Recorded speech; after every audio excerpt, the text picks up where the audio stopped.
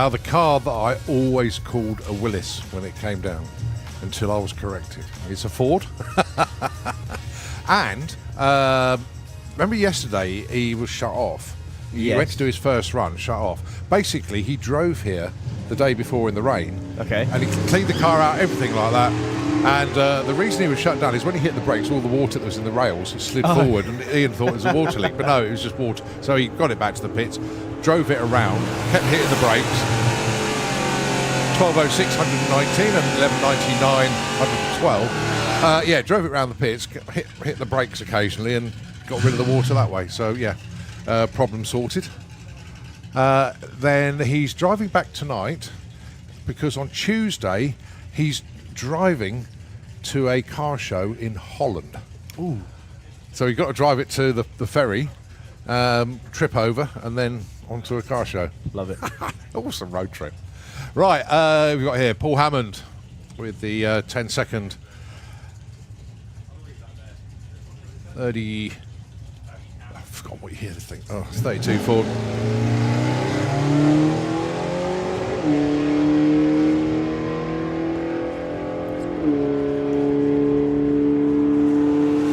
What's he got for us this morning? 1094, 121 miles an hour. And an 1858 at 69. First run for them. Right, Chris Coburn's down there with the Willis.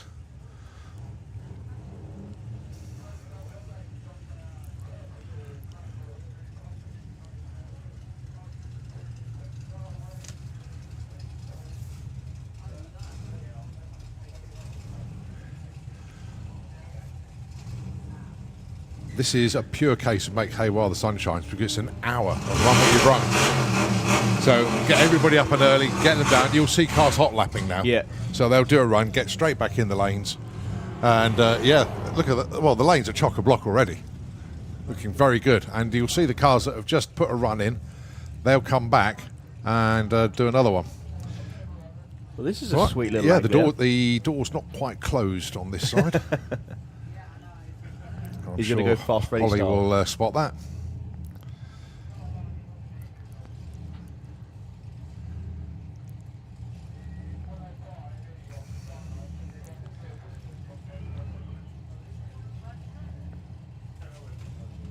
Yeah, well, that's about the start line crew spotted it. There we go.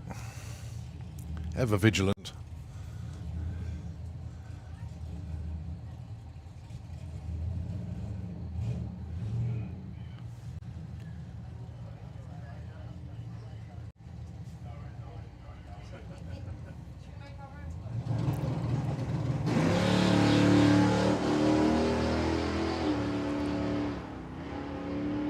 Just a little feather of the throttle at half track and now clicks it off.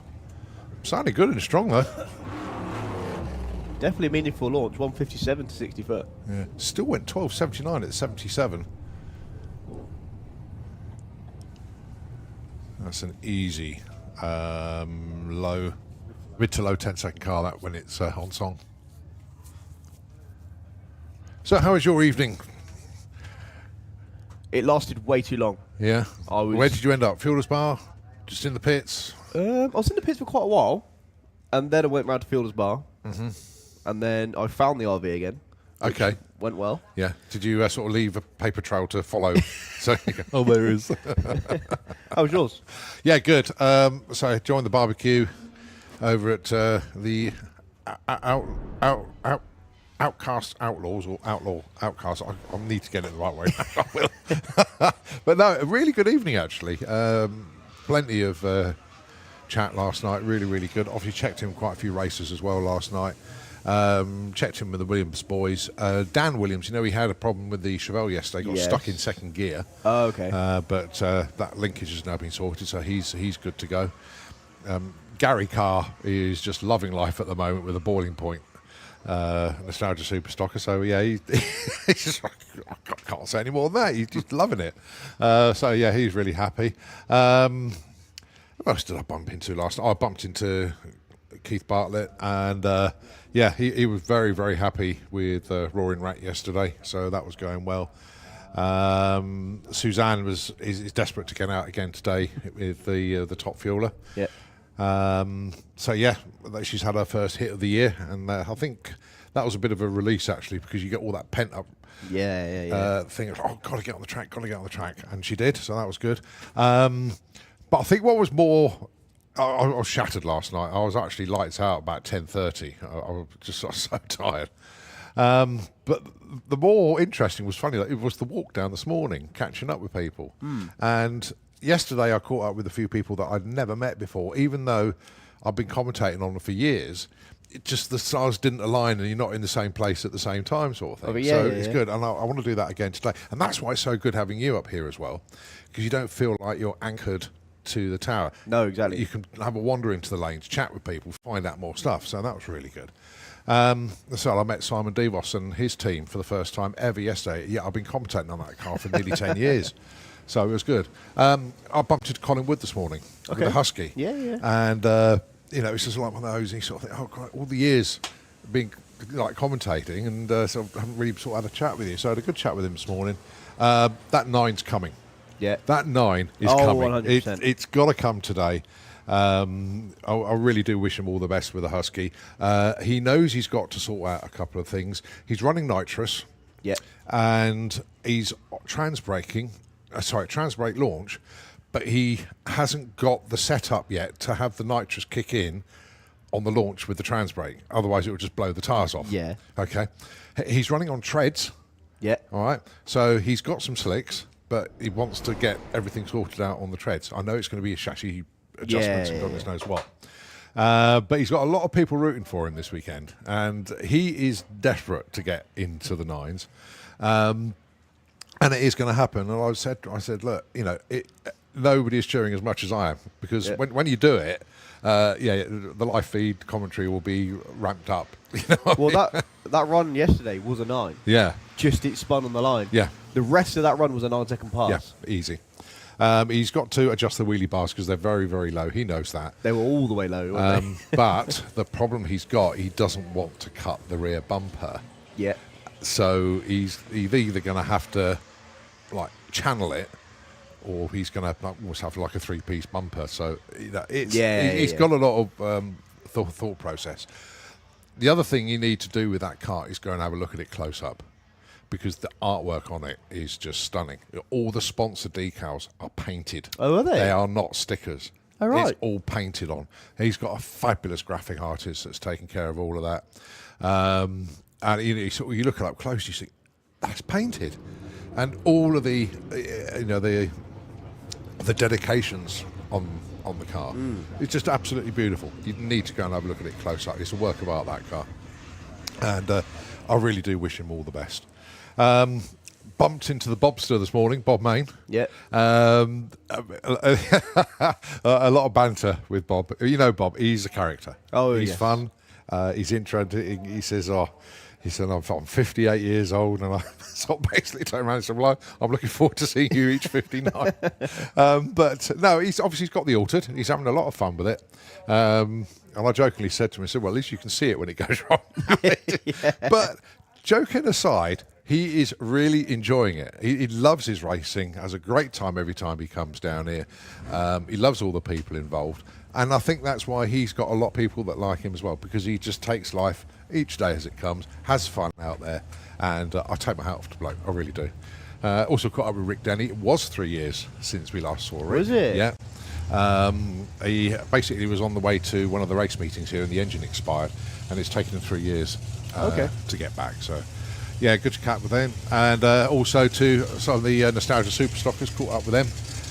They're all pretty good. They had a good time last night, lots of barbecuing and stuff. I didn't stay, let me add that. Yeah, they were pretty good.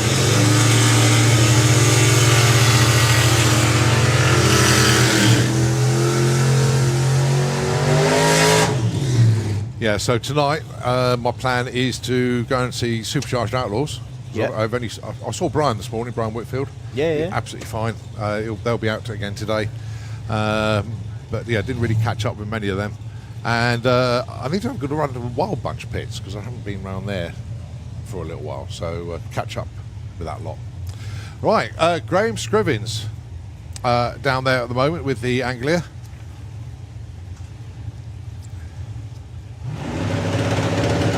And can Doug Harwood get into the 9s this weekend?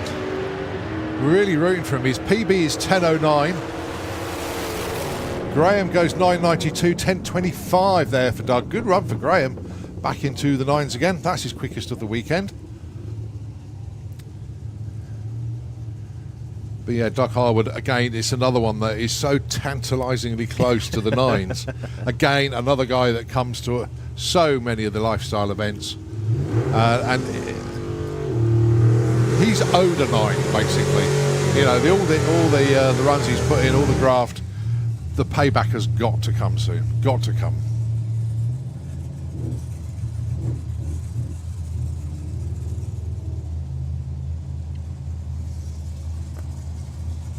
Right, Dominic Sharp with the Firebird. Best yesterday, 9.70. And the Morris Minor. Now, again, I haven't done a huge amount of it in this one. Fair to say it's going to be a 9 from the Morris Minor as well. Oh, great run. 9.63 and 9.71.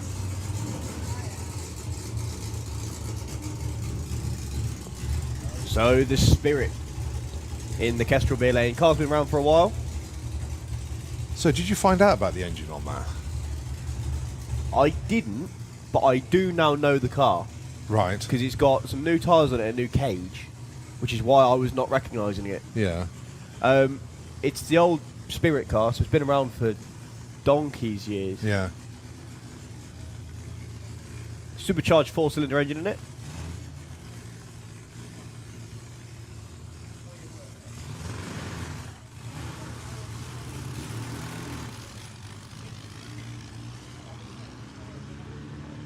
Talking of wild bunches, I did bump into Alan Skip this morning. Was he alive this morning? Yeah, he's good. He's good. And no, basically, the reason Alan's driving the car is that he's done a lot of changes, a lot of new things, and he wants to make sure it's okay before Ford gets back in it. And yeah, I respect that. I totally respect that. You know, if you're going to put your lad in something, you want to make sure it's okay. Exactly.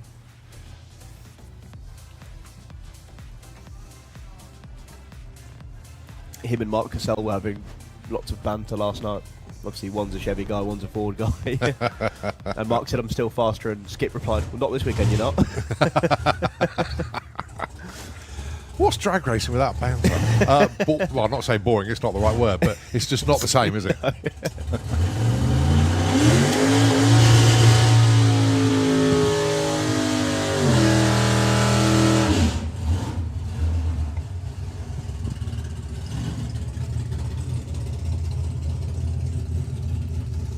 Now, this car I need to find out more about.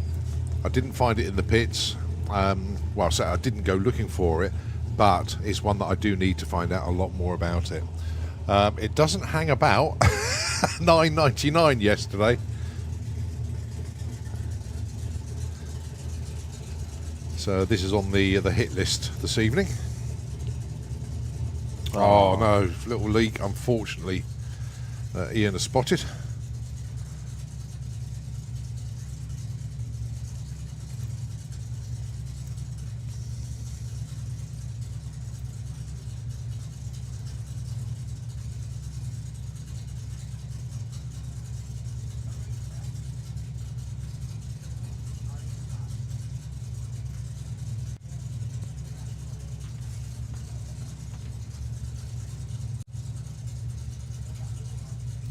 Doesn't miss a trick, those boys. They're really, really good down there.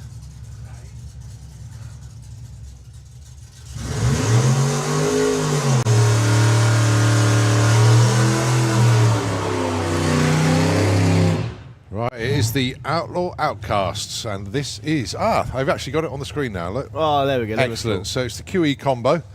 You've got Phil Malls and daughter Lauren. Both with oh, diamonds. yes, look, we've even got the names on the screen. This is... Right, royalty now for this lot. Okay, so pick your Willis then. Phil Malls. Going to be looking to run consistent mid-10s. And Law's aiming for 1750. Hang on a minute. This is going to take a while. He's down at 90.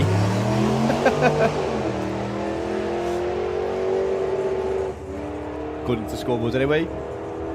So look for a 10.20 going over the line with a 10.27. Nice. Very nice. And a 18.73 for Lauren. Why does Lauren get number 1?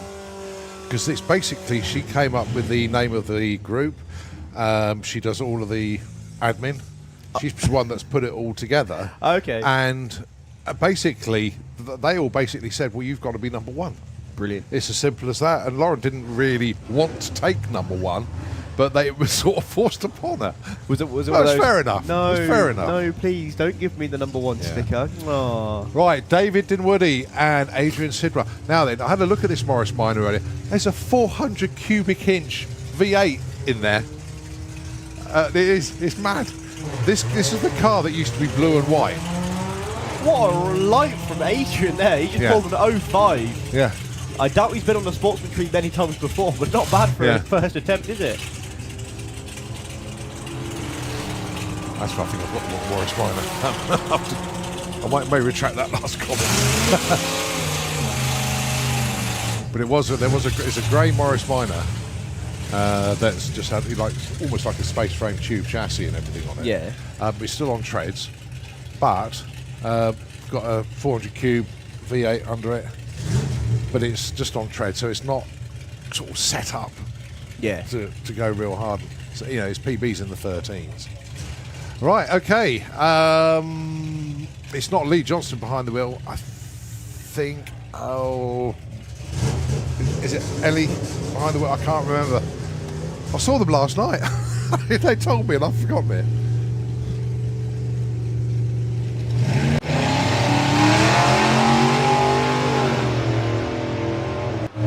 Well, whoever's behind the wheel can certainly handle it. Can't make it a hard move over to the wall. That's a good looking run.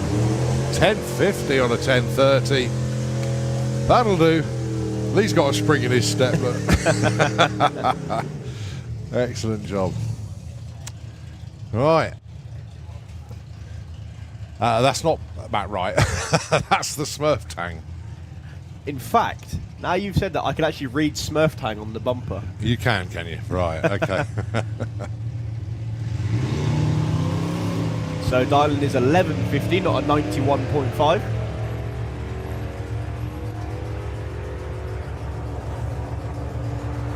So I'm thinking it's Graham behind the wheel. He goes 1309 at 87, or whiff to everybody that knows him.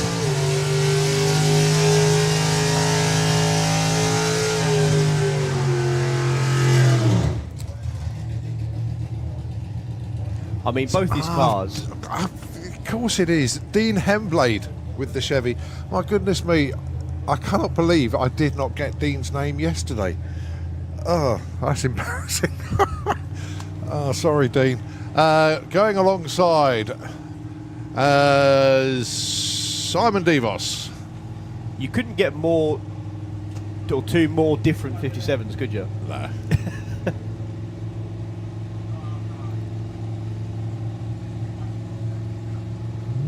Come on, Dean, off you go. So, Dean dialing in 1290. I see. No dialing for... Yeah, no dialing for... So he's going to go 12.9 seconds after.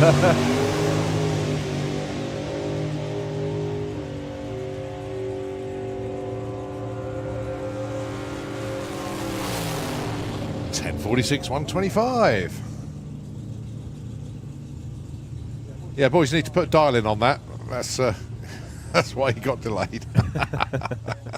Well done, gang.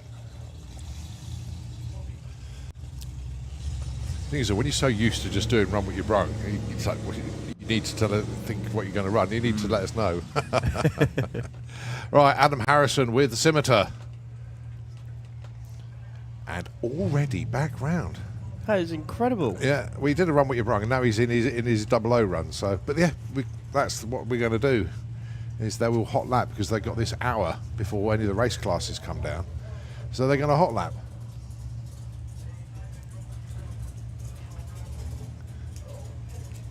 So Adam with the Scimitar, Dom with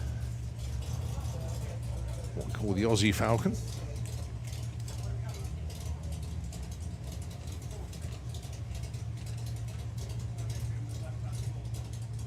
So the staggered tree is because of the dial-ins. They're going to try and run as close to their number as they can. I'm not too sure if breakouts matter. But the scimitar dialing 15.40, so he will be going first. Oh, nice light. Dom's going, oh, I ain't waiting.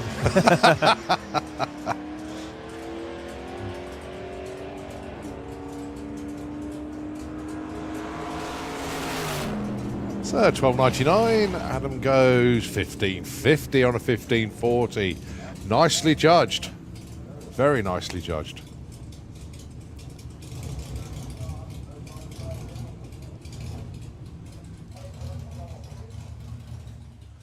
God, those lanes are looking good out there. Right, okay. I had a chat with John Dalrymple last night, who's actually stood at the back. Basically, they're tuning the car to run in super gas. That's why it's not running silly numbers. Yes. So, because they are booked in for super gas at the main event. I did wonder, because this is usually a mid 9-second runner. Yeah. So, they are tuning for 9s. I'll straighten those steering wheels up. Yeah, I was just thinking that. So it says George on the timer screen, so I assume That's this not is George. Is it not George? I think George is just a random name in there. Oh, okay.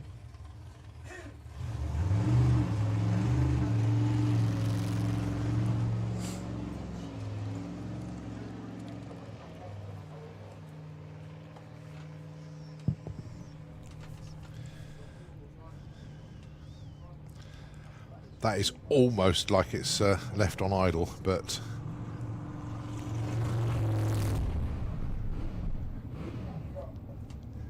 Well done. Looks like the plan was half achieved there. Yeah, first ever drive, isn't it? First ever run.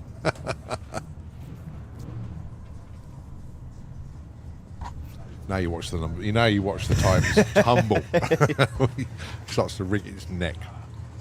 So a pair of modified E's.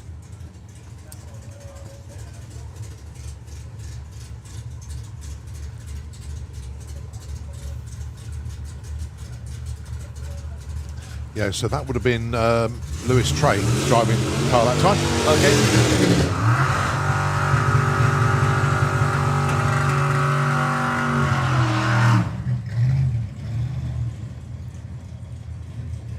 So, rules of the class. Do you own a 100E? Cool. Come on, race. Right, Stuart Flitton. He is in the Kestrel beer lane. Young Mr. Davison looking for an 11.04 in the Slick Tricks lane. We are dialing in, but we're not staggering the tree on this one.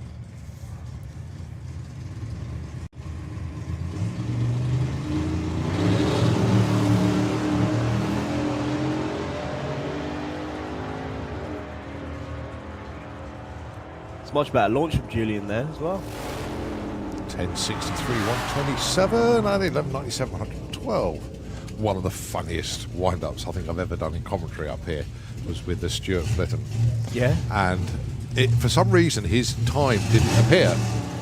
And this is when Scott Collin was breaking into the 9s on a regular basis.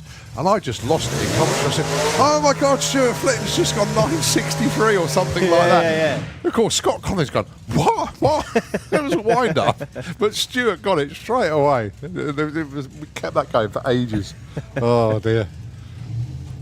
I can't remember what the ET was that I said, but it was just like, it just blew him away. That was really good fun, that. I'm sure Scott likes to be reminded of that one. There we go.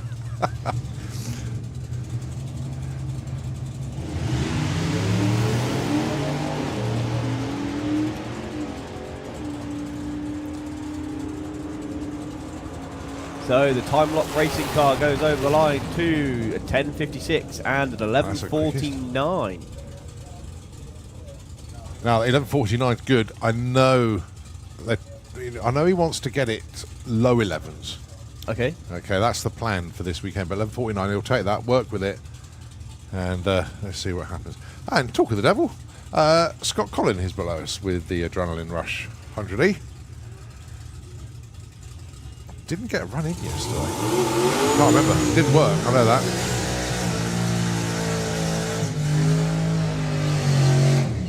Ooh, dialing of 880 for Scott. Yeah. More than capable of hitting it. Going alongside Matthew Stanley. He's got a number of 12.8 on his back window.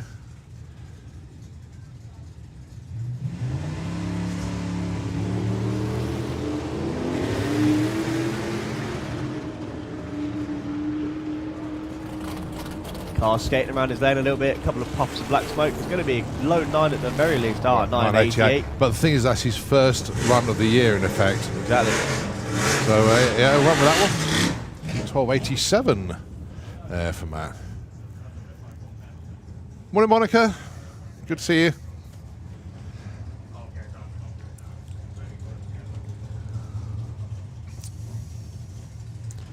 All right, let's have a look at these two then.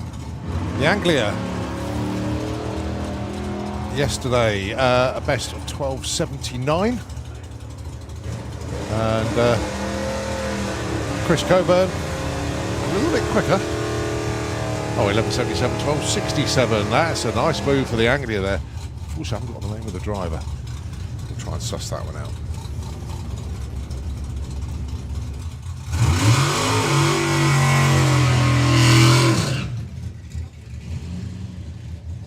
So Paul Hammond and Chris Skinner. We had the unusual sight yesterday of Chris Skinner towing Mark Skinner back to the pitch yesterday. One Fiat 126 towing another one.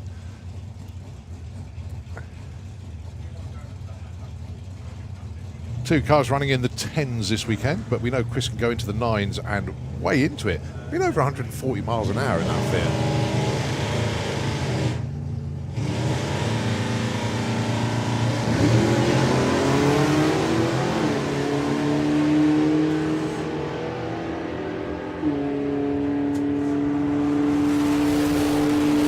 Oh, 10.04, nearly into the 9s again.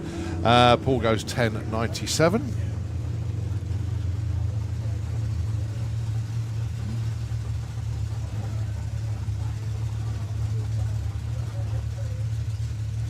Yeah, it's bizarre the way that car's built, because the engine sits where he usually is and he sits where the engine usually is. Right, Morris Minor, that is Paul Shortland. The reason I found that, he's got his SW520 on the back there. That's from Street Weekend. Okay. So I've just quickly gone. He's doing it again this year as well with the Morris Minor. A car's called Split Personality. I like that. 2 litre. I'm going to use every single milliliter of that car to get it down that corner mile.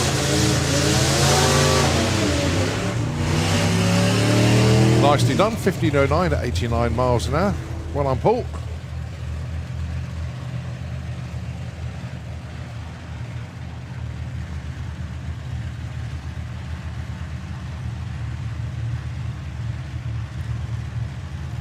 All right, Dave Mott with the Brickyard Slayer.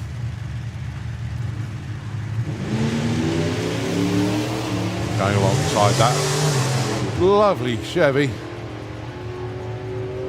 That's in the pits, right near me. Part of the morning chorus, I think. 12.03 and 12.21. Nice runs for both of them with their quickest of the weekend so far. Right, as the time now reaches 10 o'clock in the morning, very good morning to everybody that's out there. We're in Run What You Brung at the moment. Race class is due to start at 10:30 today. And don't forget, if you haven't already got them, you want to stop by the NSRA merchandise stand, because they've got the Nostalgia Nationals t-shirts available down there. If you pop round and see them, they've got 2 marquees. They got the big sort of big top marquee, if you like, by one side of the pairing lanes, and then you've got like the membership where you can get the other merchandise like keyring, stickers, that sort of thing on the other side. Pop round and see them, say hello. Great supporters of this event, and great supporters of the scene in general, to be fair. And as you can see, that's the looking at the live feed red on the pairing lanes. Just by the big screen, you'll see where the NSRA are. All right, Joe Stevens goes through with an 11.16, 128.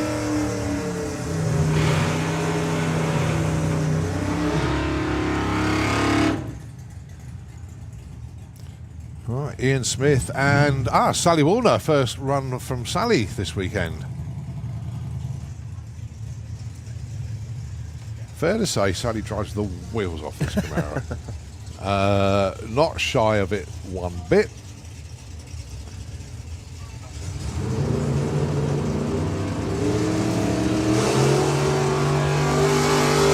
Straight into the 8s would be really nice. Let's have a look. 946, 147.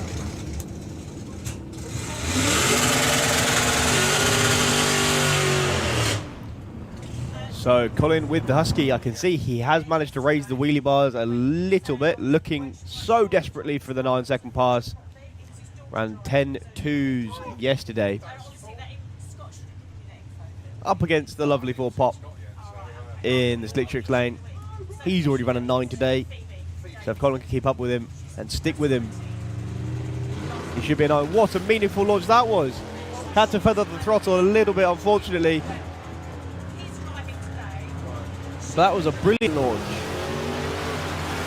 It won't be a 9, it will be an 11.90.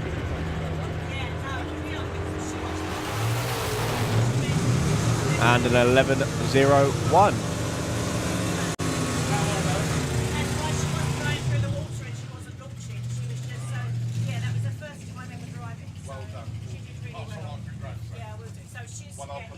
And can we please have Gasser Circus to the pairing lanes, please? Gasser Circus to the pairing lanes. That is the first of our invited classes. So we'll be on our way with that very shortly. The Smurf Tang. Right, got some good information there. Thank you very much indeed to Julian Davison's team with the Dayglow 100E. So I will announce that in a little while.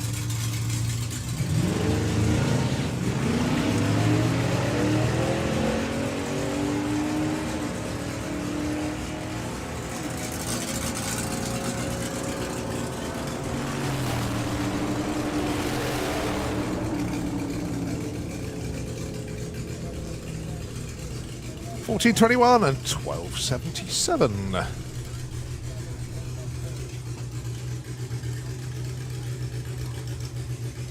So the Spirit back out in the Slick Tricks lane.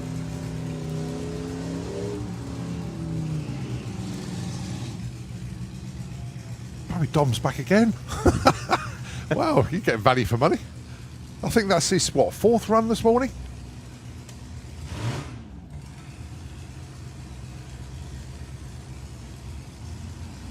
Well, he did say to me last night, he said, I'm going to get some early runs in.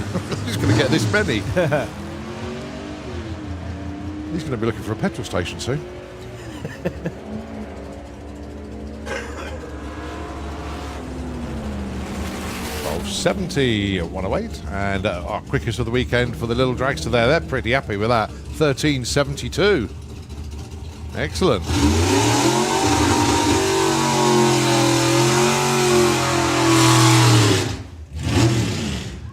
Morning, Dave. Right, Adam Harrison with the Scimitar. And Dave Cherrett with the Dark Revenger. What's he inspired? Nothing. I love the fact he still runs the Superstreet numbers, no matter what he races in. Yeah. I love it when Dave and Steve go off stateside and they just go and do like ice hockey and basketball and all the random stuff out there. And then they go and spend loads of money on car parts. Yeah, best way to do it. Mind you, he did win Doorslammer's big bracket last year, so had a little bit of spending money. Not much, but it helped. 984, 130 mile an hour. Morning, Steve. Got his Shirley McDowney shirt.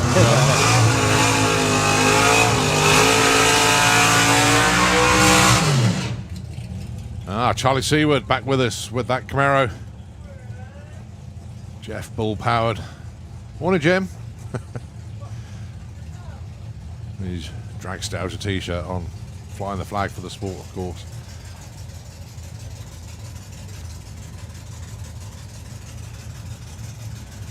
Now then, low 9s yesterday. Let's see what we got this morning. Track conditions excellent. I don't know what the air is, but there's a bit of a breeze, not too much. Lovely launch on the wheelie bar.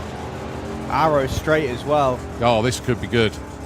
Is it going to be low 9 or are we going to go quicker? It's 909. Excellent. Oh, that 8 is coming. That 8 is definitely coming. Well done, young Charlie. That's only his third meaningful launch. Yeah.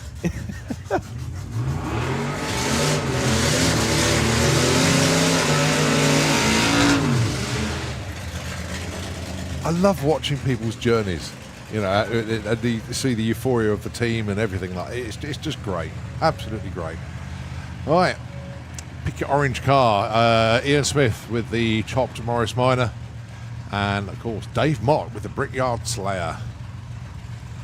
One of the best paint jobs in drag racing. It's stunning. It is such a cool car.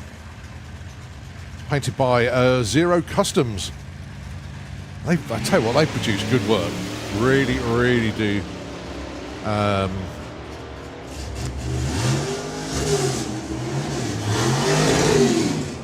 what I haven't seen Paul Law for a while. Good to see him back. 12.49 and 12.70.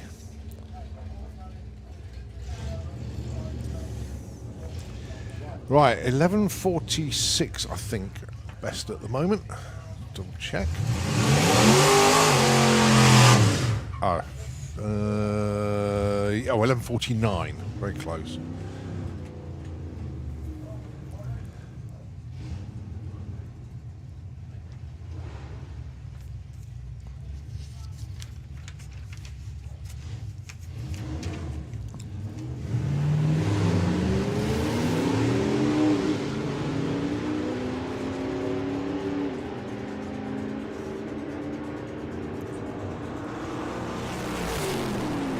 Oh, taking a 10th off at 11.30, 923. 13.45. Shaved a 10th off?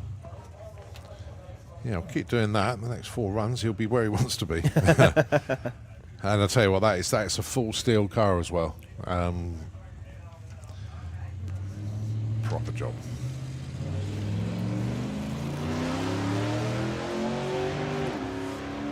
So just easing on to the throttle for the pop. I was going to say, I think that's the last run we brung, but Doug has snuck it out on the outside of the queue and he's going again. Rude not to.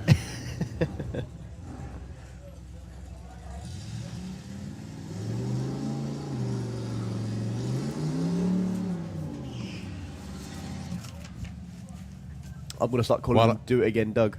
No, it's Dom. Dom, sorry. Do It Again Dom works just as well.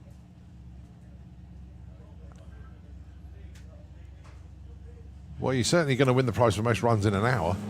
Well, that's awesome. He's going to love as well. But to be fair, they've all been good runs as well. Oh, I think just you missed a shift there. But nevertheless, another one in. 13.83, coasting at 77 at the stripe. So we will be on with Gasser Circus in a short moment, Really? just getting the drivers ready. It's only because we've got no Run What You Brungers. There's still another 20 minutes of Run What You Brung left. We're still going to see Dom come down about 3 more times. Come on, Dom, you can do it. I understand you're just still on the get track, back in but the come on. Nostalgia Superstock, can we have you into the pairing lanes, please, now? Nostalgia Superstock, let's have you into the pairing lanes, please. Well, I was to say, yeah, Gasser Circus. Oh, that's not Nostalgia Superstocker. we got a picture of the top of the lanes where everything comes down, and one of our lorries was there. Let's see. And that's right. Now we can see who's going to come down into the lanes. Right, so... That's one. That's one. So they'll literally just come straight down. What we've got a split pairing lane this weekend. You've got a run what you brung lane, and then we've also got your race class lane. Oh, we've got the belly tanker coming down as well.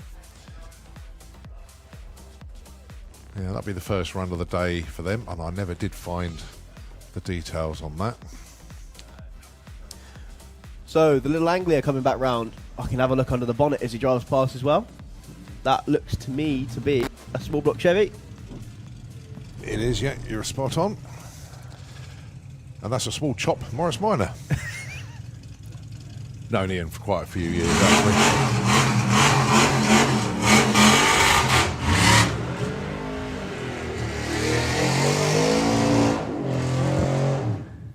Oh yeah, cracking bird up from the Morris Minor. So the Anglia ran into the 11s on the last pass.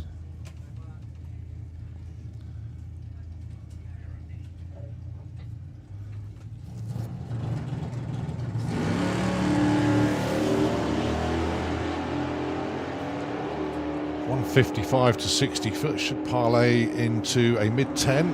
Oh, little pedal at the stripe, there'll be a high 10. Well, 10.83. It's funny how you can read a run, isn't it? You sort of think, yeah, okay, well, pedal, lose a couple of tenths, and yeah, 10.83.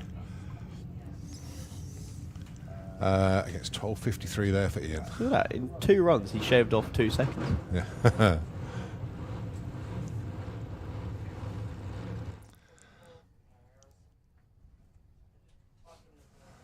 Yeah, I mean, without that pedal, yeah, there's certainly more to come. There's mid-10 in there easy. All right, okay, well, we're waiting for more Run What You Brungers to come down. We know the belly tank is on its way down. It may have got stuck in the He's got probably stuck in the traffic jam now, because obviously you've got a lot of race classes there. But hopefully they've left a gap so that our Run What You Brungers can get through. But yeah, we just called Nostalgia Superstock into the lanes. I do also love it when box lane and listen to what we're doing, and they show us the top of the pairing lanes as well. It's like having your own camera control, isn't it? Yeah. Voice activated. We like it. Supercharged Outlaw pits we can see there as well. Oh, I wouldn't go down there. If you go down there, you got to run. Go. Oh dear. Say what you see. You can't see it, but we can. Yeah, we can. Actually, I wonder if it's actually on the live stream. In fact, whilst we've got a minute, everyone who's watching from where you're watching from, message in on the live stream. I do very much enjoy seeing where everyone is around the world.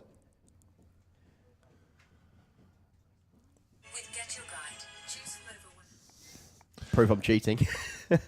Yeah, so as I say, the only reason that we are not commentating anything at the moment, because we are literally just waiting for more Run What You Brung cars to come down. But it gives us an opportunity to say a very, very good morning officially to everybody. Morning on the grandstands. Hope you had a good night last night. Hands up those that spent most of it in Fueler's Bar last night. Had a good time down there? Yeah, good. How's your head this morning? I hope it's good. And likewise on the banking, a very, very good morning to everybody over there. Enjoy the sunshine today. I think that is the key thing. Watch out for Podface. It's a wonderful affliction that you can pick up from your time here at Santa Pod Raceway. And if you don't ever get like a case of Podface, then you're not trying hard enough, are you? So got a couple of people messaging in already. Already got one from Finland, so good morning from Finland. See, this is why we need Dick Costa, because he can say hello in all the languages, can't he? Hello from Manchester. I can see Nostalgia Superstock coming into the lanes now on the live stream. I am the one I was impressed with yesterday. I gave him a shout out just because I did. Was Clive Charles, and obviously he's now living in Thailand, and he was watching the live feed. And he messaged back. I'm still staggered by that, but thanks, Clive, for getting in touch. Thanks for messaging me back. I really appreciate that, mate. I love watching your journey down there. It's fantastic. It's living the life that you want to live, and I really, really do take my hat off to him. I really do. It's just brilliant, absolutely brilliant. So we've already got the long distance award. Ben messaged in. He says, "G'day from Sydney." That's good effort. Yeah. So, I'm not sure what the time is over in Sydney, but it cannot be 10 o'clock in the morning. It's probably 10-hour difference, 10 or 11-hour difference. I don't think it's the exact 12, but... So you're going to have to go on the world clock now, aren't you? That's what I'm doing, yeah. Oh, it's only 7:15. It's all right. They've got a few hours to watch racing. So... Oh, it's not... Oh, okay. They're 9 hours 9 ahead hours of difference. There we go.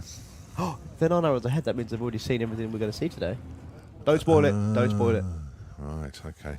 Obviously, you've got to say a big shout out to our good friend John Willard down and the team, of course.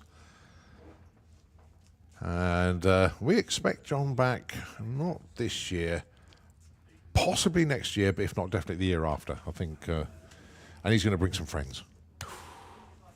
I hope. And all the friends. Eventually, I will get down to Australia. And let me know when you do. I'm coming with you. No, you're not. I want to enjoy myself. No, joking aside, it's on the bucket list of things to do. Is to shout out to Dan Melrose. Oh, Dan, yes. We need to come and see you in Australia now. Yeah. You've come and seen us in England. Yeah. Yeah, we should be able to get free tickets to Sydney, shouldn't we? Exactly. It's only fair. Dan the man who can. Dan the Cannon Man. Yeah, miss him. In Malta with him last year, we got him singing A Land Down Under from on the karaoke. Morning, Simon, on the bank. Well, I'm starting to get messages through. Right, Darren Flint messaged. Oh, screen just went blank. He's in Clanfield in Hampshire. Have a great day. Oh, had a great day at Pod yesterday. And he has got pod face. Good effort. Well done, Darren. It's not bad for one day. Darren and Esme, well done to them. Who else has been? I got a message. Perry Wilson messaged me at 5:36 a.m. this morning. Luckily, I didn't see it until now. What were you doing at that time, Perry? I think he may work shifts, actually. So there we go. Right, Aaron Springford messaged in to say, we found the car either likes all the gas or none at all. But a little gas, it hates. We've only got 100 shot off the line for 2.2 seconds, then turns it off. Who knew slowing it down would be a challenge? It's exactly what I said yesterday. The car was designed to go fast. Yep. And Colin only knows how to go fast. So trying to slow it down, it is a challenge. Aaron, I totally get it, mate. I totally get it. And I bet you, like Colin and myself, can't wait for Street Weekend because Colin Miller's doing it, Aaron's doing it. I told him he should do it in the pop, and he went, no. No. He's doing it in the 34, and he's had a tow bar made by Hamilton Racing and everything, and it's all been caged and everything. We know the car was built by Nick Williams in the first place, built a cracking car, and I'm still gobsmacked he ever sold it in the first place. But it's a cracking car, and Colin piles the miles on in that car. Oh yes, and there is no doubt that he will, make it. 400 miles for that car is nothing because it's so used to going out and about, and he uses it to the max. So yeah, I bet they can't wait.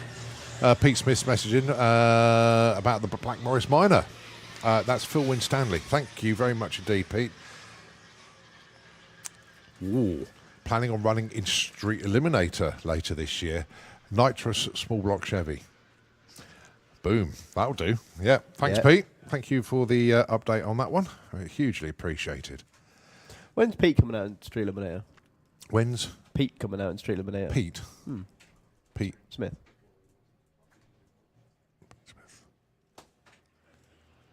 Pete Smith. Yeah, Vicky Smith's husband. No, Vicky's the driver. I know, but he's got a car as well, isn't he? Has he? He's got the Audi.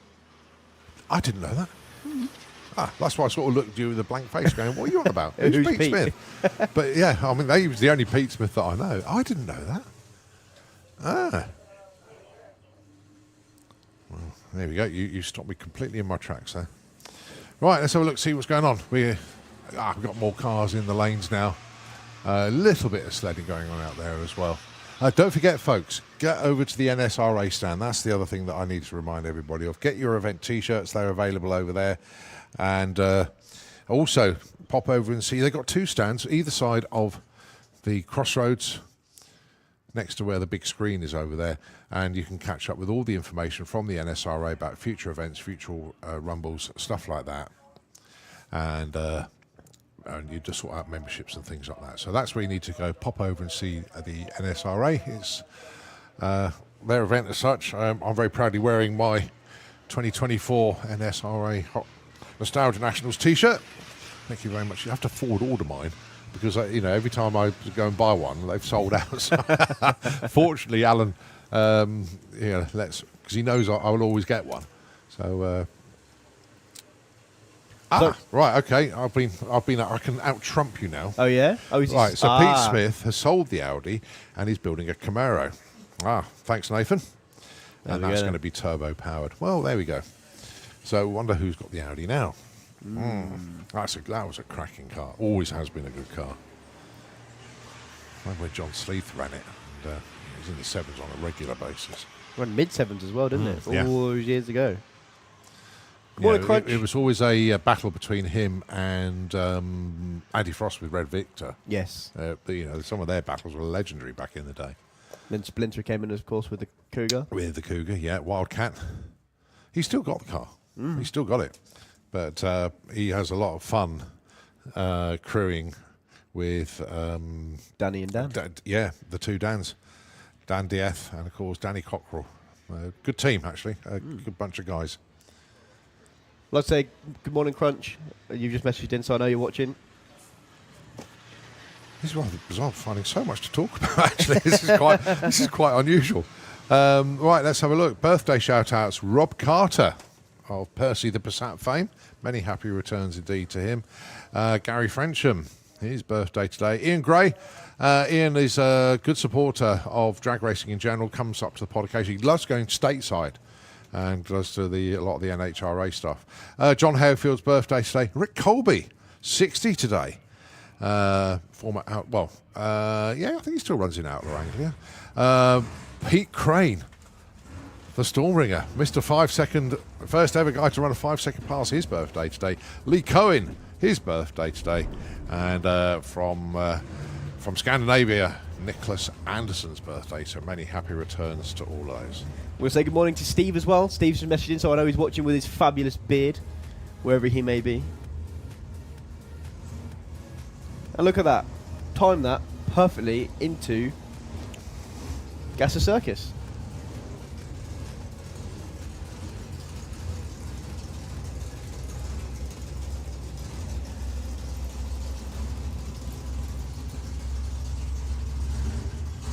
And can we have Outlaw Anglia into the pairing lanes, please? Outlaw Anglia into the pairing lanes.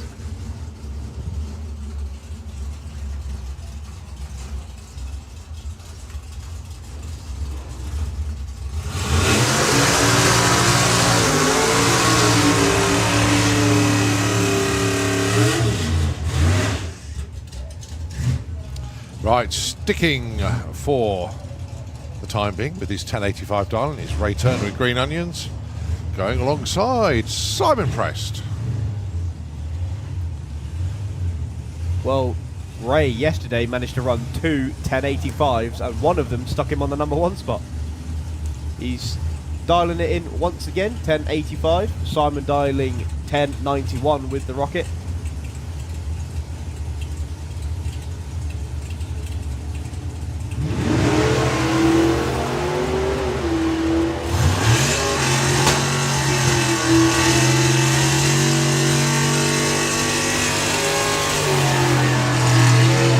Oh, 1084 with a 7. That car is so sorted at the moment. Okay, it's a break-up, but wow. 11th lap there for Simon, moves up from 18 to 8.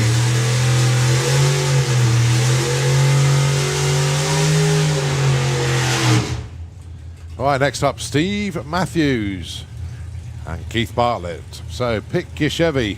Pick your 57, actually.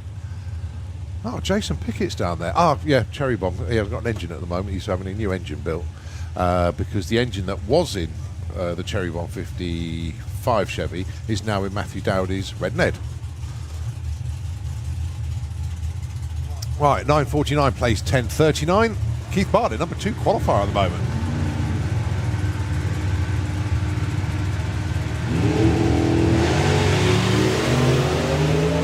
wheel spin again for the honky tonkin car. Yeah, Keith Dahl 10:38 ran 10:39 yesterday, so if he can run a 10:39 again, he'll move himself up. Or 9:59. Keith Bartlett goes 10:44. And Steve Matthews just got treed by Keith Bartlett. Not much, but it counts. Yep, definitely counts.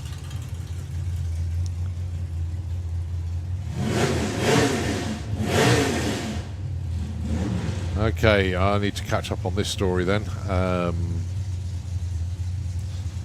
There's lots of messages for Lou on the back of the Gasser Circus cars.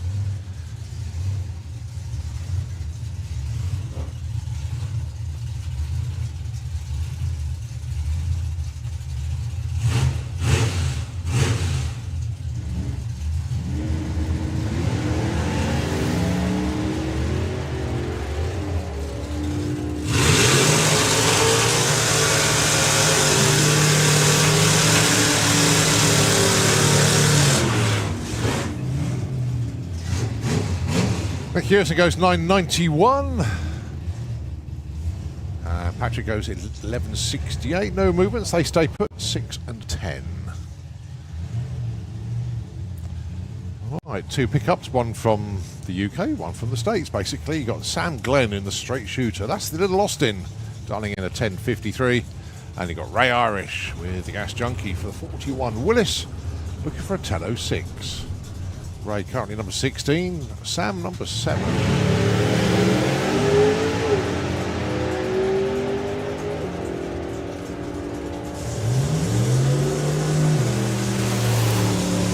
$10.24, $10.50. Oh, Sam Glenn breaks out by just what? 3 10,000s? Plays number 7. And no help for Ray with a 10.24. All right, Billy Jones and, of course, Nervous Nick. 11.60 for Nick, 10.54 for Billy.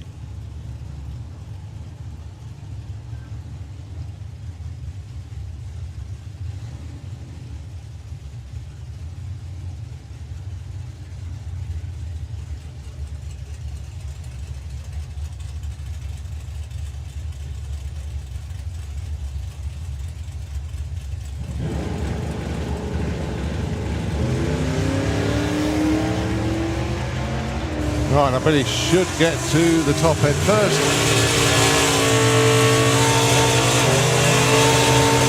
10.67. Oh, with 11.59 with a 2 on an 11.60 dial-in.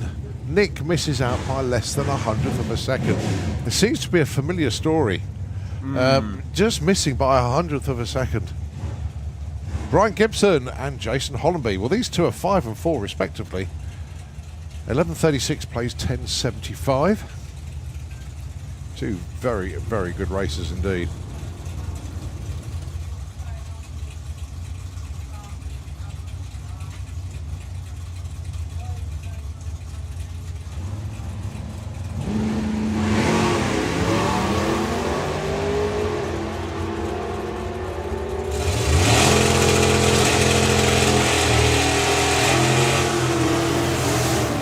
$10.78 for Jason, stays put, number 4. 11.44 on a 36 for Brian, he stays put at number 5. All right, Sean Milsom and Adam Krasinski. 10.02 plays 11.26.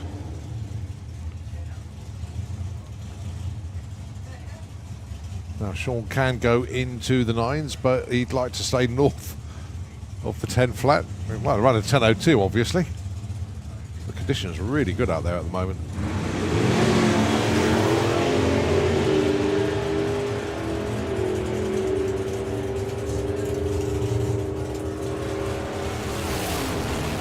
$10.09, moves up to number 7 with that one. Adam moves up as well. 39 on a 26, goes 15 to 12.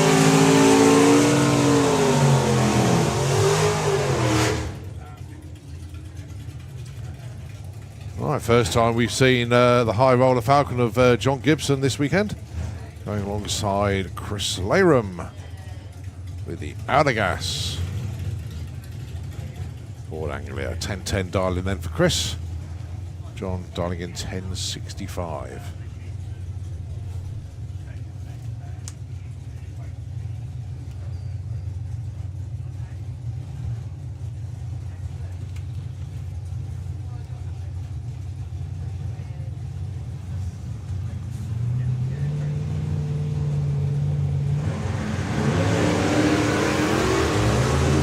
So, of course, Chris already made runs this weekend. This is the first one for John in the Capital Beer Lane. Chris goes through with a 10.21 and a 10.80. John comes in at number 16. Chris moves up to number 12. Andy Cobb with Bad to the Bone. And that car really is bad to the bone. He's looking for an 11.00.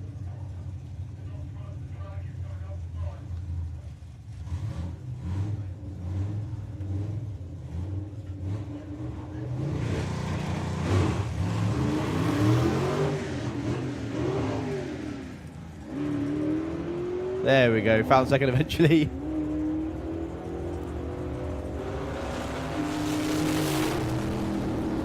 Goes over the line too at a 13.05.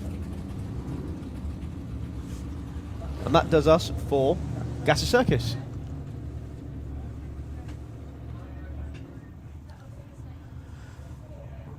But don't go anywhere, Nostalgia Superstock ahead of the lanes with some of the closest qualifying I've seen for a long old time. Top 5 all hit their number bang on. Oh, it was insane, wasn't it? We have the Wild Bunch into the lanes, please. Wild Bunch, let's have you into the pairing lanes, please.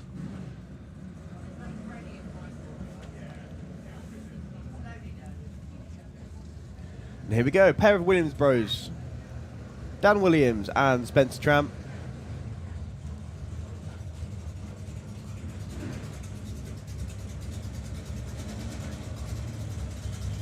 As Colin said, Dan having gear selector issues yesterday.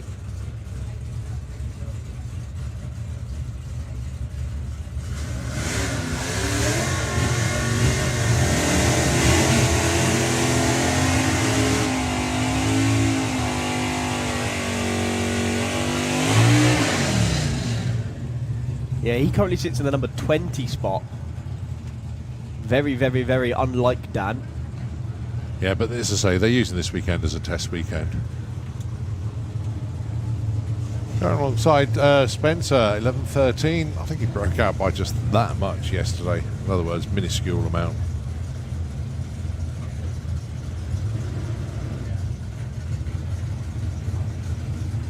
So Spencer looking for an 11.13. Dan looking for a 10.16.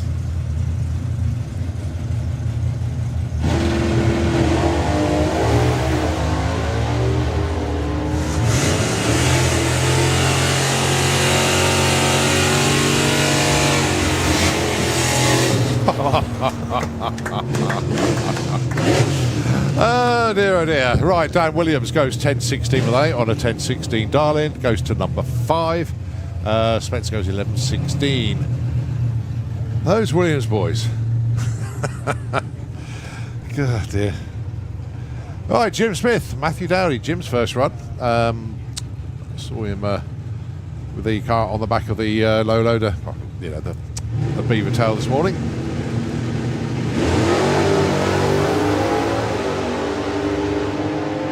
This means we will now have a bump spot and an alternate. 10.48 and 11. Oh, Matthew!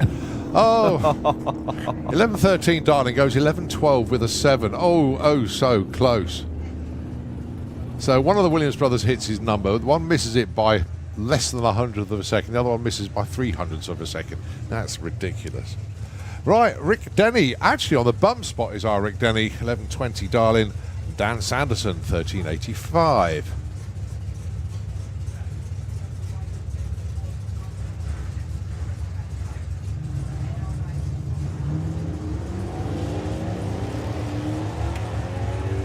Rick goes 0-2 red, but that's no matter. Over the line goes 13.29. Dan goes 13.91. Improvement for both. Rick comes off the bump spot, goes to number 19. Dan goes up to 23.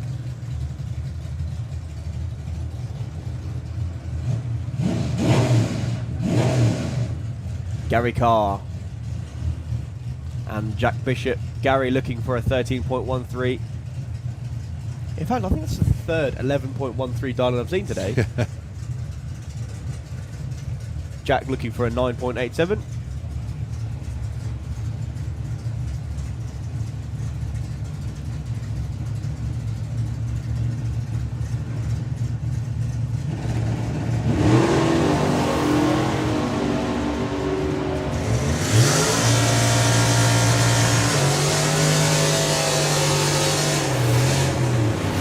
That's only 100th off. Gary goes up to 21. Jack moves up to number 10 with that run.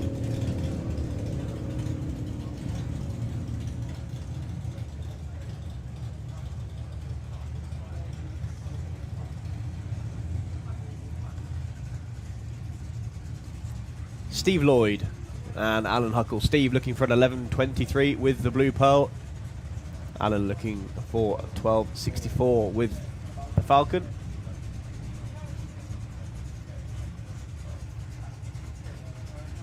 Yeah, Steve Lloyd, I think, broke out by a minuscule margin yesterday as well.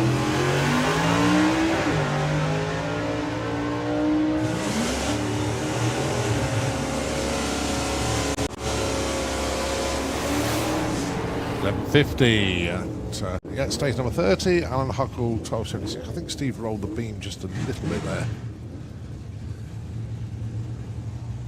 Howard Holmes and Pete Christmas.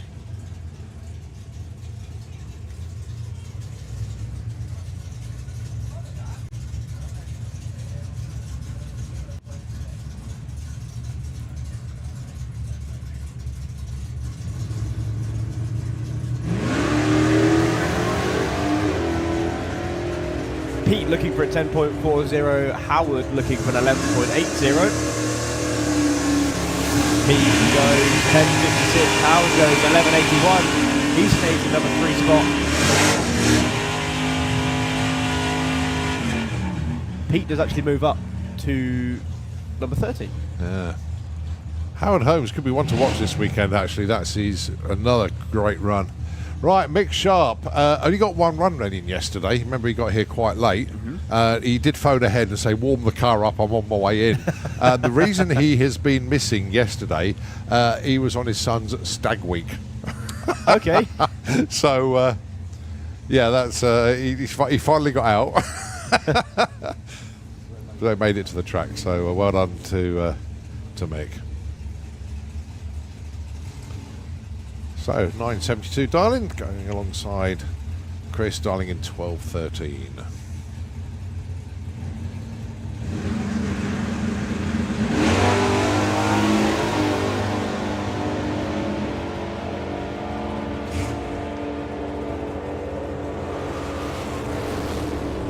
Line 72 with a 2. Nice one, Mick.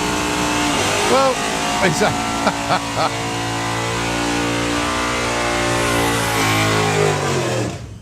well, he goes straight to number 2 with that one then, the second run, and he's number 2. 9.72 with the 2 and 9.72 dial.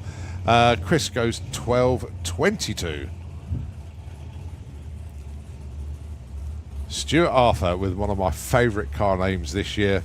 No, it is my favourite this year, actually. What'll it do? I do like that. Nice one, Stuart. Going alongside Beavis Allen, just been dropped to number 5, dialing in 12 flat with the Impala.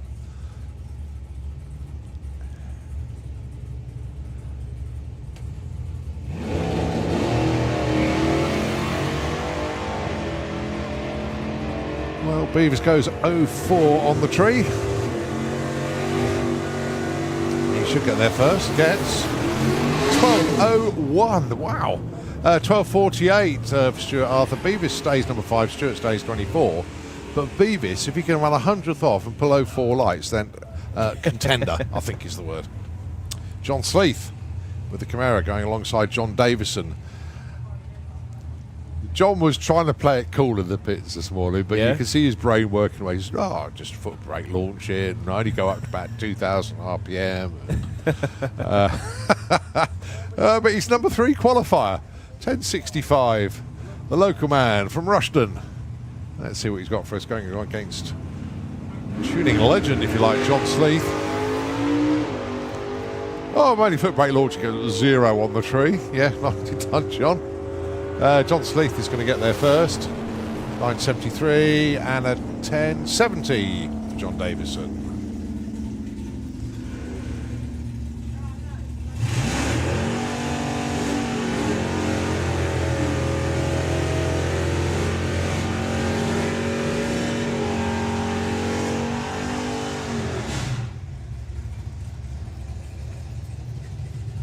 All right, Adrian Portelli. Oh my goodness me, the numbers he's been running at the moment, he's either bang on or he's like thousands under. It's ridiculously tight. Going alongside Paul Singer with a done and dusted duster in the Kestrel beer lane. Now, Paul is currently number 8. Adrian is number 7. I wouldn't be surprised if they could possibly move up here. I know it's ridiculously tight at the top. But let's see.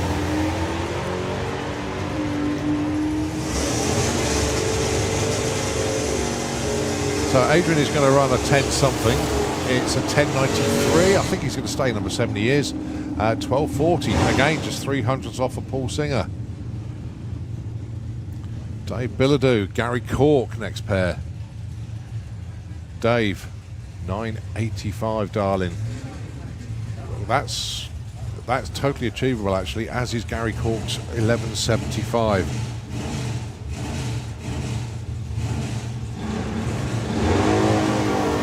Lovely launch there from Dave.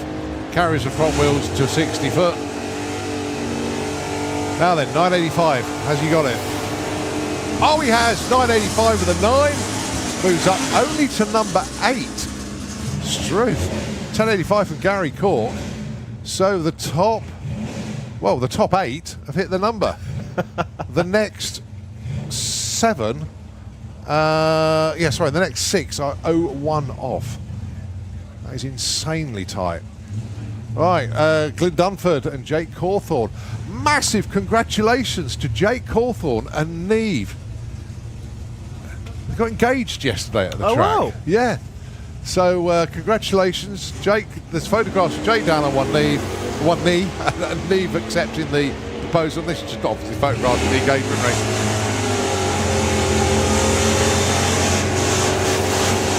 $11.10 on 11 flats. And Glyn Dunford moves up, 10.93 on a 90. Only to number 20, and he's 300ths off. Oh, fantastic. Okay, next up is the old Scalabolts. Mr. Hobson, what have you got for us today? Going alongside Andy Bossenworth. Right, so the Dodge Darlington 10.35, the other Dodge Darlington 12.15.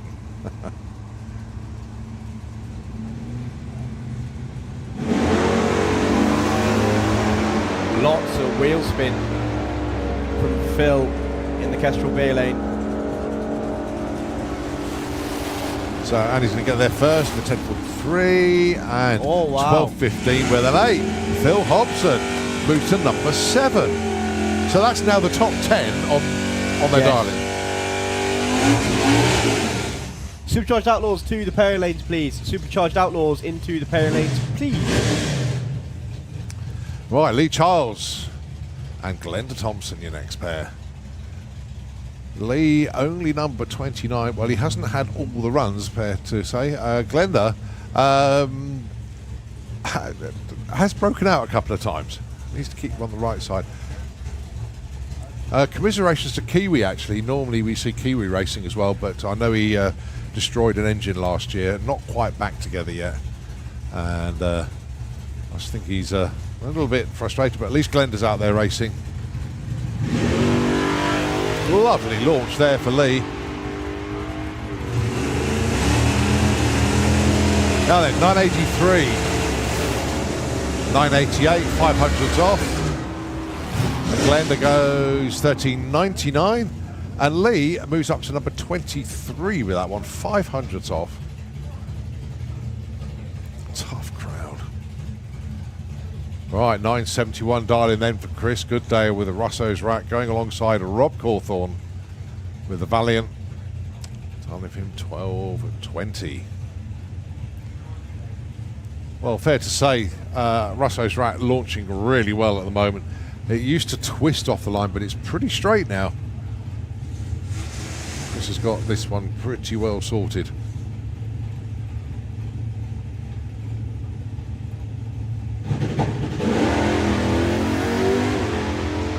Well, Rob didn't leave the line, unfortunately.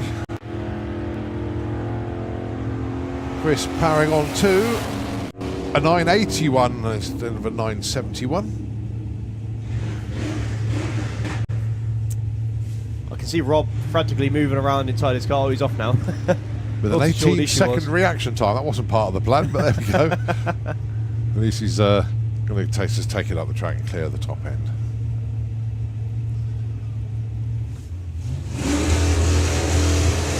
So your last pair of Nostalgia Superstocks.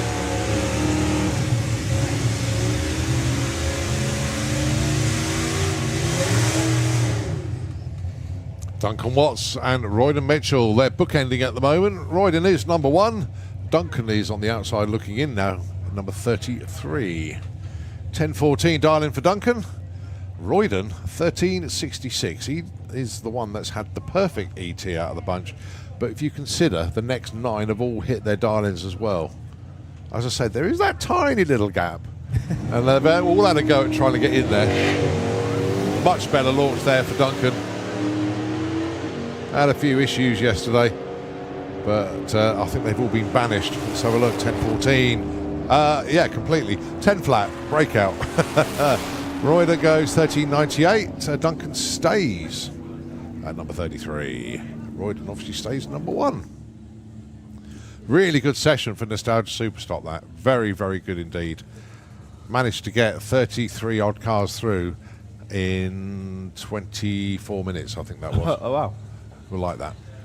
Right, Outlaw Anglia, next class to come round. That's fat, went to the tower already.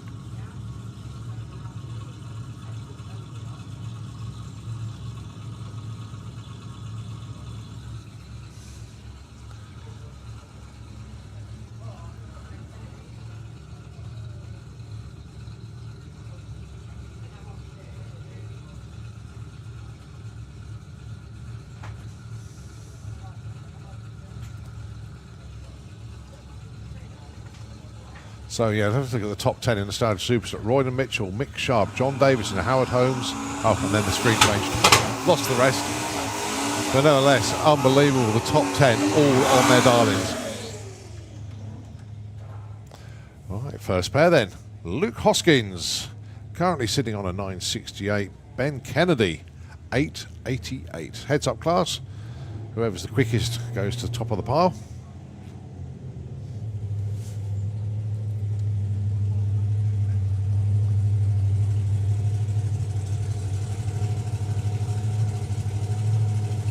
Ben with a personal best of 871.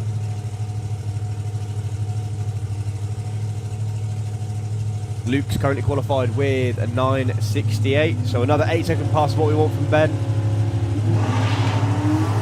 A little bit of tyre shape there actually for the Lexus powered pop. That's a good looking run. Running all the way through. It's going to be an 878, 154 mile an hour.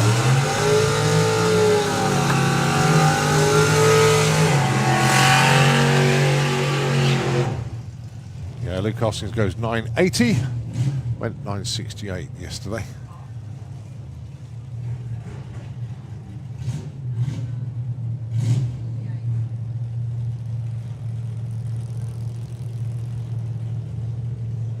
Wayne Power, Ben Montgomery. Ben was on the unfortunate place of being the last qualifier up until the last session yesterday, where he moved up into the number 9 spot, running an 11.69. Wayne running at 9.42. He's currently qualified in the number 4 spot.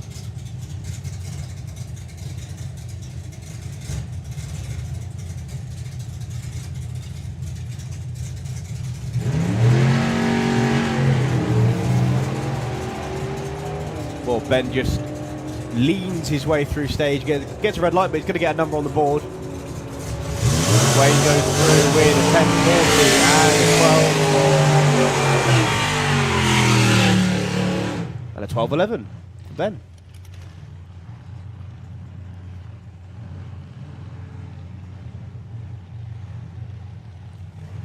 Rob Brindle and Gary Hill. Rob doing his absolute best to run the numbers for Supercomp. Yeah. Pretty much consistently in the 890s yesterday. He sits in the number 3 qualifying spot. And Gary Hill sits in the number 6 spot with a 971.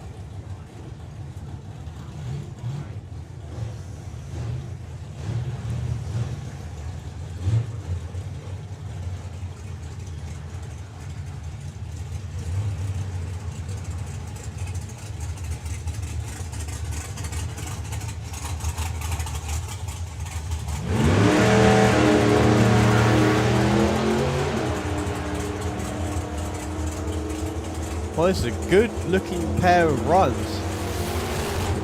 Rob goes 9.38, Gary Hill goes 9.71.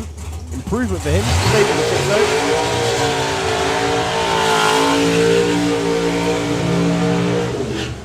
6-0. Colin Miller. And Barry Danby. Colin looking to run 7.60 for no other reason than he wants to. Running in the 760 class in a couple of weeks' time at the Doorslammers. Yeah, as Aaron said, it's difficult slowing the car down. It, as he correctly stated, it likes all the gas or none of it. It don't like a little bit. So yeah, basically just running 2 seconds worth. Let's see how it goes after that. So it is a mission to try and tune it to do that. It's putting less stress on the engine, but I think it's putting more stress on the driver and the crew.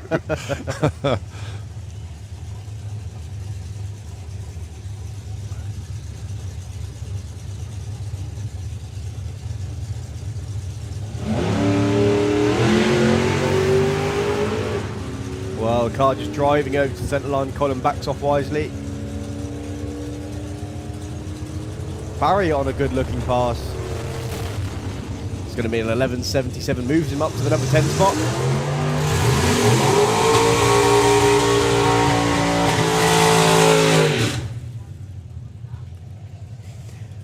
And in fact, all cars now are running quicker than the 12s. All the back runners, shall we say, are in the 11s.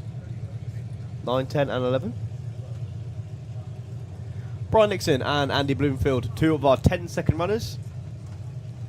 And in fact, this would be a cracking race if this was elimination day. Your number 7 and 8 qualifiers. Well, Brian moving over to the centre line. In fact, he has got his nose in front. He's going to get there first too. 10.57, good improvement for Brian. And an 11.17. And they switch places.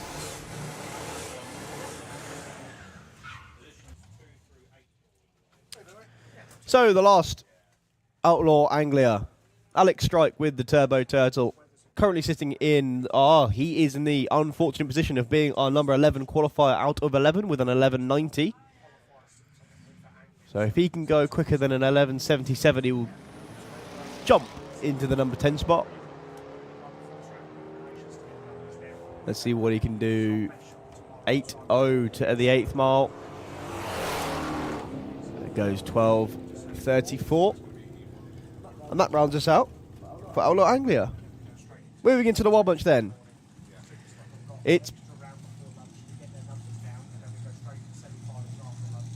Pete Brown and James Auld.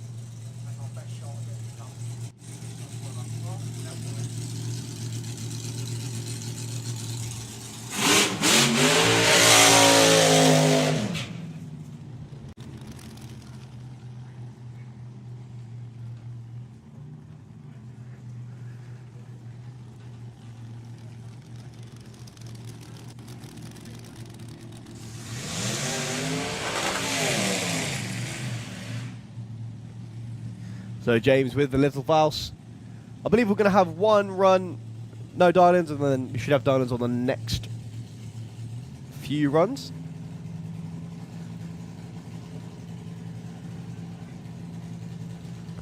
James is bringing the car back nice and slowly.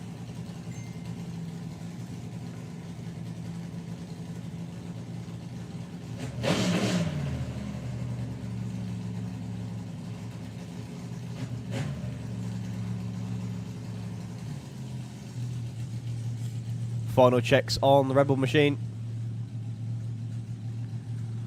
Rob walking up to the line with everything crossed on this one.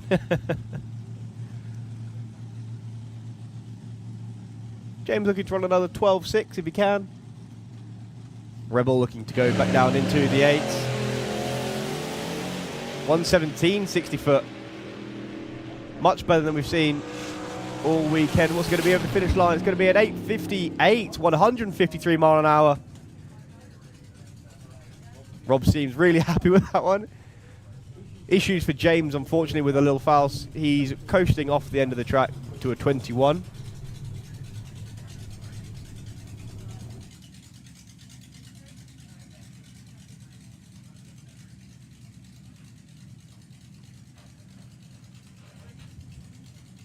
Had a nice chat with Dan Wilson last night.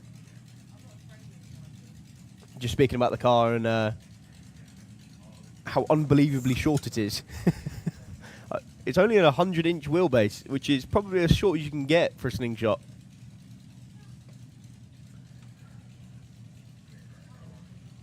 But they're always looking to make small improvements where they can.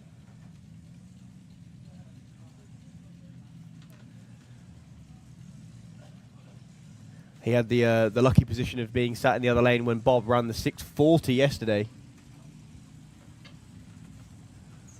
He's up against Rich Butcher with the 4th dimension Slingshot.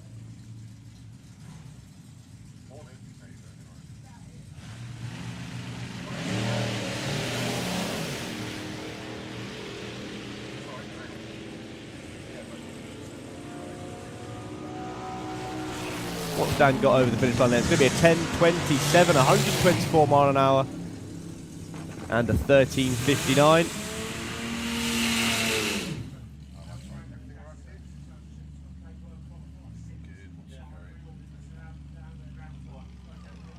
Paul Tarry with Sugar's Broom.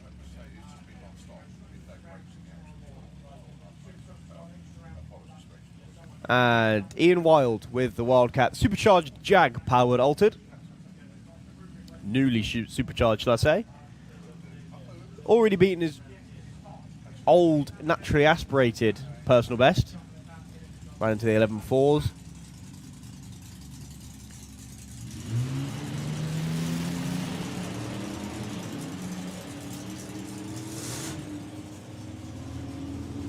What's he got for this time then? It's going to be a low 11. Or mid 11. 11.67 and 11.46. Bob Main then with the Spider-Man.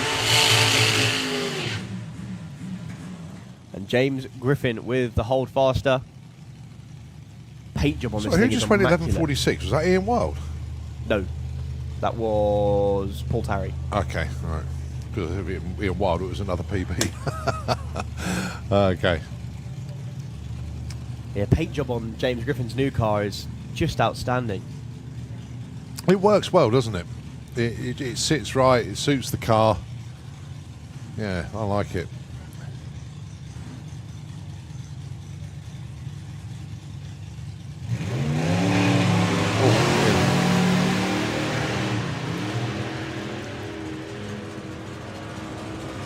Well, he's off and running. It's going to be a good number for him. Goes 9.25 at 140.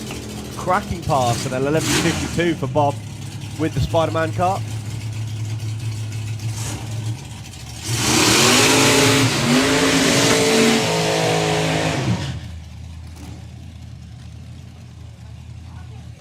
Skippy with the chasing time car.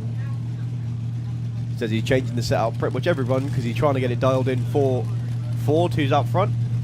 Ready for Dragstalgia. up against the Raging Cajun team, Dan and Elliot Jones.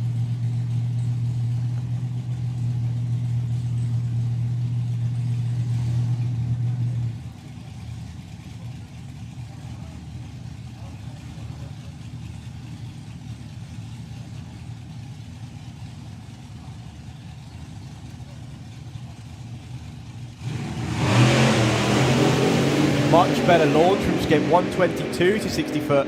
He was so disappointed yesterday when he didn't run an 8. Is it going to be an 8 on this pass? Looks like it. 878, 157 mile an hour. Whoa. That's what Skippy was aiming to do all of yesterday. Cracking run from the team. They just smashed their PB on speed and ET. He's taken nearly 2/10 off his ET. And he's added 4 mile an hour to what he did yesterday. So absolutely outstanding pass. Wow. Can you imagine what it will do when Ford gets behind the wheel? But no, well done. That's awesome run. Right, next up then, Rory Hart with the little Opel GT. Let's see how Rory gets on. Set a new personal best on speed yesterday, 122 miles an hour.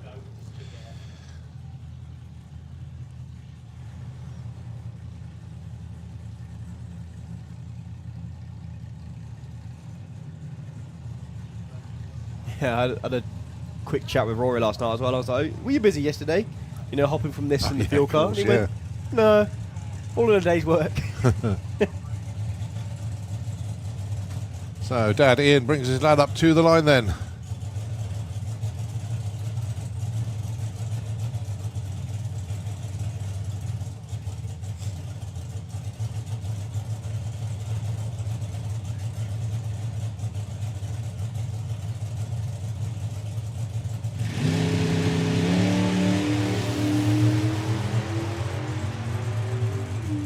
Cracking looking one from Rory. That's looking good. That's looking good.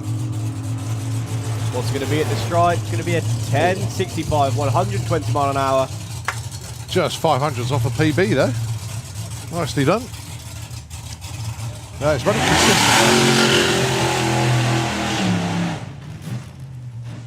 consistent. Yeah, getting rather consistent is young Mr. Hart. Doing well. So, you know, we saw Dan run in Romney Brung last night. Yeah. Now, he made the unique mistake of joining the Romney Brung session just before they were called. Ah. So he was supposed to be in the Warbunch session, but missed it because he came to test beforehand. Right. And got stuck in the queue, essentially. Ah, right, okay. Makes sense. But it was a good 9.20 from Dan yesterday with the American Pie. Car's obviously got a lot more in it than that, but not bad for the first run out in a couple of years. Oh, the parachutes come out. Oh.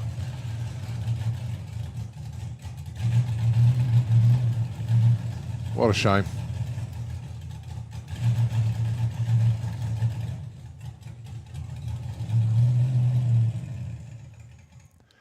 Oh, that's so frustrating when that happens. There's nothing you can do about it. You can or just take it back, repack it.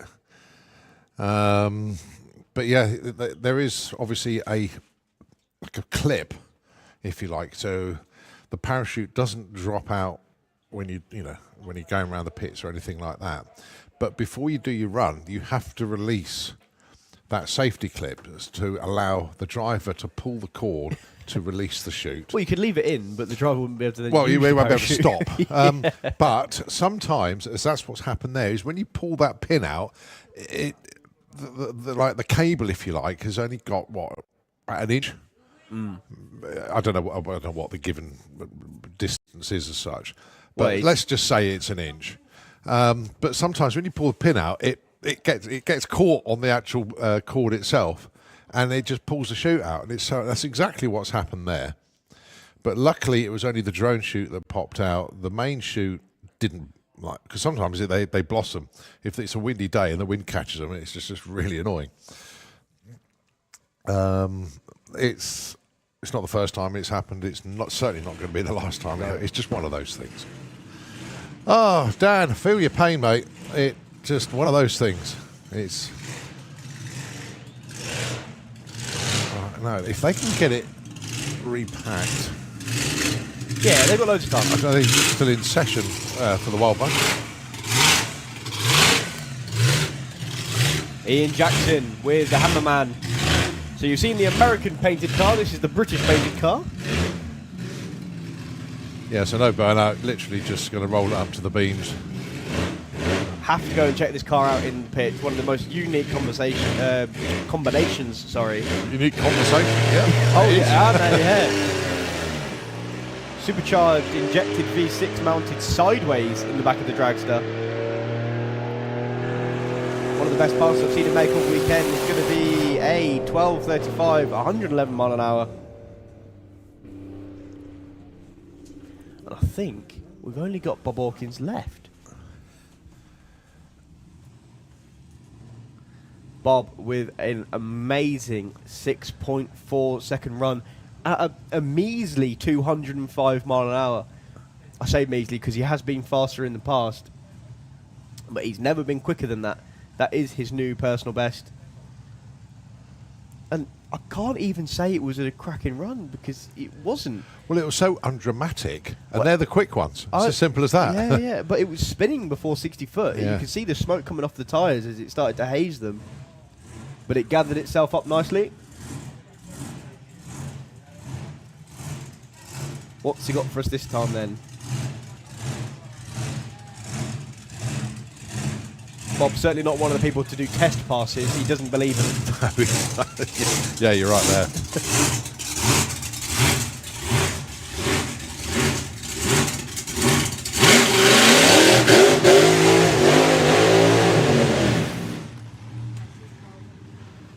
Now, Bob, I think normally has a GoPro, doesn't he, on the car?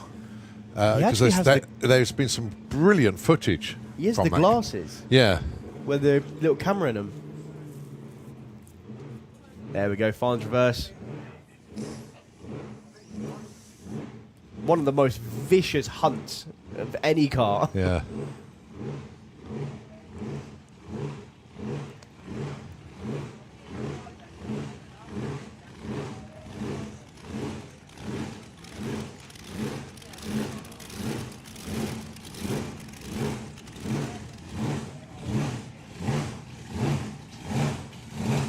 So Bob looking to take it all the way once again with the Nitro Slingshot. He's called it Time Traveller 2.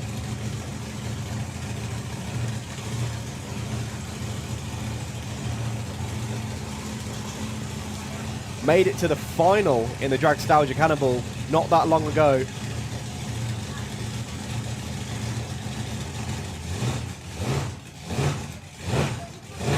Crew chief giving him the signal. Oh. Oh, well. Whoa, we wow. got it refired. That is insane. That is superb. Wow. Give you a clue. That doesn't happen with nitro cars. You can't just turn them on again. But he did. Yeah, but it's not a full, like, 100% nitro mix in this car, let's be fair. I think he's running 70% at the minute. It's about as far as... Whoa! Bob Hawkins drives through the tyre shake, under power all the way. Don't take it the block. 675, 186 mile an hour. And that run was just about the worst run you can make and still run a 6. that had everything. That had tyre shake, it was moving around, it was drifting towards the centre line. But Bob, what a driver. Even, you know when you put in a run, when Ian Marshall applauds it from the start line, you just know. That's one of the runs of the weekend without a shadow of a doubt. Here we go then. Wayne Colliver. Oh, the funky digit. We like this. It's the debut. So this is another one of those Oscar cars. He's built it for the Oscar class. 23T bucket.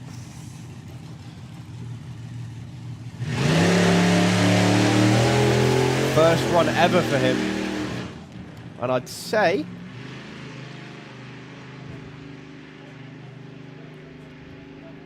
he'd put the soft tune in it.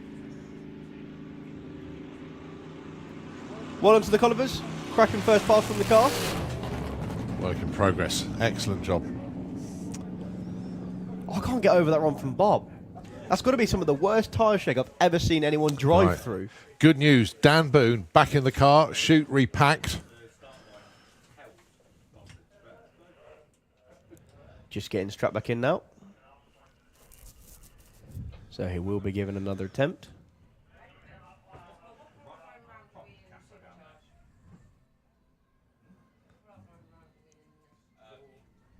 Right, got a big bit of news actually, whilst it's just gone quiet out there. The next qualifying session will be the last qualifying session For all of our race classes. Okay. Because the final session that would have been their sixth qualifier will now become eliminations round number 1. So that'll be eliminations today. Pure reason being, it's hit and miss tomorrow. Yeah. So to give us the best chance, although the forecast is improving, we just want to make sure we got everything, try and get as much done as we possibly can. So eliminations round number 1 after our dinner break at 5 o'clock this afternoon. So 5:30, it will be eliminations round 1 for our race classes. I've had a message from Megan as well, Megan Evans from the Supercharged Outlaws. She says, I believe, She said, what does she last one of believe the in? day will be the final for the Supercharged Outlaws. Okay, Because, of course, they've got a new format, so the Cannonball style. right. The 2 quickest average cars are going to come down and Gotcha. race heads up for a final. Right. Just connecting the starter. Well, the boost pack, I should say. Yeah, so those of you in the pits that didn't quite catch that, eliminations round 1 will take place after the dinner break. So 5:30, when you would have been in Q6, is actually round 1 eliminations.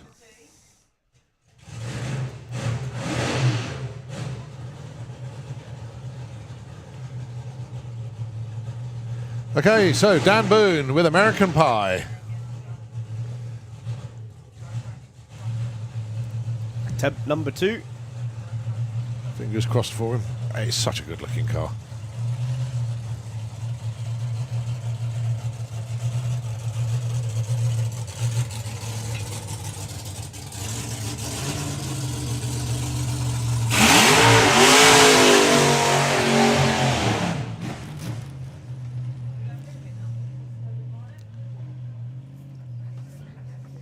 Well, fair to say that Dan Boone has got a couple of very, very nice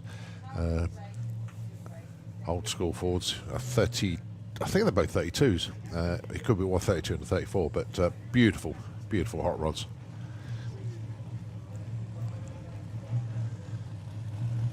So sport for choice what to do at weekends, whether he goes out on rod runs or if he comes to the drag strip.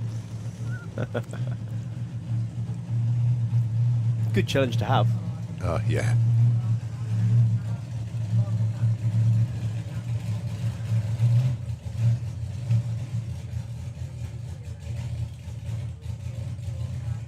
Oh, so carefully done. It's just like, it's like, you know, if you're on the wheel gun on a Formula 1 car, Yeah. you know, and you get it and it doesn't go right, and you just hope and pray the next time you do it, you get nerves. And when you get it out of the way, it's done. And it's like, thank God for that. Right, okay, Dan Boone. Let's see what he's got for us then. If it starts with a 9, it is going to be pretty good. If it starts with an 8, it's going to be epic. Well, it hasn't left the line like it should have done, unfortunately. Yeah, coasts after the 8th mile.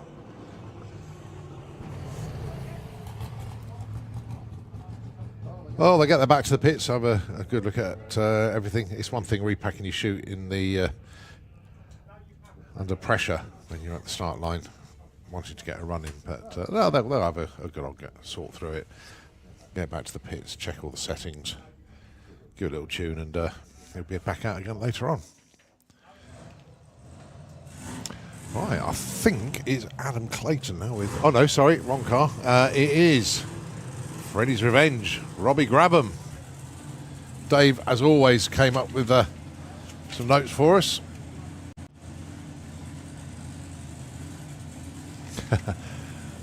I like Dave's notes. I really do. Yesterday went 7:02 and 7:03. Hoping to run something similar yet again, and that would do very nicely indeed. Well, he's going to need to, because he's up against Royal Wilding, who you heard on the radio this morning, with the Chariots of Fire Slingshot, who ran a cracking run yesterday. Run 198.99 miles an hour.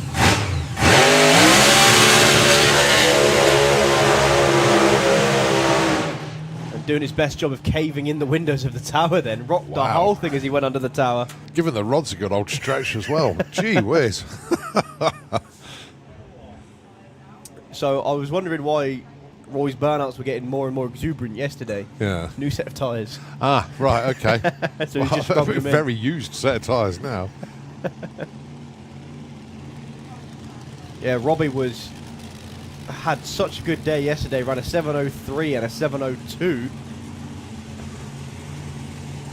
Done just about going quick, but he had a bracket car as well. Yeah. And that's right. It just reminded me. I don't know why I suddenly thought of this, but somebody that was due to be here this weekend, but unfortunately not, is Robin Reed. They are having, I'm not saying a nightmare, but they're having a set of challenges when they're putting this new engine together. Obviously Daimler powered, and Robin does some fantastic social media updates called Tales from the Shed. I know. I read them religiously. It's such a good read. Tells brilliant stories, does Robin. But yeah, they are just fighting, tolerances and measurements, and then they found out some studs weren't quite right. And Robin, we do look forward to seeing you at some point, but keep persevering. And then the brilliant team, absolutely brilliant, and they're missing them this weekend. So Robin, and of course the gang. Hope you're all keeping well. Keep the frustration level down and the engineering excellence to the top, and you'll overcome. I know you will. Right, Robbie Grabham, Roy Wilding. Side by side sevens, that's what we want.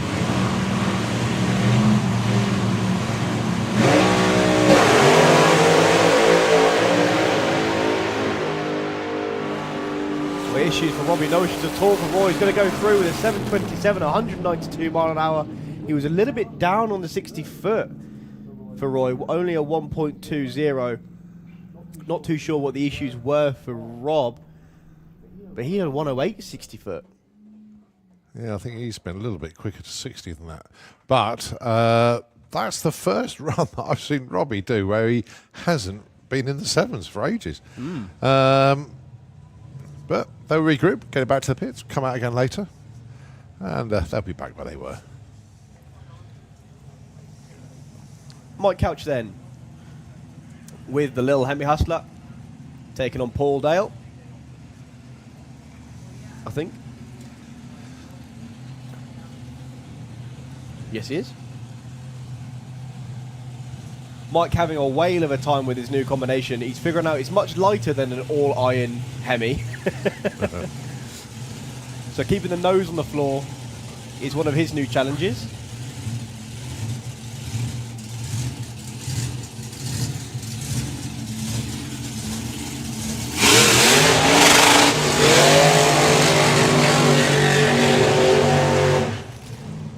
Paul's been having his own struggles this weekend as well. He's not really made a representative pass. And I say that, he's only run an 8.16, which a couple of years ago Paul would have loved. He'd be deliriously happy with that. Thing is, though, you've got a car that's comfortable in the mid to high sevens. Yeah, an 8.1 seems a bit of a disappointment. It's racing. Mike just trying to figure out his new combination. He's run a 9.47. He did it yesterday, but that was not the kind of pass he wanted at all. He was all over the lane.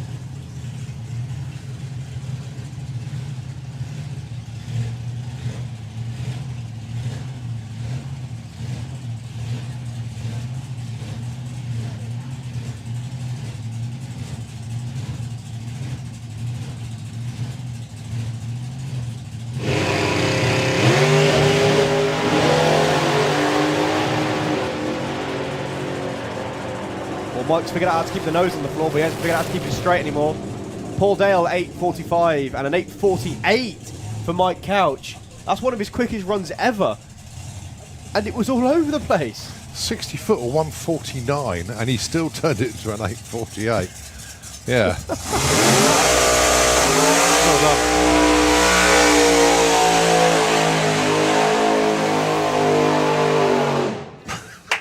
Nutter. Absolute hooligan.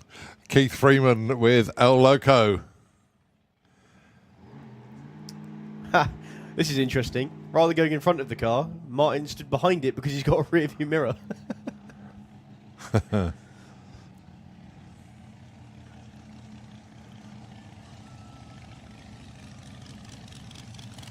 So Keith on a solo.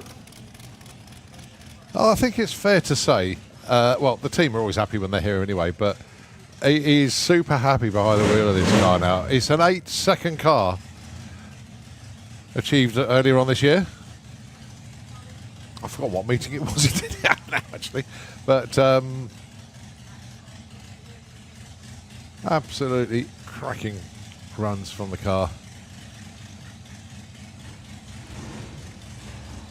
Oh, something low nines would be really good here. 9-1. Well,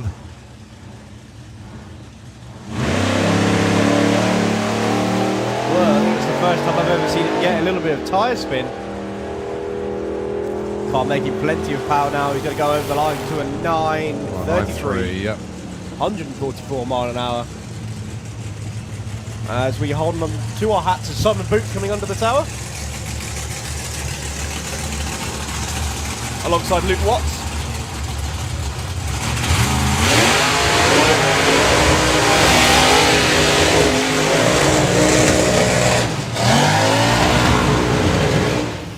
And that's, ladies and gentlemen, how clouds are made. Simon Boot with the bootlegger Camaro. Smoke billowing.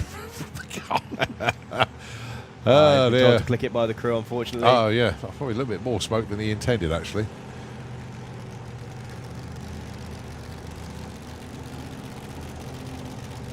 Yeah, a lot more smoke. Simon's climbing out of the car. Oh.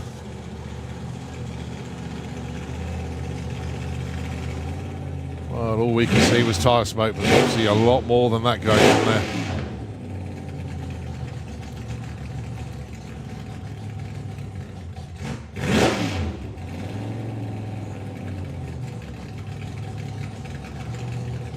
Well, unfortunately, they are going to be pushing Simon back, so Luke will get the run in.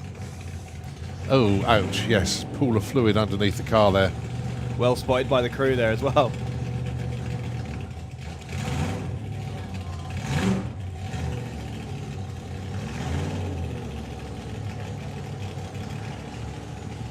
So Luke on a solo. Another mid 8-second pass is what we're looking for.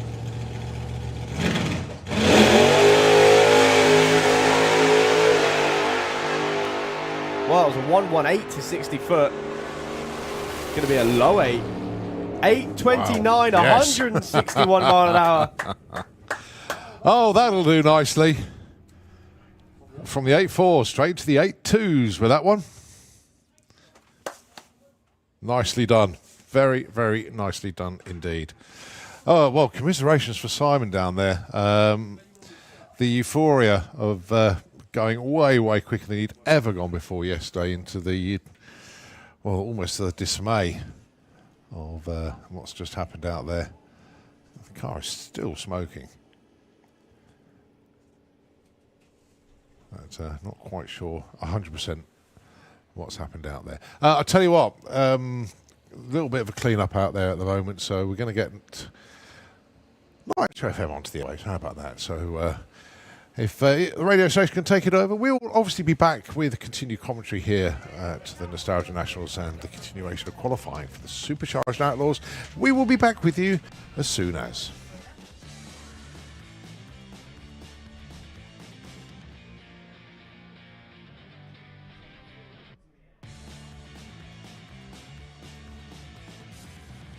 To run consistent mid-10s, and Lars aiming for 17.50. I got a minute. This is going to take a while. He's dialed at 90.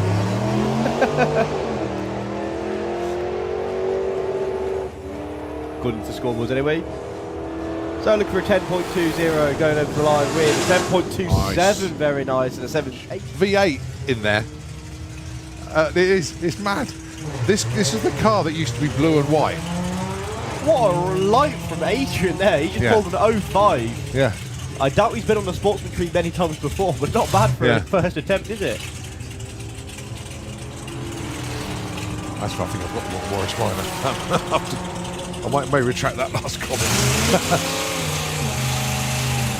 But there was a. You couldn't get more, or two more different 57s, could you? No.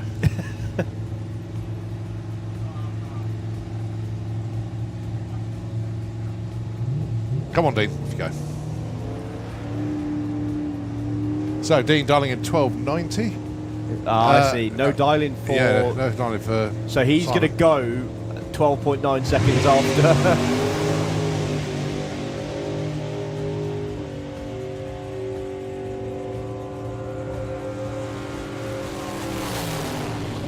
.46, 125. Sure, breakouts matter. But the Scimitar dialing 15.40, so he will be going first. Oh, nice light. Dom's going, oh, I ain't waiting.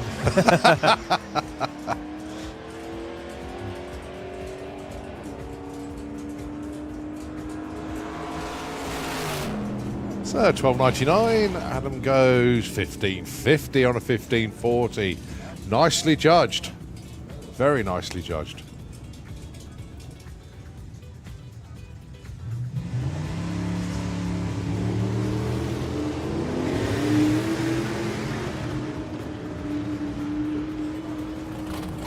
Car skating around his lane a little bit, a couple of puffs of black smoke. It's going to be low 9 at the very least. 9.88. But the thing is, that's his first run of the year, in effect. Exactly.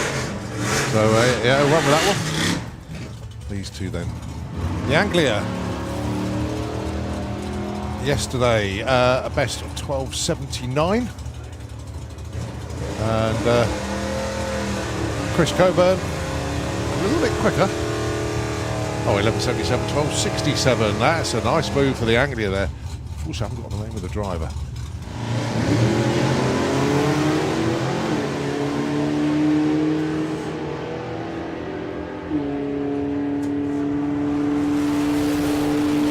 Oh, 10.04, nearly into the nines again. Paul goes 10.97.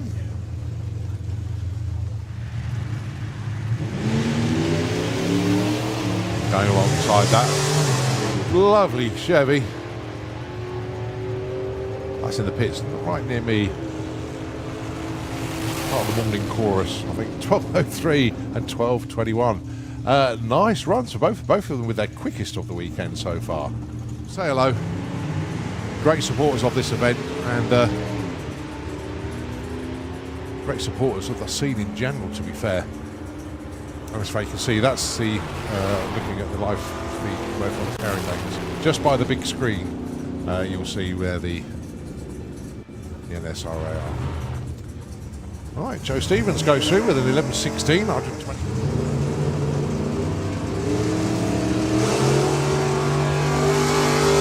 Straight into the 8s would be really nice. Let's have a look. 9.46, 1.47.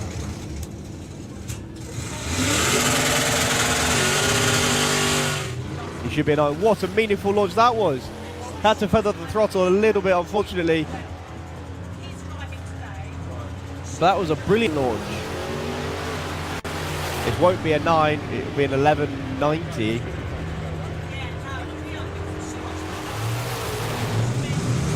And an 11.01.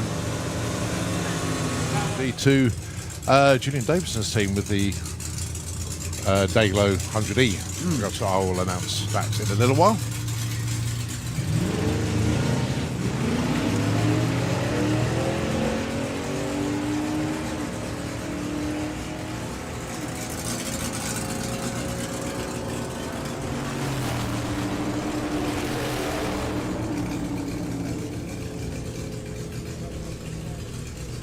14.21 and 12.77.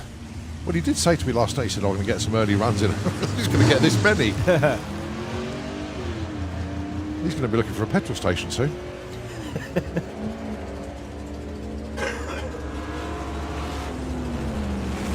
$12.70 at 108, and our quickest of the weekend for the little dragster there. They're pretty happy with that. $13.72. Spend loads of money on car parts. Yeah, best way to do it. Mind you, he did win Doorslammer's big bracket last year, so had a little bit of spending money. Not much, but it helped. 984, 130 mile an hour. Morning, Steve. Got his Shirley McDowney shirt. Let's see what we got this morning. Track conditions excellent. I don't know what the air is, but there's a bit of a breeze, not too much.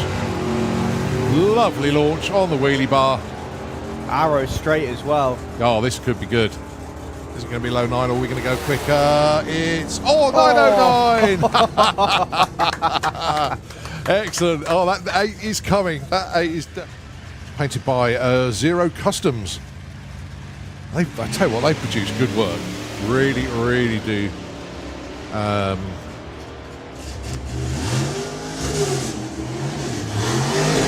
Okay, could we please have our Run What You Brung drivers back to their cars in the lanes, please? Run What You Brung drivers back to their cars.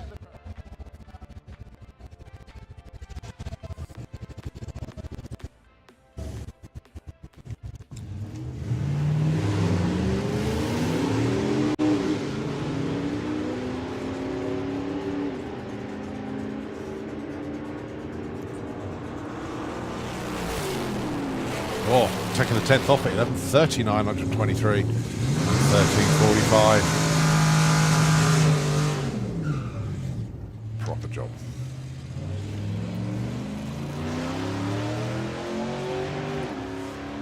So just easing on to the throttle for the pop. I was going to say, I think that's the last one we brought, but Doug has snuck it out on the outside.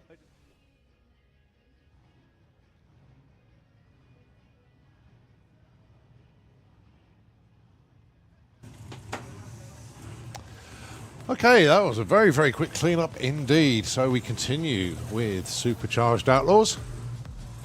And I can just see a pair of slingshots tucked around the corner there. I can hear him as well. Yeah. So up first, I think it will be Brian Watson with the Famoso Speed Shop car. And Dougie Hill with the Motor Mouse. I believe this is Dougie's first side-by-side matchup. I've not seen him next to anyone before. And really? What a way to do it as well, against the Famoso Speed Shop car. Oh, Black Betty. Two gorgeous looking slingshots. This really is the age and the youth matchup as well, isn't it?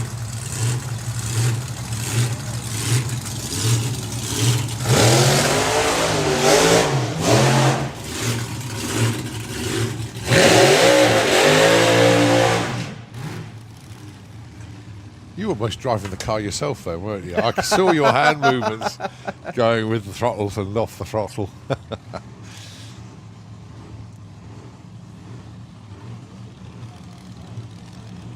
So Doug, our youngest driver in the Supercharged Outlaws this weekend. And what a car to do it in. That is a 6-second slingshot with a previous owner. Doug, learning the ropes. He was trying to go for a full pass yesterday, but engine issues put paid to that, unfortunately. And Brian dipped his toes into the 7s yesterday, 784.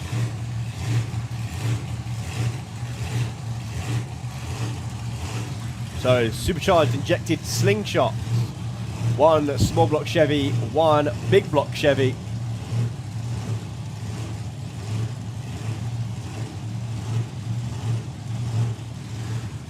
What have they got for us here?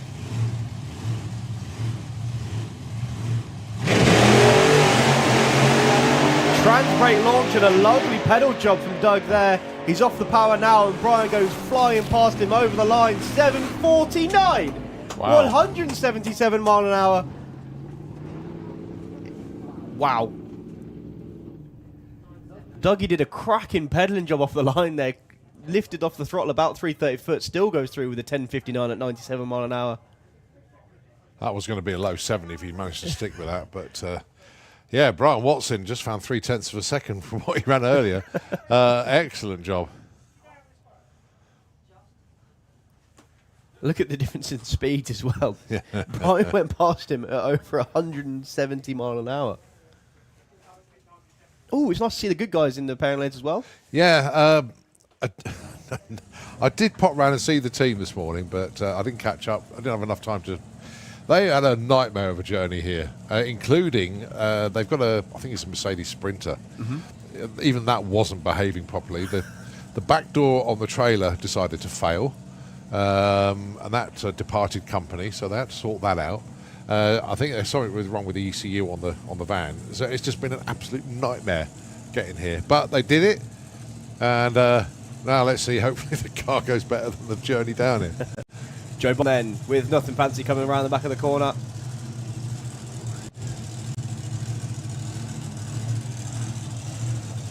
I want to say he's the quickest slingshot in Europe. I can't think of anyone who's gone any quicker than he has.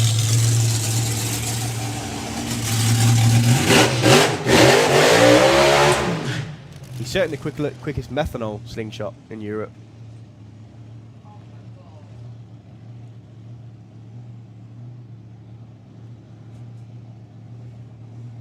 But tragedy struck last year as he glanced the wall. He's just coming back from that now. Did a really good launch yesterday, but the car made a hard move towards the centre line. Joe did what Joe does best and held on to it.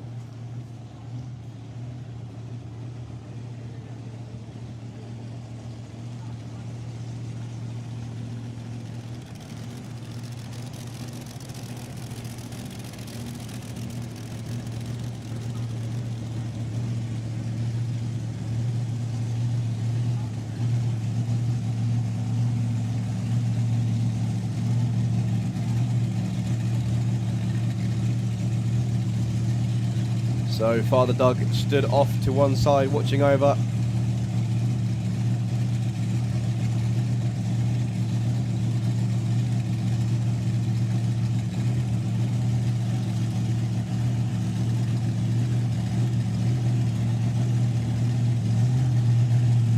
Everyone seems to be plagued with tyre shake this weekend. Hopefully Joe will have no such issues.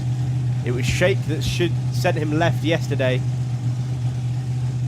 Fingers crossed for the Nothing Fancy team on this one. No tyre shake at all. A little bit of a wiggle at 330 foot and Joe backs out of it. A 160 foot. You saw the clutch dust coming out the back of the car. Good job, team. Yeah, a little bit. Chipping away at it well. You know, looking at the run, he pedalled it just briefly, and I thought, wow, he's on it here. But yeah, it's still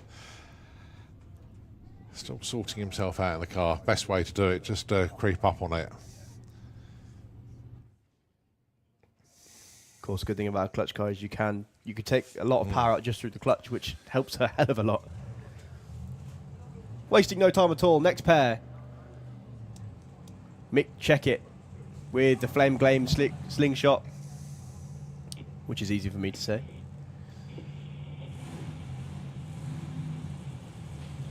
Can't quite work out who he's racing. I believe it'll be Gary Parks.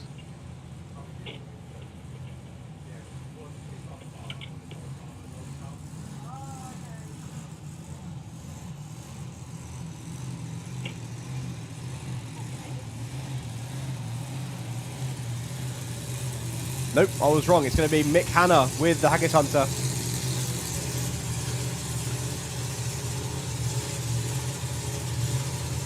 Mick ran a 760 yesterday. Good news considering the car didn't sound its best as it was going through the finish line, which means the car's definitely got more in it. PBs in the 7.2s.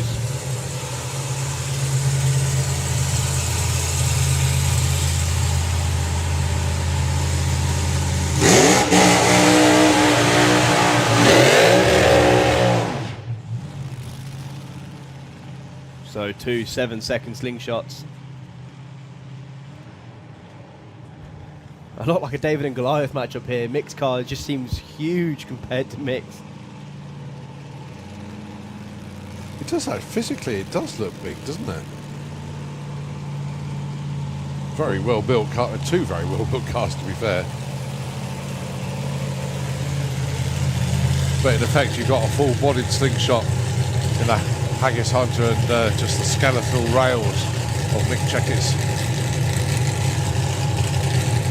So Supercharged Hemi taking on Supercharged Small Block.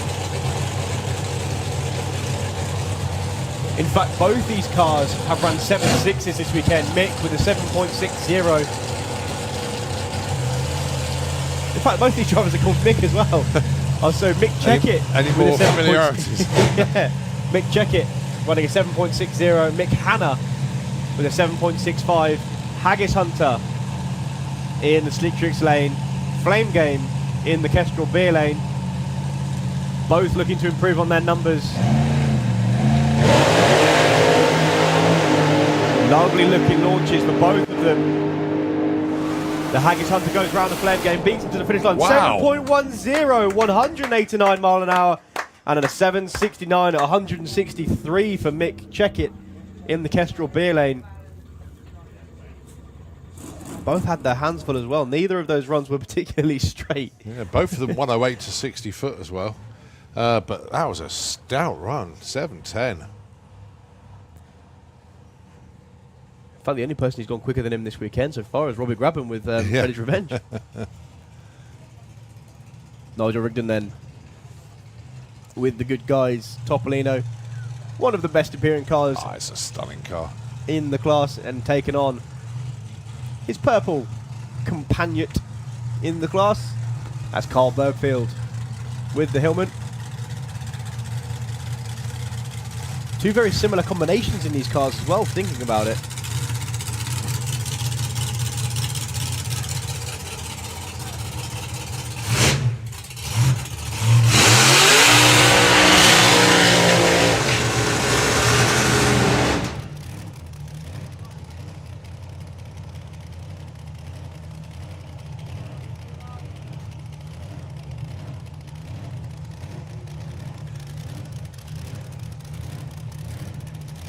So if ever a team deserve a good run at the track, it is without a shadow of a doubt Nigel and Steve Clark, the good guys, the Topolino. They came down to Flame and Thunder, never got a run in. No. And that's happened before as well. They've come to event and just things haven't worked out. For Payback is decent runs this weekend, then all the other ones will be forgotten about. So all the best to the good guys.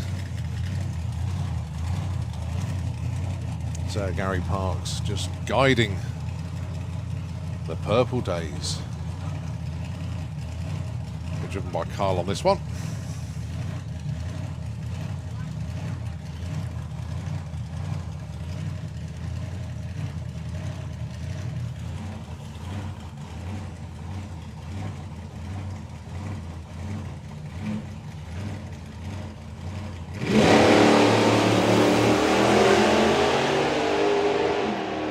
Two cracking looking runs.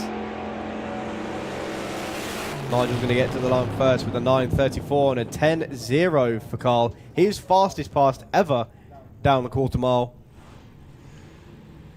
Cracking job from both of them. Yeah, well, considering that was the first pass in quite a while for the good guys. Yeah, nicely done. Nicely done. And we're still going. I can hear Aaron Windridge's car fired up. Cracking run yesterday as he got as close to the wall as he humanly could, getting back on the throttle before the rear wheels had hit the floor again.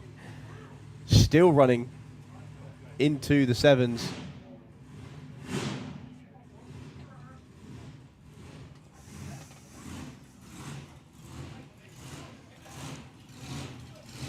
Right, let's turn the entertainment level up a few notches as Aaron Windridge comes around the corner. Hold on tight. What are we going to get?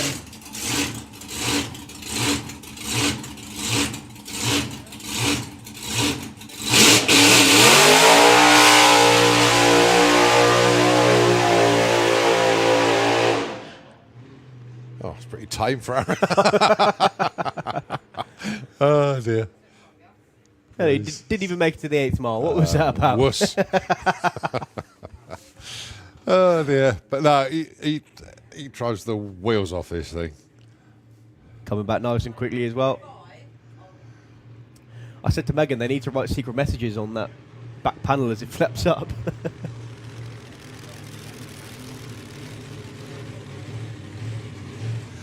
He is just so in control of that car, if you know what I mean.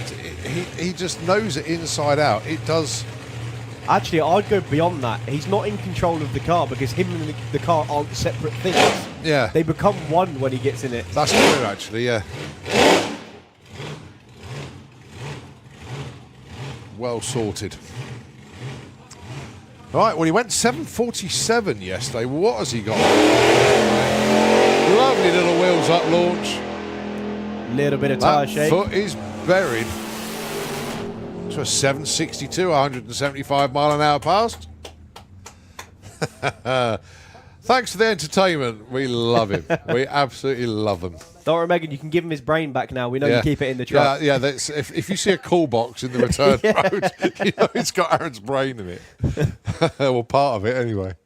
How lovely is this? I can see Brian Whitfield back down with the high spirits car. I don't think he'll be running just yet. I believe it's going to be Mark Fairhurst going first. We didn't see him yesterday. Saw the car in the pits, but obviously sorting out some teething issues with the 32.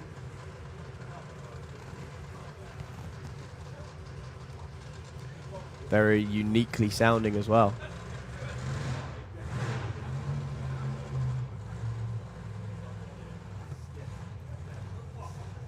Son Sam runs in the junior dragster class.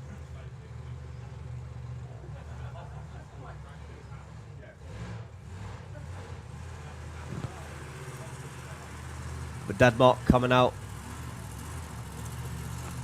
Is this a debut for the car? I've certainly never seen it before. I don't think I have either. Oh, look at the front. Look at the headlights surrounding the moon tank on the front. That looks so cool. Lovely paint job as well. Yeah, that gets the big thumbs up from us.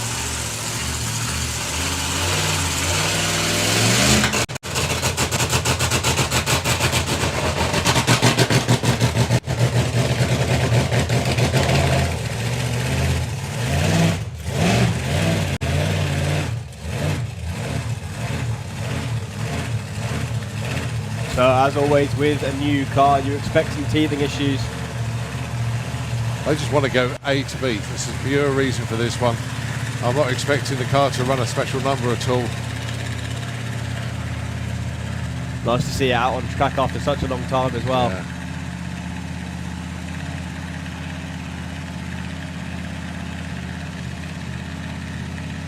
Yeah, it's one thing sitting in the car in the garage learning where everything is, but doing it in an environment when you actually go down the quarter mile. So this is a familiarisation run, I think is the best way to describe it.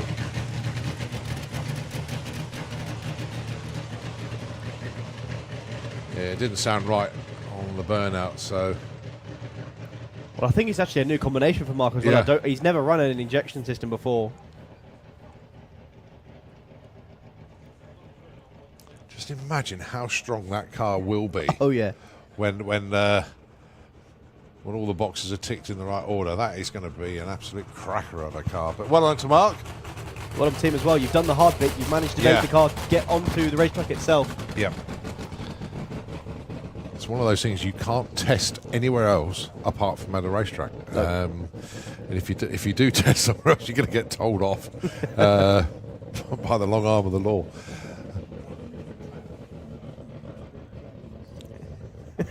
Well, there is that, yeah. Or if you're like me You've got a bunch of neighbours in the cul-de-sac that actually That love your car. a bunch of no, it's just petrol head close, I think is where I am. But no, I'm very fortunate. I've got a guy directly opposite me. He's got a beautiful Sierra Cosworth Sapphire, which he's working on. I've got another guy who's got classic MG. I've got another neighbour who used to race MotoGP.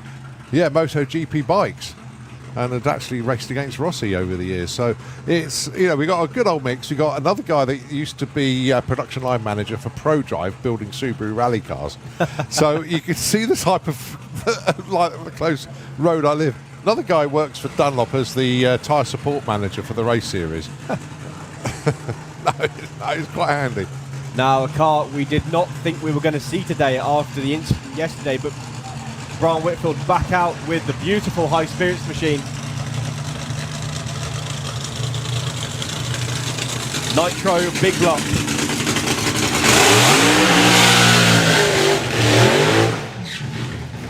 That's much more like it. Beautiful Bantam sedan body.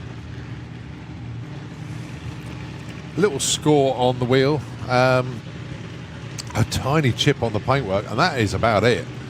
And that was the only damage. The tyre. Oh, and the cap on the front wheel spindle got squashed against the wall. That was it. Oh no. Yeah, that was it. Brian showed me around the car this morning. So the car built for the new Oscar class that should be coming to us very shortly. Some very big names building cars for the class. In fact, we've got two of them here this weekend. The old school altered.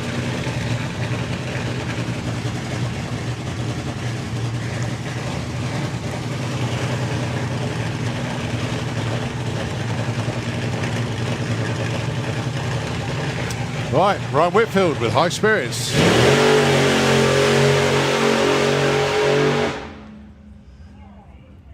That looked like a planned 3:30. I wanted to go a bit further, but nevertheless, got it down the track. Well done, team. Especially after yesterday. I think that's that car's second ever launch anyway. It's not bad. Just jaw-droppingly beautiful, that car. Ah. So that does us for the Supercharged Outlaws. We move on to RWYB Brung. As we just wait for Brian to get off the end of the track.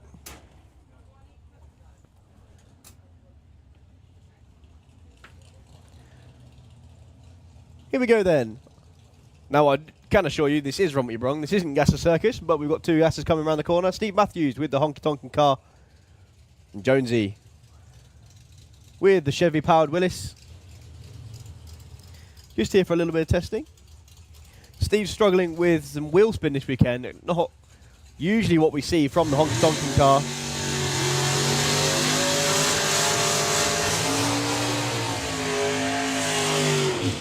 Much prefer it when it's picking the front wheels up.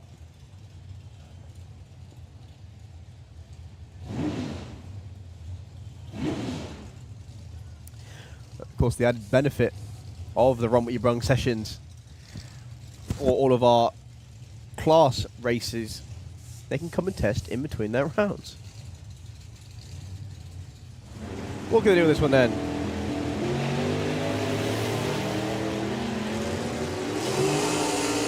Well, he can go O2 red, I can tell you that much. Across the line to a 983 and a 1061. Getting there slowly. Right, Colin with the Husky. Desperate to go in the 9s. Did a huge wheelie earlier. You can see he's raised the wheelie bars up a little bit. Up against the straight shooter. Another one of our Gasser Circus racers. So what's Colin got for us in the Husky? That's much more like it. He's pulling away from the Austin. What's it going to be over the stripe? 996! 137 mile an hour. Colin makes it into the 9-second zone with the Husky. That was what we've been waiting for all weekend. Well done to the team. That was a cracking pass. Next up then, a couple of old school Fords. One's a pickup, and one is a proper old school moonshine runner car. Unique issue of he's going to have to leave tonight because he wanted to be in Holland by Tuesday, and he's driving it there. What's he got for us on this one? 11.53 and a 13.13. Now, this is a car I've been waiting to see here for a long, long time. The Boston Brawler. Injected Hemi-powered Willis gasser.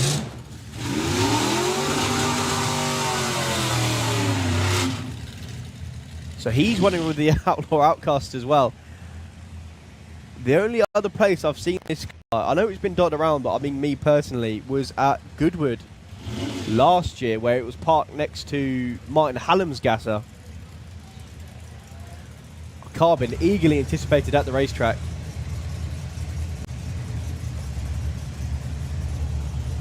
So a car we very rarely see. In fact, I think this is the first time I've ever seen it here. I've seen photographs of it. That's the Boston Brawler. Yes. Ah, beautiful looking car. Like you're saying, the only other place I saw it was at Goodwood last year.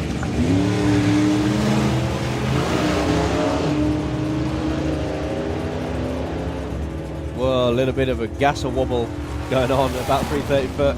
Dave Cherritt goes 987.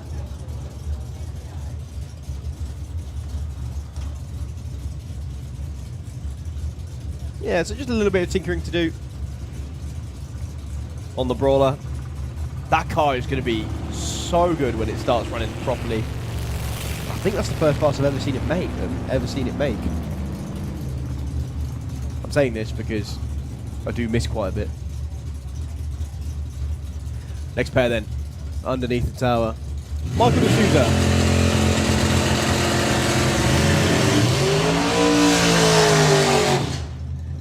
And John Dalrymple. Was Lewis driving before? John's back in the car now. He's looking to run 9.90. As he is, Colin said, entered into Supergas in a couple of weeks' time.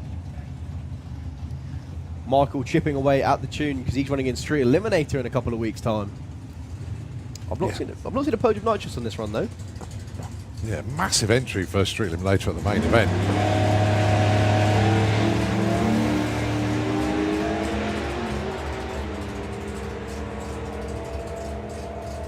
Oh, that's going to be close to 990. 999. Yeah, we'll take that. 1092 there for Michael. Yeah, that'll do. It won't do him any well at the event because you've got to run 991, 990, something like that. Ah, right, okay. Big update that I didn't know yesterday, but I do know today. Now, Julian Davison with the 100E.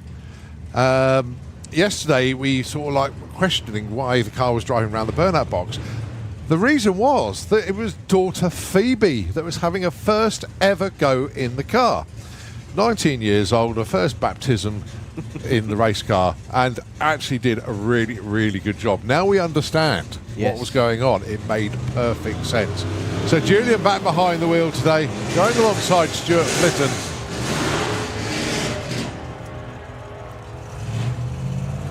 Stuart, low 10s. Where is he?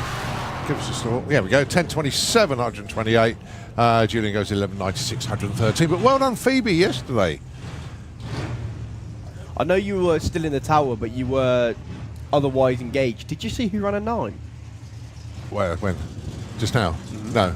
Colin, with Husky. Oh, no. Oh, I can't believe I missed it. Oh, congratulations, Colin. Oh, no. Oh, I missed it. I can't believe I did that. Right, let's see how these two get on then. 13.39 and 13.24. That is Mr. Glassop going through. And also Alan Bartlett. So what did Colin run? 9 what? Be on there 992. Really? No, that's Graham Scrivens. 96 then. HRG 28. Wow.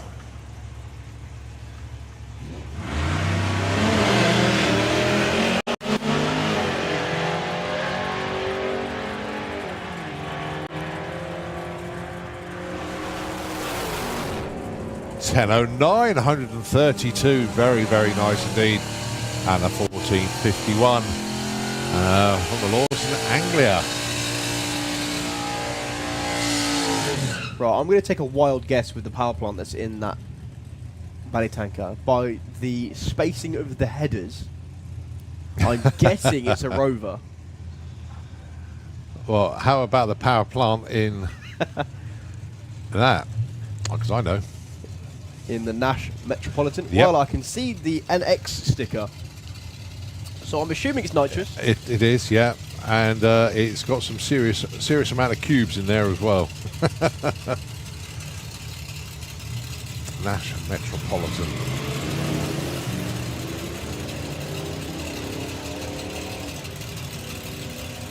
Well, it launched nice and 10.79, 132. I'm just scrolling through my screenshots because I know I took all the details of that car. Do we know what his aims are with the car? Because I assume running 10s aren't the aim. So the 100E version of the Firecracker, running with the modified E's. Small dialing on the back of 12.8. Dialing at 12.0 for the Brickfield Shaker.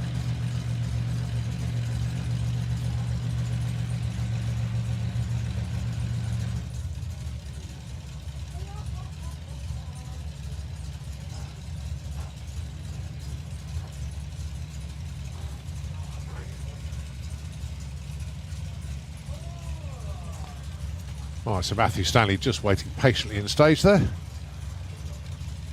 Dave Mott just hanging back. I see Ian just gives him a perfect racetrack.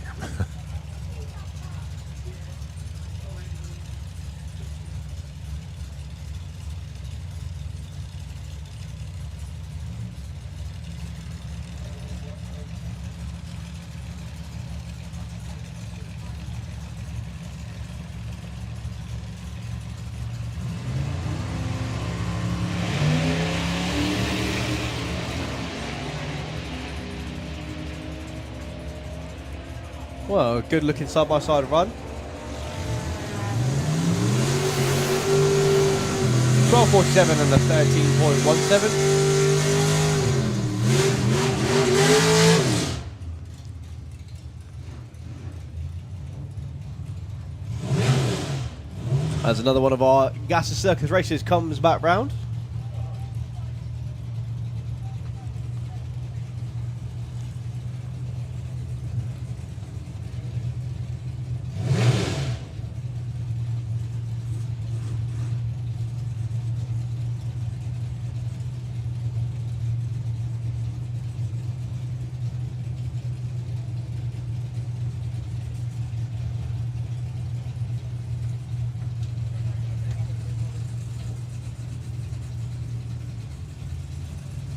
So one of our street weekend contenders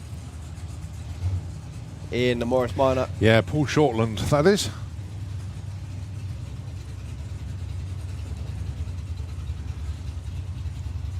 Only 2 litres of engine to play with there, but it certainly makes the most of them.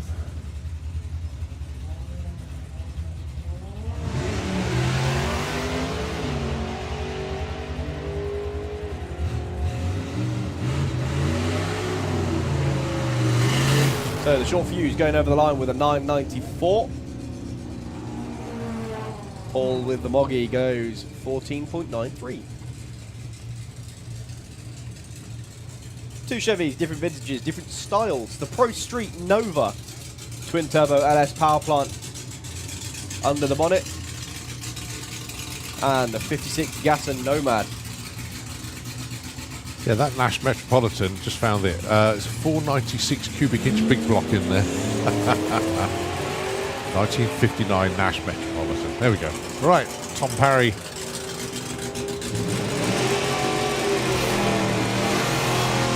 Goes a 10:39. Already been 9:86 this weekend, and 11:94.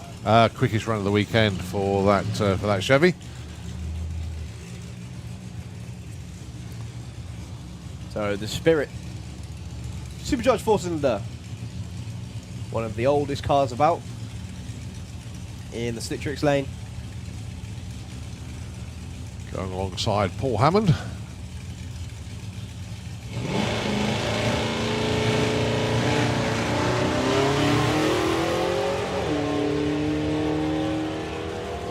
Well, another high 10 coming up. 1092, 120 mile an hour. He has got that car well sorted. I mean, he has been quicker, but he's going really consistent now. And he'll take that all day long.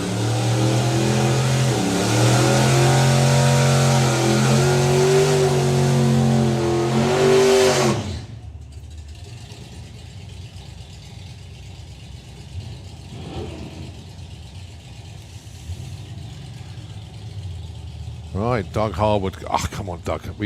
I missed Colin Wood's 9-second run. I don't want to miss Doug's. Doug has been 10:09.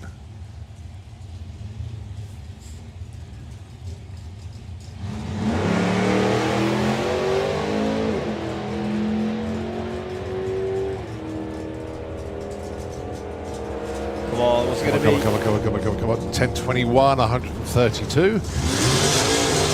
1281 at 106.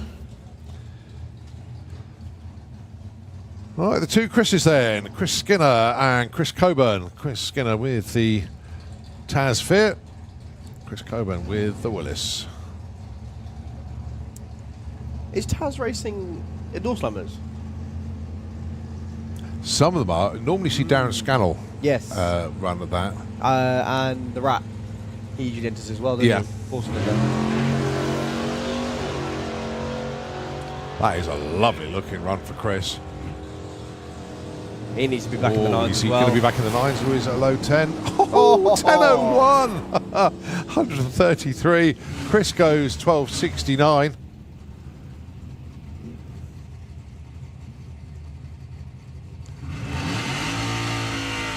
All right, Don with the Falcon. And for company, it is forgot his name. It is, of course, the Mr. Mouse car. This thing doesn't hang about, that's for sure. I know that well. I like the way he's got it on the car 3 times as well.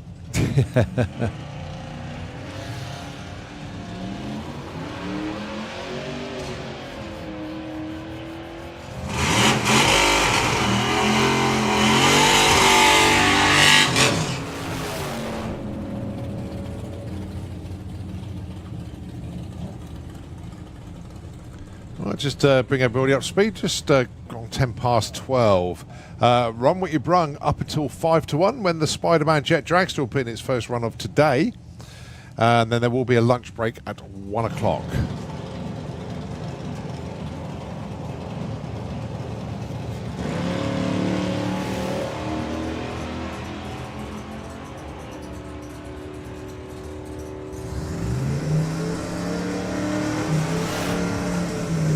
.1077 from the Anglia and 15.83 for the Reliant Scimitar. Yeah, Adam Harrison getting some good numbers in with the Scimitar now. And consistently well. All right, Sally Wallner back down with the Camaro. And of course it is the Opus, Adrian Sidwell.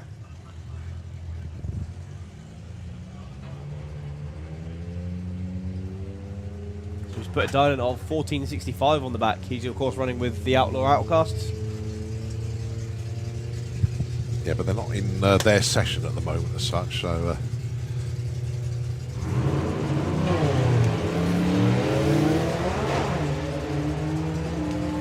1465 is his outright PB. Sally goes 948.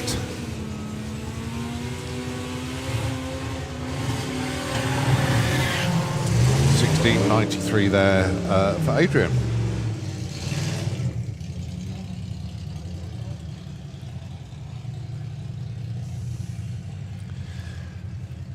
All right, Tom Semper down there with the 100E.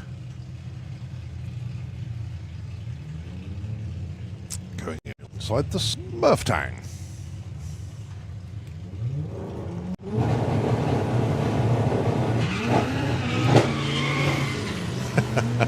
Well, he was going well, for it. he was hunting for some grip. Eventually found some.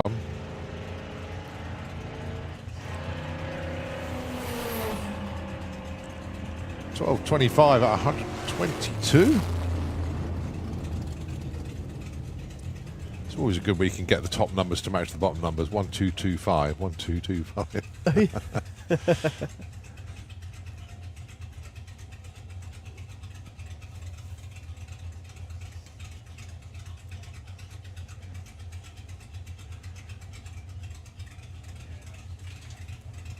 Tell you what, there's a beautiful soundtrack coming out of whatever car's been below the tower.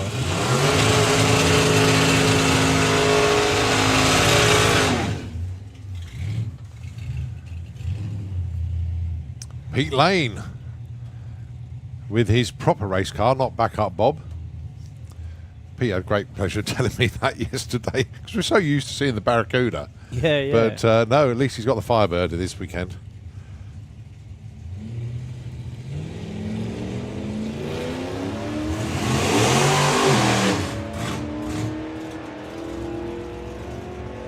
Well, the pop's disappearing. 1263 and Pete goes 1292.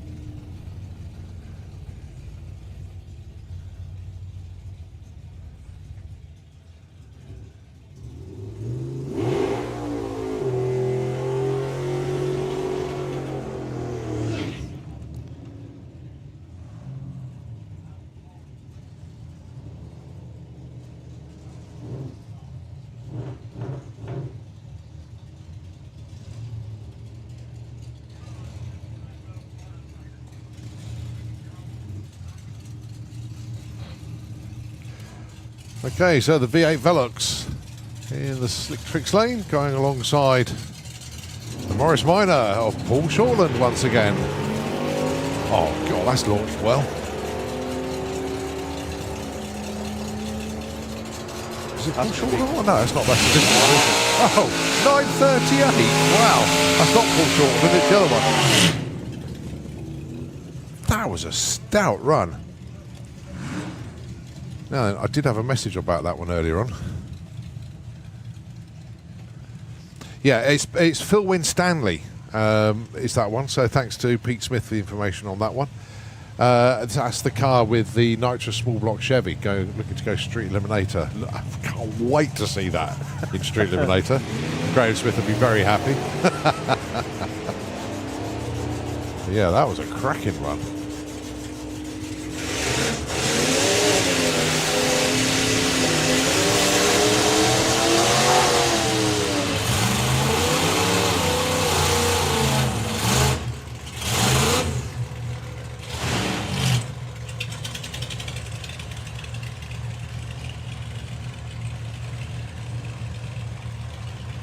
Brickyard Shaker and Ain't No Saint. So the name of Lee Johnston's car missed me for years. I didn't. I got obviously called Ain't No Saint. Okay. But I didn't get the reference or the little guy on the side. Any of that. Whoa! Whoa! Well held.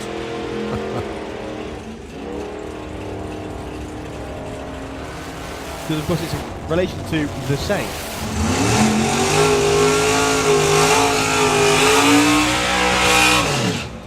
Yeah, if you go back to your 70s TV programs, Simon Templar was the Saint, played by, of all actors, Ian Ogilvy. Oh my word, I can remember that. There was another Saint before that, but Ian Ogilvy was the one that I remembered.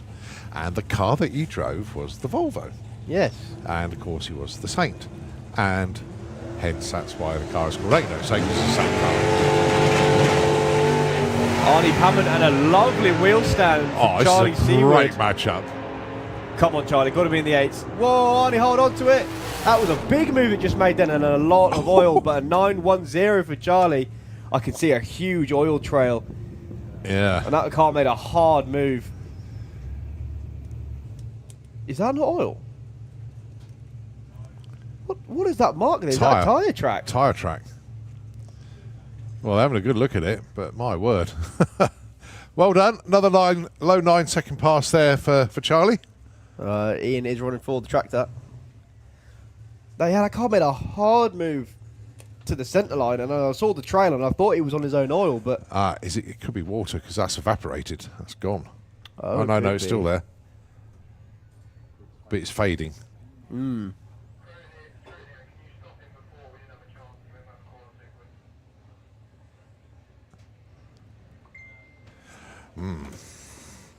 It's definitely evaporating, whatever it is. Thanks, Perry. Roger Moore was the Saint. Oh, was he? Yeah, well, one of them. Yeah. Roger Moore. Then Ian Ogilvy. Was it Roger Moore first, then Ian Ogilvy? Yeah, because I always remember Ian Ogilvy as the Saint. But yeah, Roger Moore. Was it Roger Moore? I can't remember who had ever been Roger Moore. But there we go. There you go then. Pro Mod driver and now Funny Bike rider. Not that Roger Moore, you fool. Right.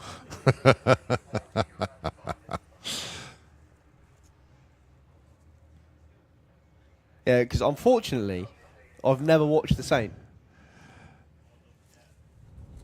Yeah, there we go. Absolutely right. Was played by Roger Moore.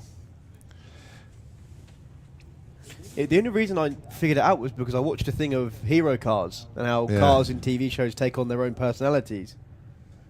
1962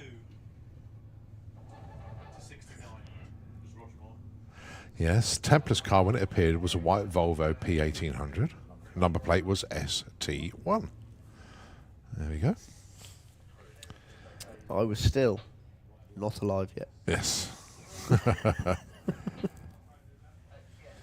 Ian Ogilvy played Simon Templar in the television series, in the 1970s series, revival of The Return of the Saint. Okay. That was the thing. So the Saint was Roger Moore. The Return of the Saint was Ian Ogilvy. There we go. Well. But there was a third. Pardon, there was a third. Well, it was first aired in October 1962. Thank you to Wikipedia. There was a third. Was there a third Saint? Right, okay. Played it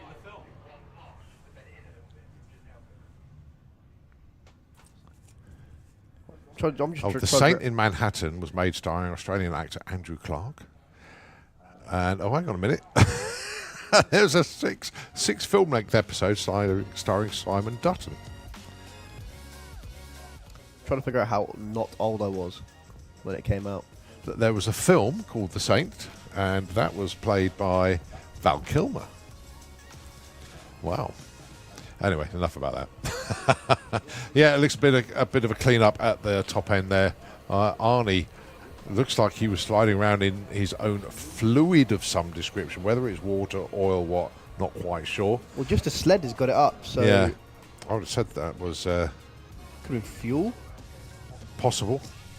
If it was fuel, he's very, very lucky because it doesn't take a lot for that fuel to ignite. Yeah. Especially because I know that car's on race fuel more than anything. Yeah. Okay, well, we'll let the tractor do its thing at the top end. We'll take a break from the words of wisdom from the tower at the moment, and we'll hand the airwaves over to Nitro FM 96.2, and we'll take it back when we continue all the fun here at the Nostalgia Nationals.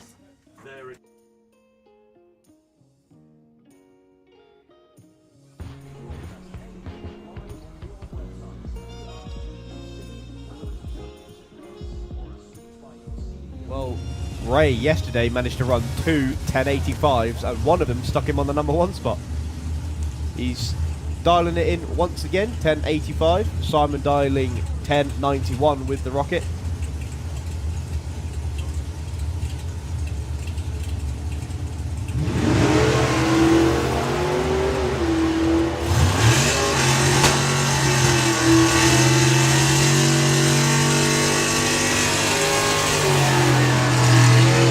Oh, 1084 with a 7. That car is so sorted at the moment. Okay, it's a break-up, but wow. 11 flat, because the engine that was in the Cherry 155 Chevy is now in Matthew Dowdy's Red Ned. Right, 949 plays 1039. Keith Bartlett, number 2 qualifier at the moment.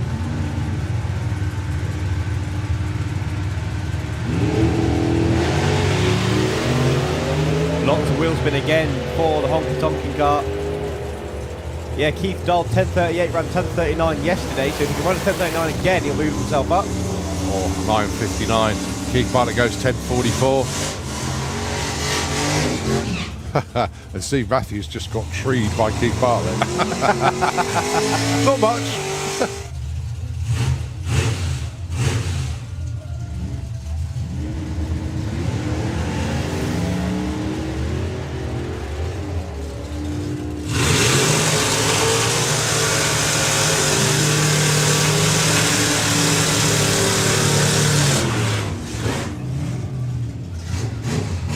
McPherson goes 991. 3. And you got Ray Irish with the Gas Junkie for the 41. Willis looking for a 1006. Ray currently number 16. Sam number 7.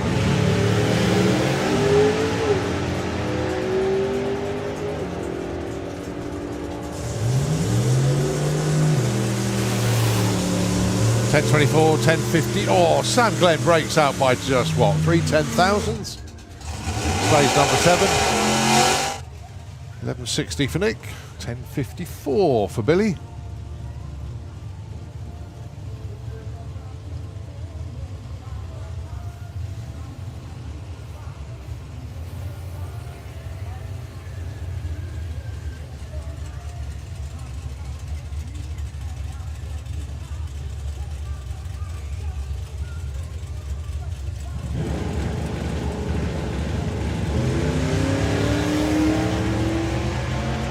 Right, I Billy should get to the top end first.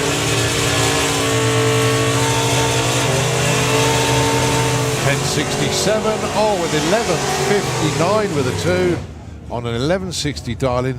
Nick misses out by less than 100th of a second. Jason Hollenby. Well, these two are 5 and 4 respectively.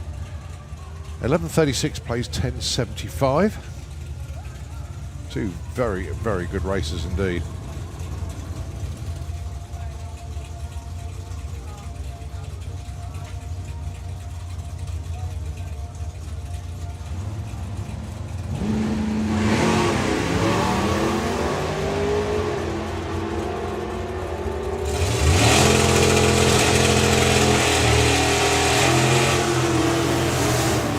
$10.78 for Jason, stays put, number 4.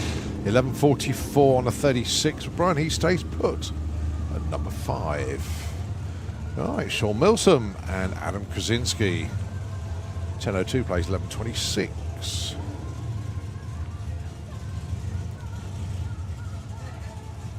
Now, Sean can go into the 9s, but he'd like to stay north of the 10 flat. He might run a 10.02, obviously. The conditions are really good out there at the moment.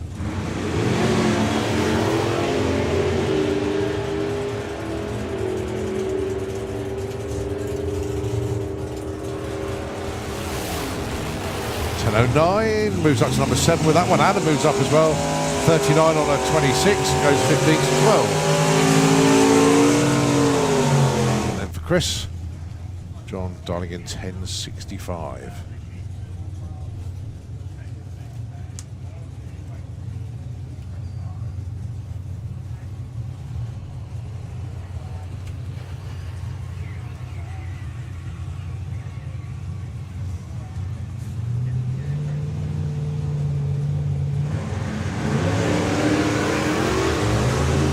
So, of course, Chris already made runs this weekend. This is the first one for John in the Kestrel Beer Lane. Chris goes through with a 10.21 and a 10.80. John comes in at number 16. Chris moves up to number 12.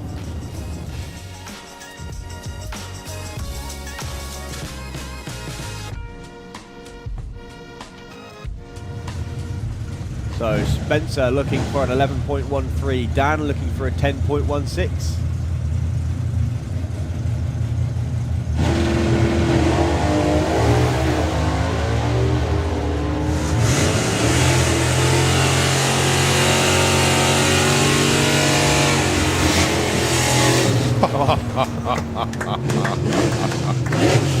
Oh dear, oh dear. Right, Dan Williams goes 10.16 with A on a 10.16 Darling. Goes to number 5.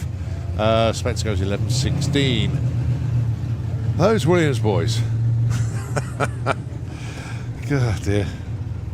So on the bump spot is our Rick Denny, 11.20 Darling. Dan Sanderson, 13.85.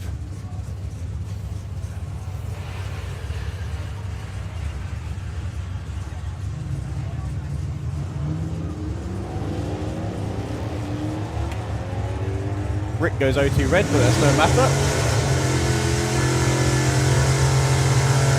Over the line goes 13.29. Dan goes 13.91. Improvement for both. Rick comes off the bump spot, moves to number 19. Dan moves up to 23. In fact, I think that's the third 11.13 Darling I've seen today. Jack looking for a 9.87.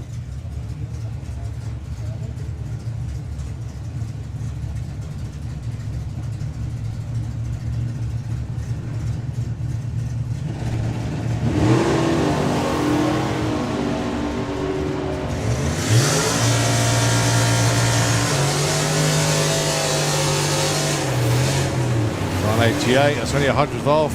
Gary goes 11.21. Jack moves up to number 10 with that run. Alan looking for 12.64 with the Falcon.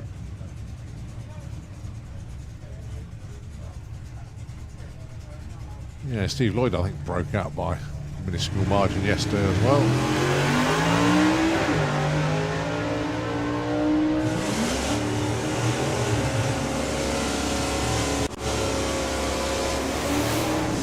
$11.50 and yeah, it stays number 30. Alan Huckle 12.76. I think Steve rolled the beam just a little bit there.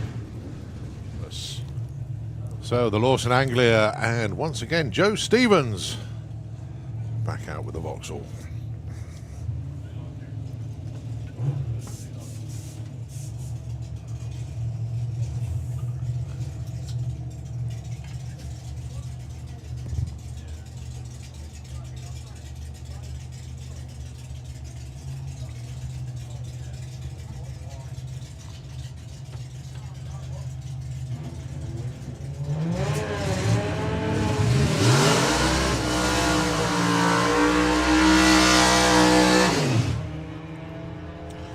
Much better run coming here from Joe.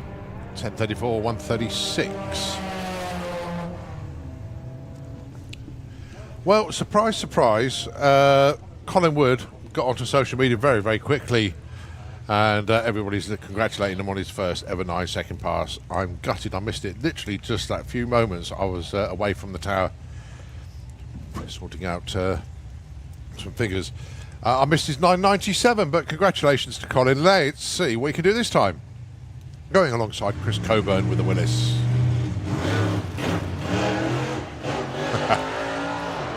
I think I know what he tried to do that time, and that was have the nitrous on when he launched. Still went 10.76 and 133.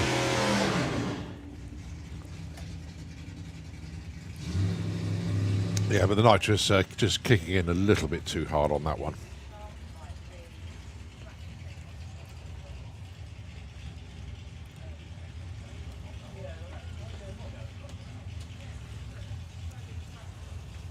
All right, Paul Hammond once again.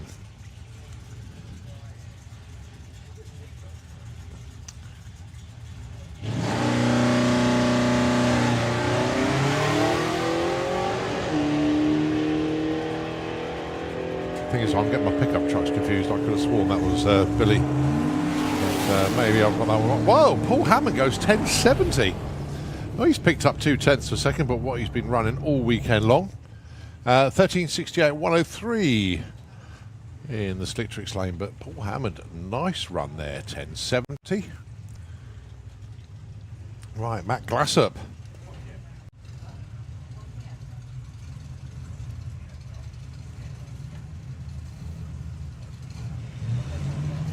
Going alongside Adam Harrison.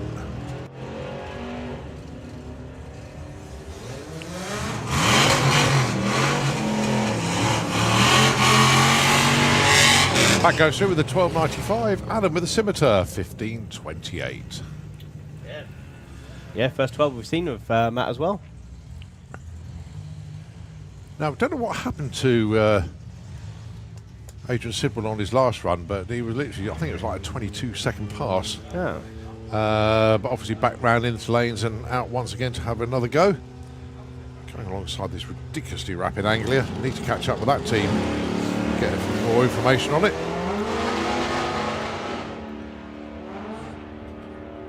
I think Adrian has got gear selection issues there.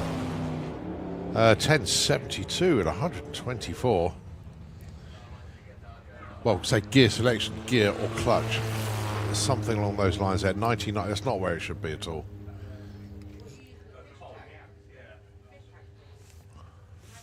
Right, 25 to 1.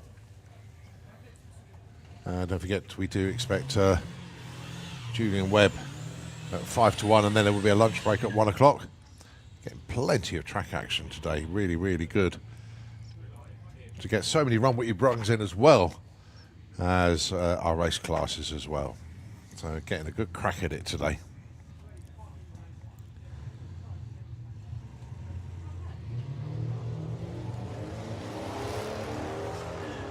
Even one of our Outlaw Anglias Alex getting some Run What You Brung in. with the Turbo Turtle. So he's got the issue of being the slowest car in Outlaw Anglia at the minute. He has run at 11.90.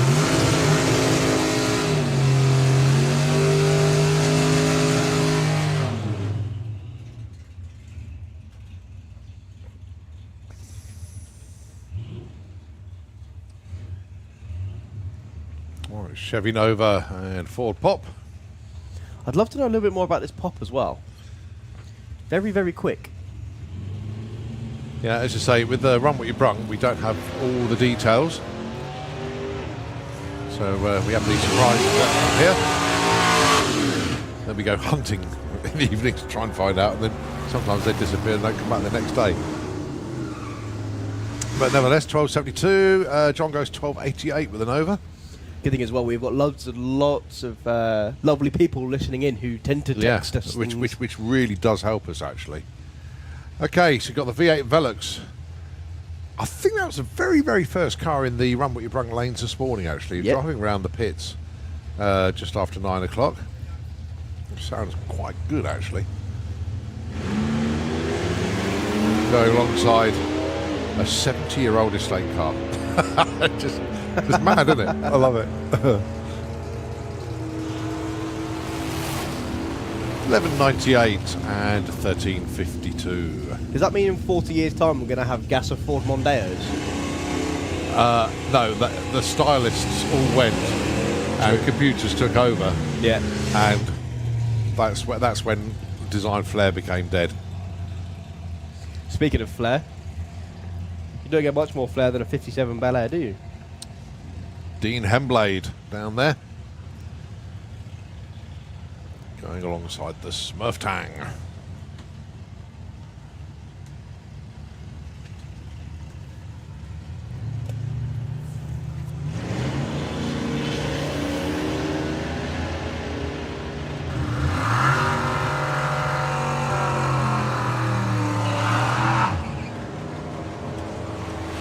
Well, Dean has already been 12.9. And he goes 12.9 again, 12.91 with that one, 111. And the Mustang goes 14.35. So Dominic with the Falcon, Julian with the 100E.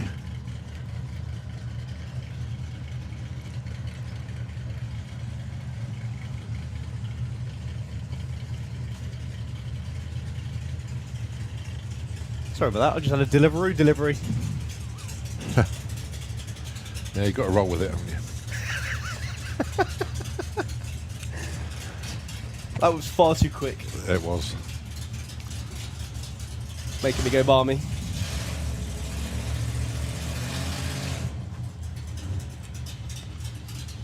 So Julian Davison back behind the wheel of 100E. Dominic with the Falcon.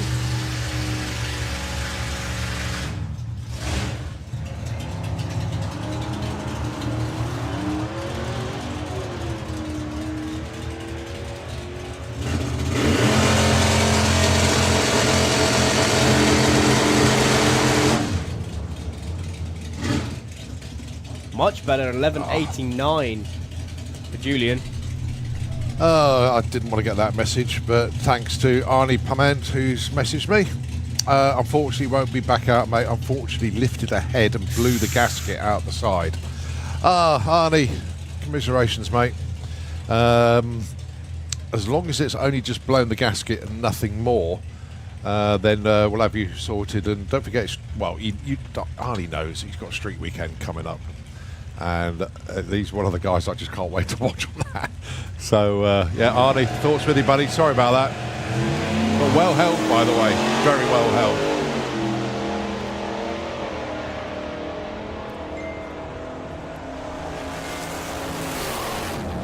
.1044 place 1066.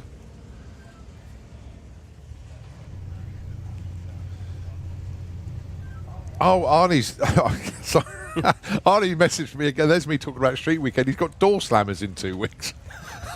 Yeah, Arnie, sorry, I forgot about that. Yeah, he used that as a cash point last year. He needs to repeat it. Well, he's got stiff competition this year. Yeah, he has hasn't actually. Very, very hard competition. Yeah, sorry, Arnie, I missed that. Oh, dear. Yeah, Doorslammer is very important. Right, okay, the lanes are thinning out. I can see the Spider-Man Jet Dragster is in there. And actually, it's thinning out so much that we've got cars hot lapping now. But that's the great thing with Run What You Brung. It just, if everything goes well, they can just get loads and loads and loads of runs in. Well, you've got Do It Again Dom, haven't you, coming around and around and around?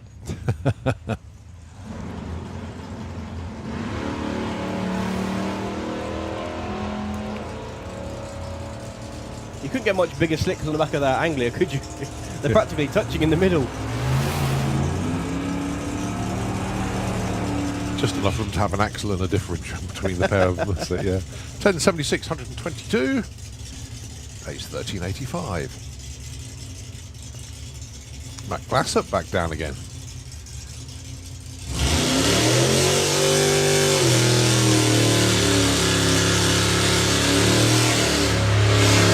Going alongside Graham Scrivens with the pop.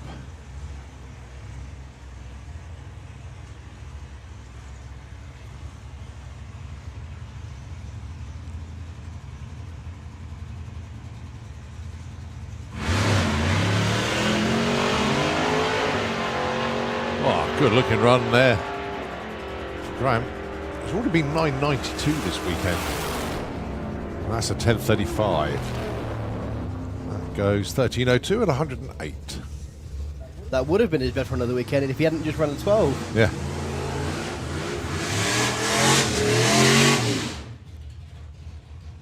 So these two raced earlier. It was a pretty good race, actually, both in the 10s.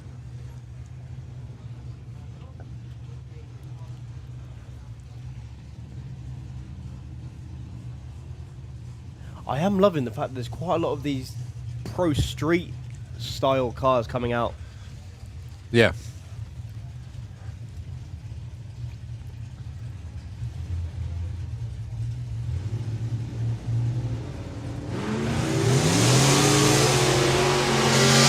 Whoa. A little bit loose there. Yeah.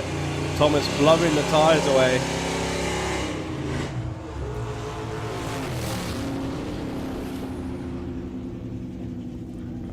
1196 plays at 1249. A little bit of a peep under the V8 Velux.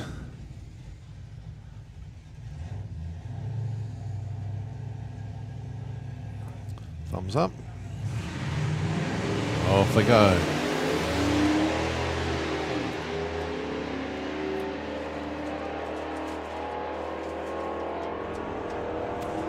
So Dean Henblade went 12.91 on his previous run. Goes 12.74. Nice improvement there. Moves up a few spots as well. Well, you can tell it was a good launch because it just blew all the dust out Yeah. of it. Yeah, Actually, very just tidy. interestingly, how many people have we had in... Did I see 79 people? Yeah, in, that's the time system only holds 79. so we there could is be more. more than that. Yeah, there's more than that, yeah. Okay. Yeah. 95 was it? There we go. There you go. 95 cars. Does that include Spider-Man? Yes, because it's the quickest. Well, Julian just getting himself strapped into the Spider-Man jet. That also answers the question I've always sort of asked myself, because he's got the like a dolly that goes underneath the front of the nose of both of his jets. Yeah. I always wondered how he got it down. Yeah, But he's got little got the ramps. turning circle. Yeah, he's got a little ramp slip. Yeah.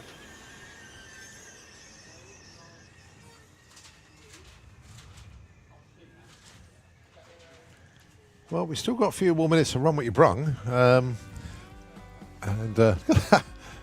Matt Glasser straight back. He didn't even stop at his pit. That's where his pit is. He just went straight past it and straight back into the lanes. Nicely done, Matt. We've also got the Smurf Stang in the lanes. Yeah, as well. that's sitting there comfortably. Is that the firecracker in there as well? The the No, 100E that's- version, I mean. That is Tom Semper, I think. Okay. We'll soon find out.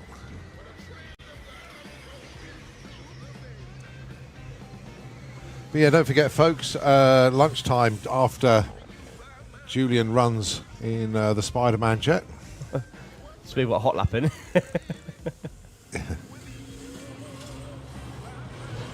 Oh, and the truck's missed the pairing lanes. Look, he's driven around them. He's gone around the outside, yeah. And then we go into our final qualifying session for our race classes. They were scheduled for 6, but it's now been cut back to 5, so we can get round 1 eliminations in this evening. And the pure reason for that is that the forecast for tomorrow isn't as favourable as we would like it. Although it is improving, it's a bit of a gamble. So a sensible decision, I think. Five qualifiers is enough to get everybody sorted out, know where they're going to be. And so, yeah, into round 1 eliminations at the end of the day.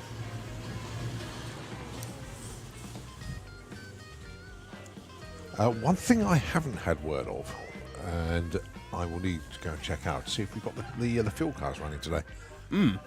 That's right. I'm going to go and find that out now.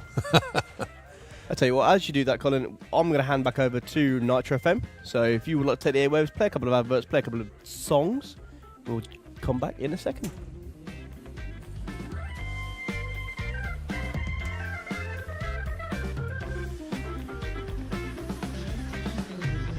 Honey, baby, I've been on the road for so long. Now, honey, baby, I'm begging you, please, don't get me wrong. It's you I'm in love with. You got to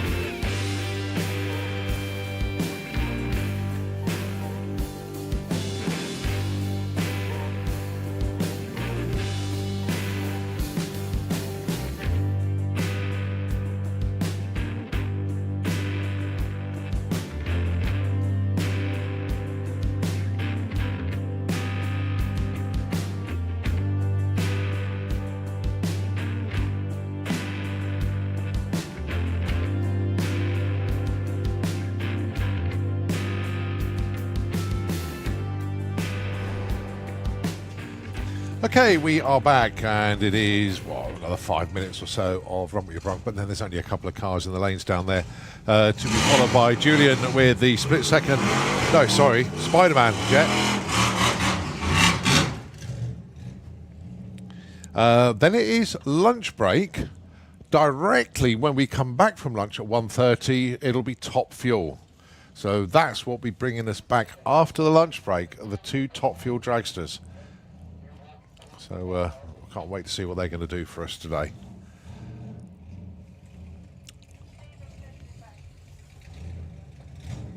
Issues, unfortunately, for the Anglia. See a trail of something. That just looked like water to me. Yeah.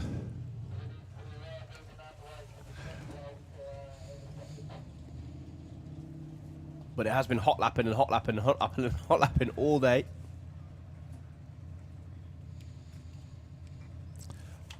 One guy that we haven't seen on track today, but was absolutely flying yesterday, was Matt Southcott with the Scamp.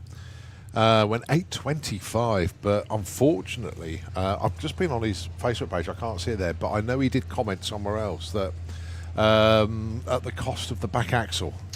Now, whether it's internal gears or whatever, but unfortunately, axle needs to be sorted pretty rapidly, to be honest, because he's got a busy season coming up. Yes. So commiserations to Matt. Yeah, speed costs. It really does sometimes. You know, to go 8:25, oh wow, you know, just stunning run yesterday. Well, it's a cat and mouse, isn't it? You're constantly chasing your own tail with... Yeah.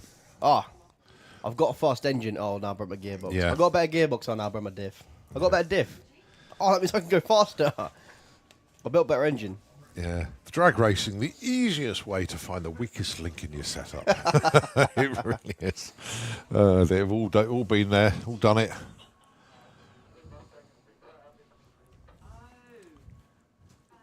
I suppose when both of us have done it, because I know you've done it with the junior, you've had problems with the, I think it was the, oh dear. See, in your last season, you had engine problem or something, or drive. I can't remember what it was. 2019, I had oil issues where the oil didn't want to stay in the engine anymore. Yeah. That was the issue. And then when I got that fixed, I then had a fuel problem. And I got that fixed, and then I had a belt problem. Yeah. Oh dear. I mean, we've all donated to the speed gods over the years. Crikey, I have. But that's because I'm a bit of an idiot. And well, some people have in your car as well. Sorry? Some people have in your car as well. Yeah. Yeah, but I mean, the engine went. Whoever was driving it would have happened. It wasn't. Oh no! One of those things. Actually, I've done that as well. I let Harley drive my car and he broke it. Yeah. But I do blame Harley for that one. No, I've done an engine, done gearbox, prop, torque converter. I've done the lot. That's right. I've done the whole car. Yeah, but now you fixed it all. It means you can put a bigger engine in it. No, I'm not going any further with it. That's it. If I want to go quick, I'll get another car. Oh, you have a 10-second street car. Yeah, I know. Thanks for reminding everybody, because I haven't done that for a little while. Right, okay, enough waffle as we get ready for our perfect build-up to lunch break. It is, of course, Julian Webb with the Spider-Man Jet Dragster. A couple of great 5-second runs yesterday. And more of the same today as well. Well, I've got my ham and cheese sandwiches ready, so I'm going to make ham and cheese toasties as he fires his... You can see how slick and professional that team are. Look, even the little ramps are just perfectly placed on the back there. They've actually got a storage box for everything. It's just so well sorted. That storage box is for the tow rope. Yeah.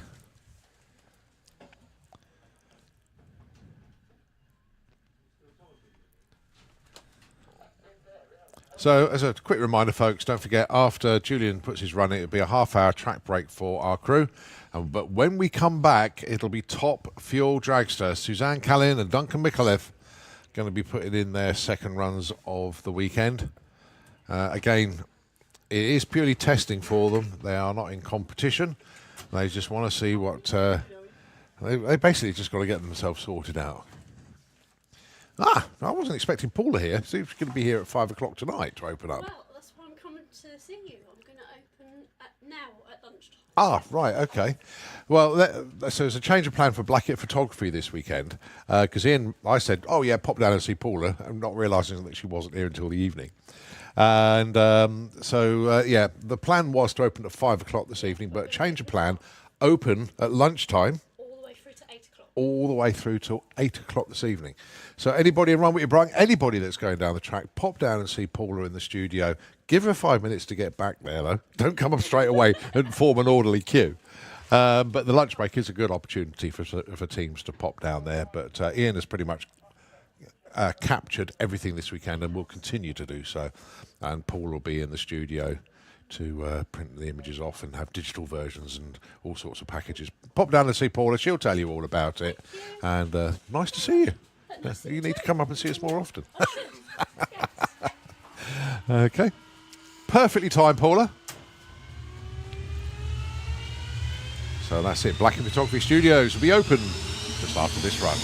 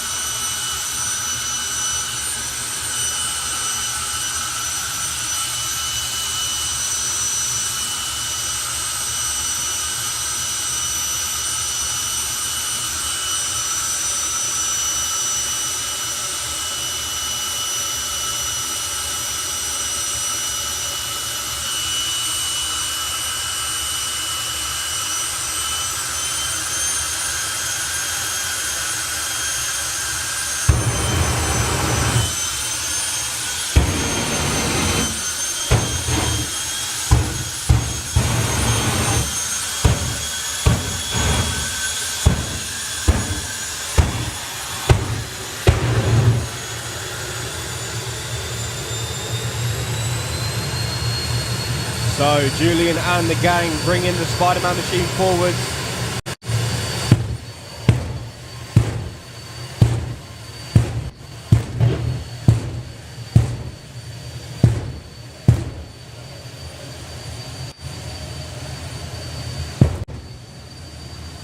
Julian ran 5:91 yesterday, well over 260 mile an hour. He'll be looking to improve on that today.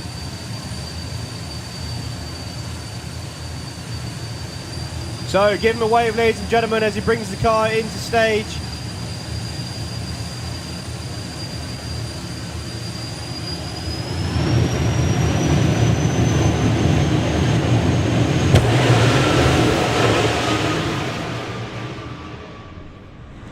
All the way through to a 6:03, 262 mile an hour. Very, very nice pass indeed. Did actually just slightly roll forward before the afterburner kicked in. He was waiting for that absolute last moment. It was, yeah. Well done to the Spider-Man Jet team as they go to the top end to retrieve the car, take it back to the pits and get it ready for another run later on. Okay, folks, half-hour lunch break out there. We will see you at 1:30. And when we come back, of course, it will be Top Fuel Dragster that'll be opening up our afternoon session. And then, of course, take us into our last qualifying session for our race classes this weekend. Going to give the airways over to Nitro FM 96.2. We will see you in half an hour.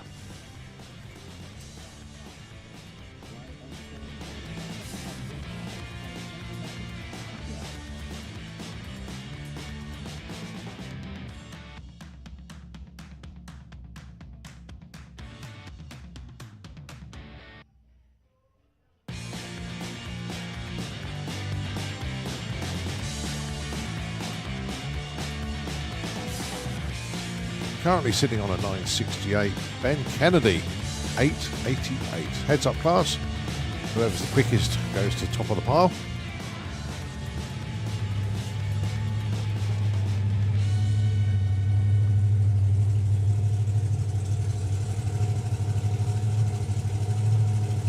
Ben with a personal best of 8:71.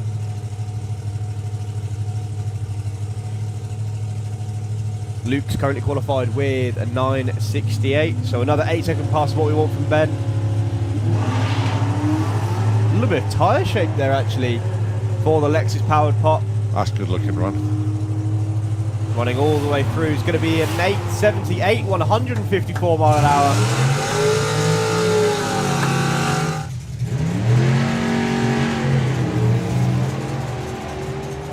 Well, Ben just leans his way through stage, gets a red light, but he's going to get a number on the board. Wayne goes through with a 1040 and a 12. Rob doing his absolute best to run the numbers for Supercomp. Yeah. Pretty much consistently in the 890s yesterday. He sits in the number 3 qualifying spot. And Gary Hill sits in the number 6 spot with a 971.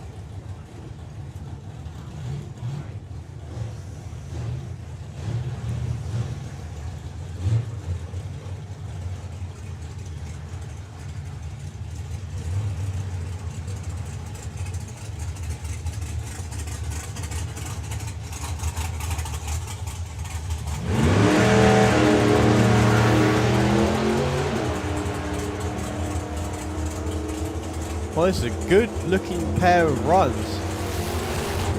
Rob goes 938, Gary Hill goes 971 in summers.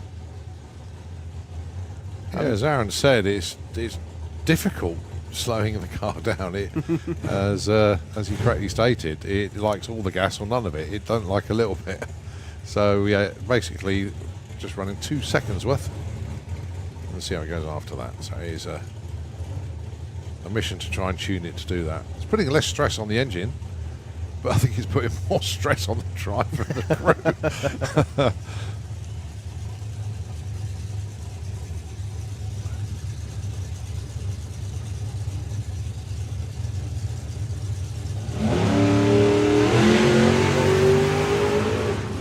Well, the car just driving over to the centre line. Colin backs off wisely. Barry on a good looking pass.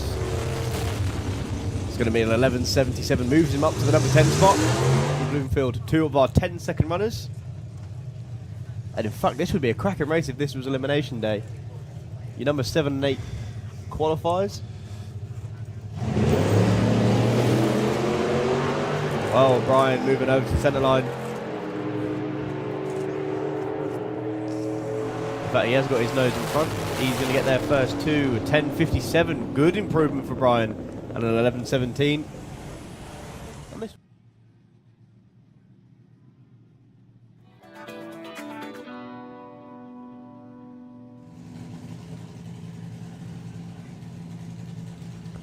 James is bringing the car back nice and slowly.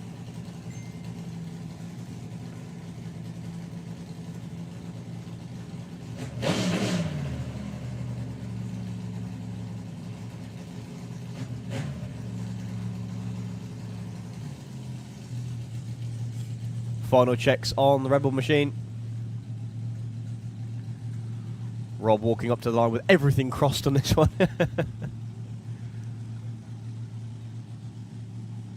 James looking to run another 12.6 if he can. Rebel looking to go back down into the 8s. 117, 60 foot. Much better than we've seen all weekend. What's going to be over the finish line? It's going to be at 8.58, 153 mile an hour. Rob seems really happy with that one. Issues for James, unfortunately, with a little foul. He's coasting off the end of the track to a 21.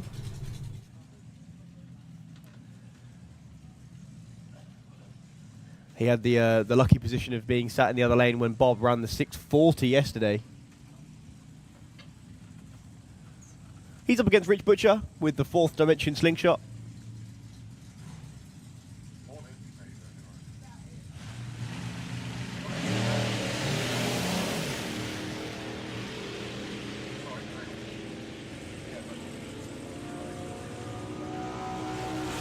What's Dan got over the finish line there? It's going to be a 10.27, 124 mile an hour, and a 13.59.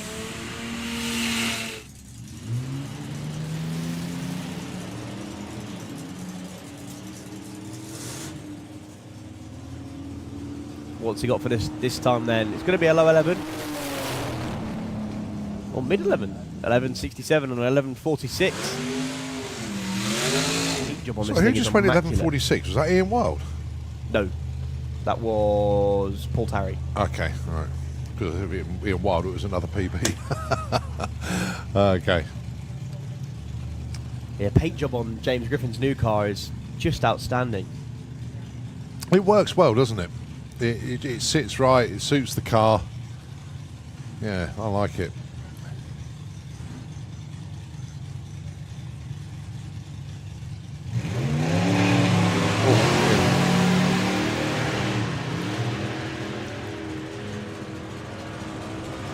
Well, he's off and running. It's going to be a good number for him. Goes 9.25 at 140. Cracking pass and 11.52 for Bob. With Skippy with the chasing time car.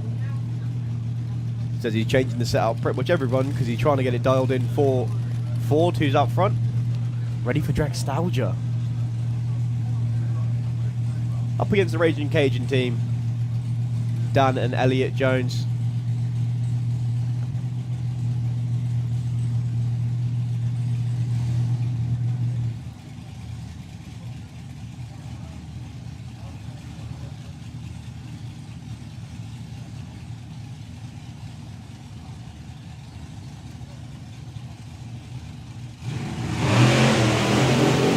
Much better launch from Skip, 122 to 60 foot.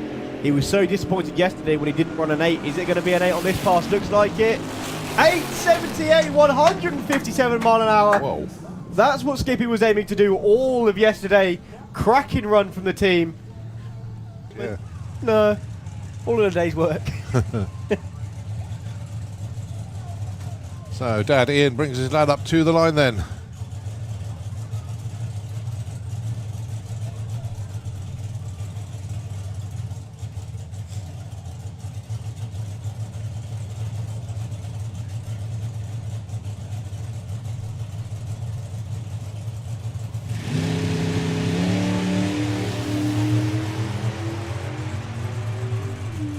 Cracking looking one from Rory. That's good looking good. That's looking good. What's going to be at the stride? It's going to be a 10.65, 120 mile an hour. Just 500s off a PB there. Nicely done. And got stuck in the queue essentially. Ah, right, okay. Makes sense. But it was a good 9.20 from Dan yesterday with the American Pie. Car's obviously got a lot more in it than that, but not bad for the first run out in a couple of years. Oh, the parachutes come out. Oh.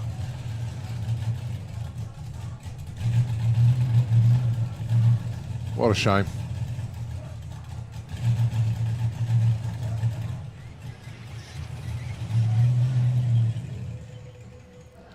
Oh, that's The most unique combinations, sorry. unique conversation. Yeah. Oh, it is. yeah, aren't they? Yeah.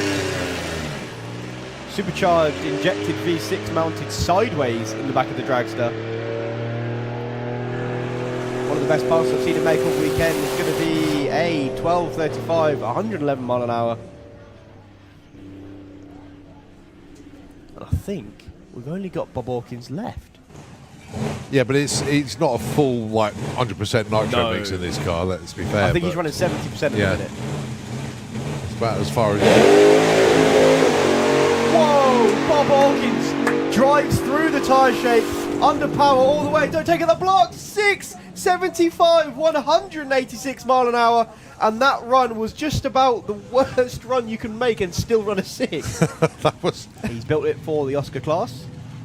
23T bucket.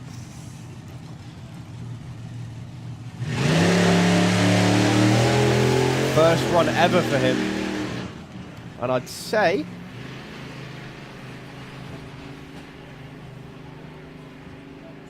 he'd put the soft tune in it. Well done to the Collivers. Cracking first pass from the car. Work in progress. Excellent job. Dan Boone, let's see what he's got for us then. If it starts with a 9, it is going to be pretty good. If it starts with an 8, it's going to be epic. It hasn't left the line like it should have done, unfortunately. coasts after the 8th mile.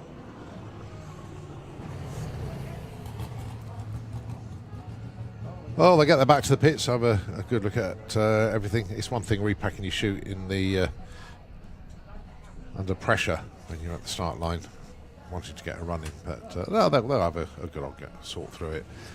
Get back to them. Right, Robbie Grabham, Roy Wilding. Side by side sevens, that's what we want.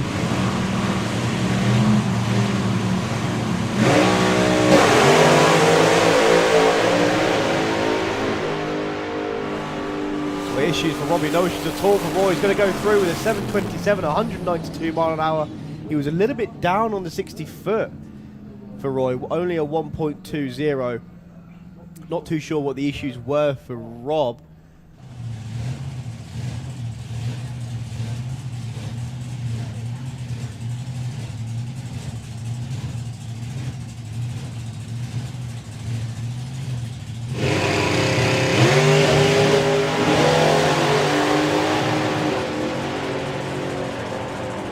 Mike's figured out how to keep the nose on the floor, but he hasn't figured out how to keep it straight anymore.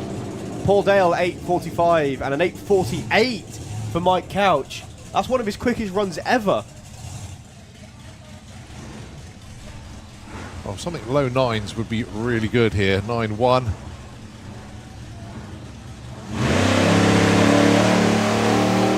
I think it's the first time I've ever seen him get a little bit of tyre spin. Car making plenty of power now. He's going to go over the line to a 9.33. Yep. 144 mile an hour. As we hold on to our hats as Simon Boot coming under the tower. So Luke on a solo. Another mid 8-second pass is what we're looking for.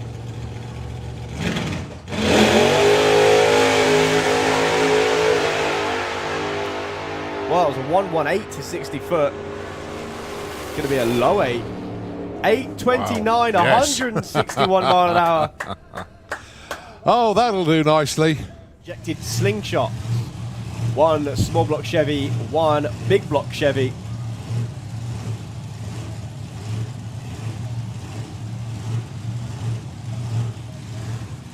What have they got for us here?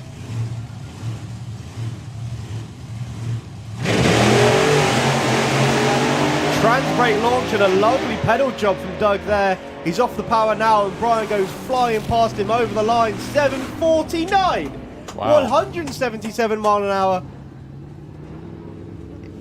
Wow. Everyone seems to be plagued with tyre shake this weekend. Hopefully Joe will have no such issues. It was shake that should send him left yesterday. Fingers crossed for the Nothing Fancy team on this one. No tyre shake at all. A little bit of a wiggle at 330 foot and Joe backs out of it. A 160 foot.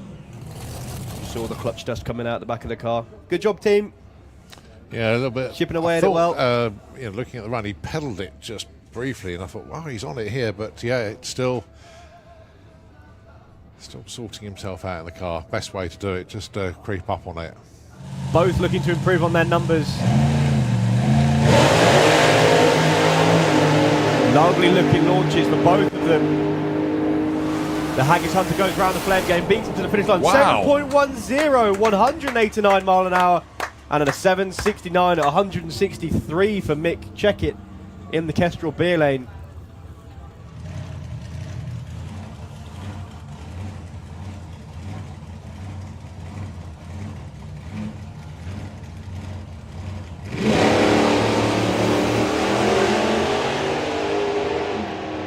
Two cracking looking runs. Nigel's going to get to the line first with a 9.34 and a 10.0 for Carl. His fastest pass ever down the quarter mile. Well sorted. Right, well, he went 7.47 yesterday. What has he got? Lovely little wheels up launch. Little bit of tyre shake. Foot is buried. So a 7.62, 175 mile an hour past. it's one thing sitting in the car in the garage learning where everything is, but doing it in an environment when you actually go down the quarter mile. So this is a familiarisation run, I think is the best way to describe it.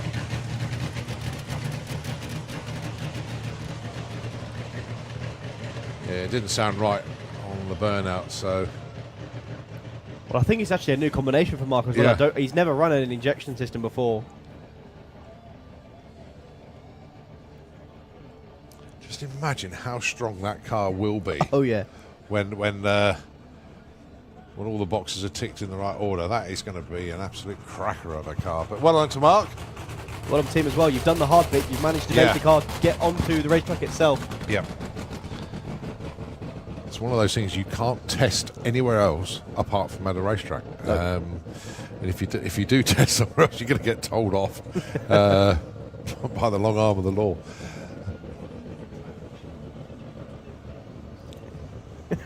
Well, there is that. Yeah. The old school altered.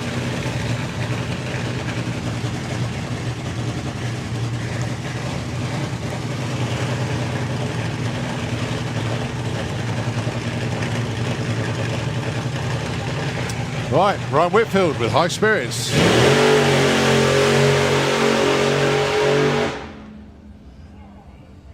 That looked like a planned 330. Maybe wanted to go a bit further, but nevertheless, got it down the track. Well done, team. What can they do with this one then?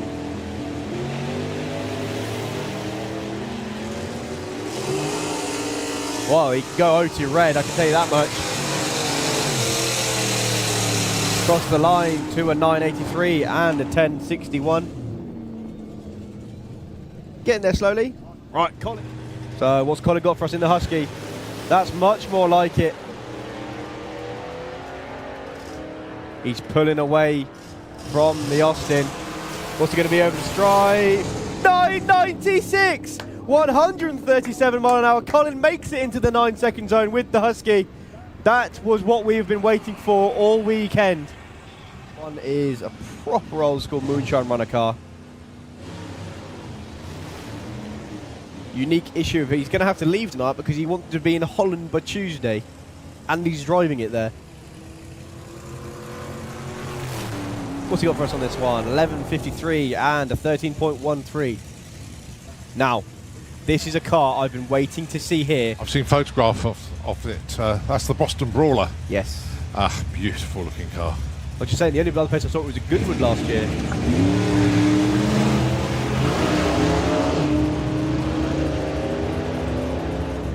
Well, a little bit of a gas and wobble going on at about 330 foot. Dave Cherritt goes 987.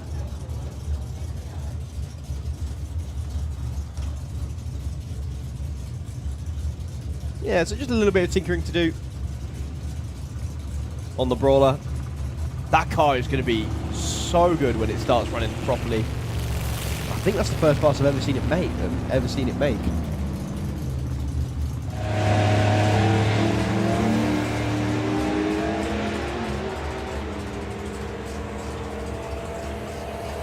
Well, that's going to be close to 990. 999. Yeah, we'll take that. 1092 there for Michael. Understand what was going on. It made perfect sense. So Julian back behind the wheel today, going alongside Stuart Flitton.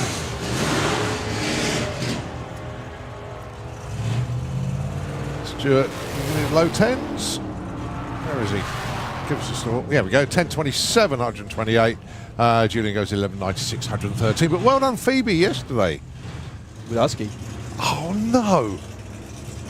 Oh, I can't believe I missed it. Ah, congratulations, Colin. Oh, no. Oh, I missed it. I can't believe I did that. Right, let's see how these two get on then. 13.39 and 13.24. That is Mr. Glassop going through.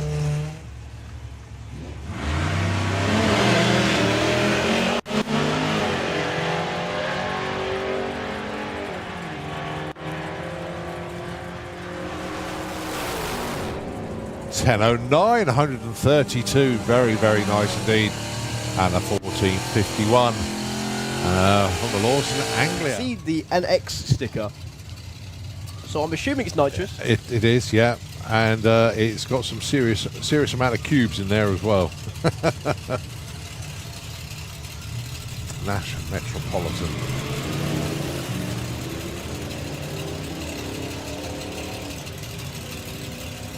Well, it launched nice and soft. 1079, 132. I'm just scrolling through my screenshots because I know I took all the details of that car.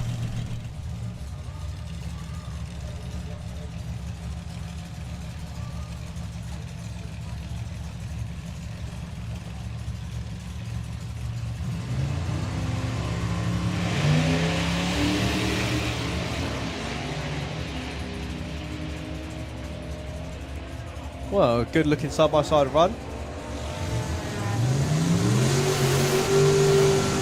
12.47 and the 13.17. Morris Minor. Yeah, Paul Shortland, that is.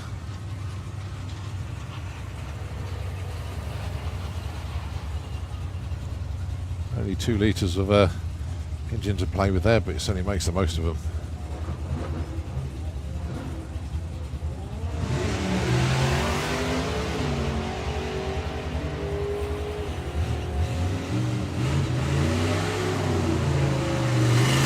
So the short fuse going over the line with a 994. Paul with the Moggy goes 14.93. Nash Metropolitan, just found it. It's a 496 cubic inch big block in there. 1959 Nash Metropolitan. There we go. Right, Tom Parry.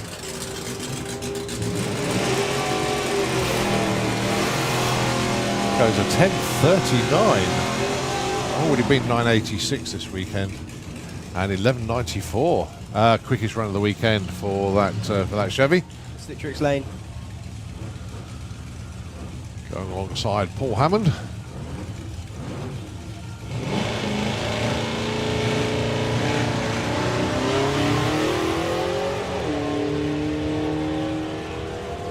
Well, another high 10 coming up. 1092, 120 mile an hour. He has got that car well sorted. I mean, he has been quicker, but he's going really consistent now.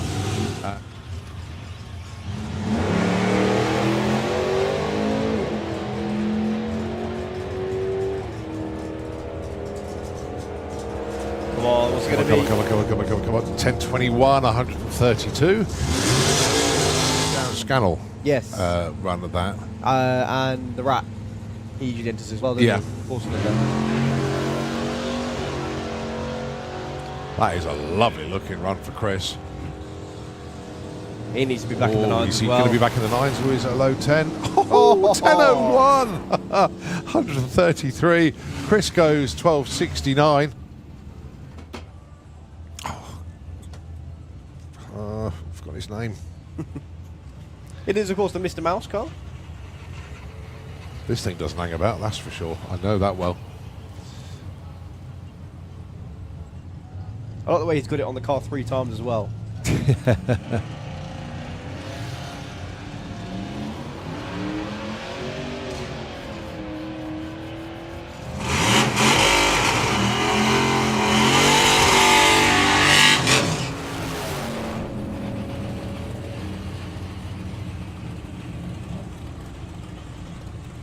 Well, just bring everybody up to speed. Just gone 10 past 12.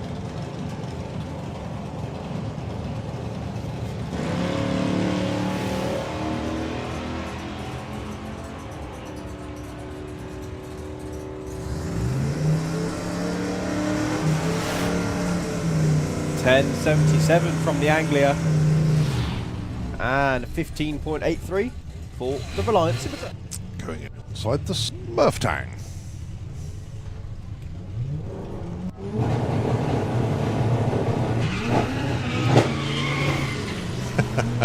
Well, he was going for Well, it. he was hunting for some grip. Eventually found some.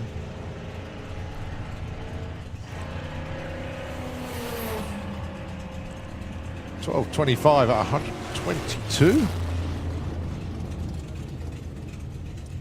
It's always a good week.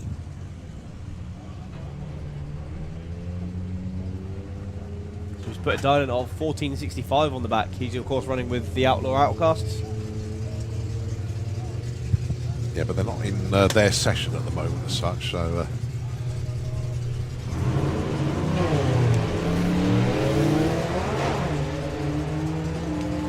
1465 is his outright PB. Sally goes 948.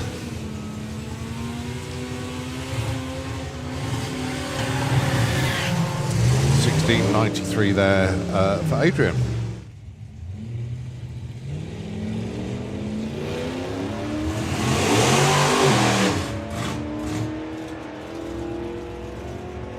Well, the pop's disappearing.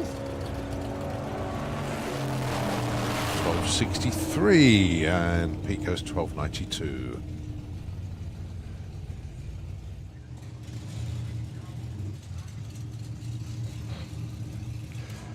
Okay, so the V8 Velux in the Slick Tricks lane going alongside the Morris Minor of Paul Shortland once again.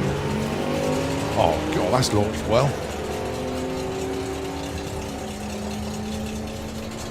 Is it Paul Shortland? Oh no, it's not. That's a different one, is it? Oh, 938.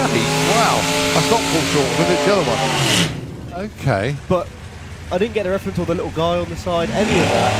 Whoa. Whoa! Well held.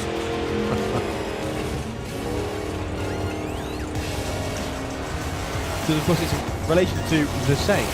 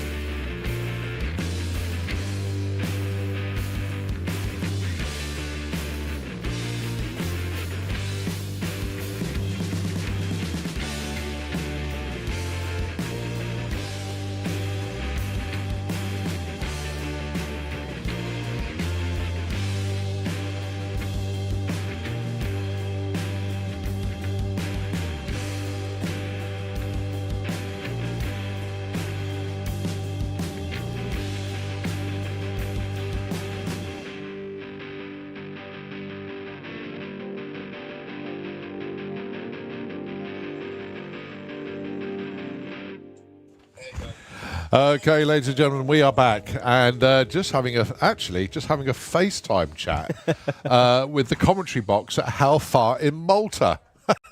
How cool was that? Luke Stevenson just checked in to seeing how we're getting on here. They're having a really good time. They've only got 6 finals left to run down in Malta, and then they go over to Run What You Brung over there. And talking of Malta, we've got the Maltese Lion down here. We have got Duncan Micallef with the Top Fuel Dragster down there. And Suzanne looks like she's just about to come around the corner now. Yeah, so it's safe to say everyone in Malta at the minute, because they are on an oil down, though, Luke was just telling us, they're all watching us on the live stream, so Duncan.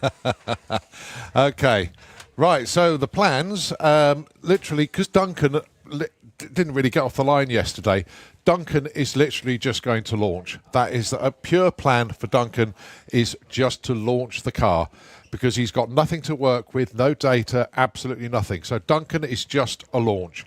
Suzanne, a planned half pass? Planned half pass, which is pretty much what they try to do on a race weekend, but they're doing it now so that they have got data. So when they go to the main event, they've got something to work with. And even then, a half pass is something to watch from a top fuel car as well. If Suzanne can hook and get a decent half pass in, then below force over the 1,000 foot easy. Oh yeah. So be watching that with interest. So it'd be Duncan first, unless they are going side by side. But there's a little bit of manoeuvring to do to get that round. As I say, really good to chat with Luke Stevenson down in Malta. So everybody down at How Far, they've got an oil down at the moment. So they are sort of tuning in to us. A big shout out to everybody down in Malta. A very, very good afternoon to you. Luke reckons it's low to mid 20 degrees over there. Very, very nice racing weather down there. Not too hot, No. but very conclusive to some good times, and just having a really good time down there. So I'm glad that it's all going very, very well down there. But we're having a really good time here as well, to be fair. The weather has been exceptionally good to us today. It wasn't bad yesterday, but today is just absolutely superb. Really, really enjoying it this weekend. Tomorrow is a little blip on the horizon. We're ignoring that. That's tomorrow's problem. Yeah, but what we're doing, just to remind everybody, is that we are going to round 1 eliminations for our race classes instead of qualifying session number 6. So after the top fuelers, the qualifying session that you're going to see will be the last qualifying session, and then after the dinner break, it'll be round 1 eliminations. They've still got Run What You Brung filtered in between those as well. What that will do, it saves us doing a round of eliminations tomorrow, because if we do get rained on, I think, sort of between 10 and 1, it gives us a chance to get a round 2 in early, and then, well, we just got to wait and see what happens, but it gives us a chance to get the meeting done. So it looks like the 2 fuel cars are pretty much in position. Duncan's car is ready. They've got the squirt bottle on the top there. Runa just laid back as ever, just observing everything. He's pretty much ready. Laurie Bamford just getting set with Suzanne's car. Now, basically, Suzanne's car will always start first. Okay. And then once Suzanne has rolled forward, done a burnout, that's when Duncan gently fires his one up. So, ladies and gentlemen, Top Fuel Dragsters about to come at you. If you're not in a viewing position, now is a good time to get there, because they're pretty much ready to start up.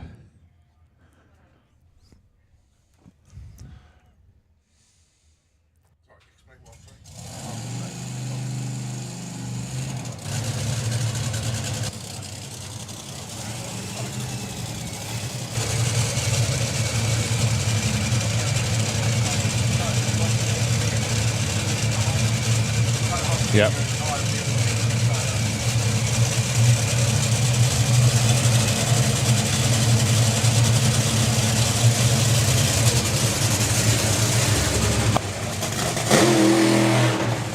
Oh, Right, very short, but no, that was insanely short for Suzanne.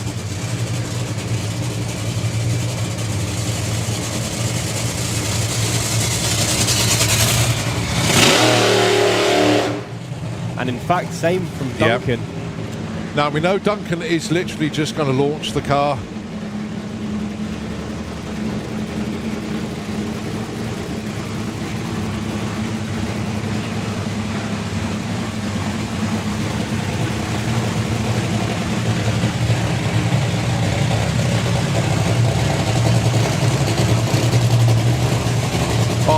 smell of nitro that's just come up into the tower from these two. They are just billowing the fumes out here. So 22,000 horsepower on the start line right now. Both cars with about 11,000 horsepower each. More than the entire grid out the Formula One. Right, somebody needs to take the sock off Suzanne. Ah, Ian spotted it.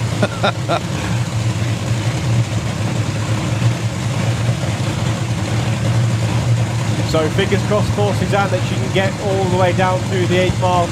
Fingers crossed for Duncan. And in fact, all of Malta at the Santa Pod Raceway watching in right now, wanting to see Duncan get a representative 60 foot.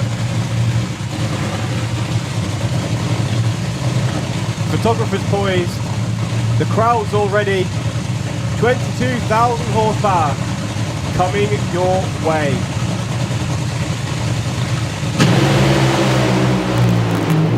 Whoa, Duncan, that was a lot more than a launch. That, ladies and gentlemen, was a Maltese 60 foot. It's as simple as that. Okay, so Duncan probably stuck with it a little bit longer than he thought he was going to. 0.85, 60 foot for Duncan there. 8th mile 370 at 145. He clicked it by then unbelievably. 546 at 123 at the strike.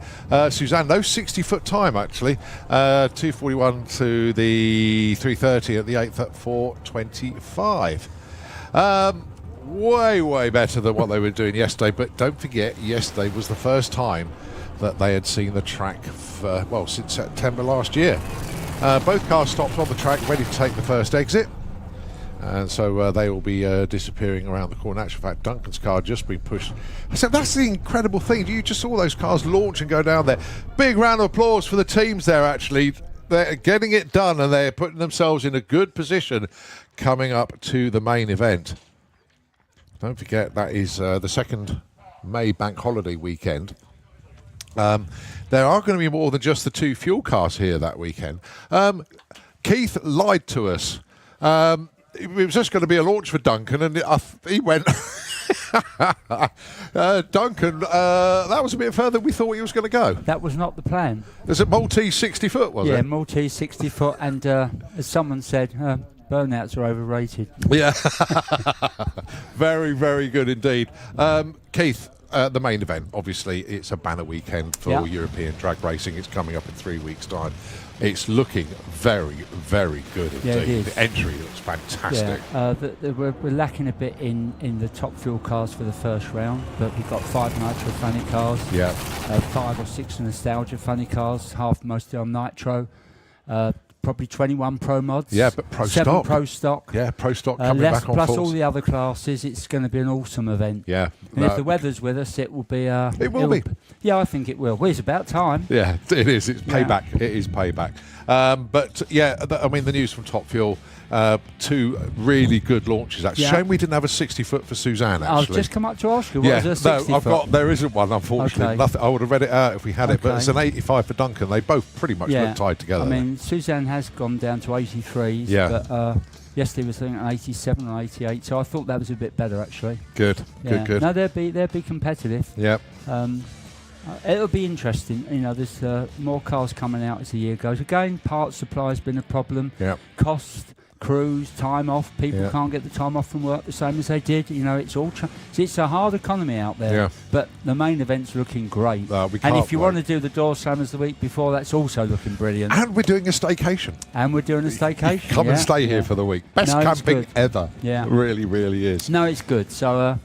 No, it's going to be exciting. And I did give you a pat on the back yesterday, and rightfully so. Roaring Rat going great this weekend. Yeah, as well. I think I'm still number 2. I think. Yes, you are. Yeah. Well, we're good. I mean, the air's a bit different today, so we everyone was a couple of tenths or a couple off, so we left it. But I think we've adjusted a bit this time. But good. Yeah, first round tonight, that'd be fun. I'm going to have to start driving it now. Good stuff. I wish I'd better go and get ready. You had, right, thanks. Great to catch you as well. Impromptu, but I got him. I like that. Okay, we are into our last qualifying session of Nostalgia Superstock. I hope everybody down in Malta enjoyed that. Duncan, as I say, that wasn't part of the plan, but he knew the Maltese were tuned in, and he thought we'd give them something. If I'm honest, I think Duncan was going to try and go a little bit further than that. The only reason he lifted is because he got into shake and spin. That was superb. Well done. Outlaw Anglia into the pairing lanes, please. Outlaw Anglia into the pairing lanes. Mick Sharp and Glyn Dunford. Mick, currently number 2 qualifier. Glyn, number 20.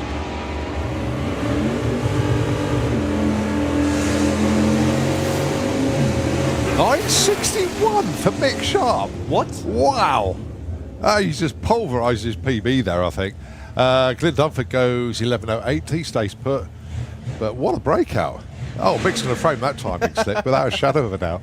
Rob Cawthorne, John Sleeth. Darlings, 12.20, 9.71. Now, that's what John ran yesterday, I think. Let's see how they get on today.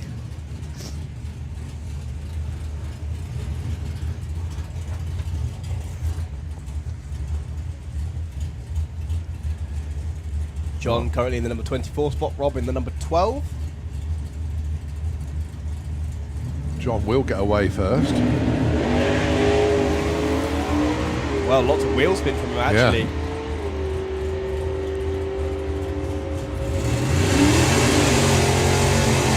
.983, and Rob goes 12.32. They stay put. Now we have this unusual.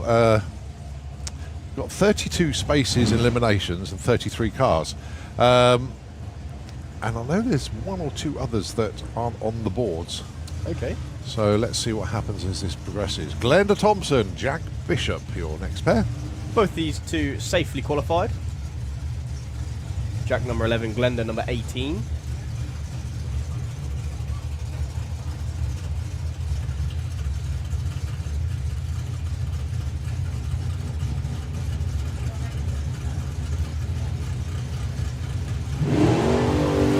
Beautiful launch there for Jack.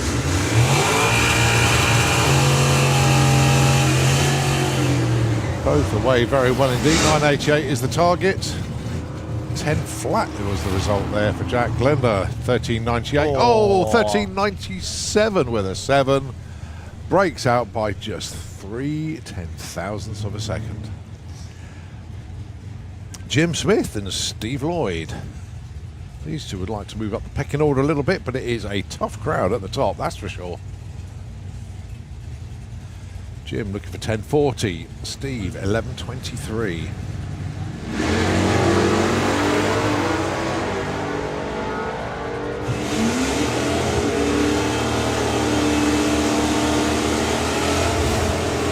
.1042, 1124. Look at their moves there. Steve Lloyd, 32-12. Jim, 27-18. Good moves.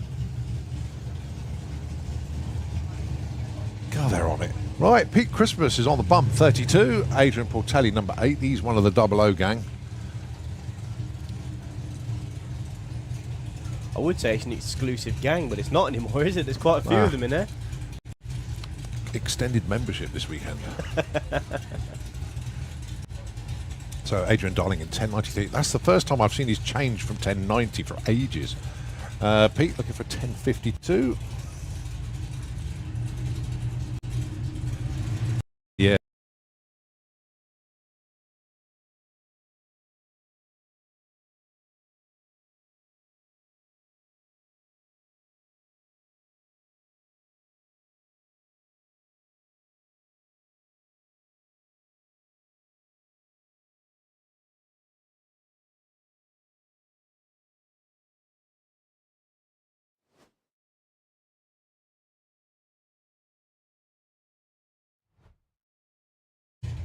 Howard looking for an 1180, currently in the number 4 spot.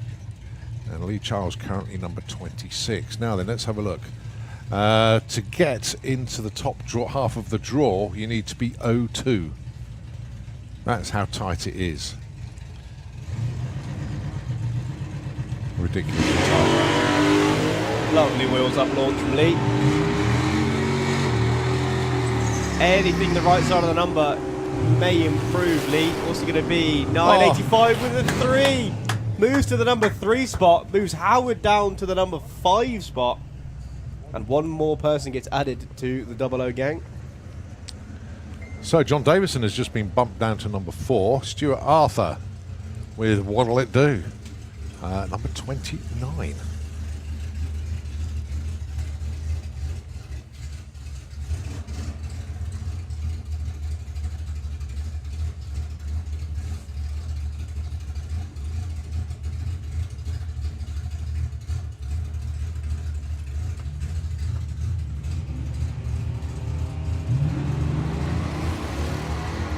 So 10.65 target for John, 12.47 for Stuart.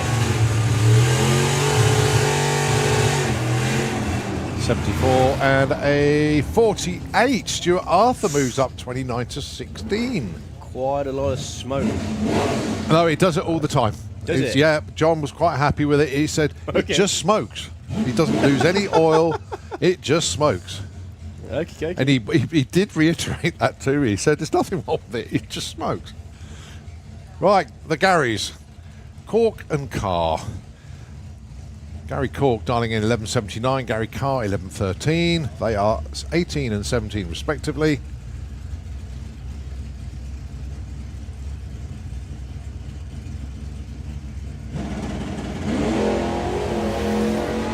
Not as high up on the wheelie this time then for Gary. Carr, that is. Right, so 11.13. And it's 11.06 breakout, 11.74 breakout. They both went too quick. Right, next pair. Chris Tyhurst, Paul Singer. 11.18, place 12.38. Chris Tyhurst, number 30. Now, how far is Chris off his dial? 0.9. Wow. If he found 300s off his dial, he ain't going to move. That's how bizarre it is at the moment.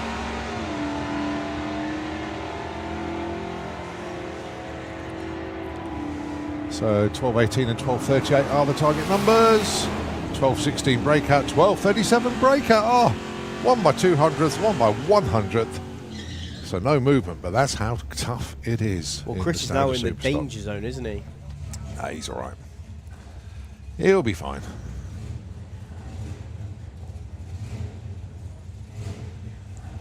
Rick Denny and Dan Sanderson, your next pair, 11.26 and 13.90.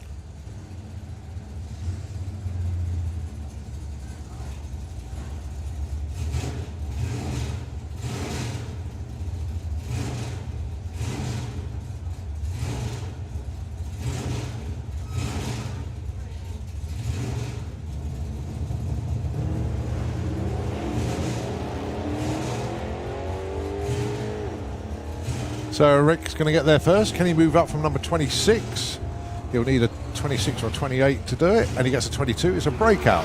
Too quick. Dan Sanderson takes number 1. He found the gap. I cannot believe it. Dan Sanderson, 13.9002. That window was 3/10,000ths, and he found it. Well, it's fine. Oh, It's wow. still a window. Oh, what a cracking run for Dan Sanderson. Unbelievable. I thought Royden Mitchell was a shoo-in for number 1 at the end of the day. Well, there is a window. It just got smaller. Go on, Royden. Stick Go it on, with a Royden. 0001. Give it a go. He's just been dropped to number 2. Jake Cawthorne with a flag jumper. He's on the bump now, unbelievably. 11.08. What a run from Dan Sanderson. I think he's going to be gobsmacked when he gets his timing slip after that. Wow. He's done it before, though. He's taken number 1 before. Oh, 11.05 breakout for Jake. No help. 13.81 for Royden. He's going to stay number 2 for the time being. All right, Glyn Boardman with the olds. Andy Bossenworth. He's number 16, right? And he is 0.19 off his dial, and he's 16. Ridiculous qualifying this is. Jake Cawthorne is the only racer who hasn't got a 0 in front of his dial, of his number. Well, Duncan Watts hasn't, but he's gone red. Sorry, he's broken out every time he goes on. So Glyn goes 10.07. He moves up one spot and he stays put with a 41. Well, Phil Hobson with Old Scatterbolts and Beavis Allen with the Impala. Now, these are both members of the 00 Club. But can they increase any better? 12.15 and 12 flat at the dial-ins. The idea being whoever gets the closest is going to be higher up. But they are so tough, this lot. 009 off the line for Beavis. You've also got to be able to race your car as well as run a number. Beavis is doing a good job of that. 12.02, 12.16. Look, they're over 200ths off, 100th off.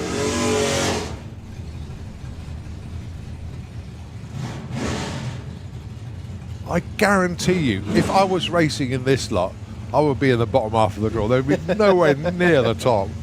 My goodness me. Dave Billadou, Chris Goodell, good mates. But going to be fighting it out on the track here. 985, 978. This is qualifying. It's the last qualifier. Can't wait to see the matchups. Because you know it's going to be tough with everybody running so well.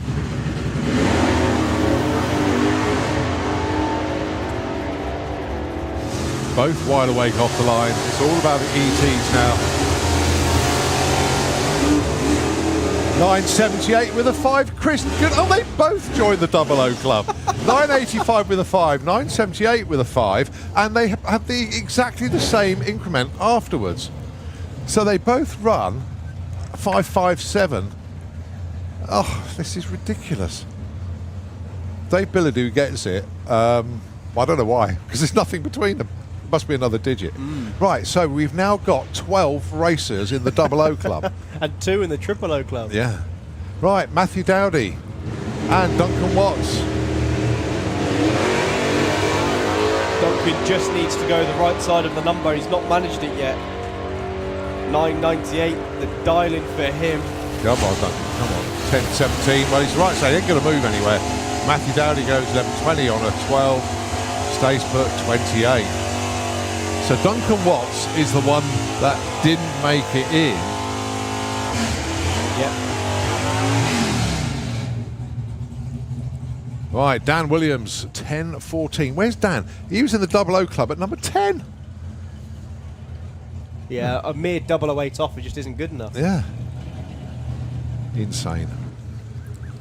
I tell you what, whoever wins Nostalgia Superstock this weekend, my God, they've earned it.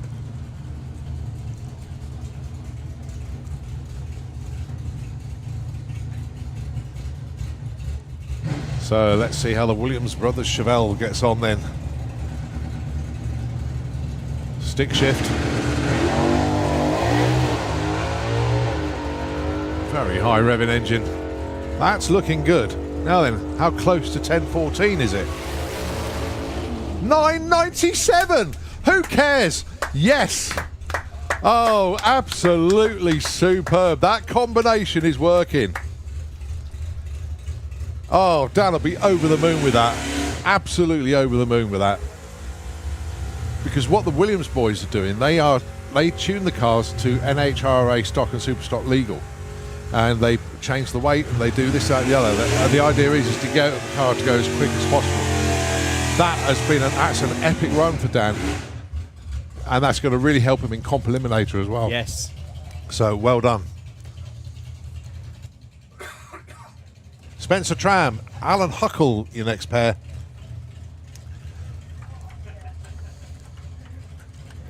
Spencer Tram is only 0.27 off his dial-in, and he's 22nd.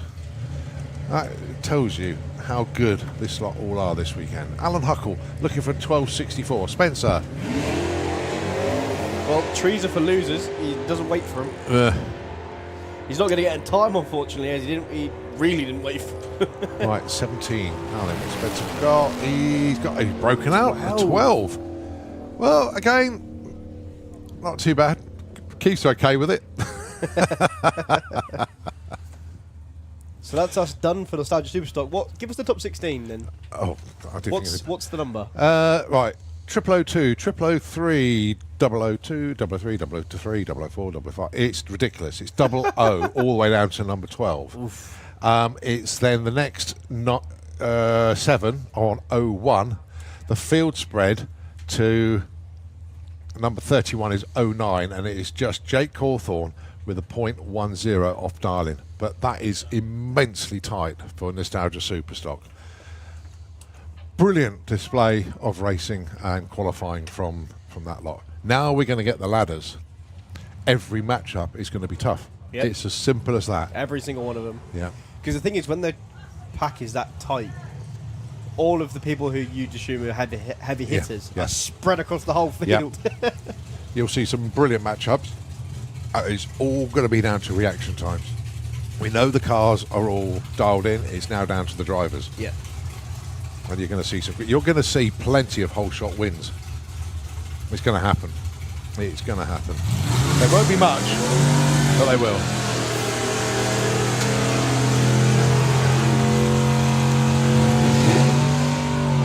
Right, Gasser Circus then. Q5, the last qualifying session for the Gasser Circus. Sean Milsom and Chris Layram, your first pair. Number 1 qualifier coming into this session is Ray Turner with Green Onions. Can he hold on? Well, there's a bunch of racers that want to take it away from him.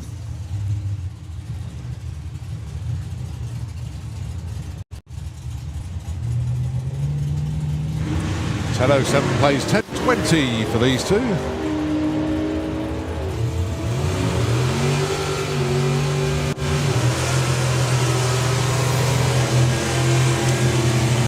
$10.27, $10.29. Well, sure stays put. Chris moves up 2 spots to number 10.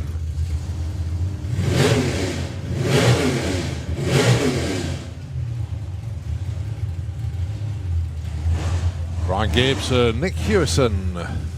Your next pair. Brian and Nick, they are 5 and 6 on the qualified order at the moment. The all-important dial-ins, 11.39 and 9.92. Are we on an all-run field? Or have we got a bump? Not sure. I think they could be all run.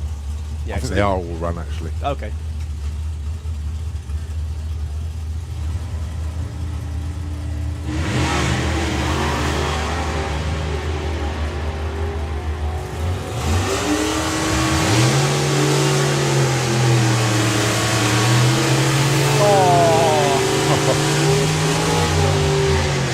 Nick Hewison breaks out by that measly 100th of a second.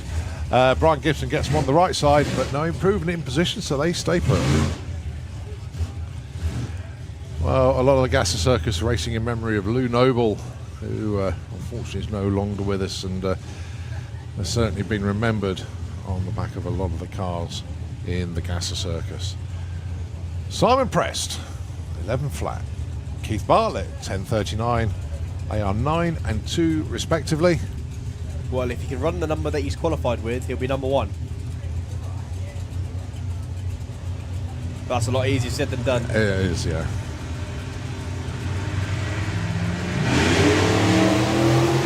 Well, someone's turned Keith Bartlett into a racer. Look at that, 03 off the line compared to Simon's 05. 10.49 and 11.03. Keith stays 2, but Simon Prest moves up from 9 to 5.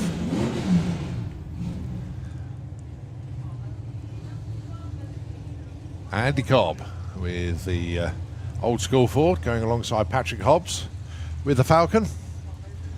11 flat, plays 11.65.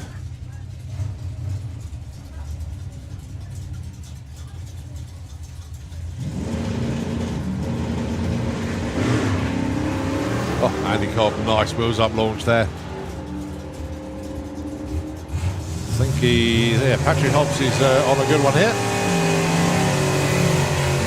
11.56, bit too good actually. Andy Cobb a second off where he wanted to be. So they stay put. Patrick 12, Andy 18. All right, Nervous Nick and John Gibson, your next pair. The Anglia and the Falcon.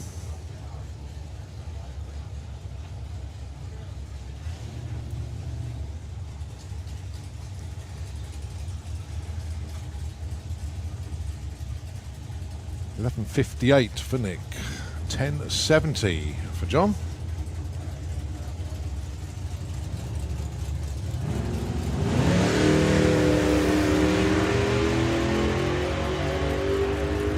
Yeah, unfortunately John rolled the beams a little bit there, and he's huffing and he's puffing as well. Goes 11.58. Oh, a little bit wounded there actually. 11.71 there for Nick. He actually moves up one spot.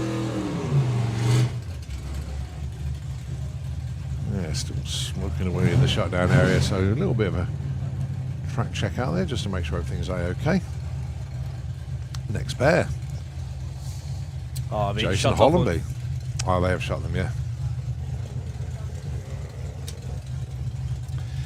Yeah, looks like there was some death smoke coming out. Ah, yeah, that's right, just looking through the binoculars. There is a change in texture, I think is the best way I can describe that. So, Jason and Adam just being pushed back as Ian jumps into the tractor, and just going to pay some attention to the top of the Slick Tricks lane. Well, fingers crossed. The Falcon is okay and good to come out for eliminations. Okay, well, we're just going to take a breather. Actually, a lot just happened then. I need to get our head around the Nostalgia Superstock, and as I say, Gas Circus running at the moment. Ian's going to take the tractor up the track, so time to hand over to Nitro FM 96.2. I know Nikki's in the studio, aren't you, Nikki? Is she still there? She was there. The reason I'm saying that, because Nikki's brought her truck up today, looking very, very nice in the display area. 22,000 horsepower coming your way.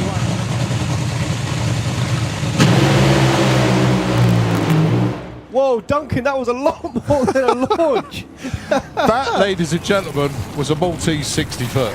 It's as simple as that. Okay, so Duncan probably stuck with it a little bit longer than he thought he was going to. 0.85, 60 foot for Duncan there.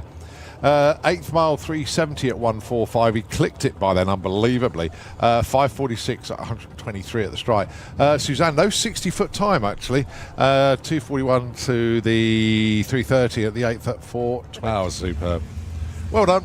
Outlaw Anglia into the pairing lanes, please. Outlaw Anglia into the pairing lanes. Mick Sharp and Glyn Dunford. Mick currently number 2 qualifier. Glyn number 20.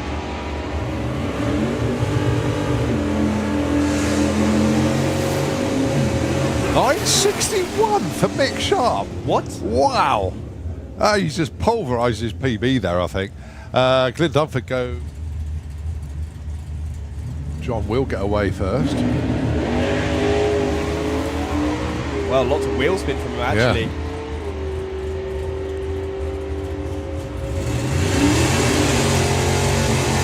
$9.83, and Rob goes $12.32. They stay put.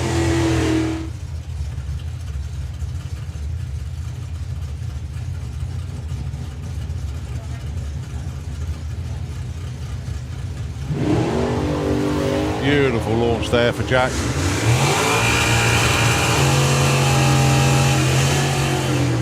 Both away very well indeed. 9.88 is the target. 10 flat was the result there for Jack. Glenda, 13.98. Oh, 13.97 with a 7. Smith and Steve Lloyd. These two would like to move up the pecking order a little bit, but it is a tough crowd at the top, that's for sure. Jim looking for 10.40. Steve, 11.23.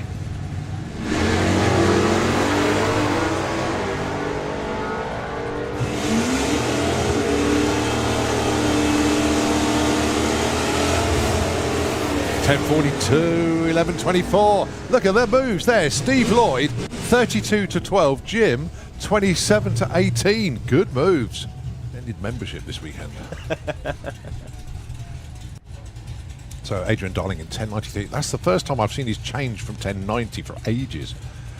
Pete looking for 10.52. Yeah.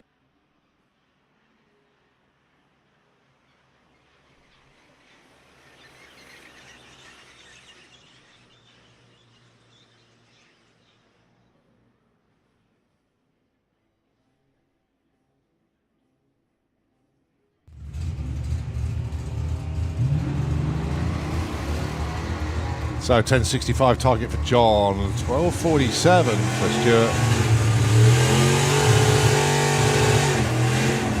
74 and a 48. Stuart Arthur moves up 29 to 16. Quite a lot of smoke.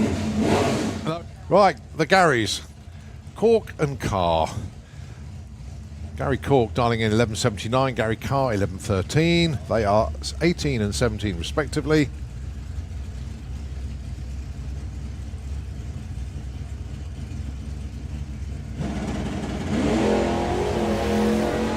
Not as high up on the wheelie this time then for Gary. Carr, that is. Right, so 11.13. And it's 11.06 breakout, 11.74 breakout. They both went too quick. If he found 300ths off his dial, he ain't going to move. That's how bizarre it is at the moment.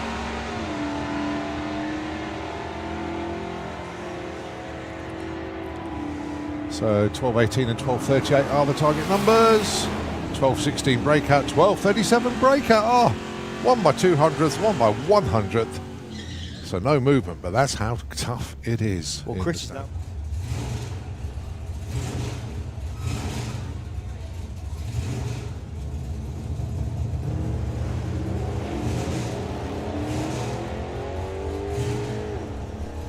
So Rick's going to get there first. Can he move up from number 26? He'll need a 26 or a 28 to do it, and he gets a 22. It's a breakout. Too quick. Dan Sanderson takes number 1. He found the gap. I cannot believe it. Dan Sanderson's been dropped to number 2. Jake Cawthorne with a flag jumper. He's on the bump now, unbelievably. 11.08. What a run from Dan Sanderson. I think he's going to be gobsmacked when he gets his timing slip after that. Wow. He's done it before, though. He's taken number 1 before. Oh, 11.05 breakout for Jake. No hell. 13.81 for Royden. He's going to increase any better. 12.15 and 12 flat the dial-ins. The idea being whoever gets the closest is going to be higher up. But they are so tough, this lot. Double 09 off the line for Beavis. You've also got to be able to race your car as well as run a number. Beavis is doing a good job of that. 12.02, 12.16. Look, they're about 200ths off, 100th off. What do? Chris Goodale, good mates. But going to be fighting it out on the track here. 9.85, 9.78. This is qualifying. It's the last qualifier. Can't wait to see the matchups, because you know it's going to be tough with everybody running so well.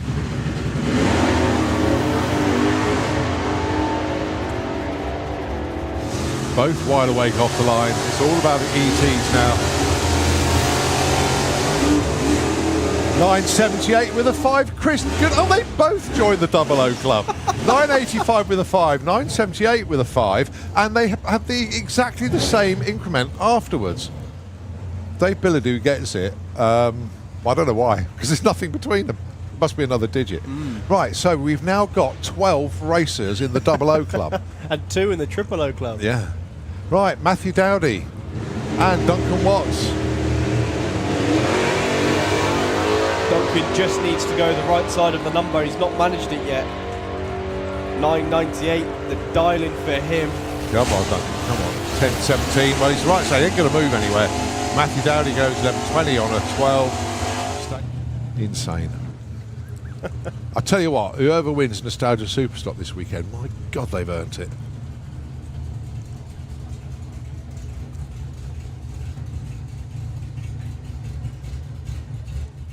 So let's see how the Williams brothers Chevelle gets on then.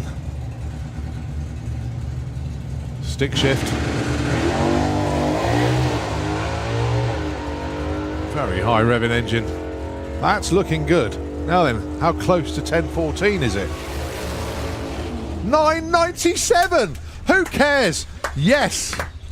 Oh, absolutely superb. That combination is working. Spencer Tram, Alan Huckle, your next pair.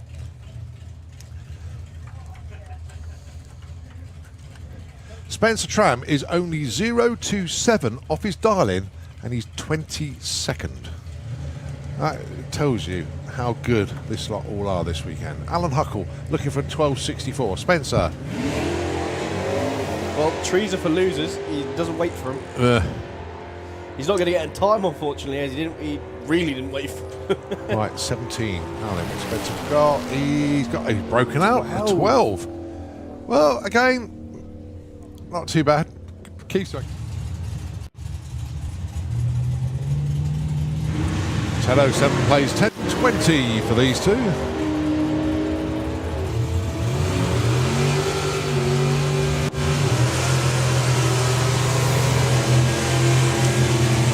(10:27, 10:29). Well, sure safe, but Chris moves up 2 spots to number 10. The all-important dial-ins: 11:39 and 9:92. Are we on an all-run field? Or have we got a bump? Not sure. I think they could be all run. Yeah, I think they are all run actually. Okay.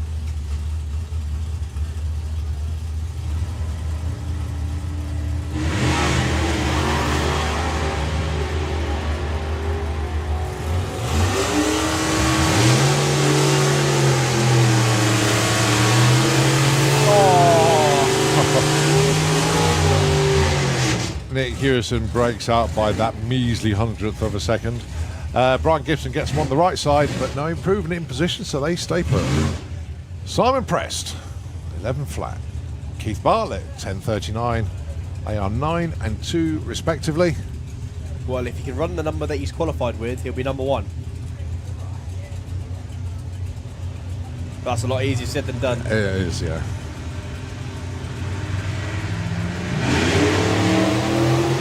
Well, someone's turned Keith Bartlett into a racer. Look at that, 03 off the line compared to Simon's 05. 10:49 and 11:03.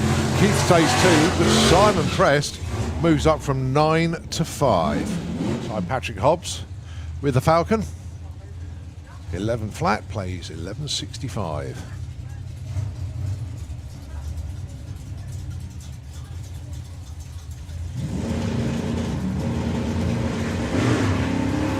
Oh, Andy Cobb, nice wheels up launch there. I think Patrick Hobbs is on a good one here. 11:56, bit too good actually. Andy Cobb a second off where he wanted to be.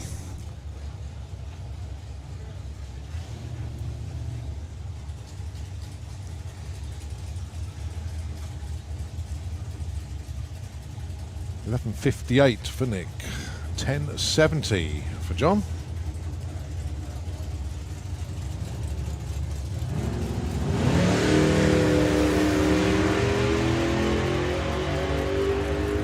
Yeah, unfortunately John rolled the beams a little bit there, and he's huffing and he's puffing as well. Goes 11.58, a little bit wounded there actually. 11.71 there for Nick. He actually moves up 1 spot.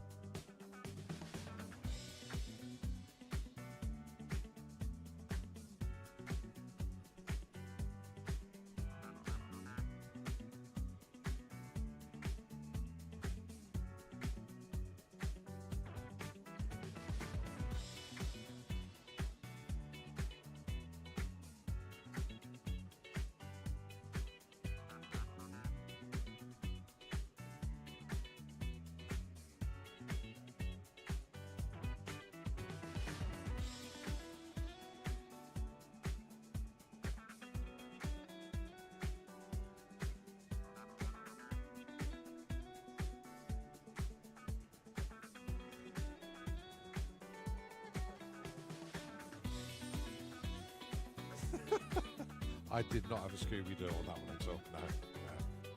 No, not at all. I'll tell you what I do know. This is a bizarre one I've had from the Santa Pod team on site. There is a Nissan Duke, registration number PJ60VZS, parked by the toilets around the back of the tower. Yeah, that's fine. The only problem is the engine's running, and it has been for a while. I suggest you go and switch it off. I think you're going to run out of fuel or whatever. But yeah, that's an unusual one. That a Nissan Duke, registration number PJ60VZS. Engine is still running. Cars all locked up. Nobody's with it, but the engine is still running. So you can go head back there. Yeah. Well, that's the thing with keyless things these days. If you don't switch them off, or something, they can continue to go. I'm not saying that's what's happened, but yeah. Who knows? But anyway, get that one sorted. You can.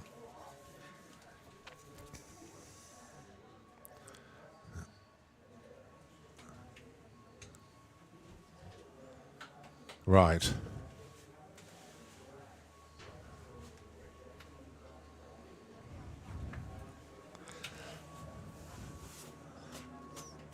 Right.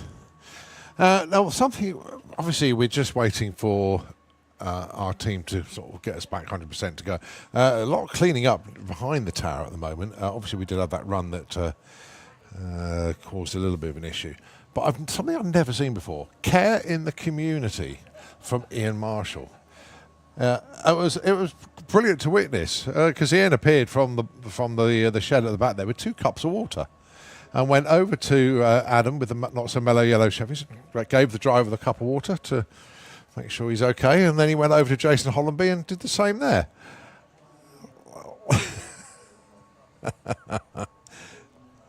Yeah, he's looking after his flock, isn't he?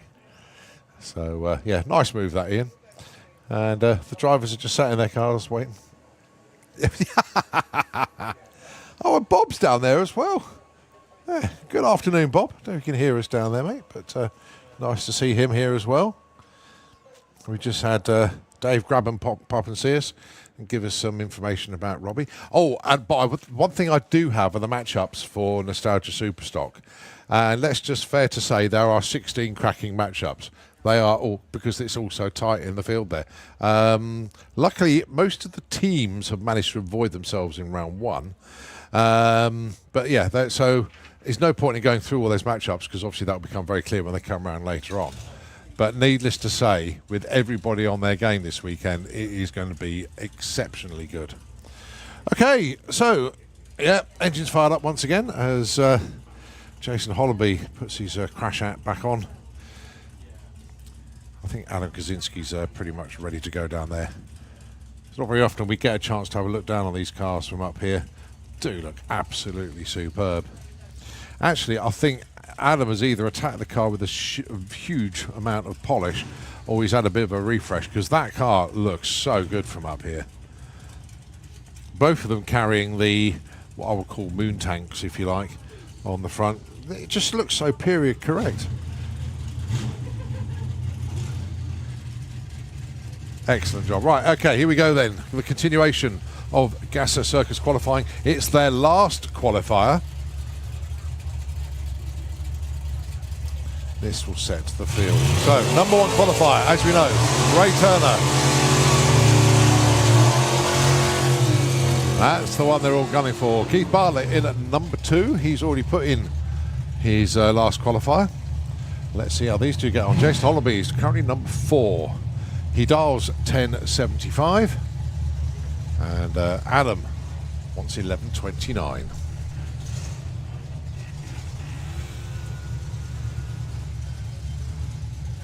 Yeah, Jason really living up to the name of the Jumping Jalapeno this weekend. It's been doing some proper hot skipping jump launches.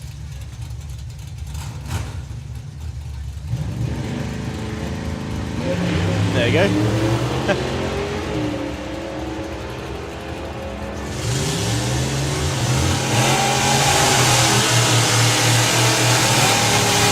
Breakout and not as well, Adam does move up actually, 13 to 8, 11:35 on the 29. But Jason, 400ths too quick. Sam Glenn, Billy Jones, your next pair. 10:59 for both of them. Heads up race.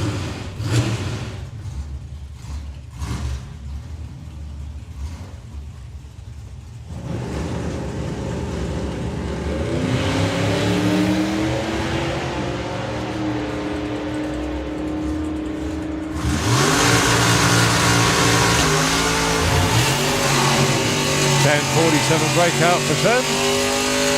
10:55 breakout for Billy. They both stay put, no help. Oh, Ray Turner has flinched. He's gone 1084 instead of 1085. 100th of a second dialing change. Steve Matthews, 10th of a second dialing change actually. Goes to 959, which is bizarrely where he's qualified at the moment, at 959 with a 1.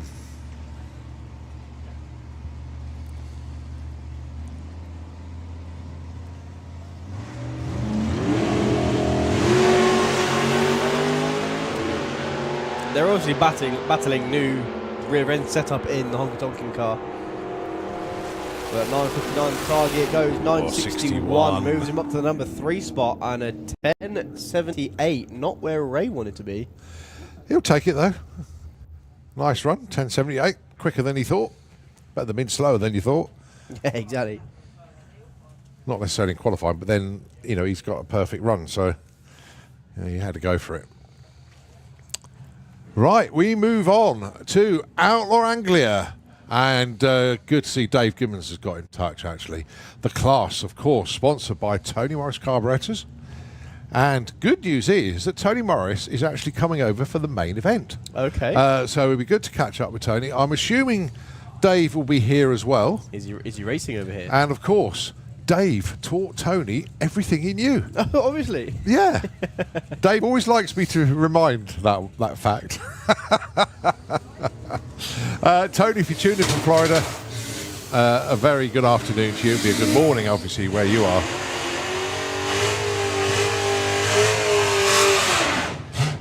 So, of course, Tony Morris Carburetors sponsor not only Supergas in our national championships, but also Outlaw Anglia. Hence the shout out there. So many thanks indeed to Tony and, of course, to Dave. Your first pair in this session, the last session, Ben Kennedy. Been absolutely scorching down the track this weekend. 8:78, his best so far. Luke Hoskins, 9:68. Yeah, Ben with a new personal best speed in the last round. I'm saying that like I just knew it, and I definitely didn't get told it in between rounds. looking to improve on a near personal best, 878. Cracking looking run here. What's it going to be? 891 and a 954. Well, that's Luke's best run of the weekend. Just cements him in the number 5 spot. No movement from Ben. Pick your big green pop, Ben. Ben Montgomery and Gary Hill. Ben is no longer on the bottom spot in number 11. He's in number 9 with an 1169. It's very close at the back, actually. 3 drivers all in the high 11s. Yeah, you got 3 in the 11s, 2 in the 10s, 3 in the 9s, 2 in the 8s, 1 in the 7s. Good mix. Well, Gary, one of these drivers in the 9s. Any improvement on a 971 and they will be happy.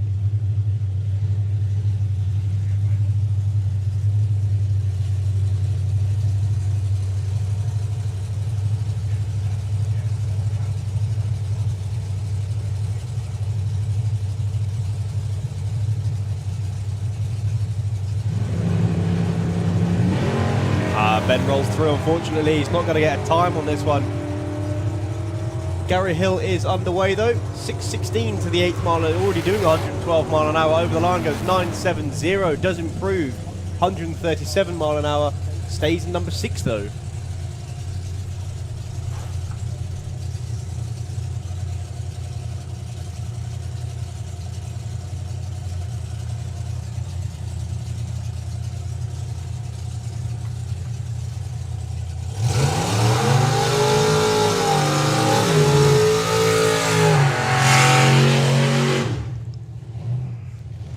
Brian and Wayne. Brian Nixon in the Kestrel beer lane looking for an improvement on a 1057. Wayne looking for an improvement on a 942. I was wondering all weekend where the pace had gone. Turns out nitro solenoid had departed from what it should be doing. I'm more impressed with the team gear, actually. Very, very nice. Save that for Dragstalgia as well, actually. That's a good-looking team there.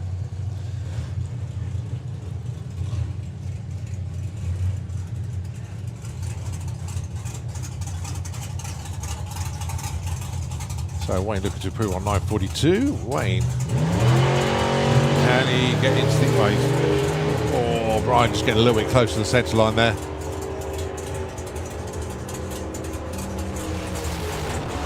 .938. It's an improvement. Nicely done. 1084 there for Brian Nixon.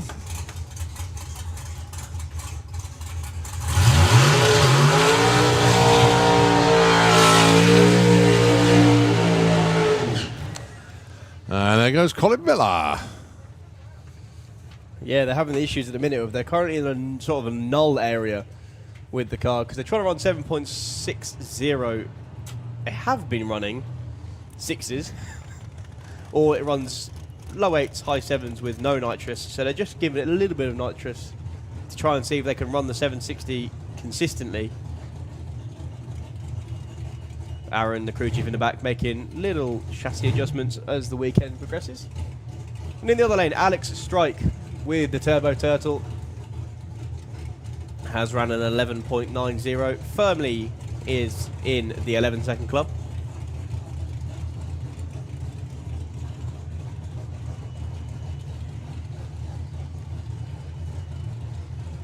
Alex just waiting patiently in stage for Colin to move forward.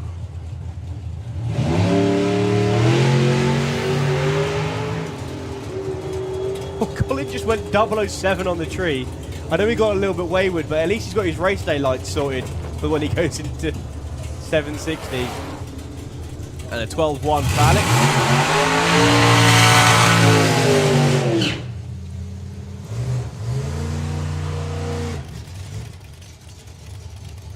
Rob Brindle then, and Barry Danby.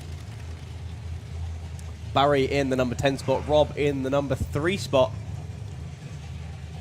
Running the TMC sticker on the back of the red pop.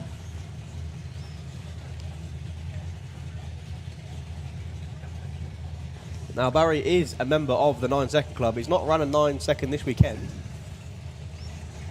But if he can, that'll move him up 3 positions at the very least.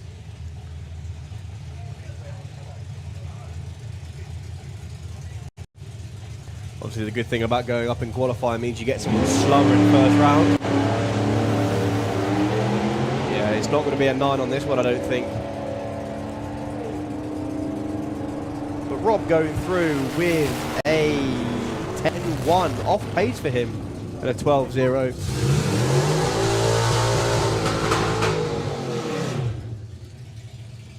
I do love it when you see a team like try something and it not quite work, and then they all turn to each other and start like go, "Yeah, that didn't work. We need to put it back to us." Or I told you that wouldn't work. Should have done it my way. Andy Bloomfield with the widest forward pop, looking to run any improvement on a 1087. Having a little bit of a wiggle.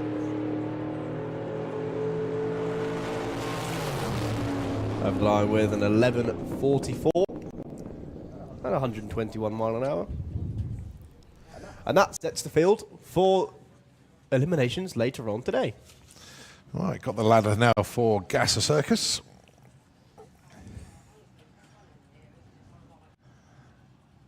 Some good matchups. Obviously, answers your question. Gasser Circus wasn't all run. Okay. So you've got a 16-car ladder plus 3 alternates. So the 3 that didn't make it in was Ray Irish, Andy Cobb, and Christian Wilson. Yeah, Chris missing action after the first qualifying. A huge plume of smoke, unfortunately. Yeah. And we're not sure if John Gibson is going to make it. Okay. With the high roller. Obviously, that had a lot of smoke on that last run, so we'll have to wait and see on that. So Ray Irish. Well, Ray Irish will come down anyway. Well, they'll all come down, I think. So, into the Wild Bunch. Dan Wilson, your champion for last season. And Rich Butcher.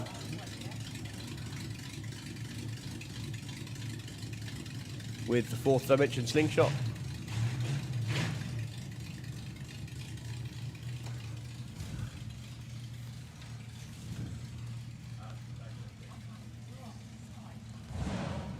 So another time trial for these guys. Still no dial-ins.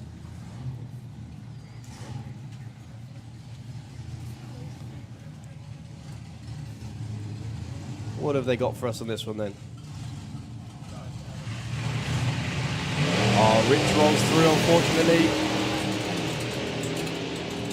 Nice run for Dan, though.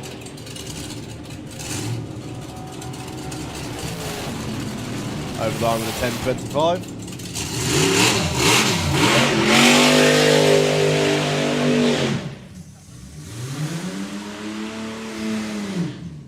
Now Skippy with a career best run.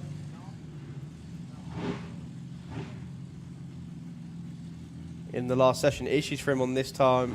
Trying to get the car refired. There we go, he's coming backwards now. Ian Wild in the other lane with the Wildcat. Supercharged straight 6 Jag. Skippy went 157 mile an hour in the last run. Trying to get the car set up for his son out front, ready for Dragstalgia.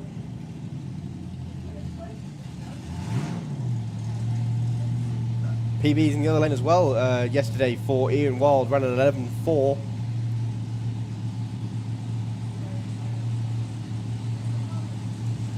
What Skippy got for us on this one then?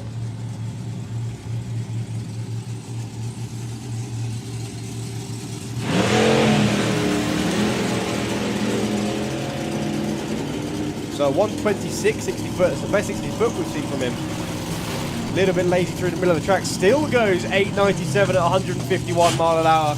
That's 2 in a row for Skippy. And it actually sounded like he feathered the throttle a little bit through the middle of the track. Ian Wild went 12.04. Next pair, as quick as anything. Andy Roy and Pete Brown with the Rebel.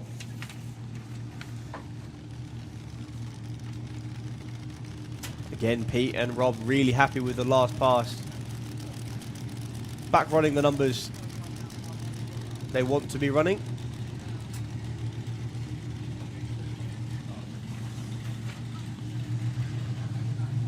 And the Shore Crank Redemption in the Kestrel beer lane. New with the slicks this season. Obviously ran slicks last year, but they were the pie crust variety. Very nostalgic, but there was a reason nobody runs them anymore.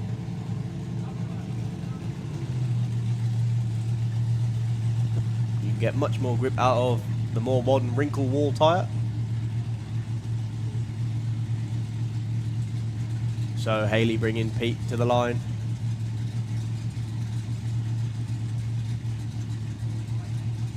The short crank being brought to the line as well. Fingers crossed for another 8-second pass from Rebel. Well, it's 1:17.60 foot and an 06 light for Pete. He's definitely awake. That's a really good looking pass. 8:48, 155 mile an hour. I think Rob's happy with that one. I can't tell. I can't tell. Smiles all around for the team there, and a 10:38 from Andy Roy in the other lane. Cracking pass for them.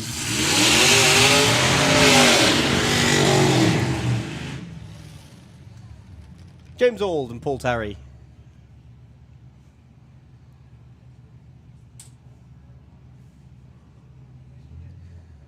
A couple of our consistent week in, week out races here with the Wild Bunch. Support the class wherever they may race.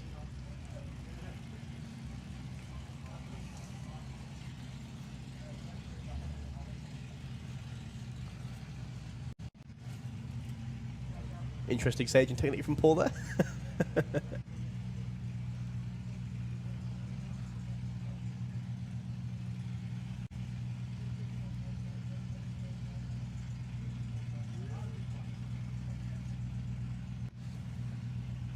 So I'd like to see another 12.6 from James. Goes in deep characteristically. 09 light as well. He's doing well on the reaction time, this James.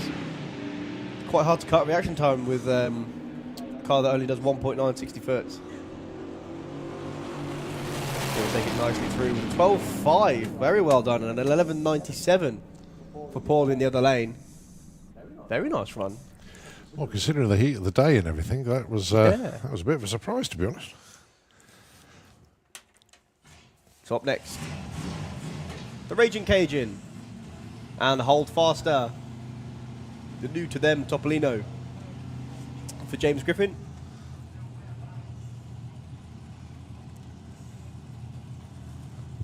From here, it looks like the body's playing catch-up with the front end, doesn't it?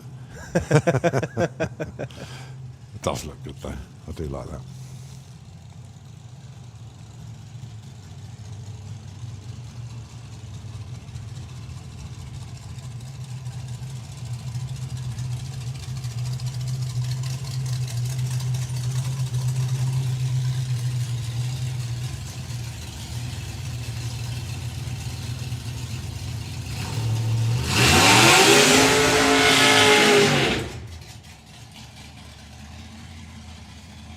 Two beautifully turned out slingshots.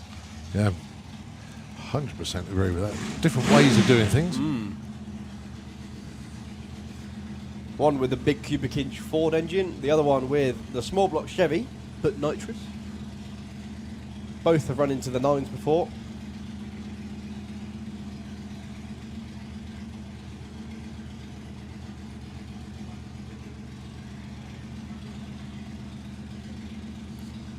Just holding the cars back for a second.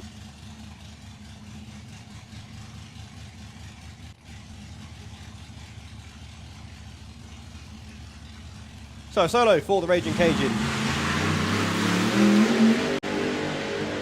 Bouncing his way off the line.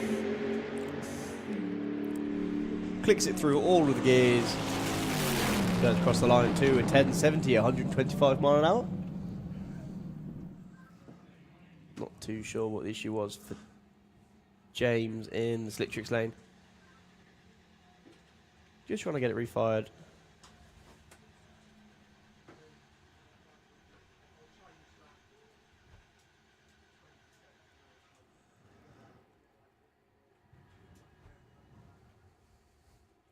No, I'm going to push him back, unfortunately. Oh, shame. I could hear the start motor go, and he was trying.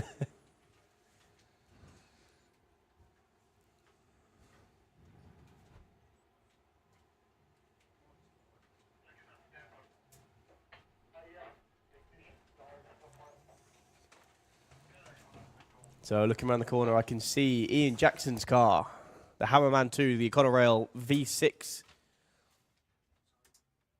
powered dragster. And I think then... Oh, I can see Rory Hart's funny car as well. And after that, we're into Supercharged Outlaws for their last round before the finals.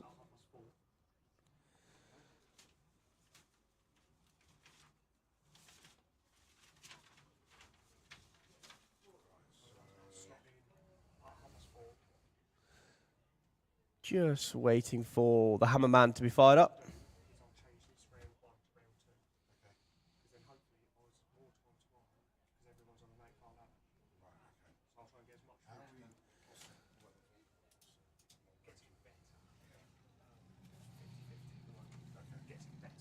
It's not the Hammerman, so I can't quite see who that is. They're quite nicely behind their own tow car.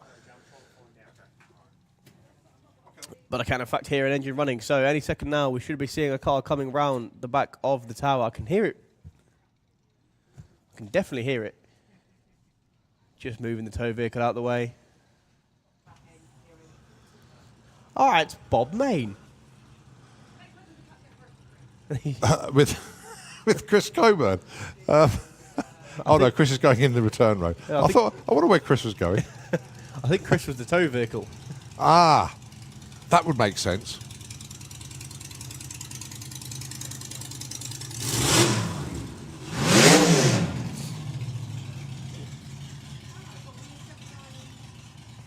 So Bob, with the new to him Spider-Man, brought it out for a show at the Melbourne.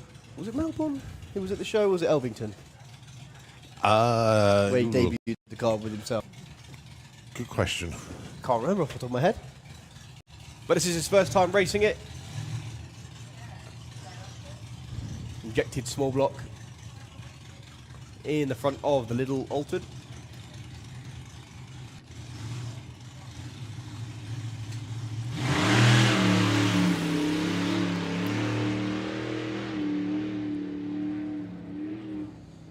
I can actually see the front wheels skipping along the floor there. Go on the Bobster. 1265 at 95. So Rory Hart with the Braveheart coming round the back of the tower. I can see Ian Jackson. Yeah, tow rope still attached, isn't it? So I think they'll be towing back to the pits, unfortunately. Solo for the Opel funny car then.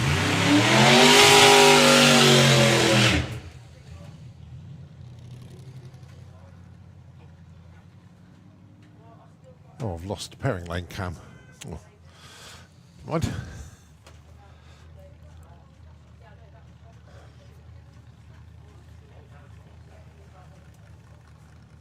Well, as Rory creeps back, change in the run order again. Again, another sensible decision because after this qualifying session, where we're now 2:45, and we have only got Supercharged Outlaws to go after Wild Bunch, it's like a 2-hour run what you've run. We're going to run out of cars. We did see that earlier on today as well. So what's going to happen is at 4:30, we're going to run round 1 of Nostalgia Superstock. Ooh.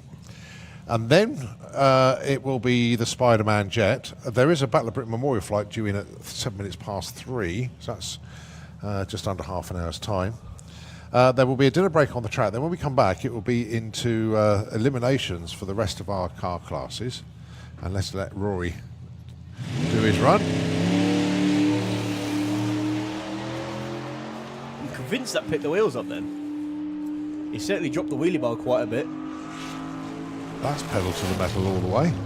A new PB on speed, 124 miles an hour now. ET, he's still, well, 1069. His PB on speed is 10, on ET is 1060, but it's getting faster at the top end. Right, so yeah, so go back to elimination. So round 1, Nostalgia Superstock, 4:30. to be followed by the Spider-Man jet, then the dinner break, then eliminations for the rest of the car classes. And then once we've done Supercharged Outlaws, Wild Bunch, Outlaw, Anglia, Gas Circus round 1, it will be Nostalgia Superstock round 2. And what that does is gets everybody down to an 8-car field going into tomorrow.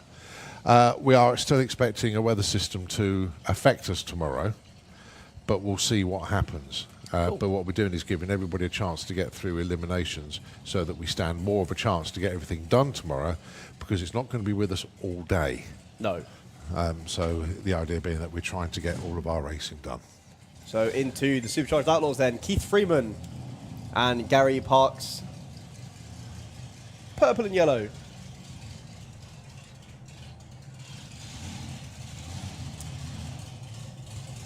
The American Graffiti style El Loco 32 Ford of Keith Freeman and the Hillman panel van for Gary Parks.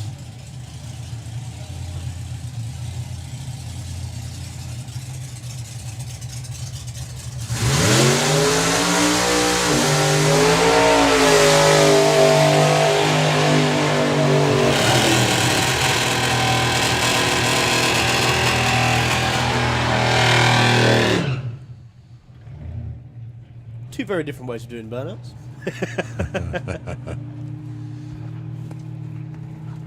So Gary and the team doing very well, considering this is their first time out with the car. Carl doing very well as well, because this is his first weekend racing the new car.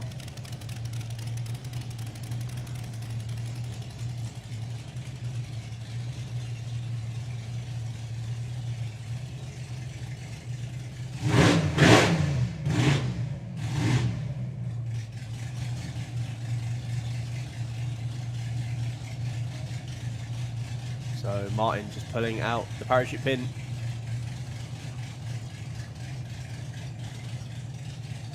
Of the coupe.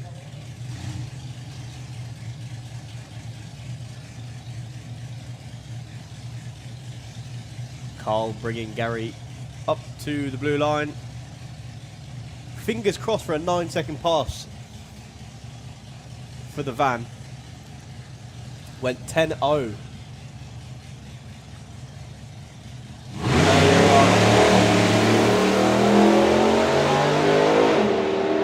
Well, it's a much better launch for Gary. Oh, big plume of black smoke. And again, but a 9:39 for Keith Freeman and an 11:2 for Gary Parks. Yeah, that was on course for a low 10 that time. I'll tell you what, they've had a good time with that Hillman this weekend. Wasting no time at all. Freddy's Revenge.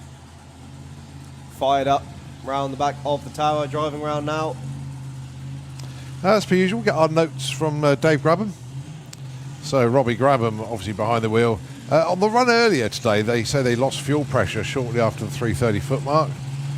They found a blockage in the fuel tank breather, which obviously they've now cleared and hopefully cured the issue. This run will tell.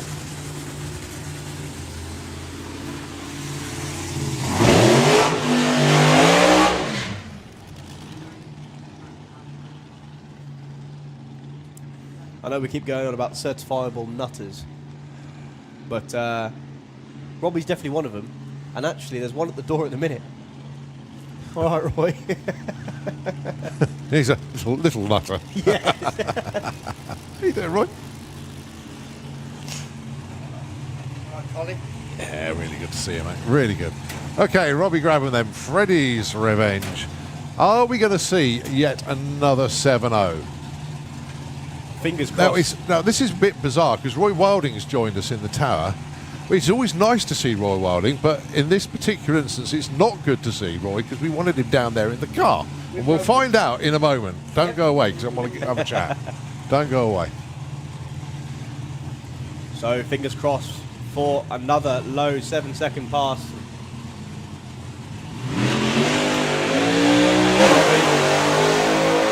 Well, it's 107 to 60 foot. He is bouncing around, but he's all the way through to You're on 697! 198 mile an hour. team look ecstatic. That's what you want after you've had engine problems. 697. Oh, so close to a personal best for the car. He drove the wheels off that. I tell you what, he had the heaviest pair of lead boots on the planet buried into the firewall for that one. Absolutely awesome run for Robbie Grabham.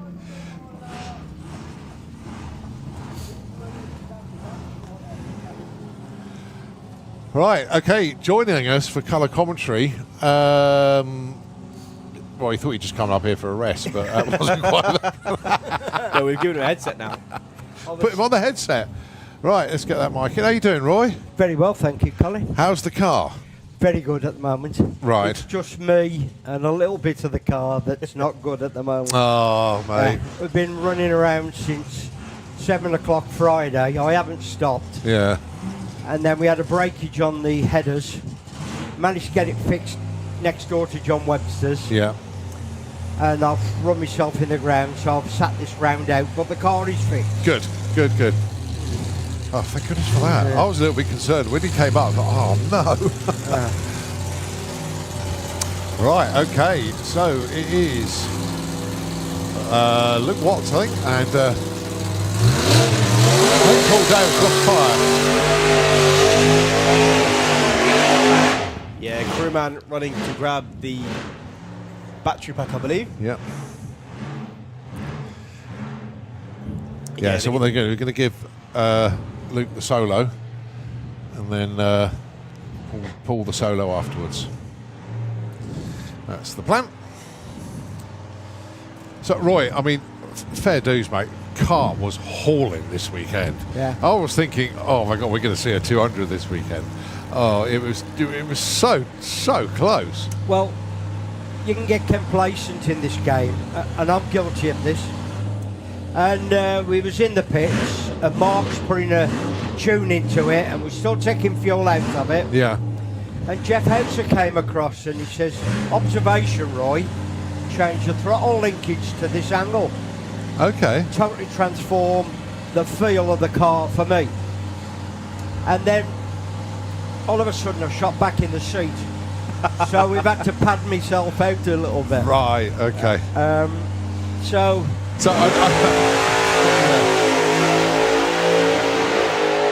Well, a 120 60 foot. You hear it click the limiter as it clicked it into second gear, off it at the top end. Yeah. Still goes 849. Good driving there, Luke.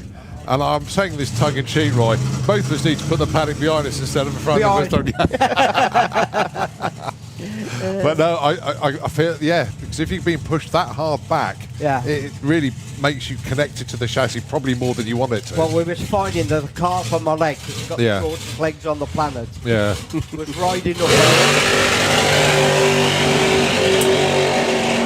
riding up over the casing, the Yeah. axle casing, and lifting my foot off. Right. So we've killed two birds with one stone, basically. Right. And then we've been consistent, as you've seen. Yeah. And Oh, the car's looking great out there. yeah, Really, really good. a new slicks has been added to it as well. Yeah. And then I don't know what Mark's doing, but whatever he's doing, carry on doing it, Mark. Oh, really, really good. Really good. Talking of really good, Paul Dale's racing season this year has just been phenomenal. It took him a while to get into the sevens and finally broke that barrier down. But this year, my goodness me, the story is just continuing. Best this weekend of 8-1. He's already been 7-7 this year. Incredible. That's much more like it. A 119, 60 foot from the Anglia. Oh, he's pooping out a little bit. Yeah, going away at the top end. Still on the throttle though. 854, 142 mile an hour. A couple of years ago, they'd have been ecstatic with that. Yeah. I'll tell you what, I know you guys are doing a brilliant job down there. Whereas before you think 8-4, oh, we're getting there. Now at 8-4, saying, oh, damn it. You know, it's racing. It happens all the time. A little blind alley, if you like. You go down and say, oh, that one's not good. We'll reverse out of that one. We'll go down the next one. We're all learning all the time, Colin. Every day's a school day, isn't it? Yeah. So good to have the good guys back with us.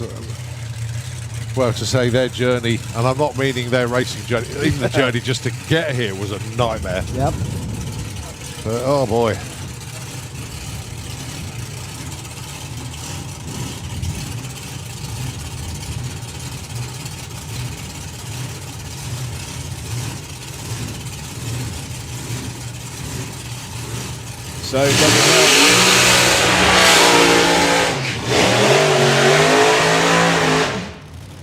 So Dougie Hill in the other lane with the Hemi Hunter crew helping them out. I understand that the Hemi Hunter itself is all good and well. Yeah. Just I've normally had a priorities. bouncy text from Jim Usher, but I haven't had one this week. I'm very disappointed actually. Jim, message me. Come on, tell me something interesting. Come on. Knowing that, my phone will ping in a couple of minutes. I believe the Sun in the Heads are in Jeff House's. Ah, right. They're all finished, ready to go. Good stuff. Yeah. so fingers crossed for a full pass from Dougie on this one. He's been getting further and further down the track, getting more and more comfortable with the car. As we say, he's one of the youngest racing at the minute in a quarter-mile class, and let alone in the Supercharged Outlaws. One person shorter than me as well. Yes.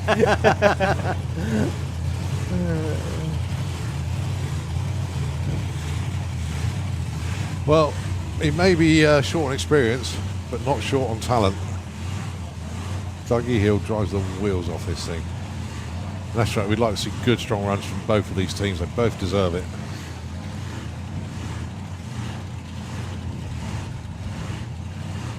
So Nigel went into the 9.3s on his first pass this morning.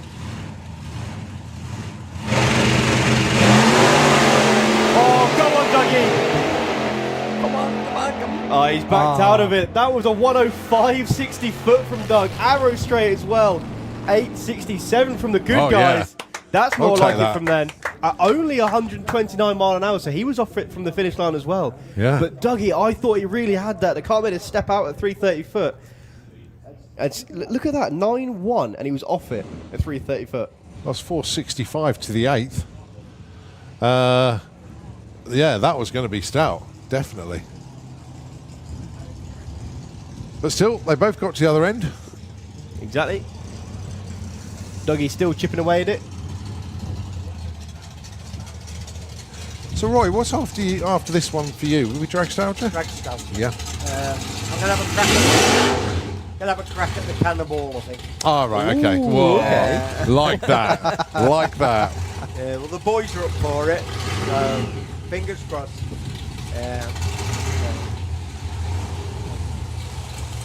So Mick Checkett coming round, there's back off the tower. Up against Bob Glassett with the Capri.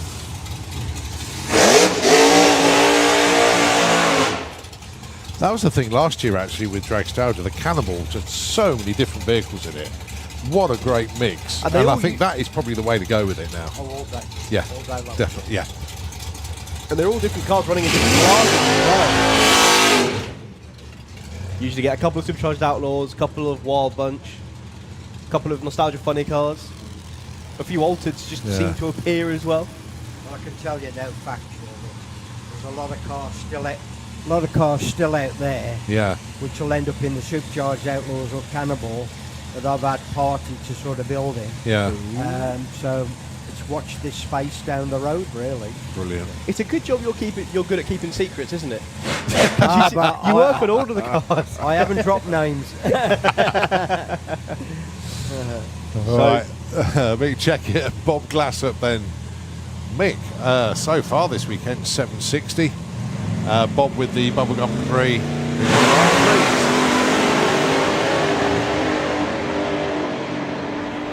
Well, it's a much better sounding pass from Mick. What's he got at the top end? 759, 174 mile an hour. Much better from the Flame Game team.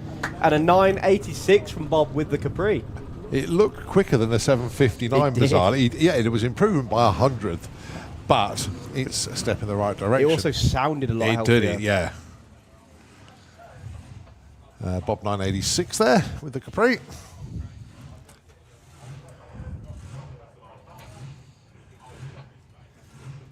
Well, I can hear the unmistakable hunt of a blown small block.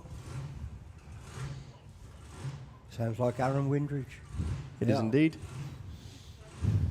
What a tow vehicle as well. It's coming round. Actually, I reckon you could fit Aaron's race car inside the tow vehicle.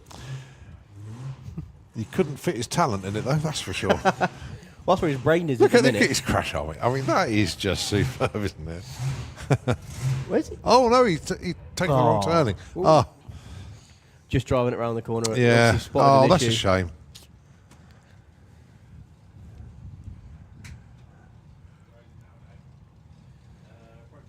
Right, so we can see Joe Bond down there. We can see Brian Whitfield down there. I can also see Brian Watson down there. But I'm cheating because I'm using the camera. Ah, we got it back. Okay. I think it's Brian coming round next, actually. He's just got to thread his way through. Here he comes then. So he'll be on a solo this one. With old Black Betty.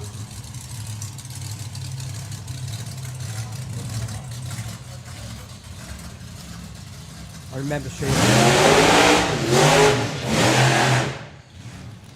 remember seeing Brian's card out in Bakersfield. It looked good out there. It looks better here. Oh, exactly. Every car looks better here, Roy, you know that.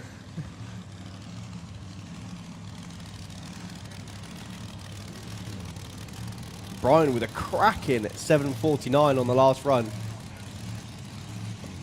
Over 175 miles an hour.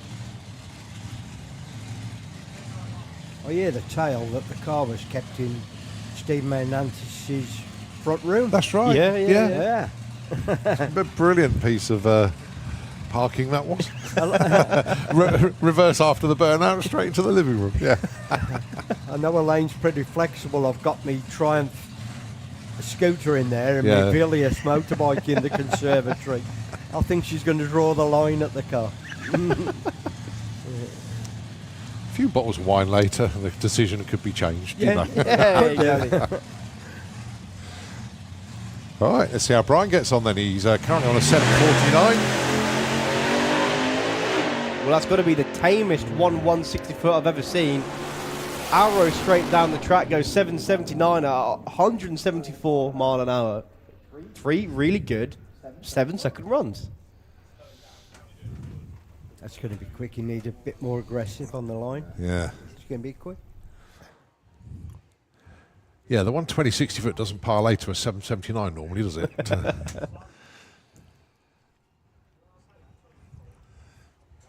So, nothing fancy roars to life round the back of the tower. Yeah, that car tells a tale. Back end of last year with me, Yeah. racing him. I thought we was coming together, to be honest, but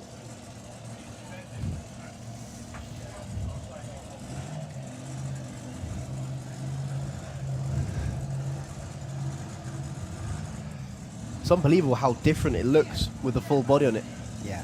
I almost got used to seeing it with only the half body on it.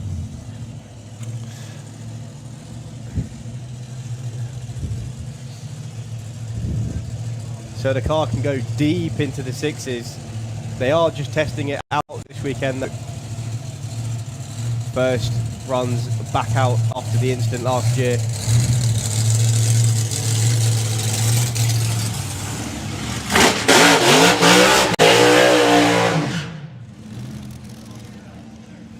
It's part of the reason for coming up to see this, because I went over to Dougie's and Martin Hannis's. It was on their ramp to fix it, to get it back to this stage. And in the end, we had to put a new beam on it, so obviously they've got to test it. haven't Yeah. they, at the end of the day? So the Battle of Britain Memorial flight flying over. Already? Already, look, he's coming down. If you look Early. off to the side of the tower, he's going to fly over the track, over the top of Joe Bond, who's on the track at the minute.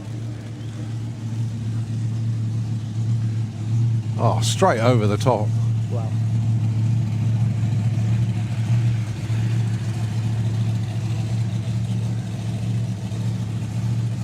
Tell you what, two of the best sounds in the world, a blown Hemi V8 or a Rolls-Royce Merlin engine. Do you know what? I actually agree with you on that. So Ian giving Joe the signal to come forward as we fight our urges to pick and choose what to actually look at. Here he comes again, look over the track as Joe comes into stage. Joe's going to bring it up onto the RPMs like he does every time.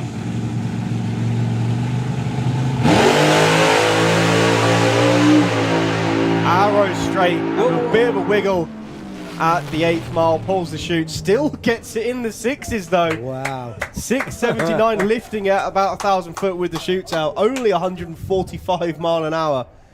Yeah, but 108.60 and at the 8th, 418 at 177.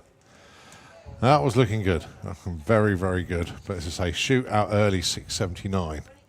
Round of applause for the Grim Reaper team as they tow back to the pits. They wanted to put on a show for you guys. That's Aaron, the driver, in the back of the tow vehicle. I think he's put his brain back in for this one so he can hear you. What they do, send a courier to the top end to go and collect it, did they? Bring it back down to the start line and put it in his head. Oh, dear. So don't go anywhere, folks. We've still got lots of action around the back of the tower. I can see Mark Fairhurst with his 32. I can see Mick Hanna with the Haggis Hunter. And I can see Brian Whitfield with the Whitfield and Tubb High Spirits Altered. Do you not fancy going one of these Altereds? I'm building one. Oh, yeah? Yeah, I knew there was one. I knew there was one coming. 105-inch, Reliant Regal. Nice. Wow. Yeah, Different. yeah. The body's in Barry Woodford's paint shop. Yeah.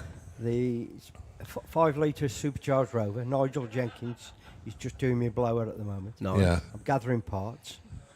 And Barry Woodford was round the garage the other day and he said, "What you going to call it, Roy?" No, Stuart Smith says, "What you going to call it, Roy?" I said, "I ain't got a clue." And Barry Woodford, being a typical black country bloke, Yeah. like, sense of humour like you don't know what. He says, "You ought to call it Delroy." Three-wheeler. So I think that might stick. Well, you know what happens when somebody calls something or something, if it's us in the tower or a throwaway comment, it invariably sticks. Yeah. And that could be it, mate. That's it. It could be game over on the I name. couldn't stop laughing all day. I thought, yeah, it's got to stick better. What a Reliant Regal Altered. That harks back to the old metronome car, the Bond Yeah. Bug. Oh, Altered. dear. That's right. I want to make it Gasser style as Yeah, Yeah. yeah, yeah. Oh, I'm looking forward to that then. Yeah. well. Yeah. When do you reckon, though, realistically? If I got a chance, the back end of next season. Yeah. Because I've always got a lot going on, as you well know. Yeah, yeah. And I've got Phil Topping in for a repair to my old Altered, Yeah. which we don't know what happened, basically. Yeah. And then after that, it's a blank page and just steamroller into the rest of the season and then keep on going with the projects for next season. Good stuff. So Mick Hanna then taking the trip from the tippy top of Scotland. Nice short burnout. Ran deep into the 7s on the last pass. It's a sister Yeah, car. he's going to be knocking on the door of the 6s, isn't he? He'll get there. It's a sister chassis to mine, though. Ah, Is it? right, okay. Yeah, Okay. yeah. I remember when Mick first brought it out, came out into the pits with no body on it. Yeah. And the only reason we knew the name, because it says Haggis Hunter on the rocket covers.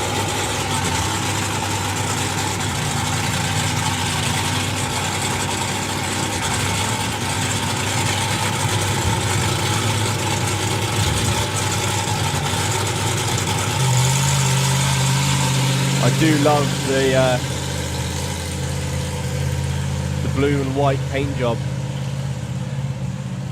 And if you look closely in it, when you get close to it, it's all tartan underneath the blue. It's gorgeous. Attention to details, fantastic. So looking for another low 7, maybe a high 6. Lots of tire shaking, he drives through it, making a hard move to the wall, Mick. lifts, gathers it up nicely. Still did a 481 to the 8th, and he was off it way before then. A 110 60 foot goes over the line with a 941 at only 81 mile an hour. Yeah, that's a 6-second car all day. Yeah. He was certainly going for it. You can see the tyre shake as he went off the line. I think he put the wrong program in. I think he went in drift spec that time. So it was fishtailing left and right. But, well, Mick held on to it. But it always, I think, Roy, you might be able to back me up on this, and I'm not speaking from experience, but you can. When a car does that, you feel what the car's doing and you correct it, and it looks more dramatic on the outside than it is sometimes on the inside. The guys tell me, "Oh, that was a bit out of shape," but you do drive it by the seat of your pants. Yeah. And I will say in the Slingshot, and I have driven short cars, rear-engine cars. Rear-engine cars are driving Cadillacs. Yeah. Slingshots give you a notice of what's going to happen. It's like a slow, Yeah. and you get the sense something's going to happen here, so you compensate a little bit. Yeah. Altered, well, Yeah.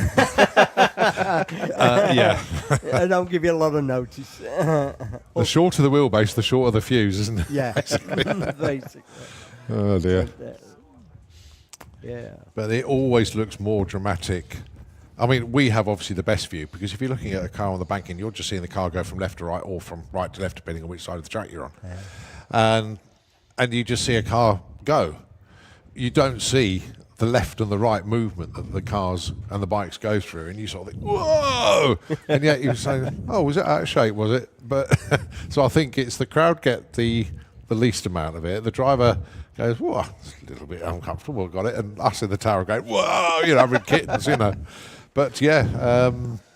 You have more fun in the shutdown area, actually. Yes. Yeah, trying to slow them down. And I was nearly in the field on the second run. Yeah. The Oh, other day, yeah. And, at what point do you think, I'm going in? When is the point of... I've got 2 chutes on the car. Yeah. And I've got my favourite chute, and then I know there's something to miss here, so I'm hard on the brake. Then you think, I shouldn't have done that. Then it starts to chute. bounce. Yeah. And then you think, oh, here we go. Yeah. And then I was probably 20 foot from the field. Have you ever been in, actually? No, 2 foot away I've been. Oh. And I'm thinking, oh, I don't want to repair this. Yeah.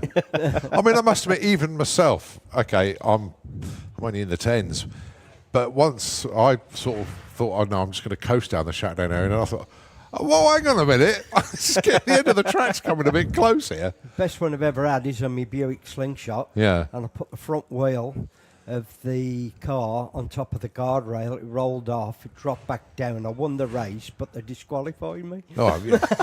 I'm supposed to touch the boundary wall. Oh, dear. So the Fairhouse family just working on the 32 at the minute, trying to get it fired. Oh, nearly. Is this the biggest field of supercharged Outlaws? It's certainly one of the biggest. Yeah. It's the biggest I've seen for a 19 long, of long them. time, yeah. 19. And we know there's 1 or 2 missing as well. Yeah, so, there's a few missing, yeah. Yeah. I think it could be up to 30 by next year, Wow.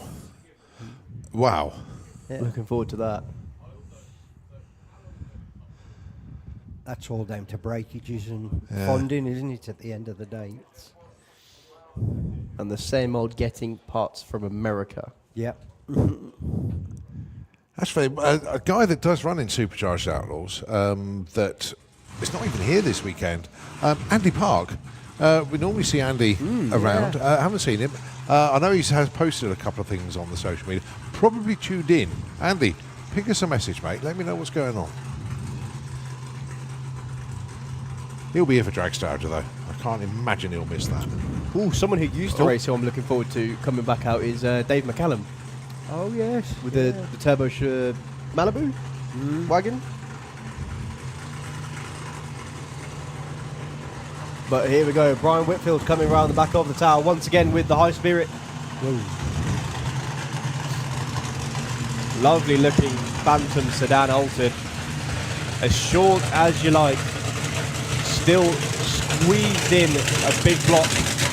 Supercharged nitro engine.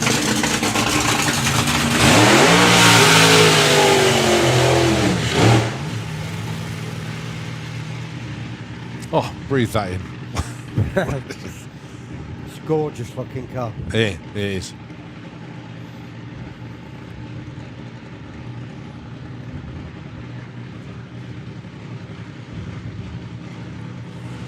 A car designed for racing without the aid of a wind tunnel. Without a computer.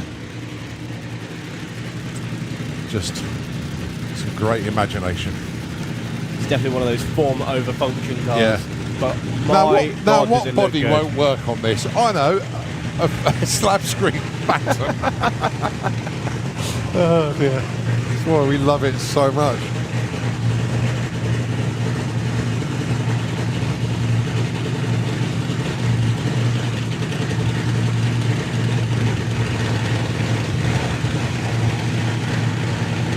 So coming to the line, into stage.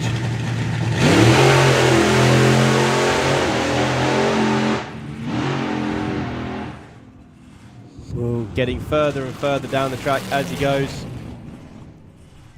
9:57, 96 mile an hour. I'm so looking forward to a class full of these. I think the whole world is, in a funny sort of way. It's fired up the imagination of a lot of people, yourself included, Roy. Oh, yeah. And it's like someone's come up with an idea on a Friday night drinking session somewhere and think, well, let's do this. And everybody sort of go, yeah, I'm up for that. Yeah, why not? And then it sort of go, actually, let's do it. Yeah. It gathered momentum pretty I think quickly, at the minute, didn't it? no Without two body getting- styles are the same. Without getting too political, bottom line is we aspire to have cars like America. Yeah. But this is England. Yeah. Yeah. And we got problems with parts, prices of parts, Yeah. this, that, the other. And this event lends itself to imagination Yes. of doing it the English way. Yeah. And like, I feel that's been lost along the way a little bit. Yeah. I've got no long the main event, what a superb event. That's got to be one of the best events outside the States. Yes. Yeah. And I've been to a few tracks, believe me. Yeah. And the main event is something else. Yeah. It is awesome. Yeah. And we like it when you go abroad Yeah. because you go shopping. Oh, definitely. And then you go, oh, Cole, I bought this. And I love you for it, Roy. I really do. Yeah. Well, why not? Yeah, no, that's brilliant. You always Absolutely look brilliant. after those that look after you. I'm a firm believer of that one. Yeah. So just waiting for the car to clear the top end. I think he's stuck on track actually. I'm not sure. I can't tell if he's still rolling. Stationary. As you say, he's slap bang in the middle. Because I can hear Mark Fairhurst's car running behind the tower. So Mark's been told to pull forward, so he must be still rolling. It is moving. You'll see it turn left in a moment.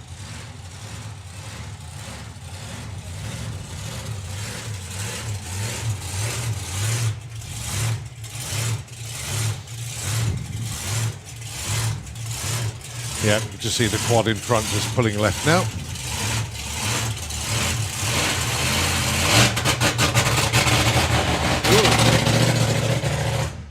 Oh. Oh, it's choking itself. Tell you what, you do a call out for somebody and you ask them to get in touch, and lo and behold, they do. Andy Parker's just messaged me. Short block is all built and waiting for a camshaft, so fingers crossed for Dragstalgia. Andy, thanks ever so much indeed, mate. Appreciate you getting in touch. Look forward to seeing you at Dragstalgia. Sorry you're not here this weekend. And keep up all the great stuff you're going to do and up there, mate. So good to see you tuned in, mate. Really good. What else would you be doing? Quick shout out as well to Joel Kerr. I know you were entered for this weekend but couldn't make it. Looking forward to see the stiff shifter back out and all the other projects you've got going on as well. Repeating things that I didn't know. I'll come to some of the other messages at the moment.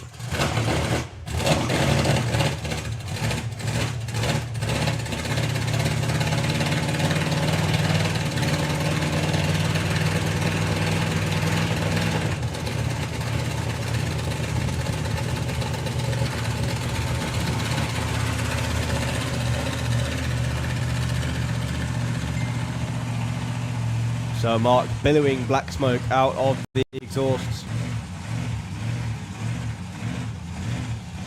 in the Fairhurst Racing 32. Second ever go at drag strip for this car.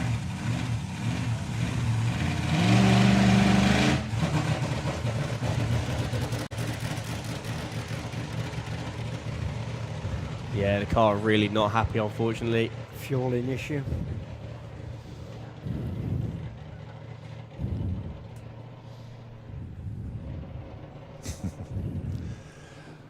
All right, so trickle on up to the top end. Yeah, so the full message from Andy Park. He said his engine is still at EDA for a rebuild upgrade. Still trying to get camps off ground at the moment. Actually on the case myself to try and source one. Short blockers are built, waiting for camshaft, so fingers crossed for Dragstalgia. So working on my blown Model A hot rod at the moment, in between watching some racing on the live feed. So there we go. Keith Roasty Elliott's been in touch, obviously, from the NSRA, doing a fantastic job as always. Could you do a shout out to Nipper, Andy and Tim on the NSRA, and Kia, Reese, Ray and Connor, and that's from Roasty, so absolutely no problem at all. Now then, this is one that I didn't realise, but Julian Webb from the Spider-Man Jet team got in touch. The little altered that Bob Main runs is called Spider-Man, yeah? Didn't know it was Julian Webb's dad's car before. Oh, okay. Right, obviously, Roy, you did know. I've raced it. You've raced it, right. And that's where the Spider-Man name came from. For the jet car? Yeah, it's from the jet. So, obviously, the surname is Webb, and most of us were called Spider-Man at school. There we go. Oh, you love it. Okay, back to Run With Your Brunk. Roy, so good to see you. Sorry we didn't see you on track in this session. That's right. We'll see you in the next one. Yes, good to hear definitely. that everything is good down there. I think the air quality will be better as well. Oh, yeah. Yeah. Okay, really good to see you, mate. Thanks ever so much. Sorry we roped you into a little bit of colour commentary at the same time. Not. I only come to see Joe Bond. I know. I thought I'd get the best seat in the Yeah, house. welcome any time, mate. There's always a space for you. Thank you very Cheers, much, Roy. Colin. Thanks, mate. Right, Stuart Flitton disappearing off into the distance. No, so much joy for Matthew down there. Cheers, mate. Thanks, Roy. All the best, mate. So Stuart goes 10:31 at 130. So into Run What You Brung. What's the time now? Let's have a quick check in. 23 minutes past 3 in the afternoon. So it's basically an hour and a little bit of Run What You Brung. And then we go into round 1 eliminations at 4:30 for Nostalgia Superstock. So I've had a message come in as well. It says, happy belated birthday to Colin and Thomas. Who's that from? My mum. Ah, So she says,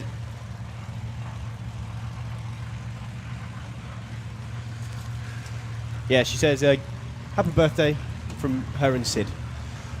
did your mum forget your birthday then? Apparently so. Bless her. All right, Dave Mott, Julian Davison.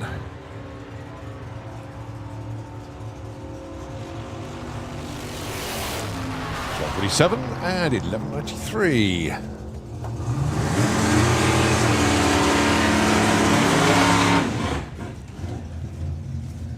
All right, Joe Stevens.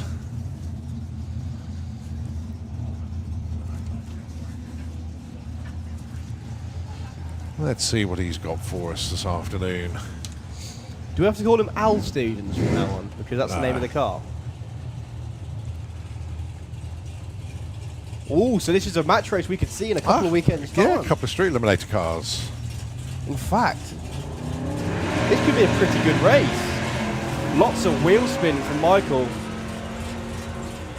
They are both up and running though. Joe's gone round him.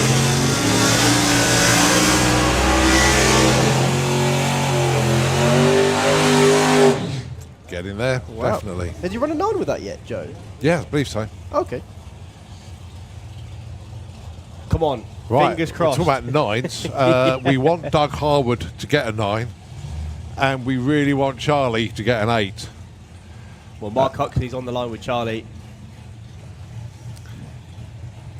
He was oh so close. Ran a 9.09 not that long ago. Doug's been stuck in the 10.2s all weekend. Well, he did run a 10:09. Oh, what a launch. Come on, Charlie. Come on, come on, come on, come on, come on. Oh, 903! Oh, oh, teasing us. They are really teasing us. 141 mile an hour. That's the first time over 140, but 903 at 141. Doug goes 10.17 at 132. Right, Paul Hammond was resolutely running 10.9s, and then on his last run he went 10.7. He has actually been a fair bit quicker than that as well, but 6.96, that's going to be 10.7 again, I think. Oh, 10.9, 121. And it's a 10.53 at 125. Got to be a Rover in that belly tank. So a Rover and a small block. Small block in the Anglia. He had issues earlier, got pushed back. Hopefully got it all fixed now.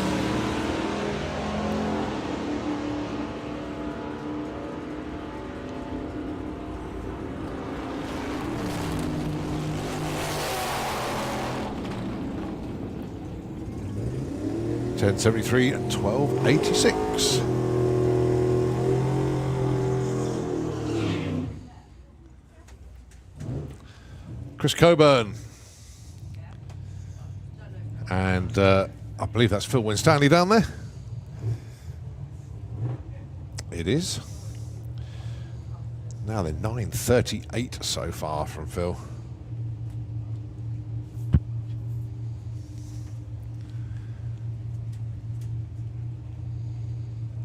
As we know, small block Chevy with nitrous.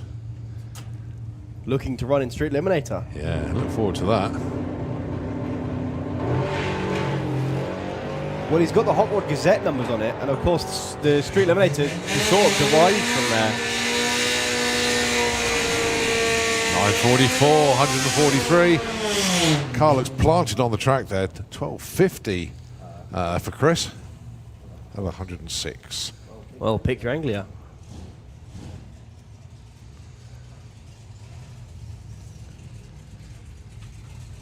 .105 taking on the 100.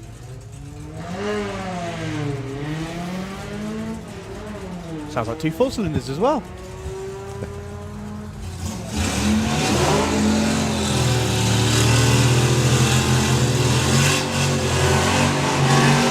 So the Lawson car going 14.64 and 17.61 for the 100E. As we have some of our Gaster races coming round, testing ready for first round of eliminations.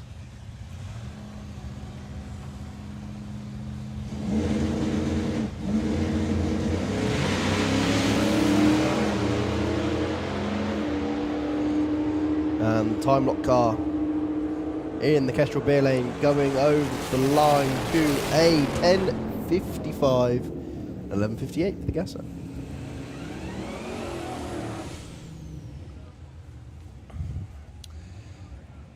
Pro Street Nova then. Thomas Parry.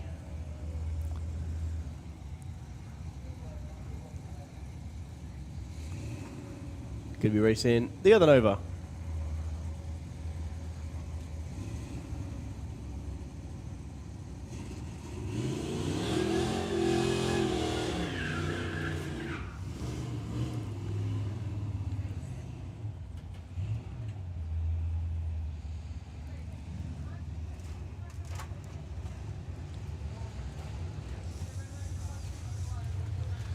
Just a reminder, everybody, 3:30 at the moment. 4:30 it will be round 1 eliminations for Nostalgia Superstock. That will take us up to Julian Webb at just before 5 o'clock. And then it'll be a half-hour dinner break, and then it will be continuation of round 1 eliminations for all our race classes. And then at the end of that, there will be round 2 Nostalgia Superstock, and then round the day off with Run What You Brung.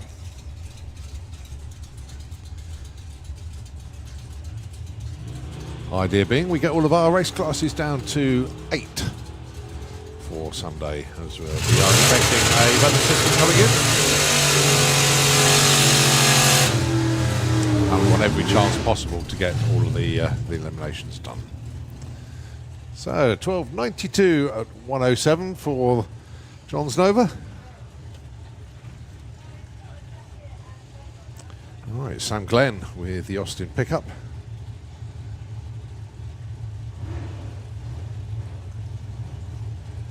As I say, try and hunt this other car down tonight. Hopefully it's still here for tomorrow. Otherwise I'm a bit of a wasted trip. But I need to find out.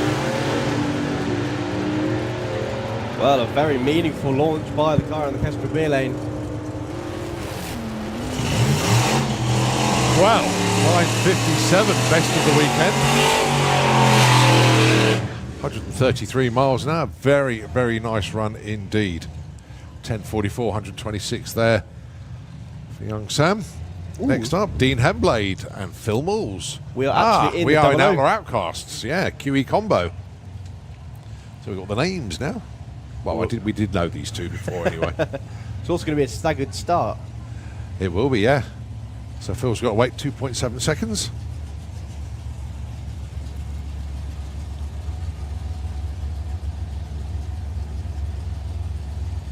Go on, Dean.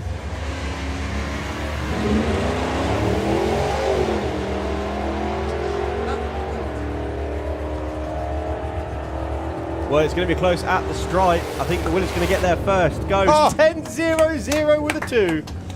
Wow, brilliant. Dean Hemblade breaks out by nearly 2/10, but Phil Mills hits it bang on. 10 flat on a 10 flat dial. Good job there, Phil.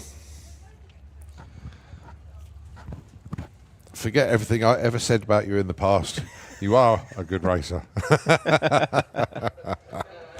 No, joking aside, I've known Phil for years. And thanks ever so much for looking after me last night as well, actually. Your chefing skills matched your dialing skills then. In other words, it was perfect. It was so good, I had to have another one last night. I appreciate that, Phil. Nice to see everybody up in the Outlaw Outcast last night.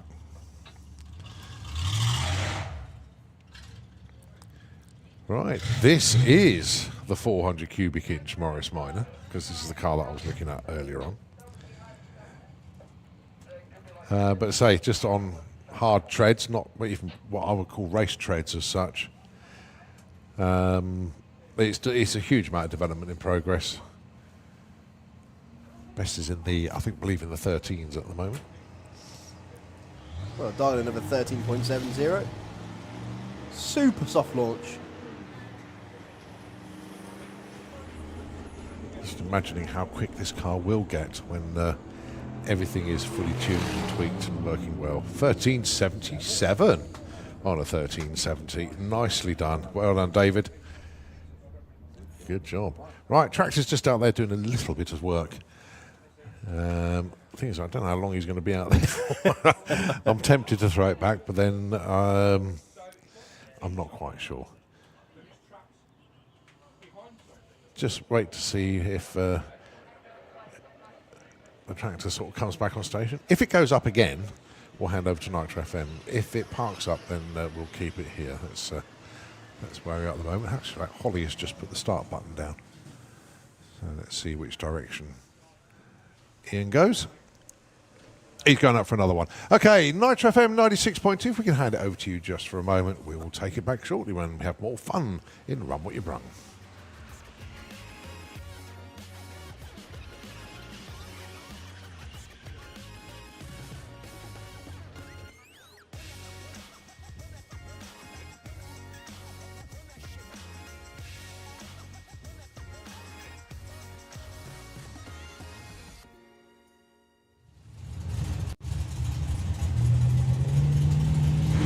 Hello, 7 plays 10.20 for these two.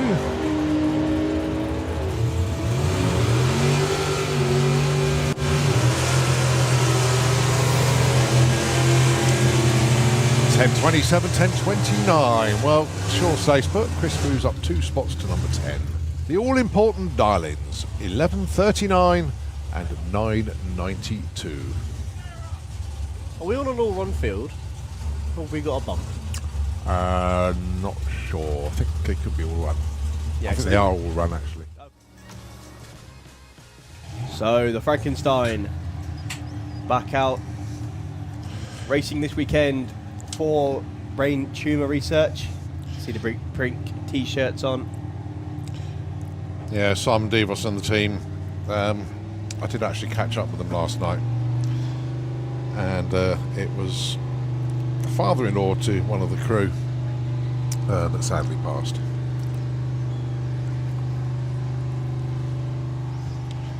So let's see what Simon has got for us then. Running with the Outlaw Outcast this time. Now remember, he's run earlier, he didn't put a number up, so he had to wait for 12 seconds. So he's gone with a 1040.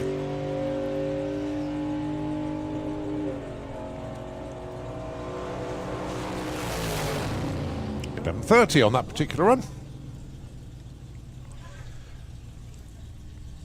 But good to see them back out again.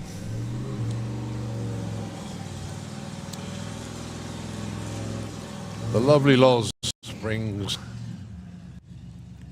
her Willis up to the line, going alongside Dominic with the Aussie Falcon.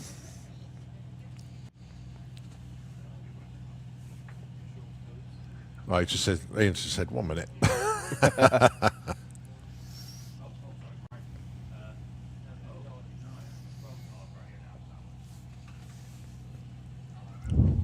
What I love about Loz is that she's pretty much built that car herself.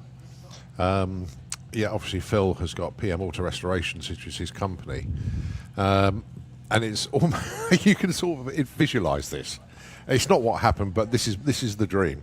It's like, so Phil locks up the workshop at night, goes home, and Loz is going, "Oh, you home, Dad? I'm just popping out for the night." Yeah. And Loz sneaks into the workshop and then works on her car, gets it all ready. Yeah. And then Phil goes in the next morning and goes, "Hang on a minute, what's happened here?" I didn't build this. I didn't do that. Yeah. But no, full credit to Loz, actually. She's done a cracking job with that car. Same colour paint as the Full Tilt Willis. Okay. Yeah, because they're painted from the same can of paint, basically. Oh, really? Yeah. So Loz looking for a 1750, 1264 for Dominic. 1277 and 1857. And not only that, when Loz comes down to the starter line, if she hasn't got a car here and Phil is here, always have the customary wave, blows me a kiss, and I'm a happy. Very good. Okay, we continue with Ain't No Saint, the Volvo.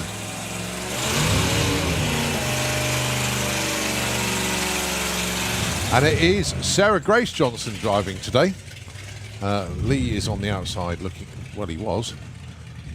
Yes, he's still there. Lee's down there. So Sarah Grace driving the car this weekend. And as the team have said, Grace had 2 years maternity leave from driving the car. Okay. So now she's back. Going alongside Adam Harrison with the Scimitar, dialing in 1528. A little bit out of shape.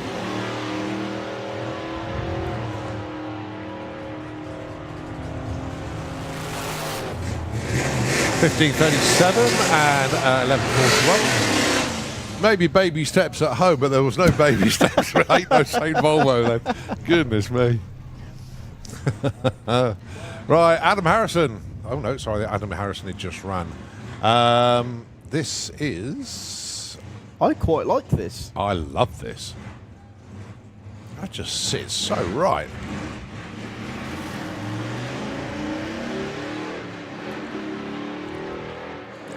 That's built like an old NASCAR.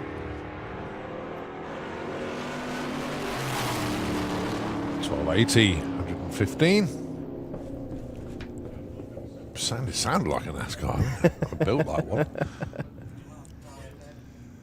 Got a few more of the Outlaw Outcasts to go. I can see John Dalrymple run there.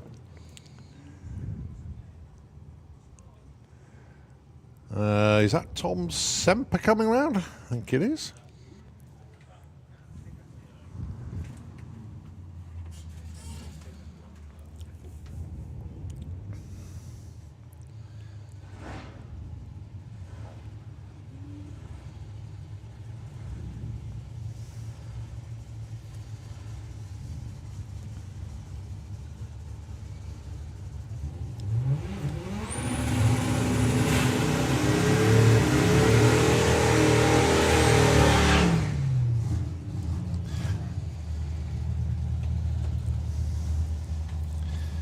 Yeah, so Dominic Sharp then with the Firebird.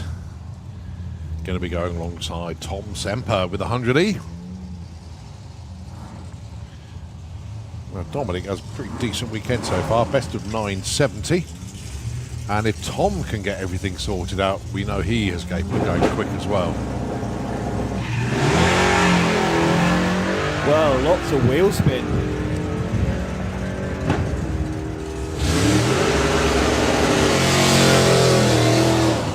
.958, that's a 10th improvement and some change. 12.17 there for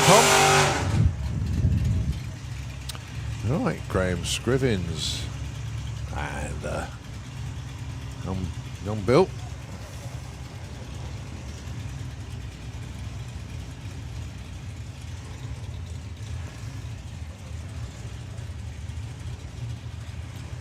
So one of our Gasser circus cars having another little play in Run What You Brung. No, something spotted on the track, unfortunately, in the Kestrel B lane. Yeah, notice a little bit of heavy breathing towards the top end from the car. So it looks like Ian is sprinting for the tractor. He is indeed. Oh, looking pretty dark at the top end as well, actually. But I wasn't mentioning that. no. Well, I just had to lift the sunglasses, and the colour didn't change. Right, okay, it's a commercial break. If we can give the airwaves over to Nitro FM 96.2, we will take it when race cars once appear on the track again. Thank you very much indeed. Nitro FM is all yours.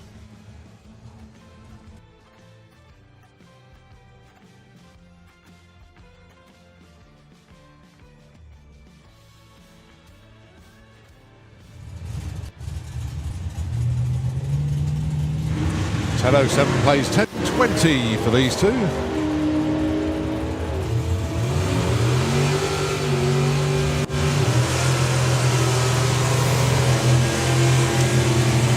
.10.27, 10.29. Well, short stace, but Chris moves up 2 spots to number 10.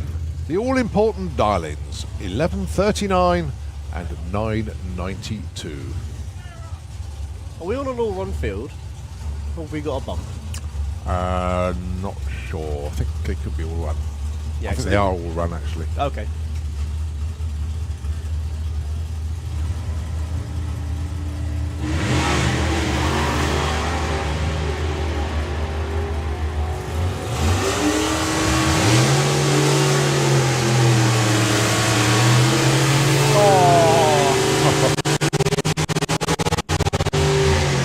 Nick Hewison breaks out by that measly 100th of a second.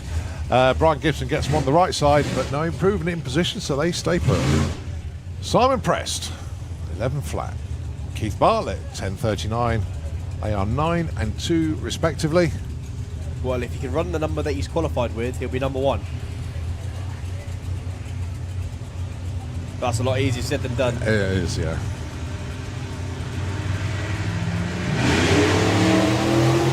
Well, someone's turned Keith Bartlett into a racer. Look at that, 03 off the line compared to Simon's 05. 10.49 and 11.03. Keith stays 2, but Simon Prest moves up from 9 to 5. So Patrick Hobbs with the Falcon. 11 flat, plays 11.65.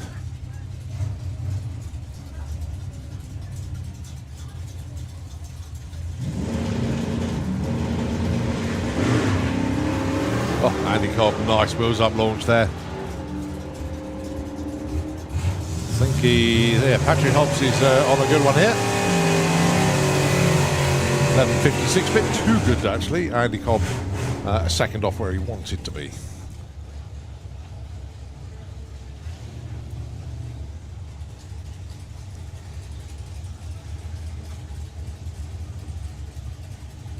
$11.58 for Nick.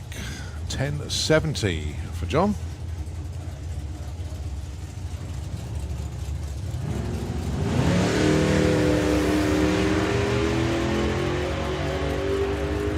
Yeah, unfortunately John rolled the beams a little bit there, and he's huffing and he's puffing as well. Goes 11.58, a little bit wounded there actually. 11.71 there for Nick. He actually moves up. coming out for another quick tickle at the track. Anglia looking to get back into the nines. Billy in the Willis looking just to get another tune-up run before eliminations later on this evening.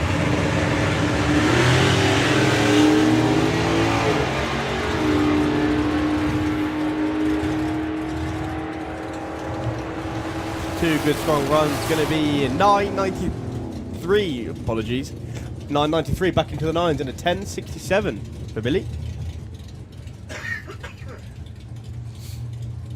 Okay, so strange dialing, 17.50 for John Dalrymple. I believe this will be Lewis back in the car then. It is, yeah, because JD's on the right-hand side there.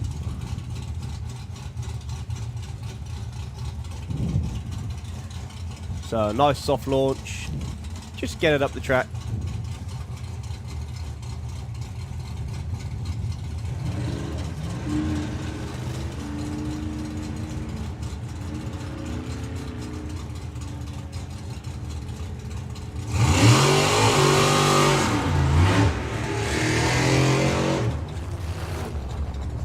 $15.02 at 81. That'll do.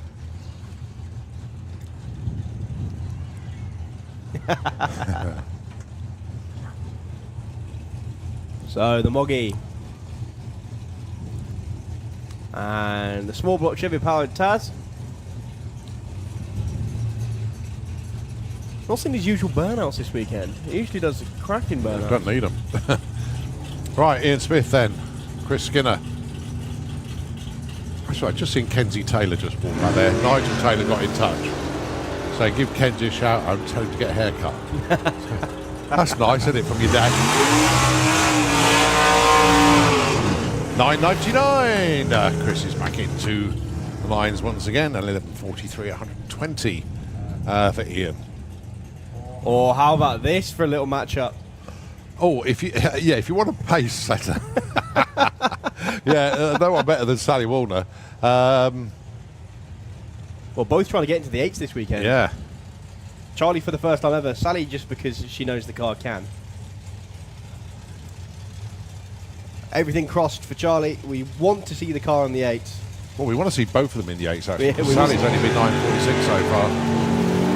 Wow. It's just launched beautifully. There was a more tame wheelie that time. They are glued together going down the track. Two Camaros over the finish line. 9.1 and a 9.48. Slowed down just a little bit.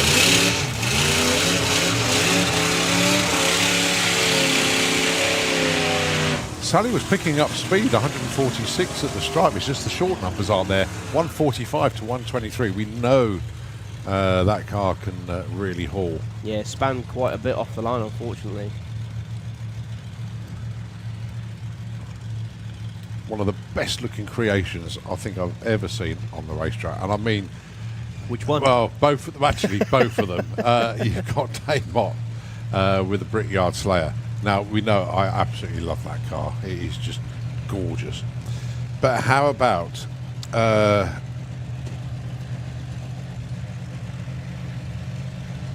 can't pronounce his name. Dave Vincek. Dave Vince going with the Nash Metropolitan. He's got a Nearly flyer as 500 well. cubes in there. 10.25, 134. Plays 12.68 at 101. I'll be looking forward to these two again. Going side by side, actually. There is a performance difference between the two, but nevertheless, it's one for the photo album. And talking of photos, just to remind everybody, Blackhead Photography are open now. They were initially going to open at 5 o'clock, but they've been open since about 1 o'clock. So Paula is in the studio. Ian is out there taking all the photographs. Hi, Ian. he's down there. Doesn't miss a thing out there. So if you want to pop down to Blackhead Photography, no matter what you have taken down the quarter mile this weekend, if you're in the race car class, if you're in Run What You Brung, Ian has captured the moment. Where is he? Is that Ian over there? That's Julian over there. Oh, is it Julian? Oh, it is, yeah. Sorry, Julian. Ian's just probably taking a memory of sleep. Oh no, Ian has a habit of popping up all over the place. And that's right. I think He's I've up just there, spotted it. He's yeah. on top of the grandstand. Well, a 10-1, 139 for the Nova and a 12-70 Yeah. at 106. Yeah, he is. Look. This is fun. It's like a Yeah, game you of... just look for a big lens, and you'll find Ian Blackett hiding behind it. But yeah, he's on top of the spectator grandstands at the moment. It's like our little Where's Wally game. Where's Blackett? Yeah, we found him. But anyway, joking aside, the Blackett Photography Studio is open. Pop down there, see Paula, and get a hold of your images, be it on hard copy or digital copy.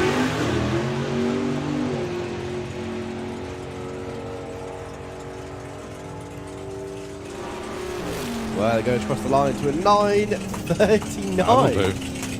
Went 9:57 earlier, so a big Yeah. improvement. Just some hold for a second. For no other reason, I think we just wait for it to clear the top end.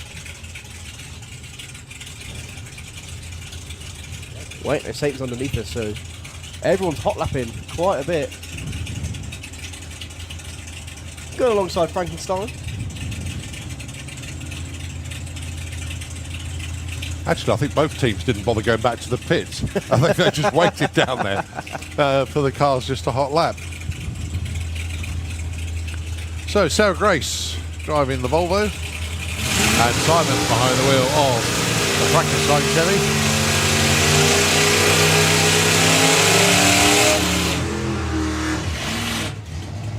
Well, both making sure that they put heat into the tyres, fair to say. Totally obliterating the start line with smoke. I've just noticed their dial-ins as well, 1040 and 1030. Obviously, neither of them ran near that. One of them got way out of shape. Yeah. God. Top Fuel Lee, look at that. Wiping the tyres after the burnout. Oh dear.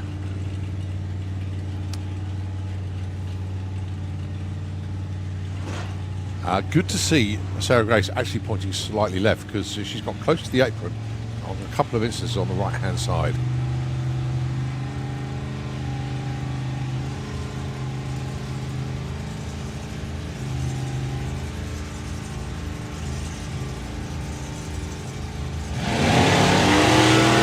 That time it went dead straight. Well, 1030 is Well, the target. Yeah, side by side 10s. 1027, 1091.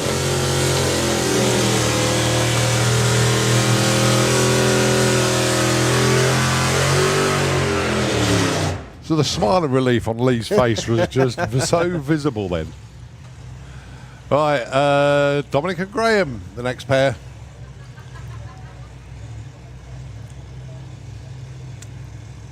Now, Graham Scrivens having a pretty decent weekend, to be fair. He's in the 9s once again.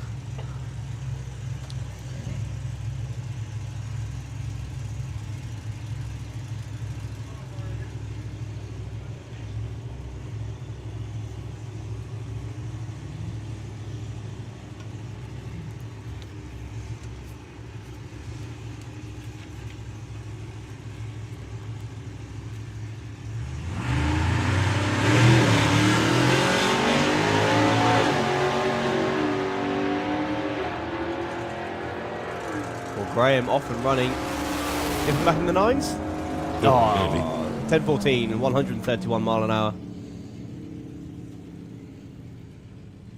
10-1. No speed for the car in the other lane, though. Where else in the world do you reckon you can see a Reliant Scimitar race a belly tank?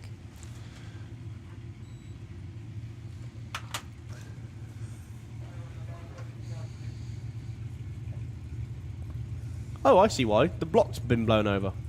Oh, right. New block incoming, though. I didn't see Graham knock it over. He obviously just blew it over. Yeah. So, Adam Harrison it is with the Scimitar.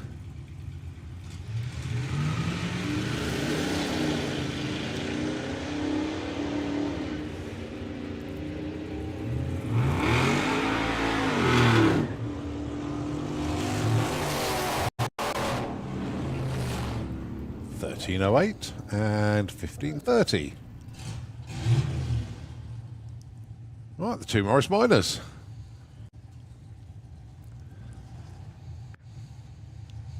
In fact, the Moggy's already leaning one way. Right, so you got David Dinwoody in the Grey Miner in the Kestrel lane, and Ian Smith in the Slick Tricks lane.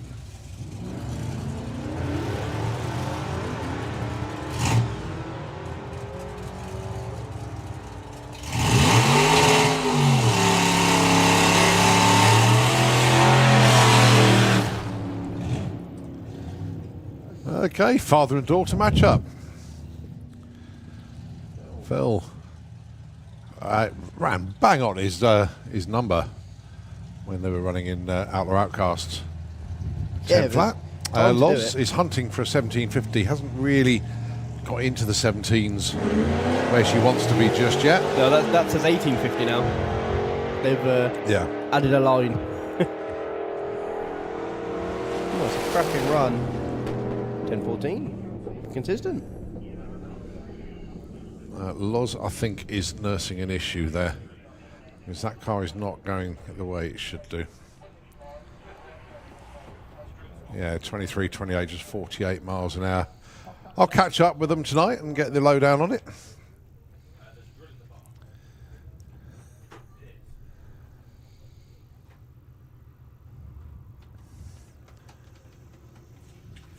I'm looking forward to the day that Loz puts a nice V8 in there. Oh, wasn't it? I think it's a BMW engine. Okay. It's an unusual concept that well, it basically is what they had, Yeah. because it was built to a budget. Yeah. I could be miles out on that, but it's in the back of my mind somewhere along the line, It's something. and I think it's a. Oh, Loz, I can't remember. I've put you I on the think spot it's a here. Reliant chassis under there. Okay, what, a Scimitar chassis? Yeah, Yeah, I think. She'll look at the live feed later on. If I don't go around and see her, she'll correct me tomorrow by message. So 100E. Taking on the quarter mile again.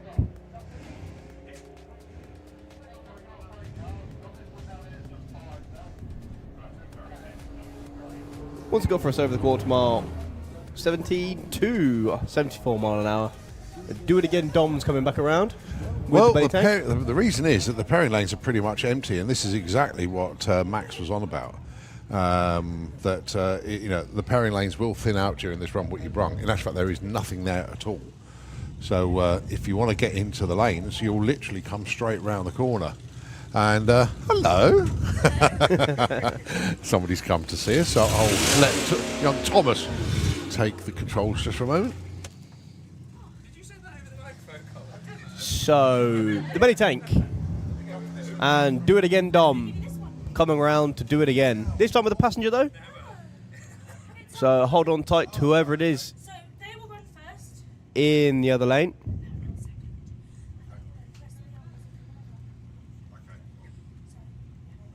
Belly tank already in full stage. Dom coming in to stage now. Lots of wheel spin for the Falcon.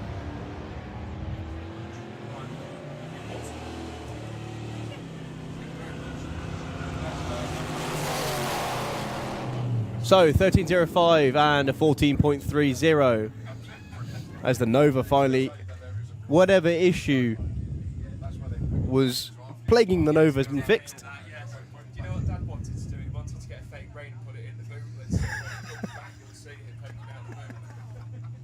So I was just listening to the conversation that's going on in the tower. So the Nova going on through 1.8, 60 foot. Goes through the 12.68, one of his best runs of the weekend. And the Moggies are back round again. Yeah, can really see what Colin was on about with, they're not exactly race prep tyres on the back.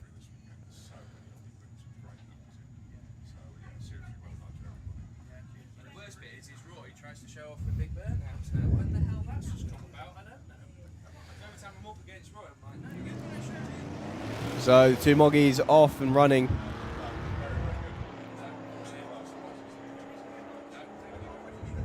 Going on through to a 1171 and a 13.55 as the Perry lanes are empty. If you have signed off a roll with your brung and you fancy having a go, come down. You've got a little bit of a while left yet, but empty at the minute. So I think while we collect races, I'm going to hand over to Nitro FM, rest my voice for a little while, and I'll see you all in a sec. Okay, I won't do that then.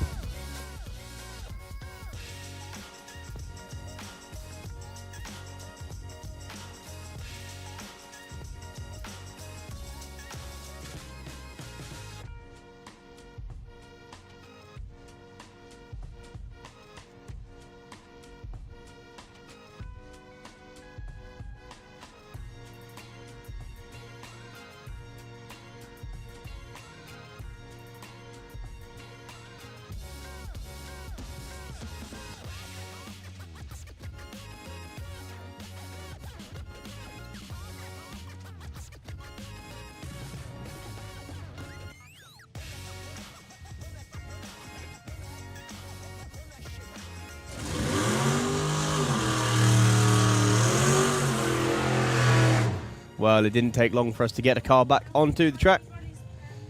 Once again, looking for a 10 flat in the Willis. Right, guys, we'll leave you with it anyway. But thank you very much. Yeah, no worries. Anyway, and if we don't see you, take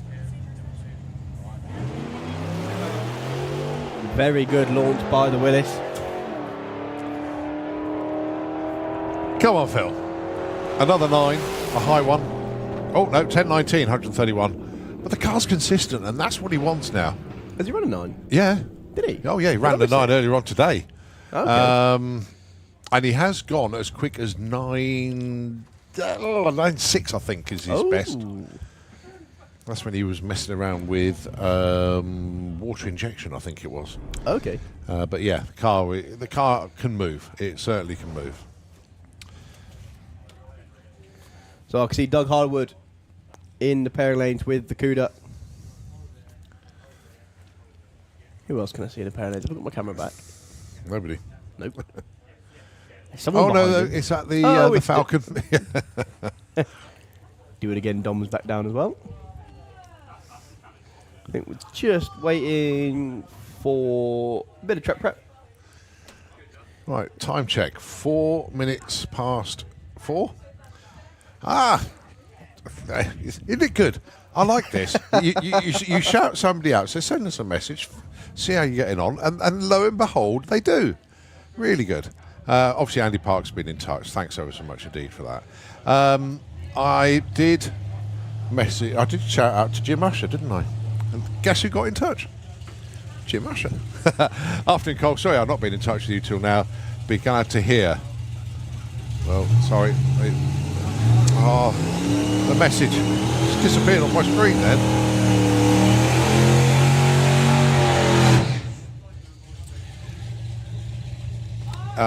Glad to hear Heavy Hunter is all ready to go. The problem we have is the crew need more work than the car this year. Oh God, Steve Ellis, car owner, will be having a total knee replacement. Yeah, I know all about knees, mate. I'm reaching that. Oh, there's me. There's a episode of War and Peace on that. I didn't realise it was that long, that message. But they will be here at Dragstalgia.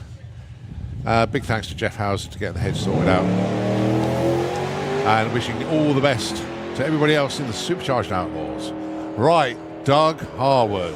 10-0, 10-1, but we'd love to see a 9. It's a 10-1 this time, 132.54. You know they want it. That's the thing. They're chasing it. It's like, come on, shallow stage. Just go in that much. Give him a run up. Yeah, go in that much. So he's got more rollout. That will help. That will probably give him what? You give him a couple of hundreds. Give a couple of hundreds, yeah. Don't feed him in the morning. Yeah. That may give him a thou. Yeah. No, but joking aside, they will get it. They will get it. But I think obviously, if the car has reached its sort of like performance potential with the current its setup, terminal the velocity. only way they can do it is stage super shallow. You know, you just tickle that top bowl. If you go in too deep, you're not getting a run up to the beams. Exactly. So that can make a difference. Tuning tips and ET tips from the tower, who know absolutely nothing about what they're talking about. So I can see one of the gases in the lane and Matt Glassop with the Camaro. How are we all doing on the bank and the grandstand? Are we okay? Yeah, I've got one thumbs up from the bank. That's good enough for me. Do you know what? You've never had the thumbs up from your bank before, have you? No. Yeah, it's normally saying, can you sort your overdraft out, please? TCA.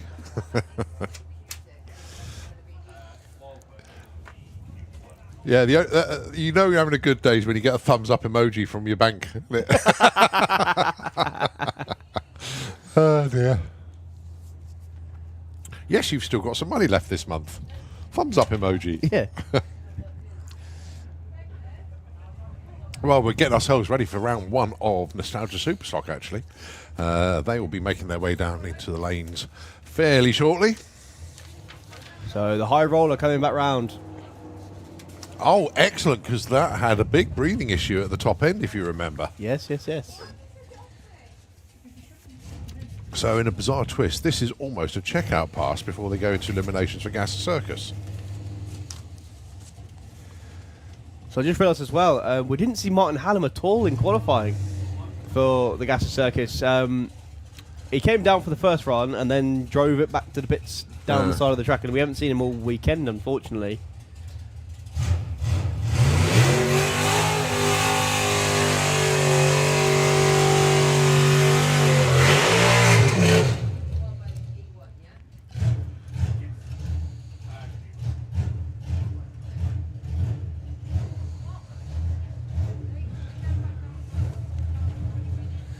So quick test it before eliminations, which are imminent. God, this car's got some history at the drag strip. I remember when Nick Williams used to run this car. Oh, really? Yeah. He had the... I think I've still got it on YouTube, actually. He was running against Gino Bernardine at the Summer Nationals probably about 10 years ago, maybe even longer. Yeah, that's before he had the Camaro, so it's probably 12 years ago. Let's see how this one goes. 1084, 121. He went 9.6, but the wheelie was over 300 foot. It was incredible run. He just did not lift. Well, we know the Williams cars live on wheelies, but this one was just epic.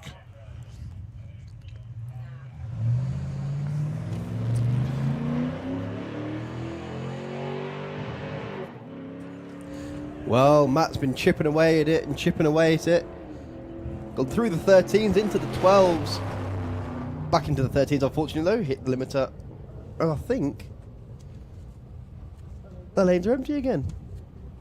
So if you have got a RWYB Bronze ticket and you want to come have a play, do it. You've got 20 minutes left. Oh, there we go. I posted it 11 years ago. Oh, wow. And in fact, can we please have Nostalgia Superstock to the lanes, please? Nostalgia Superstock to the pairing lanes.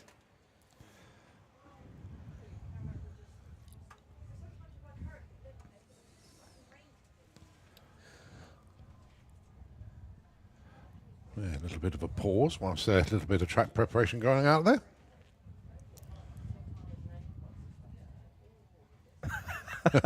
That is ridiculous. Yeah, awesome run.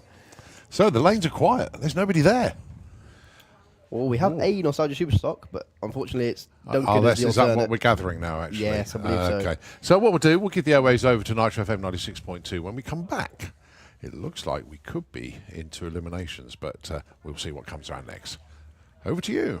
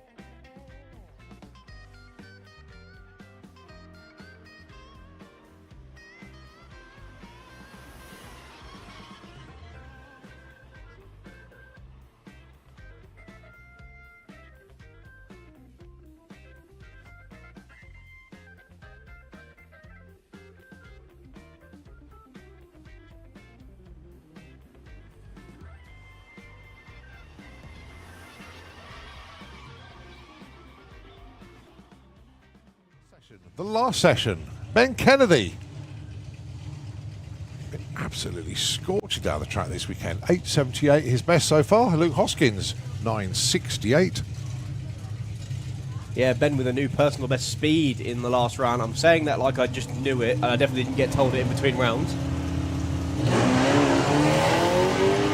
But looking to improve on a near personal best, 8.78.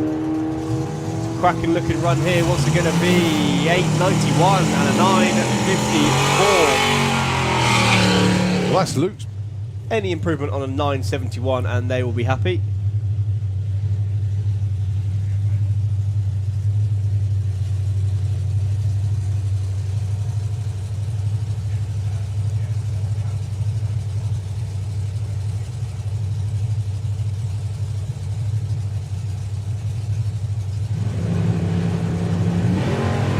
Ben rolls through, unfortunately. He's not going to get a time on this one.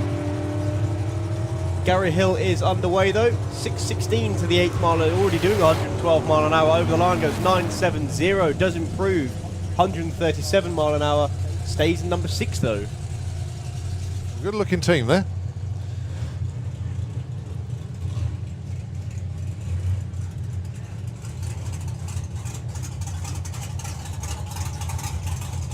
So Wayne looking to improve on 9.42. Wayne, can he get into the race? Oh, Brian just getting a little bit close to the centre line there.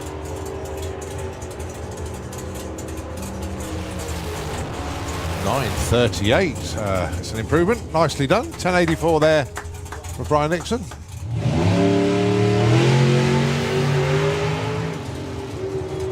Oh, Colin just went 007 on the tree.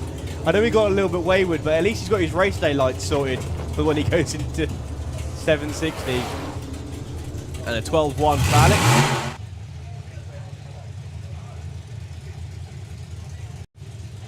Obviously the good thing about going up in qualifying means you get some slower in the first round. Yeah, it's not going to be a 9 on this one, I don't think. But Rob going through with a 10.1, off pace for him, and a 12.0. Looking to run any improvement on a 10.87. Having a little bit of a wiggle. Over the line with an 11.44 and 121 mile an hour. Another time trial for these guys, still no dial-ins.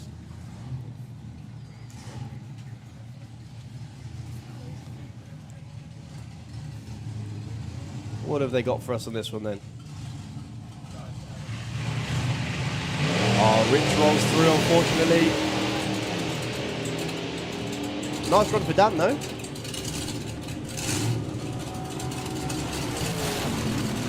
Over the line with a 10.25.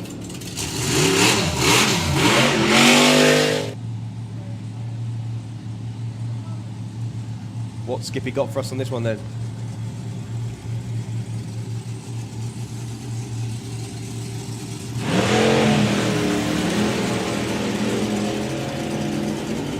So 126, 60 foot, it's the best 60 foot we've seen from him. A little bit lazy through the middle of the track, still goes 8.97 at 151 mile an hour. That's 2 in a row. Please get onto the grandstand, get onto the banking, because I have a feeling this will be quite a good session for races. Yeah. This is like the Thunderdome. 2 men enter, 1 man leaves. Okay, round 1 eliminations for Nostalgia Superstock. Proper bun fight coming up here. Some cracking matchups. We'll just let it unfold in front of our eyes. And it's going to be Glyn Boardman taking on Jack Bishop, your first pair.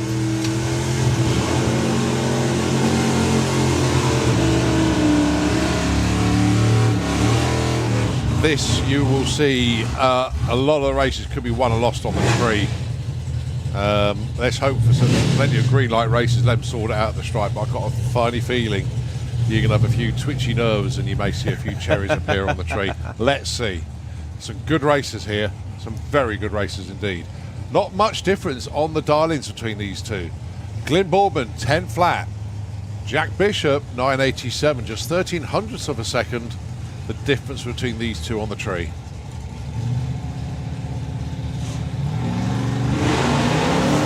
both the way well. Looks like Jack has actually got him covered already. But the cars work differently. And it is Jack that takes it, actually on a whole shot win. A 9.93 beats a 10.03, but it is Jack into round 2. One thing I will say as well, if you're sat on the bank and you're sat on the grandstand, pull up the live stream because you actually get a finish line cam, which is a brilliant, brilliant shot. Next up, Phil Hobson taking on Rick Denny, 12.15, place 11.22. So Rick's got to be patient, but by less than a second.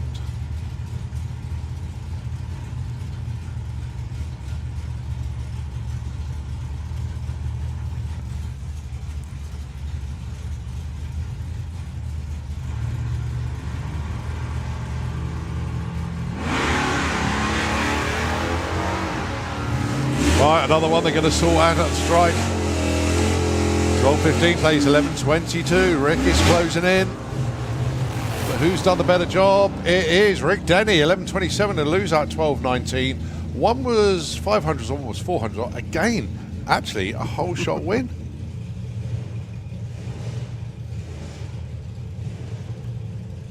So John Davison and Jim Smith. John All of a second between these two. See if you can spot it in the tree. You should just about be able to. Oh, issues with John, unfortunately. Rolls through stage. He went to go up on the 2-step, but the car just pushed him through. Jim's going to take the win and goes 10.51 on this 10.40 dial-in. What happened with John there? Because he foot brake launches, he was building up the revs on the talk about the cut. He just pulled him through. Right. The freshly engaged Jake Cawthorne, number 32 qualifier, taking on Rob Cawthorne. Oh, what were the odds on that? I missed that on the listing. Oh dear. Well, one of them's going to go through, obviously. Darley's then 11 flat and 12.20. Rob's making him wait. Going in nice and slowly. Jake's in, Rob's in. 2 green lights.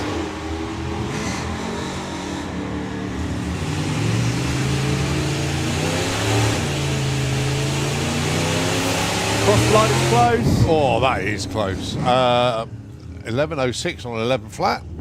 So it is Jake that goes through. Yeah, you can tell Rob was looking as well because at the finish line he made a huge move towards the centre line past the finish because he was just staring at Jake. Right, your number 2 qualifier, Royden Mitchell, taking on Stuart Arthur. 13.75 for Royden, 12.47 for Stuart. Royden goes straight into stage, so Stuart's going to make him wait. Stuart's going to do his own thing. Oh, Royden goes deep.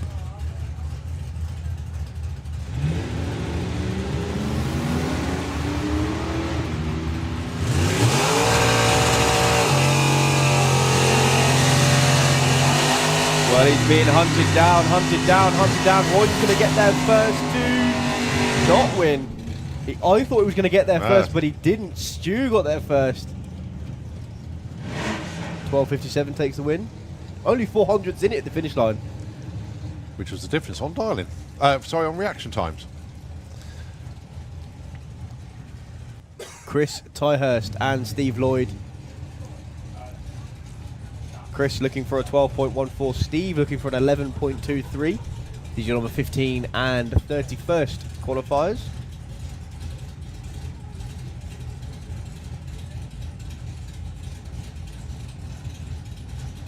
So Chris away first. Oh, Steve goes red. Big red, actually. Yeah, he's actually backed off the throttle in anger, I think. 12.24 and an 09 light.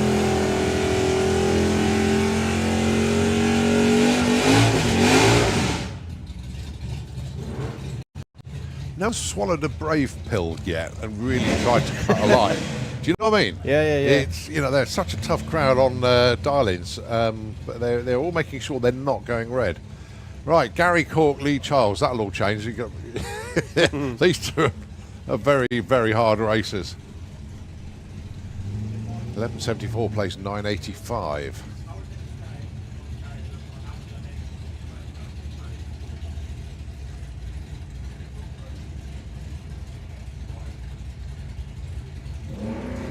There goes Gary. Lee chasing him down.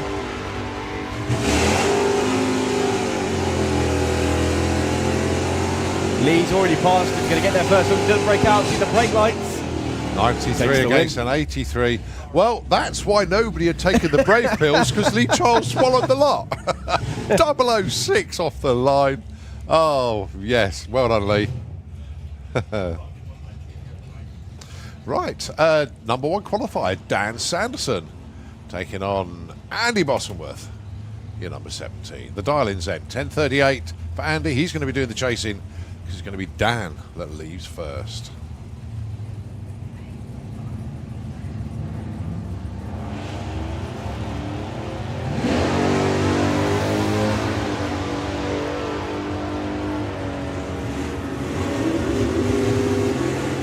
Oh, Dan Sanderson way out in front and takes the win, 13.93 to a loser. Oh, Andy hit his number. It was just the reaction time that let him down. So a big whole shot win there for Dan. Next up then, John Sleeth and Paul Singer. John looking for a 973. Oh, big weight here. Paul's looking for a 1235. Little under a 2-second gap.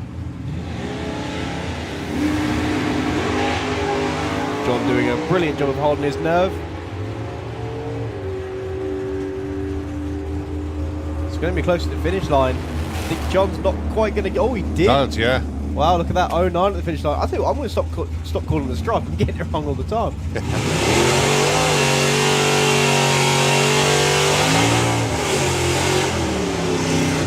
Now this is one of the matchups I've been waiting for. Matthew Dowdy and Adrian Portelli, both brilliant racers in their own right. Matt struggled a little bit in qualifying to get close to the number. I think traction was his biggest issue. Yeah. However, you could never count him out.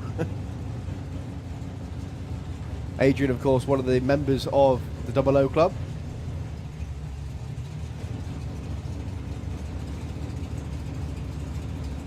I think it's probably our closest race so far. 10.90 to 11.15. Only a quarter of a second in it.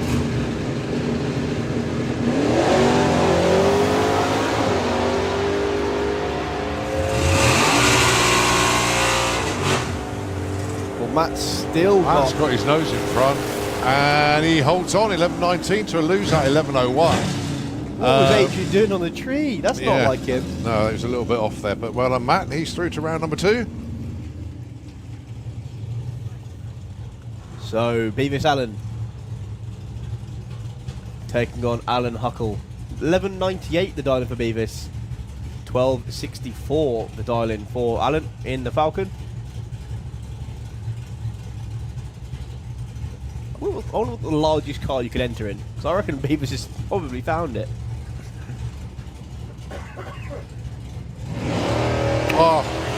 Oh, 0007 red for Beavis.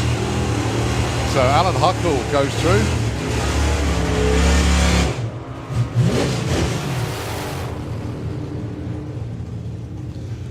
If that was green, that was a perfect light, but unfortunately it was red, it was the wrong side. Well, we're talking about gaps. Here we go. How about this one? This one's over 4 seconds between Glenda Thompson and Chris Goodale on the dial-ins. Who's our quickest car this weekend? Who qualified number 3? There's loads of the 9.7s. Probably John Sleeth, actually. Yeah. Oh, a bit of a cough and splutter for Chris's car then. It didn't react.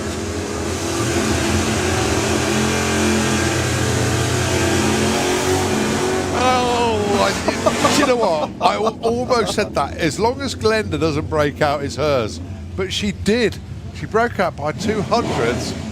Chris Goodale dodges a bullet. He dodged a missile that time. I think that was the quickest Well, run of the weekend. Yeah, I think Chris got the lucky pill that time. Good dear. Mick Sharp and Gary Carr. Oh no, I think Mick's our quickest one this weekend. 960s.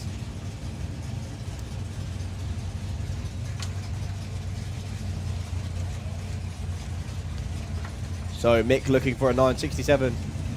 Gary looking for an 1110. Just nudging the car into stage.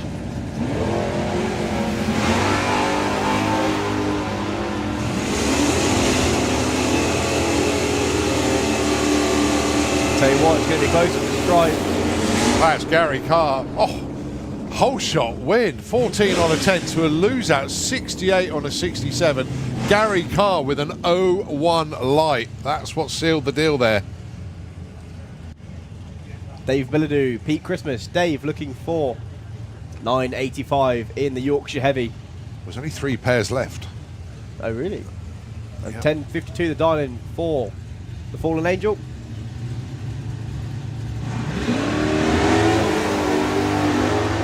Right, let's let these two sort this one out at the stripe then.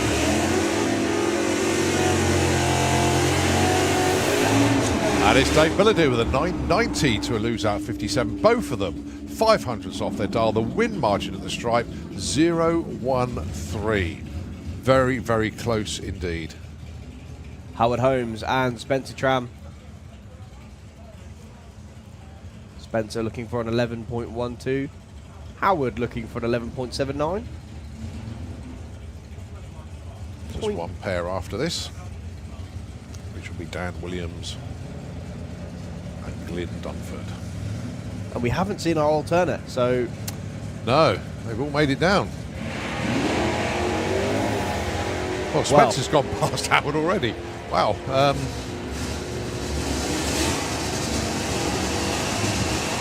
Spencer will be backing it off now. Takes it to 11.56 to lose out 12.57. yeah, I was waiting to see brake lights then. So Dan Williams with the stick shift Chevelle ran a 9 in the qualifier earlier today. Yeah, very happy with that run actually. Sticking with the 10 flat dial in though. And a 1090 for Glyn Dunford in the death trap. Yeah, who, well, 2 seasons ago was on the banking watching the racing and decided to, oh, fancy a go at that.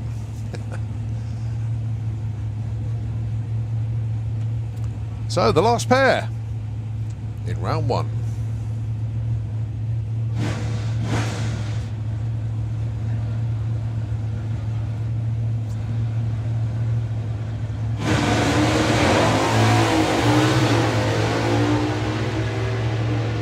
Oh, problems for Dan. I think that linkage has failed. Oh no! Glyn Dunford breaks out. Dan Williams takes the win. Oh, I'm gutted for Glyn. I am absolutely gutted for Glyn. 1089 with a 5 on a 1090 dial. But that is racing. It's not the first time it's going to happen. It's not the last time it's going to happen. It happened to Glenda. Yep. Oh, Chris Goodale managed to get through, and then Dan Williams goes through with a 15.63 busted run. Oh, dear. Oh, wow. Anyway, this is your alternate. This is Duncan Watts putting a run in.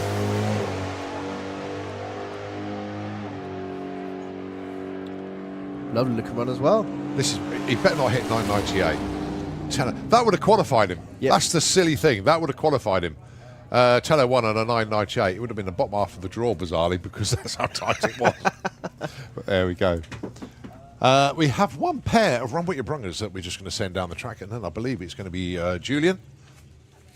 Matchups for round number 2 in Nostalgia Superstock. Dan Sanderson has got Alan Huckle. Jim Smith has got John Sleeth. Gary Cork will be racing Rick Denny. Dave Billadou and Chris Tyhurst. Stuart Arthur will be taking on Dan Williams. Spencer Tram will be taking on Jack Bishop. Lee Charles taking on Matthew Dowdy. And Chris Goodale taking on Jake Cawthorne. So that's where we are in Nostalgia Superstock. As I say, one pair in Run With Your Brung, and then it'll be Julian. And then, dinner break That's what I was trying to get to.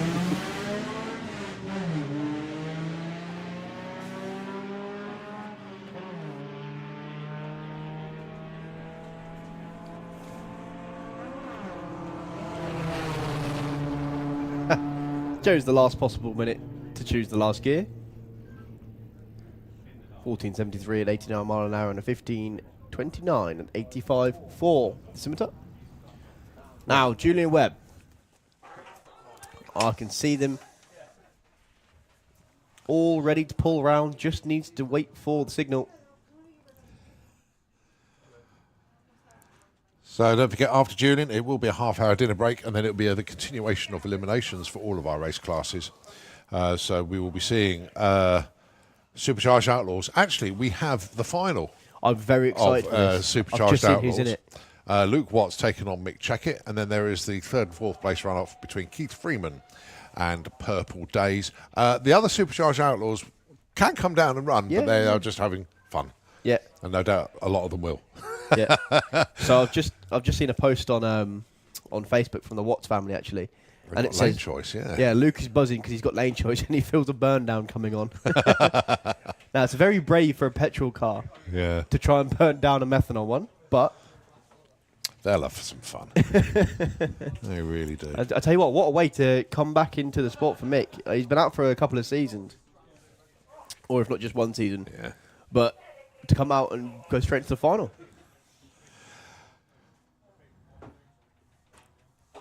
I think, you schedule a class to run, and Nostalgia Superstock just go through so quickly. It's like, oh, hang on a minute, we got a gap. But yeah, so Julian is just going to be waiting there patiently. He's not due to run for a few more minutes. But, gives you an opportunity, don't forget, during the dinner break, get round to Blackett Photography. Paul is in the studio. Was due to open at 5, but no, she's been open since 1 o'clock.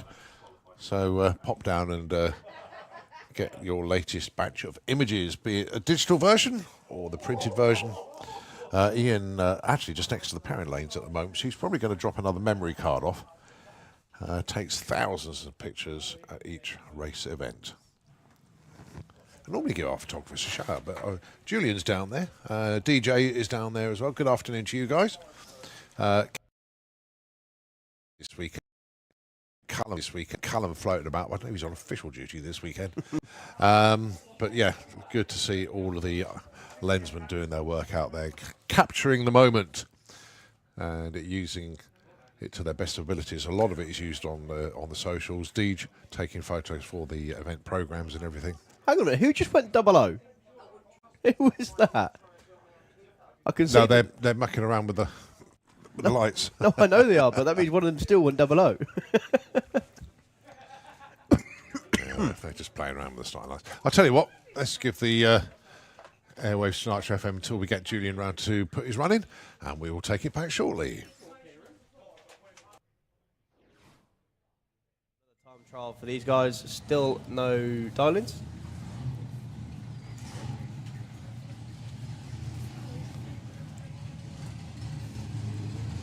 What have they got for us on this one then? Oh, Rich rolls through, unfortunately. Nice run for Dan, though.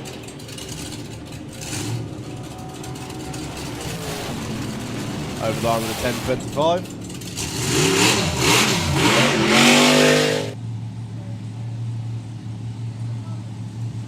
What's Skippy got for us on this one then?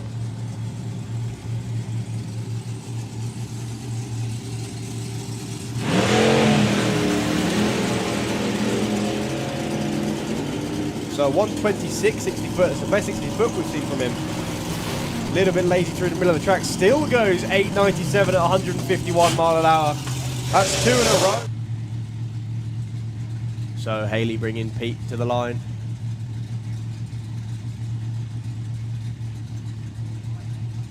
The short crank being brought to the line as well. Fingers crossed for another 8-second pass from Rebel. Well, it's 117, 60 foot and an 06 light for Pete. He's definitely awake. That's a really good looking pass. 848, 155 mile an hour. I think Rob's happy with that one. I can't tell. I can't tell.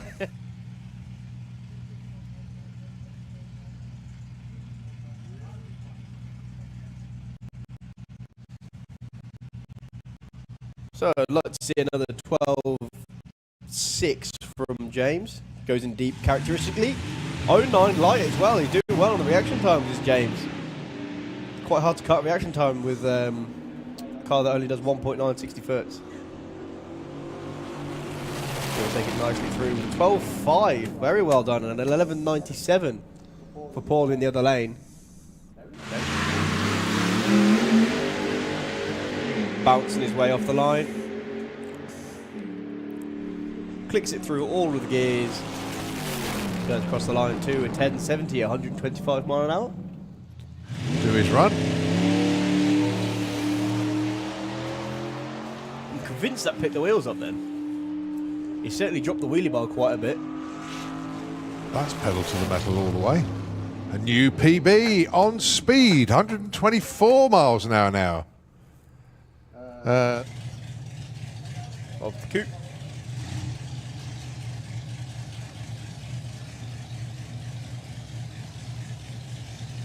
Carl bringing Gary up to the blue line. Fingers crossed for a 9-second pass for the van. Went 10-0.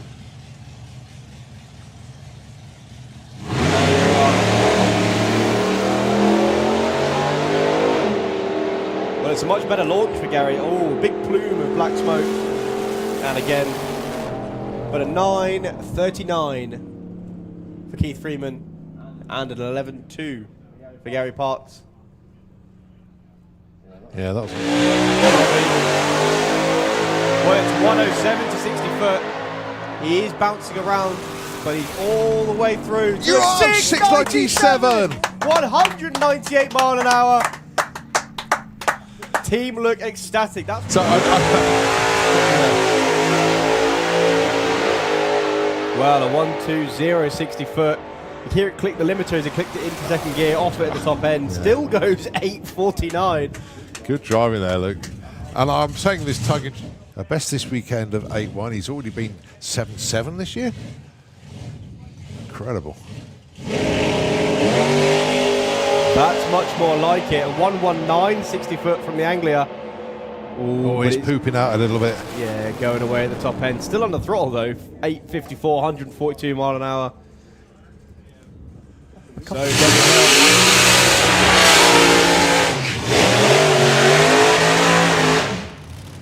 So Dougie Hill in the other lane with the Hemi Hunter crew helping them out. I understand that the Hemi Hunter itself is all good and well. Yeah. Just yeah, I've normally had a priorities. bouncy text from Jim Usher, but I haven't had one this week. I'm very disappointed actually. Jim, message me. Come on, tell me something interesting. Come on. Knowing that, my phone will ping in a couple of minutes. I believe they're selling the heads in Jeff Houses. Ah, right. And they're all finished, ready to go. Good stuff. Yeah. so fingers crossed for a full pass from Dougie on this one. He's been getting further and further down the track, getting more and more comfortable with the car. As we say, he's one of the youngest racing at the minute in a quarter mile class, and let alone in the Supercharged Outlaws. It drives the wheels off this thing. That's right, we'd like to see good, strong runs from both of these teams. They both deserve it.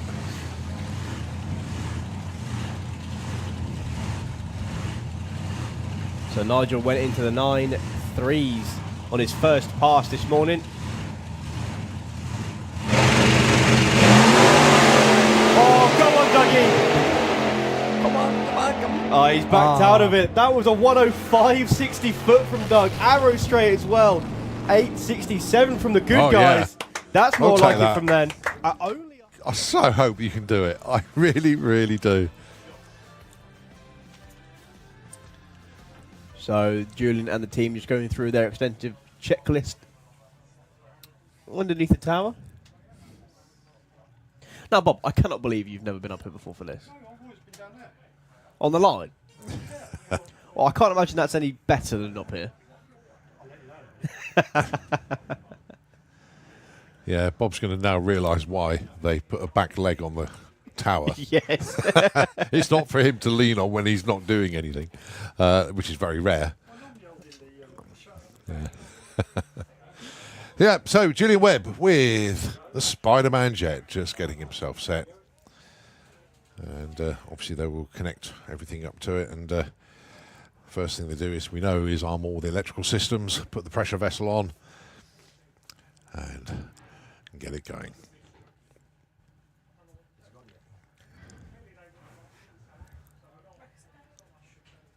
So, lifeline cord being attached. There we go. We can hear the car firing over now. Hear all of the igniters ticking away.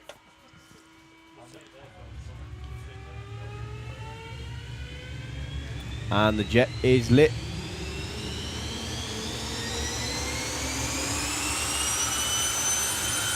So, Julian in the car. Underneath the tower now.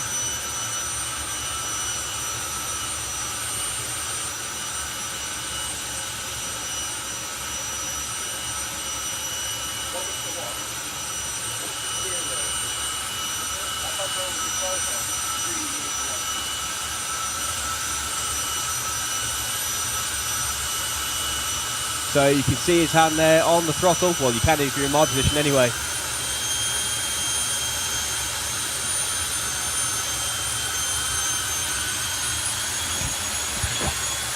And a huge flame's going to be out the back.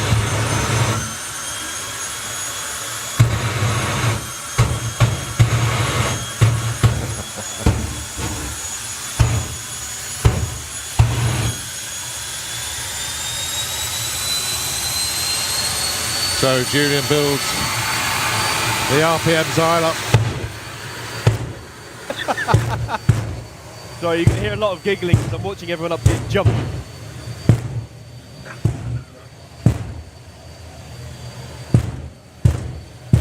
Acting like I didn't have the exact same reaction the first time I was up here as well.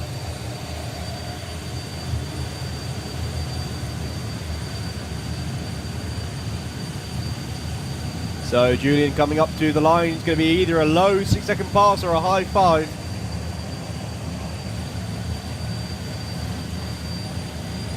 As he leans into the throttle. The towers start shaking. 106 to 60 foot. That's the best 60 foot I've seen from him all day. All the way across the line to a 595, 260 mile an hour. And I think that was a good-looking run, that. I think our guests quite enjoyed that. Well, I think he's overdosed on the laughing pills. Good job. Okay, ladies and gentlemen, it is time for our track crew to stand down for half an hour. Time for you to have a wander around, get yourselves a coffee or something to eat. And we will be back in half an hour with eliminations for our race classes. Nitro FM are going to take the airwaves over now, and we will see you soon.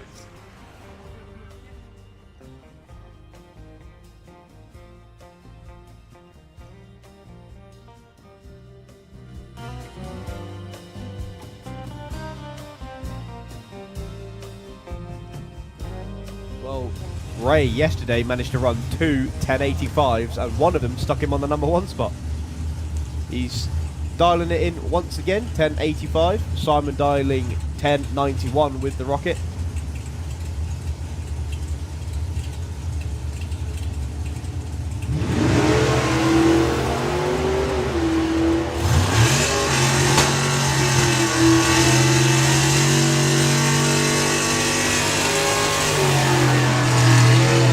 Oh, 1084 with a 7. That car is so sorted at the moment. Okay, it's a breakup, but wow. 11 flat, because the engine that was in the Cherry 155 Chevy is now in Matthew Dowdy's Red Ned. Right, 949 plays 1039. Keith Bartlett, number 2 qualifier at the moment.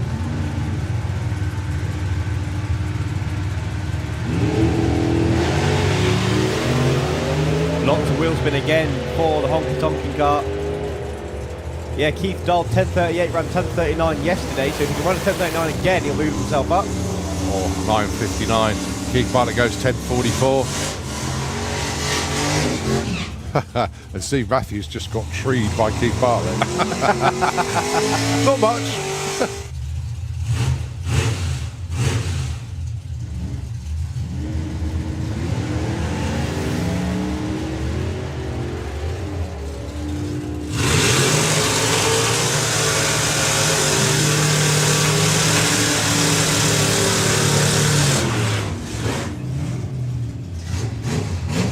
Hewson goes 991. 3. And you got Ray Irish with the Gas Junkie for the 41. Willis looking for a 1006. Ray currently number 16. Sam number 7.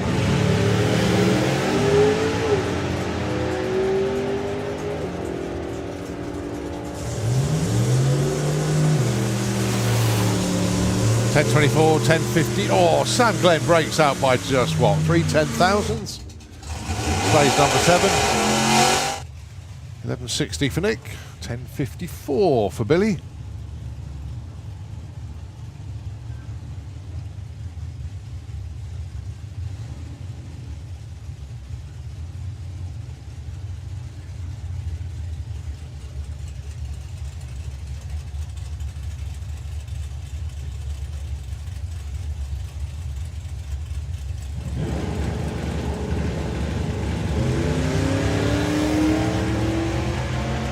Right, I Billy should get to the top end first.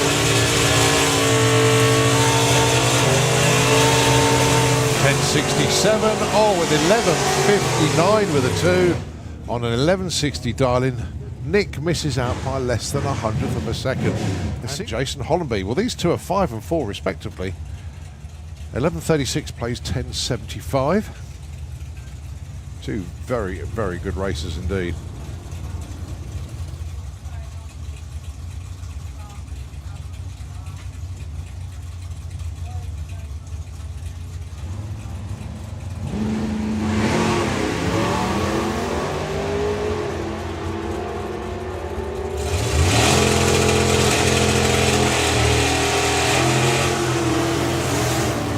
$10.78 for Jason, stays put, number 4. $11.44 on a 36 for Brian, he stays put at number 5.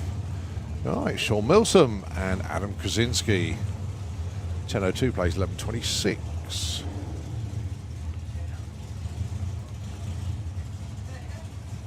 Now Sean can go into the 9s, but he'd like to stay north of the 10 flat. Well, run a 10.02 obviously. The conditions are really good out there at the moment.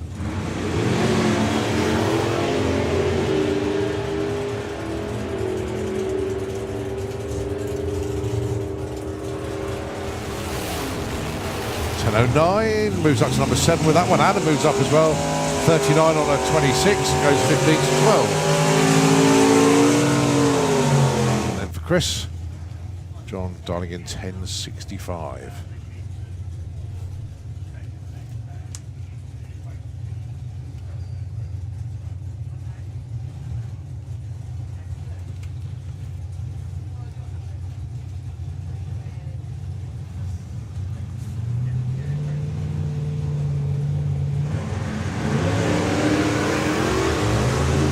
So, of course, Chris already made runs this weekend. This is the first one for John in the Kestrel Beer Lane. Chris goes through with a 10.21 and a 10.80. John comes in at number 16. Chris moves up to number 12.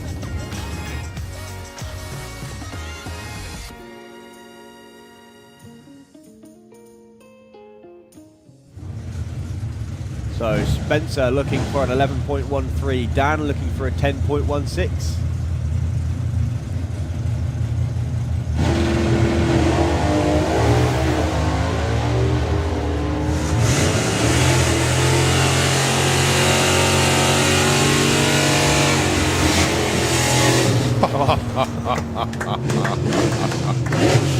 Oh dear, oh dear. Right, Dan Williams goes 10.16 with 8 on a 10.16 dial-in. Goes to number 5. Spence goes 11.16. Those Williams boys. God dear. On the bum spot is our Rick Denny, 11.20 dial-in. Dan Sanderson, 13.85.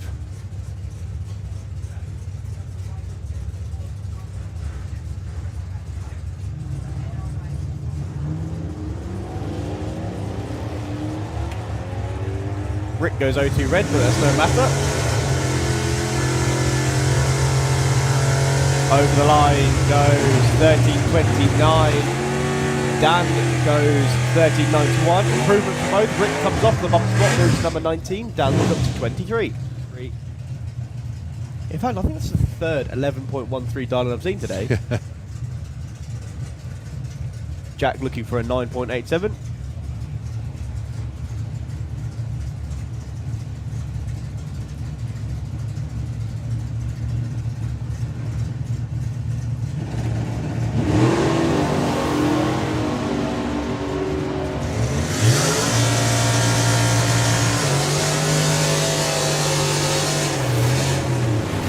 That's only 100th off. Gary goes up to 21. Jack moves up to number 10 with that run.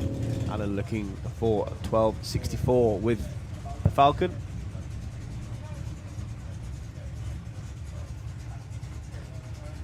Yeah, Steve Lloyd, I think, broke out by a minuscule margin yesterday as well.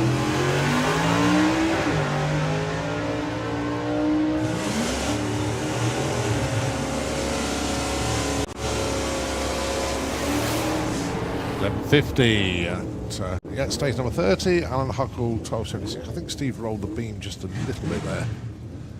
Yes.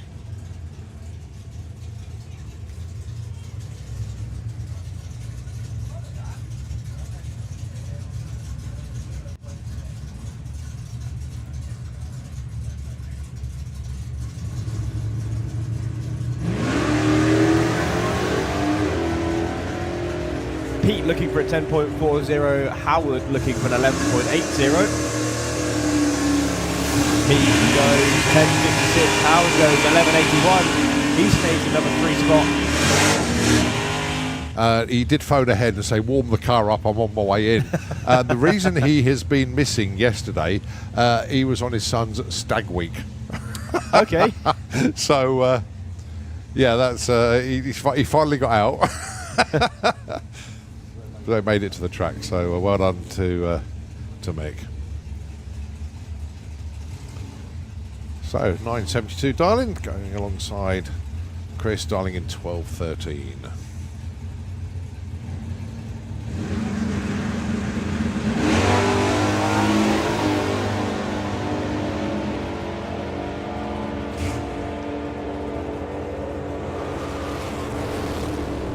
Line 72 with a 2. Nice one, Mick. Well, it's a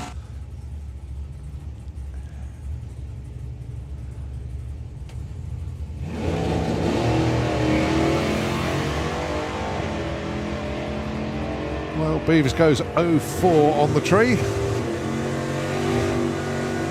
He should get there first. Gets 12.01. Wow. 12.48 for Stuart Arthur. Beavis stays number 5, Stuart stays 24. But Beavis, if he can run 100th off and pull 04 lights, then contender, I think. It's going against shooting legend, if you like, John Sleeth. Oh, only foot brake launch goes 0 on the tree. Yeah, nicely done, John. John Sleeth is going to get there first.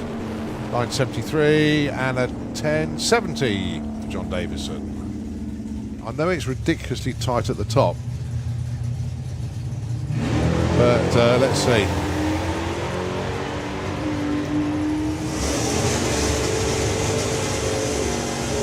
So Adrian is going to run a 10 something. It's a 10.93. I think he's going to stay number 7 years. 12.40. Again, just 300s off of Paul Singer.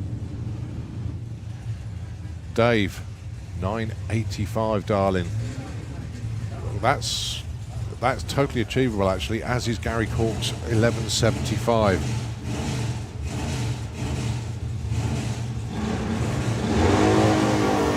Lovely launch there from Dave. Carries the front wheels to 60 foot.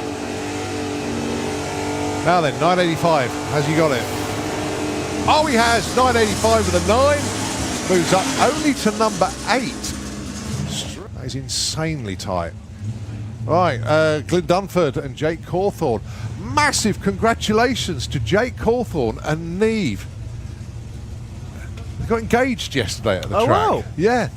So congratulations, Jake. There's photographs of Jake down on one knee, and Neve accepting the proposal. This is just obviously photographs of the engagement ring.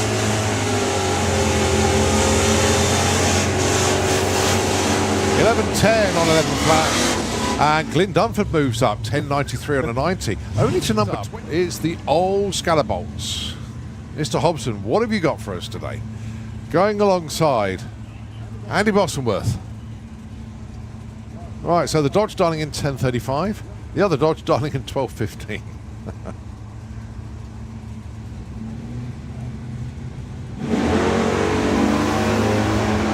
Lots of wheel spin from Phil in the Kestrel B lane. So Andy's going to get there first in the 10:43 and Oh, wow. 12:15 with an 8. Phil Hobson and Glenda Thompson, your next pair. Lee only number 29. Well, he hasn't had all the runs, fair to say. Glenda has broken out a couple of times. Needs to keep him on the right side. Commiserations to Kiwi, actually. Normally we see Kiwi racing as well, but I know he destroyed an engine last year. Not quite back together yet. And I just think he's a little bit frustrated, but at least Glenda's out there racing. Lovely launch there for Lee. Now then, 983. 988, 500s off. Glenda goes 1399. And Lee moves up to number 23 with that one. 5. This has got this one pretty well sorted.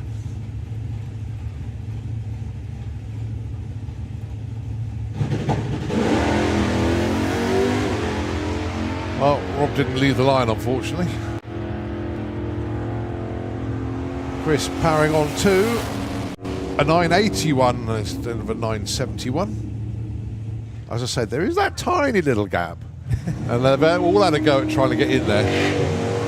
Much better launch there for Duncan. Had a few issues yesterday, but I think they've all been banished. Let's have a look, 10:14. Yeah, completely. 10 flat, breakout. Royder goes 1398. Duncan stays at number 33.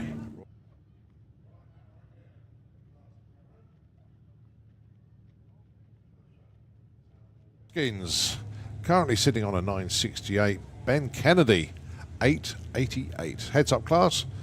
Whoever's the quickest goes to the top of the pile.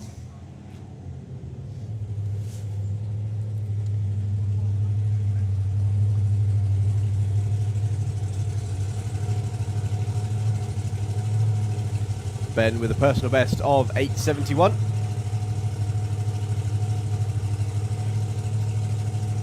Luke's currently qualified with a 968, so another 8-second pass what we want from Ben. A little bit of tyre shape there actually for the Lexus powered pop. That's a good looking run. Running all the way through. It's going to be an 878, 154 mile an hour.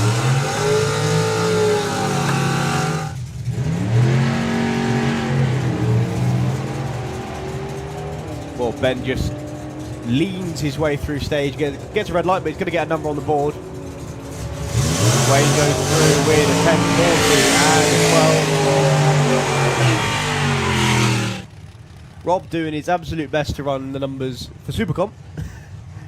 Yeah. Pretty much consistently in the 890s yesterday. He sits in the number 3 qualifying spot. And Gary Hill sits in the number 6 spot with a 971.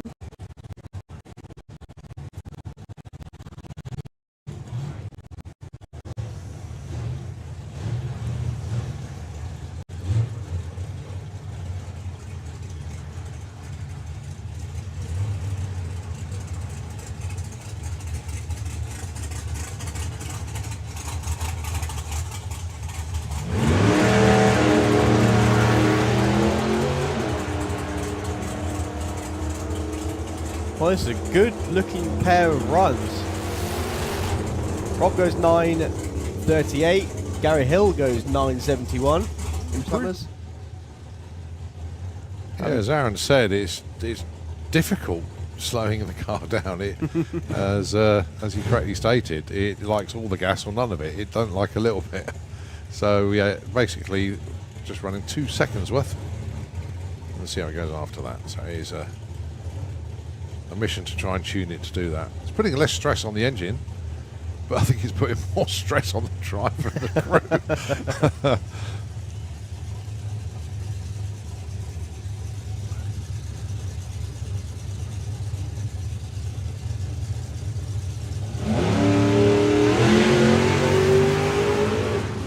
Well, the car just driving over to the centre line. Colin backs off wisely. Barry on a good looking pass. It's going to be an 11.77, moves him up to the number 10 spot. In Bloomfield, 2 of our 10-second runners. And in fact, this would be a cracking race if this was elimination day. Your number 7 and 8 qualifiers. Well, Brian moving over to the centre line. But he has got his nose in front. He's going to get there first too. 10.57, good improvement for Brian, and an 11.17.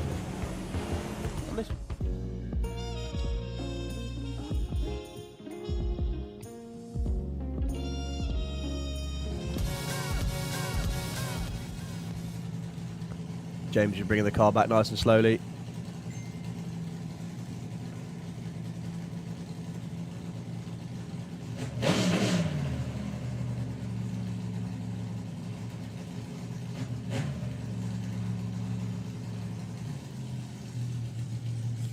Final checks on the Rebel machine. Rob walking up to the line with everything crossed on this one.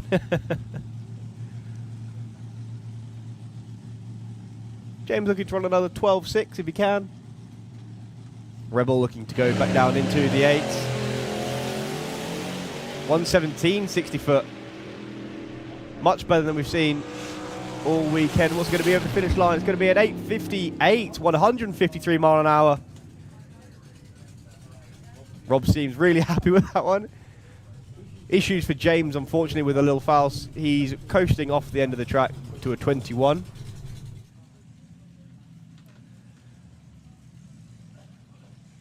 He had the lucky position of being sat in the other lane when Bob ran the 640 yesterday.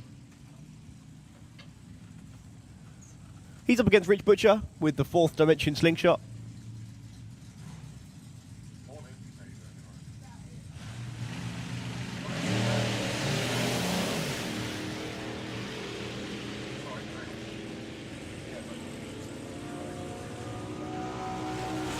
What's Dan got over the finish line there? It's going to be a 10.27, 124 mile an hour, and a 13.59.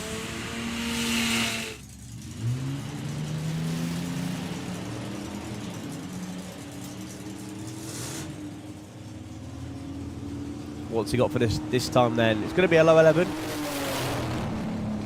Or mid 11. 11.67 and 11.46.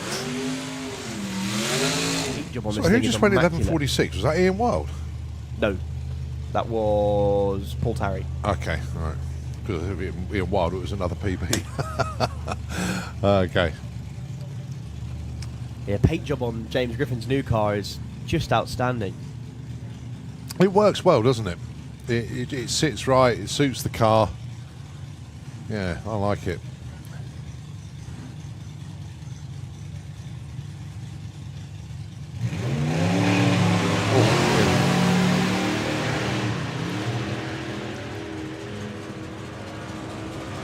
Well, he's off and running. It's going to be a good number for him. Goes 9.25 at 140. Cracking pass and 11.52 for Bob. With Skippy with the chasing time car. Says he's changing the setup pretty much everyone because he's trying to get it dialed in for Ford, who's out front. Ready for Dragstalgia. Up against the Raging Cajun team. Dan and Elliot Jones.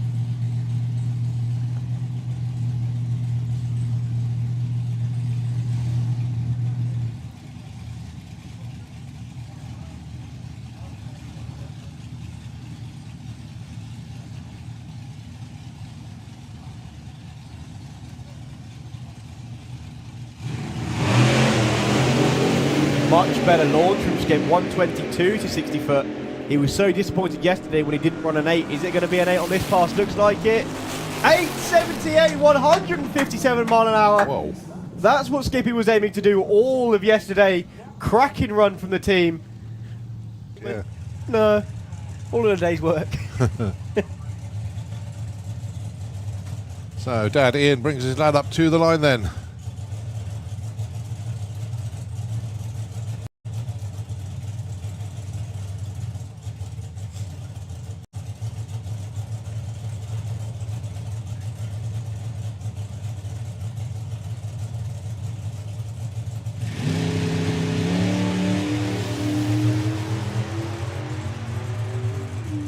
Cracking looking one from Rory. That's good looking good. That's looking good. What's going to be at the stride? It's going to be a 10.65, 120 mile an hour. Just 500s off a PB there. Nicely done. And got stuck in the queue essentially. Ah, right, okay. Makes sense. But it was a good 9.20 from Dan yesterday with the American Pie. Carl's obviously got a lot more in it than that, but not bad for the first run out in a couple of years. Oh, the parachutes come out. Oh.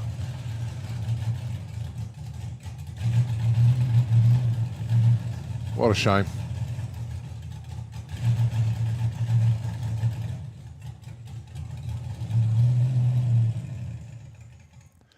Oh, that's The most unique combinations, sorry. unique conversation. Yeah. Oh, it is. yeah.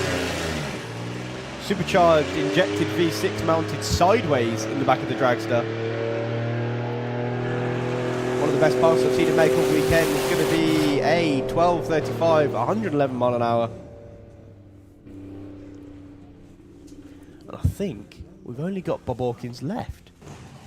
Yeah, but it's not a full like 100% nitro No. mix in this car. Let's be fair. I think he's but running 70% at Yeah. the minute. It's about as far as. Whoa! Bob Hawkins drives through the tyre shake, under power all the way. Don't take it the block. 6.75, 186 mile an hour, and that run was just about the worst run you can make and still run a 6. That was He's built it for the Oscar class. 23T bucket.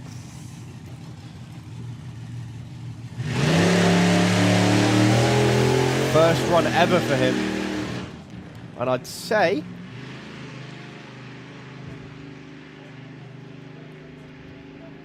he put the soft tune in it. Well done to the Collivers. Cracking first pass from the car. Work in progress. Excellent job. Dan Boone, let's see what he's got for us then. If it starts with a 9, it is going to be pretty good. If it starts with an 8, it's going to be epic. Well, it hasn't left the line like it should have done, unfortunately.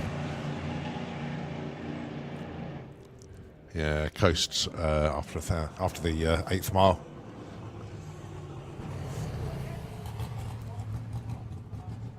Well, they get their back to the pits, have a good look at everything. It's one thing repacking your chute in the under pressure when you're at the start line, wanting to get a run in, but they'll have a good old sort through it.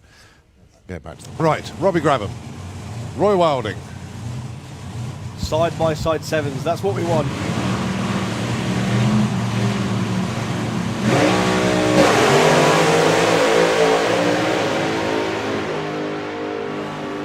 So issues for Robbie, no issues at all for Roy. He's going to go through with a 7.27, 192 mile an hour.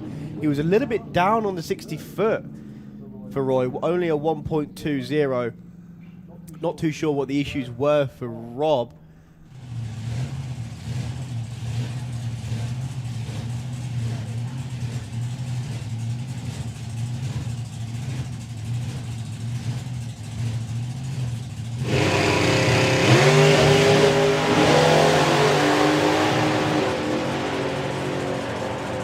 Well, Mike's figured out how to keep the nose on the floor, but he hasn't figured out how to keep it straight anymore.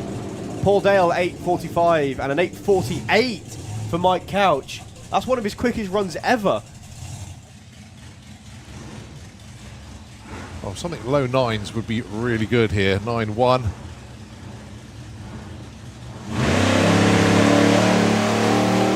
I think it's the first time I've ever seen him get a little bit of tyre spin. Can't make him plenty of power now. He's going to go over the line to a 9.33. Yep. 144 mile an hour. As we hold on to our hats as Simon Boots coming under the tower. So Luke on a solo. Another mid 8-second pass is what we're looking for.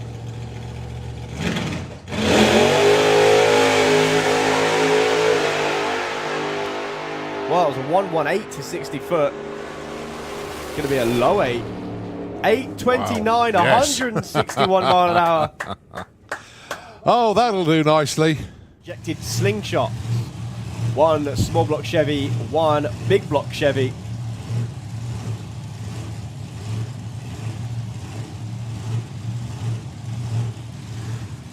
What have they got for us here?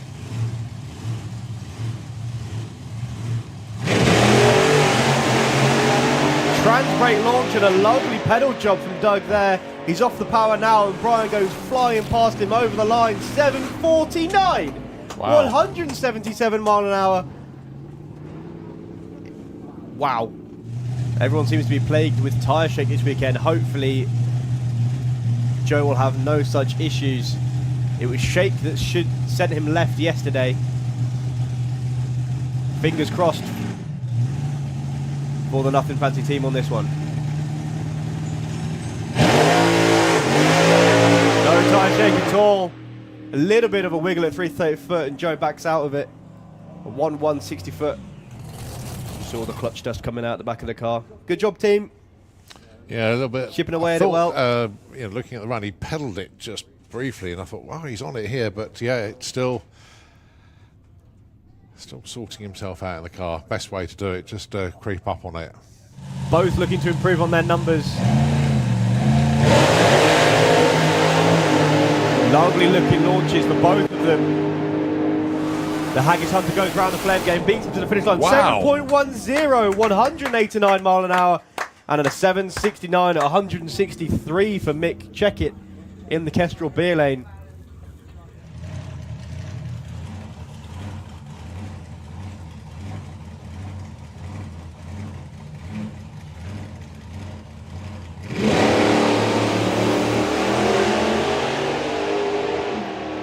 Two cracking looking runs. Nigel's going to get to the line first with a 9.34 and a 10.0 for Carl. His fastest pass ever down the quarter mile. Well sorted. Right, well, he went 7.47 yesterday. What has he got? Lovely little wheels up launch. Little bit of tyre shake. Foot is buried. So a 762, 175 mile an hour past. It's one thing sitting in the car in the garage learning where everything is, but doing it in an environment when you actually go down the quarter mile. So this is a familiarisation run, I think is the best way to describe it.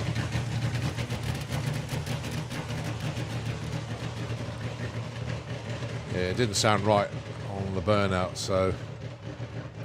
Well, I think it's actually a new combination for Mark as well. Yeah. He's never run an injection system before. Just imagine how strong that car will be. Oh yeah. When all the boxes are ticked in the right order, that is going to be an absolute cracker of a car. But well done to Mark. Well done, team, as well. You've done the hard bit. You've managed to make the car get onto the racetrack itself. Yeah. It's one of those things you can't test anywhere else apart from at a racetrack. And if you do test somewhere else, you're going to get told off by the long arm of the law.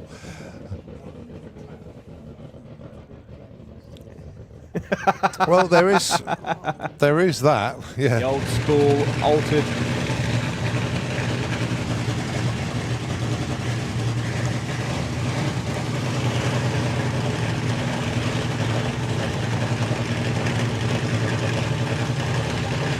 Right, Ryan Whitfield with high spirits.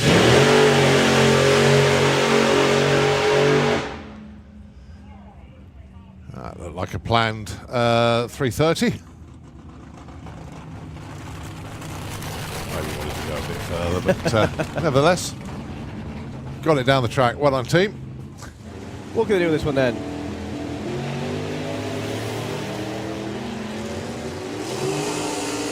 Well, he can go OT red, I can tell you that much. Across the line to a 983 and a 1061. Getting there slowly. Right, Colin. So what's Colin got for us in the Husky? That's much more like it. He's pulling away from the Austin. What's it going to be over the stripe? 996! 137 mile an hour. Colin makes it into the 9-second zone with the Husky. That was what we've been waiting for all weekend. One is a proper old school moonshine runner car. Unique issue of he's going to have to leave tonight because he wanted to be in Holland by Tuesday. And he's driving it there. What's he got for us on this one? 11.53 and a 13.13. Now, this is a car I've been waiting to see here. I've seen photographs of it. That's the Boston Brawler. Yes. Ah, beautiful looking car. Like you say, the only other place I saw it was a Goodwood last year.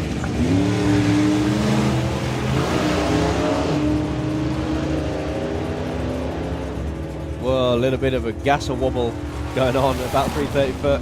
Dave Cherritt goes 987.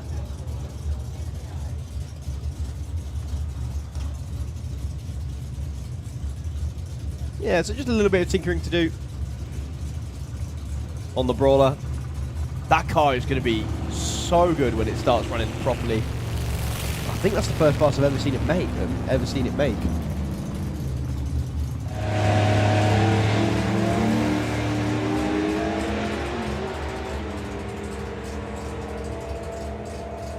Oh, that's going to be close to 990. 999. Yeah, we'll take that. 1092 there for Michael. Understand what was going on. It made perfect sense. So Julian back behind the wheel today, going alongside Stuart Flitton.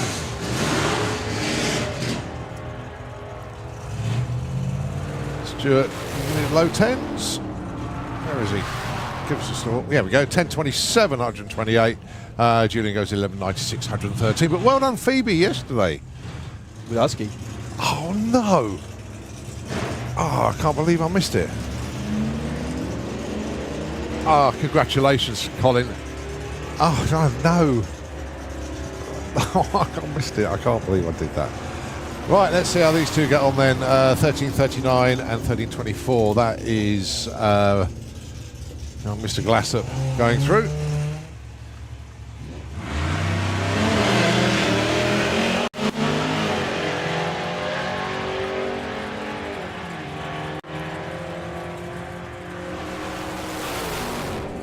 .10.09, 132, very, very nice indeed, and a 14.51 from the Lawson Anglia. See the NX sticker. So I'm assuming it's nitrous. It is, yeah, and it's got some serious amount of cubes in there as well. Nash Metropolitan.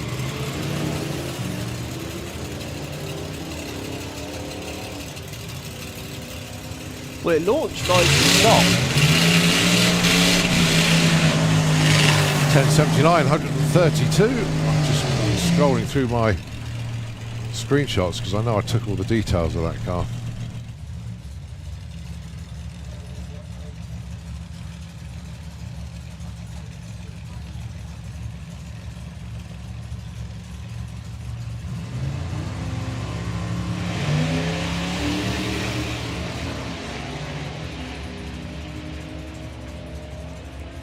Well, good looking side-by-side run. 12.47 and a 13.17. Morris Minor. Yeah, Paul Shortland, that is.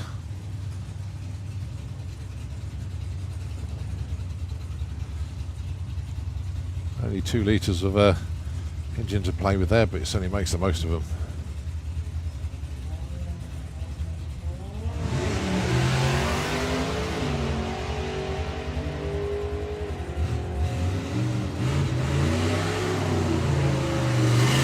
So the short fuse going over the line with a 994.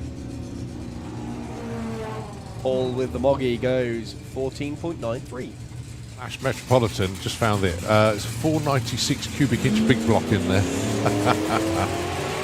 1959 Nash Metropolitan. There we go. Right, Tom Parry.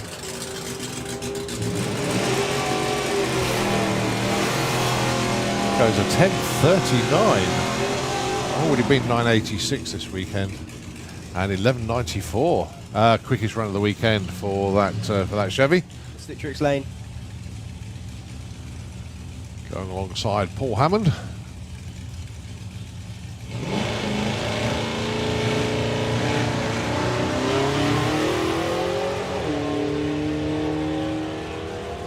Well, another high 10 coming up. 1092, 120 mile an hour. He has got that car well sorted. I mean, he has been quicker, but he's going really consistent now.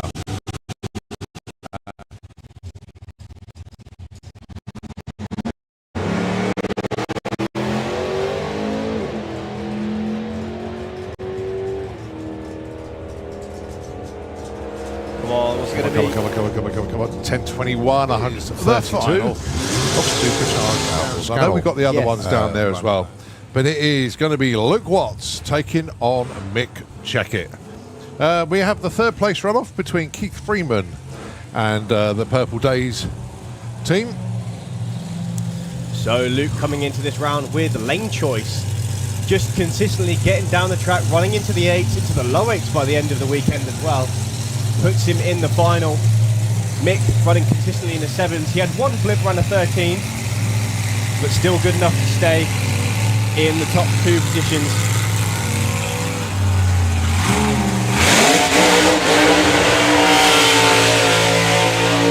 Whoa, Luke taking the long way around on the burnout. I have to say, Mick's the favourite for the final, but you race on tarmac, you don't race on paper. Mick, 7:59 in the last round, and he's still tuning the car up. Luke, 8:29 in the last round. Now, you went down in the lanes during the break. How are both the teams? Well, Team Flame Game are well excited the fact they managed to make it on the final because they just planned to test this weekend. Yeah. Luke and the gang, as you've seen, ecstatic with their performance this weekend. Getting down the track consistently. Well, considering there's got so many Supercharged Outlaws here this weekend. Outlaw Anglia into the pairing lanes, please. Outlaw Anglia, let's have you into the lanes, please. So, quick check in the Slick Tricks lane. And they're bringing forward. So, the first ever final of the Supercharged Outlaws. Mick Checkett, Luke Watts. Take your pick. Slingshot or the door car.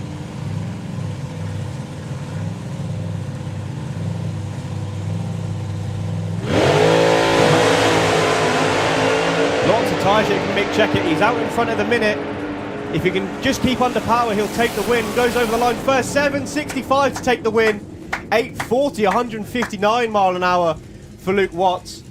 Mick Checkett, your winner of the Supercharged Outlaws this weekend. Good final, good teams. Both running real good numbers, actually. Pretty close to their qualifying numbers, to be honest. So, well done. So, this is the third place runoff then between Purple Days team and, of course, El Loco. Yeah, what a debut for a new car, making it into the, well, essentially the B final.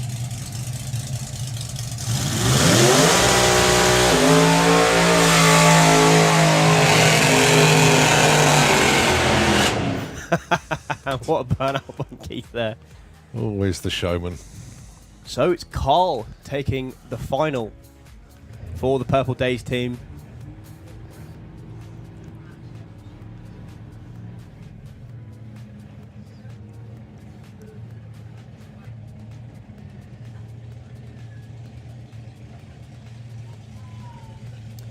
Keith just being brought back.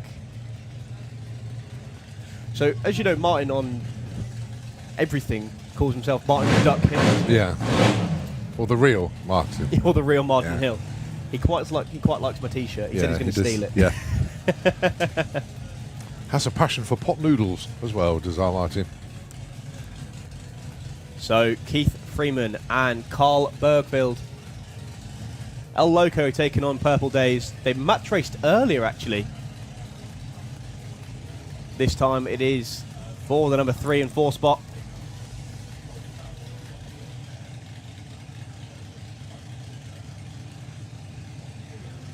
God, Martin's pumped, isn't he? So both drivers into pre-stage. Carl slowly edging his way in. Keith's in. Keith gets the jump off the start line. 9.2, 9.3, 9.32, 144. Well done to Keith Freeman.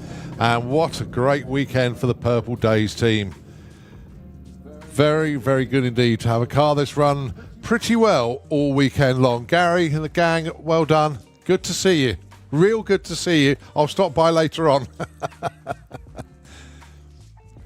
Yeah, But, what way to debut the car. Yeah, that's fantastic. They had a cracking weekend. But there's still more Supercharged Outlaws to come. So that was the A and B final, essentially. Now just a time for a bit of time trial and testing and a bit of PB braking, hopefully. Bob Glassett coming around with the Capri. Yeah, a bit of an update actually. Freddy's Revenge. Unfortunately, they're done for today. They spotted something we're not happy under one of the valve covers, so they're not expecting it to be anything serious at all, but they want to take it home and check it out properly. Going out on high, having run another 6 and a new terminal speed PB, 4 mile an hour up on their best with the topolino body. So well done to Robbie, Dave, Hills and the gang. Well done.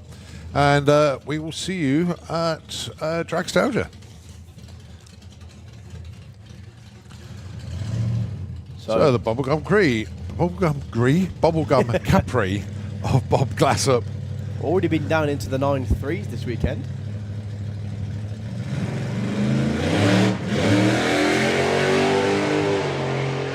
Well, that's a lot more angry than I've seen it previously. A little bit of wheel spin off the line. At 964, 142 mile an hour.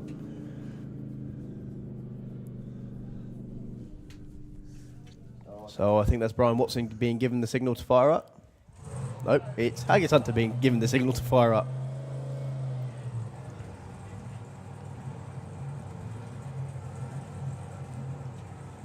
Don't forget, after Supercharged Answer, we've still got Gas Circus and Outlaw Anglia Eliminations to come at you. Also, round 2 of Nostalgia Superstock as well. And a few other things going on. Of course, we'll be rounding the day off with more Run What You Brung. Don't forget, live music in Fuelers Bar tonight as well. It's all going on here at the Nostalgia Nationals. So Mick Hanna and Roy Wilding going to be taking to the track.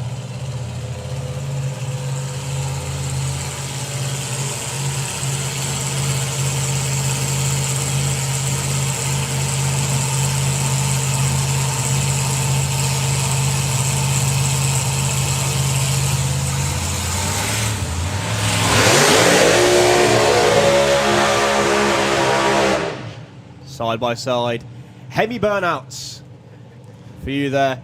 Mick on a cracking run on the last qualifying session, but made a huge move over towards the wall. Reeled it in beautifully. Well, look how close these two are on their numbers. 7.10 and 7.12 this weekend. In fact, this is a bizarre one. Mick comes into this as the faster car. The quicker car, sorry. Yeah, but 200ths, it's not a lot in it.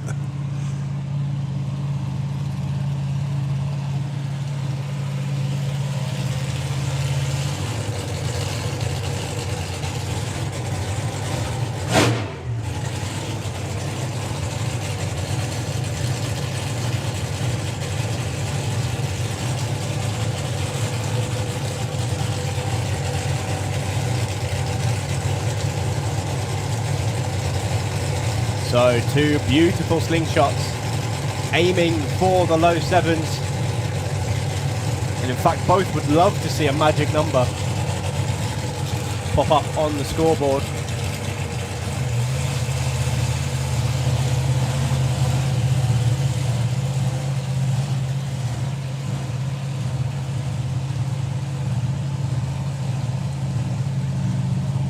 methanol burning Hemis. Up to the line. Roy Walding, Mick Howner. Oh, lots of tyre shake from Mick. Arrow straight for Roy. Over the line, 2.8, 722, 195 mile an hour. And what a driving job it was from Mick then. He went straight into tyre shake, made a hard move over to the wall. In fact, I think he was up on 2 wheels at one point. Yes. The pendulum effect almost kicked in, but Mick saved it. So a good bit of driving. Nice run from Roy Wilding. Dropped 10th on what he ran earlier, but the speed was still there, 195. Yeah, I think he lost it on the 60 foot, actually, Yes, only a did, 119. Just seen Mick's reaction time. He was awake on the tree, wasn't he? Yeah.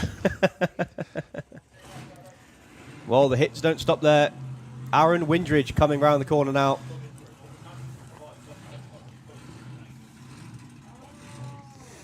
He's assured me he's left the brain in the back of the Altered this time. Yeah, they're going to prove it in the future. That's what I'm worried about.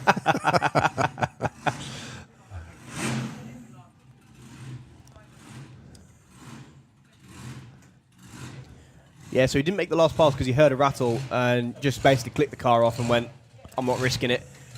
Found out it to be nothing. This may not sound as daft as it seems, but I would seriously consider shortening the wheelbase on that, selling it to an Oscar. I've already said this. Really? Yeah. Have you? So, Aaron Windridge underneath the tower waiting for Dougie Hill to come around the corner.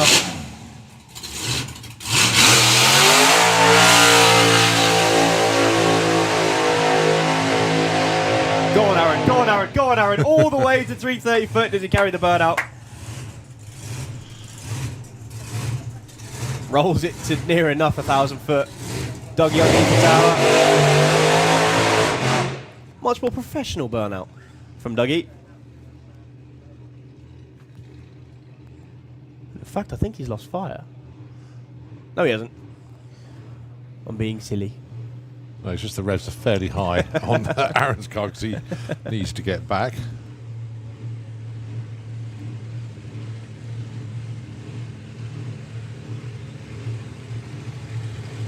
Yeah, look at that from Aaron. A cracking long burnout and still makes it back to the finish line first.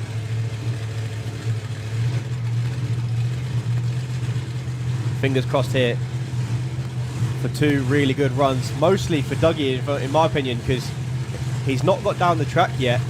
Obviously, still learning the car. He was desperate to hold on to it on that last one, but it just stepped out. Dougie made the right decision to get off the throttle. Aaron in the other lane. All over the place as usual.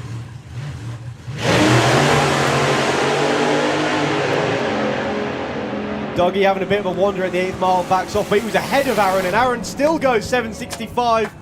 And a 7 from Dougie, lifting at the 8th mile. 787, 113 mile an hour, takes 765 at 175. Dougie's first 7, and it wasn't even a full pass.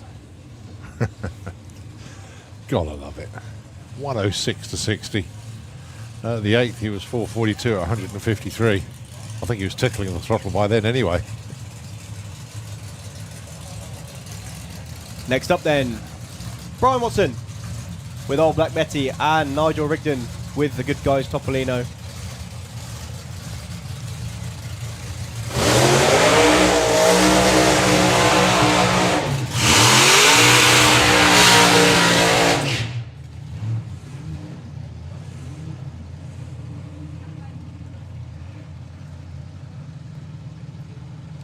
Brian looking to go even deeper into the 7s.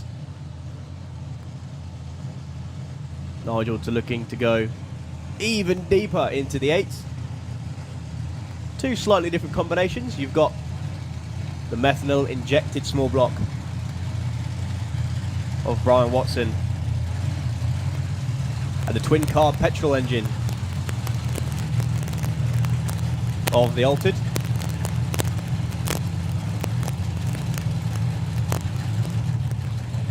They're just setting the idle on the Famoso Speed Shop car.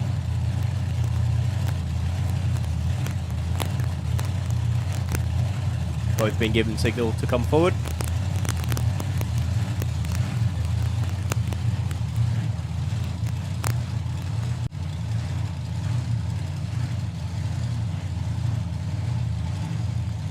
Cracking views on the live stream as well as I look up into the corner of the tower.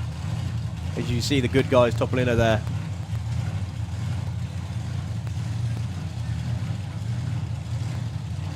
Fingers crossed, 1 8-second pass, 1 7-second pass.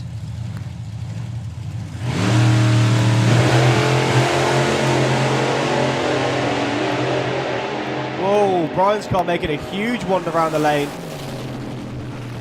Yeah, Nigel lifted early because you could see the moves that Brian was making. That was still a 7.6. Well, the 131.60 foot. Yeah, definitely turned the wick up on that one, did Brian? Yeah, it was taking a wander, but it was just a feather of the throttle. It wasn't a lift. It was just guide it back in the groove. Yeah, good mile an hour. 179 mile an hour in the finish line.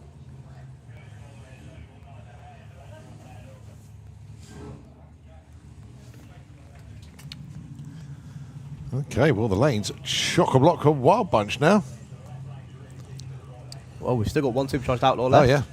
You can see Paul Dale just coming forward. The Volvo tow truck moves out of the way very quickly. We need to see a 7 from Paul this weekend. Needs to happen. Well, it's not for the want of trying, that's for sure. No, exactly. Yeah, been stuck in the 8.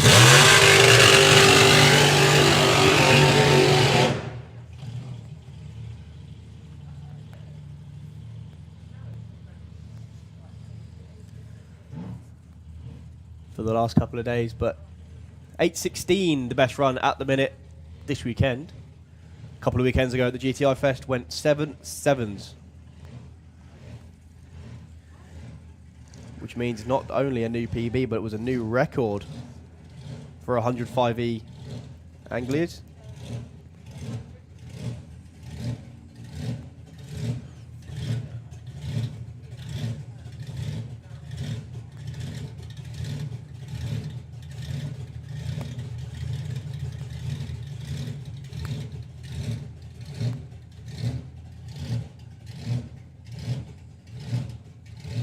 So, Paul Dale on a solo. What's he got for us here? Fingers crossed for a low 8, high 7. Well, the car just not sounding right from the hit, unfortunately. Yeah, it was only a 139 to 60 foot. Oh, well, good going, gang. Yeah, sounded like a fueling issue there more than anything else, but what do I know? I am no mechanic at all. But you got some good brains on that team. They'll have it sussed out. They know how to do it because they've proved it Yes, already. Exactly.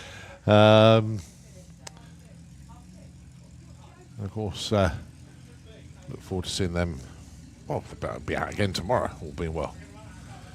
So here we go then. It is the Wild Bunch. I better get the crib sheet ready because you never know, might see some more PBs. Kicking us off is Ian Wild and Paul Terry.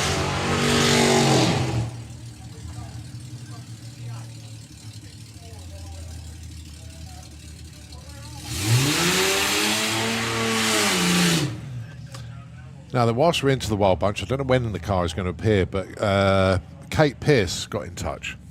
And it was just telling us a bit more about the Spirit Slingshot. Built in 1973 by Dave Miller.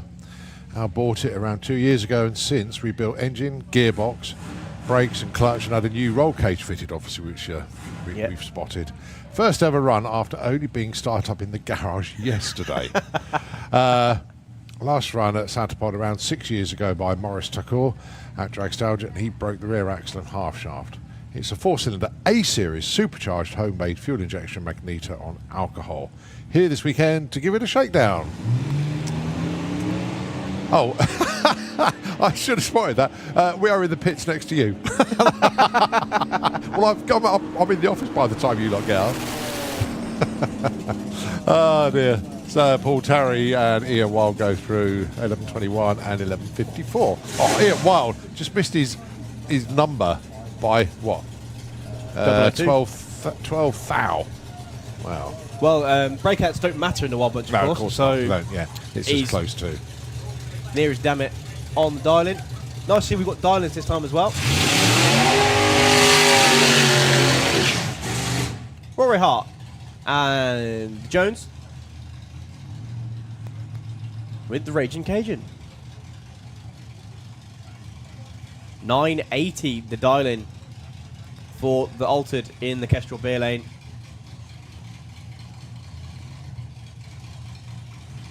Just waiting for a dial-in for Rory.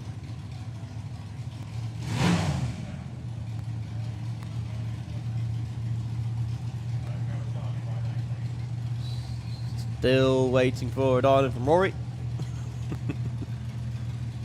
There we go, 1062 the dial-in.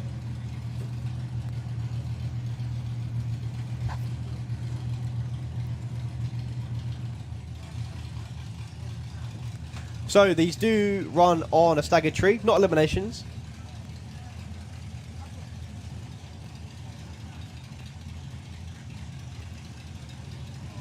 However, you should see Rory's car moving first, and all being well. There we go. Now Raging Cajun's got to close him down. He's not going to get there in time, but a 10.83 and a 10.46. Good opening runs from the pair of them.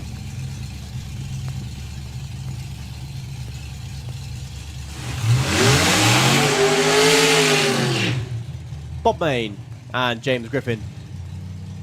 James with the hold faster or kick my gas, depending on what entry list you look at.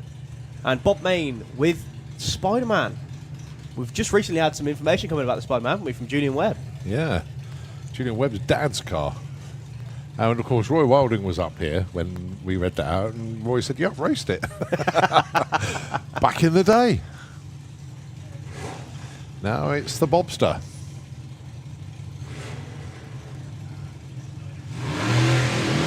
Oh, that's left the line well. I'll say, what a launch from Bob there. And guess when the nitrous came in for James? Just about the tree. Ooh, lots of smoke. Oh, no. 12:27, 80 miler. That was looking so good at the start. James Griffin goes 9:40 at 137. But, yeah. I wish I didn't say what I said to Bob earlier on today. Now that was a bit of an omen. Curses. So yeah, we're going to have a check out of the track at the top there as Bob reached 1,000 foot and we started billowing a bit. Well, it looked like it was coming out the headers again. Yeah. Well, he's cleared the top end. Oh, clears the top end now. So yeah, fingers crossed he's okay.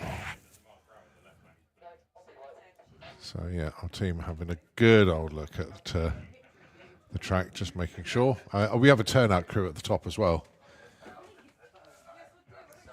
And can obviously radio back to us. Well, we haven't had the legs akimbo yet.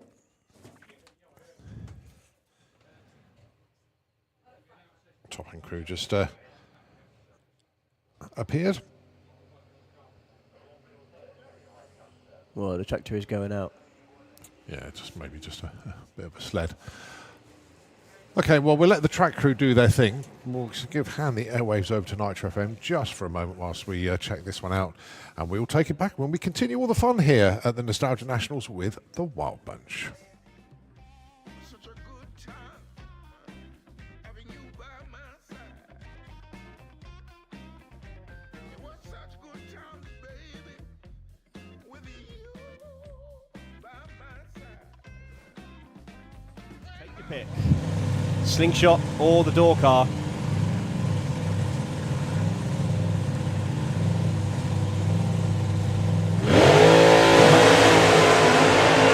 Lots of tyres here from Mick Checkett. He's out in front of the minute.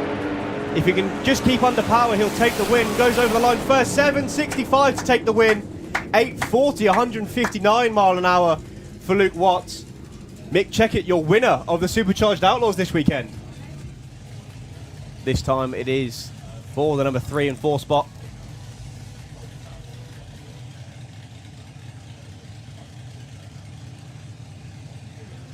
Oh, Martin's pumped, isn't he? So both drivers into pre-stage.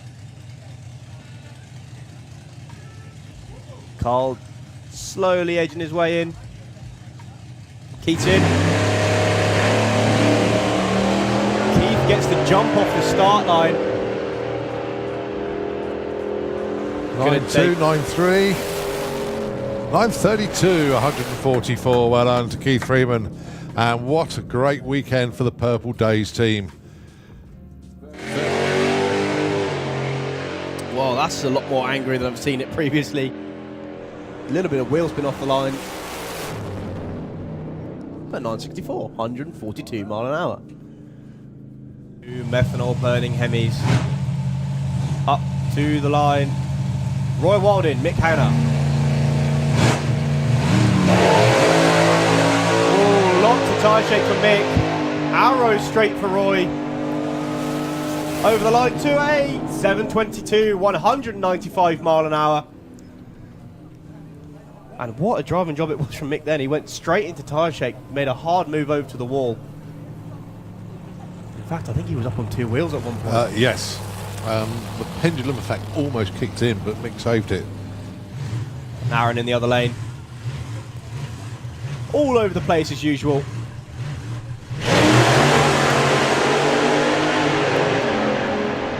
Dougie having a bit of a wander at the 8th mile, backs off, but he was ahead of Aaron, and Aaron still goes 7.65. And a 7 from Dougie, lifting at the 8th mile. 7.87, 113 mile an hour, takes 7.65 at 175. Dougie's first 7, and it wasn't even a full pass. Fingers crossed, 1 8-second pass, 1 7-second pass.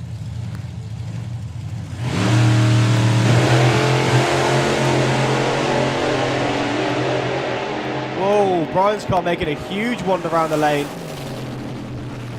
Yeah, Nigel lifted early because you could see the moves that Brian was making. That was still a 7.6. Well, the 131.60 foot. I don't know, what's he got for us here? Fingers crossed for a low 8, high 7. Well, the car just not sounding right from the hit, unfortunately. Yeah, it was only a 139.60 foot. Oh well, good going, gang. Yeah, sounded like a fueling issue there more than anything else, but what do I know? I am no mechanic at all.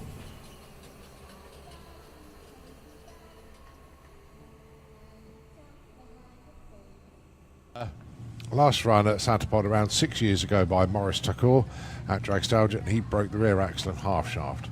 It's a 4-cylinder A-series supercharged homemade fuel injection magneto on alcohol. Here this weekend to give it a shakedown. Oh, I should have spotted that. We are in the pits next to you. Well, I'm in the office by the time you lot get up. Oh dear. So Paul Tarry and Ian Wild go through 11.21 and 11.54. Oh, Ian Wild just missed his number by what? 12 thou.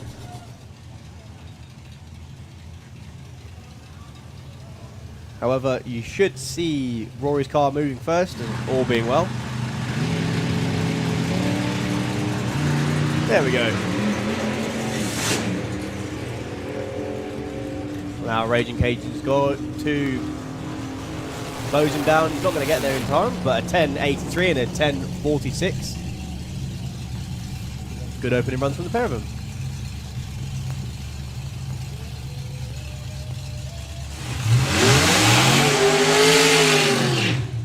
Bob Main and James Griffin.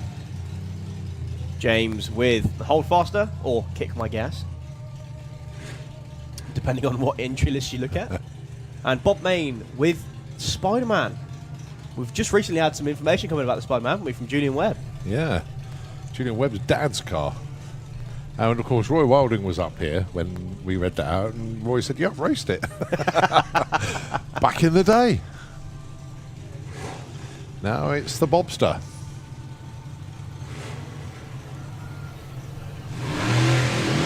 Oh, that's left the line well. I'll say, what a launch from Wow. Bob there. And guess when the nitrous came in for James? Just about the tree. Ooh, lots of smoke. No, Spider-Man. no. 12, 27, 80 mile. That was looking so good at the start. James Griffin goes 940 at 137. But, Yeah. that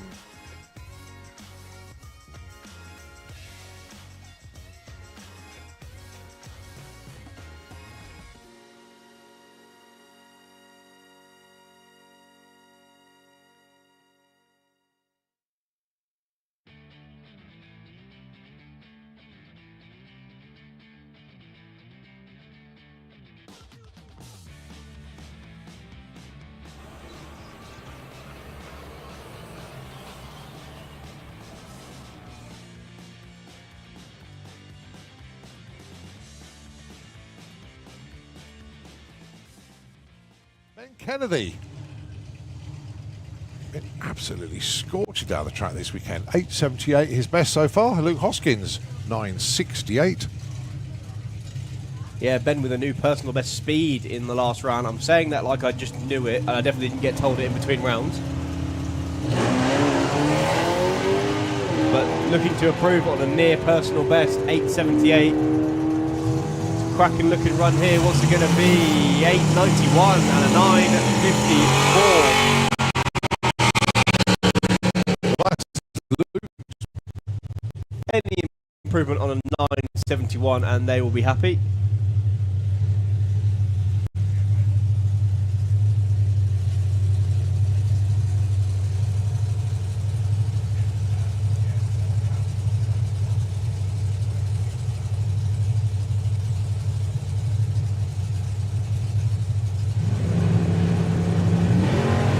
Ben rolls through, unfortunately. He's not going to get a time on this one.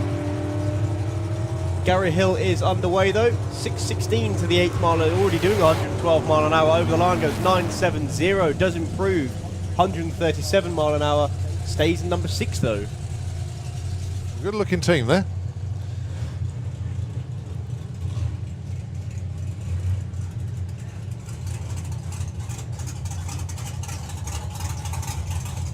So Wayne looking to improve on 942. Wayne. Can he get into the race? Oh, Brian just getting a little bit close to the centre line there.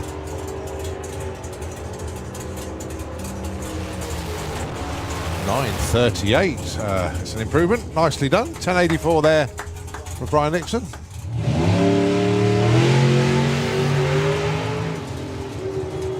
Oh, Colin just went 007 on the tree.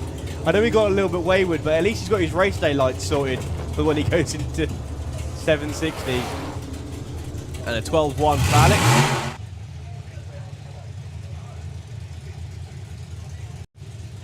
Obviously the good thing about going up in qualifying means you get someone slower in first round. Yeah, it's not going to be a 9 on this one, I don't think. But Rob going through with a 10-1, off pace for him, and a 12-0. Looking to run any improvement on a 10.87. Having a little bit of a wiggle.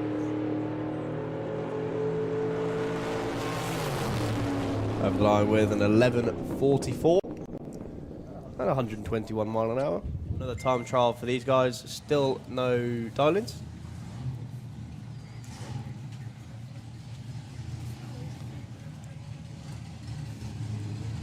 What have they got for us on this one then? Oh, Rich rolls through, unfortunately. Nice run for Dan, though.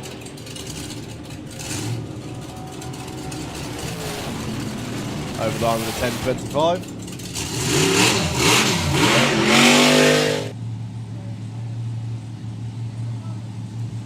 What Skippy got for us on this one then?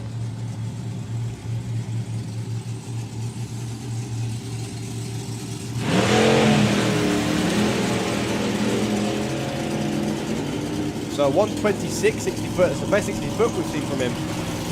A little bit lazy through the middle of the track. Still goes 897 at 151 mile an hour. That's 2 in a row.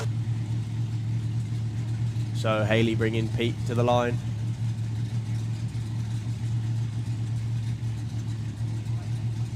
Short crank being brought to the line as well. Fingers crossed for another 8-second pass from Rebel. Well, it's 117 60 foot and 06 light for Pete. He's definitely awake. But it's a really good looking pass. 848, 155 mile an hour. I think Rob's happy with that one. I can't tell. I can't tell.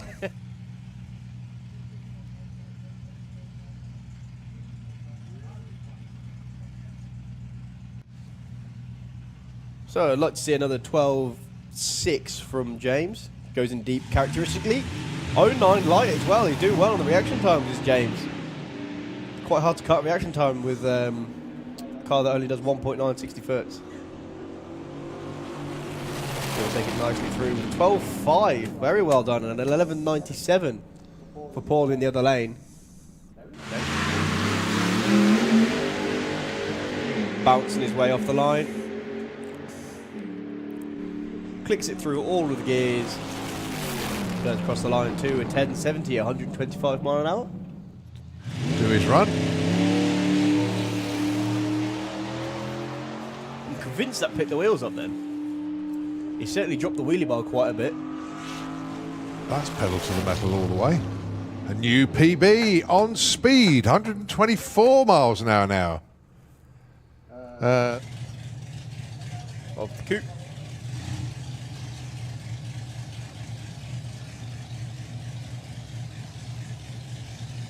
Carl bringing Gary up to the blue line. Fingers crossed for a 9-second pass.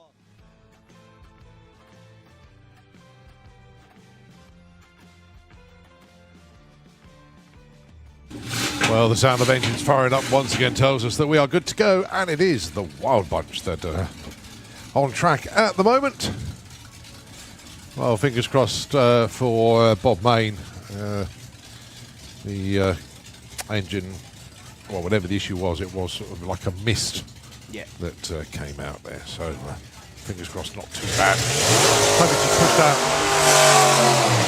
just pushed out a gasket or something. We'll see. We'll catch up with Bob in the pits a bit later on. Dan Wilson and Andy Roy. Two very similar dial-ins here. Andy dials 10.20. Dan dials 10.26. Two of the most nostalgia-looking dragsters in the class. And yet, actually, two of the newest. As I said yesterday, you can't get much more nostalgic than Dan's car, because then you're just rebuilding a car again.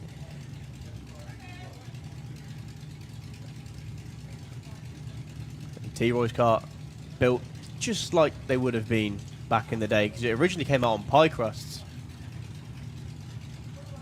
and was super, super light. But what they were figuring out was it was that light on the front end, the front wheels didn't work anymore, because they do have two jobs beyond just keeping the front end off the floor. They do have to steer as well.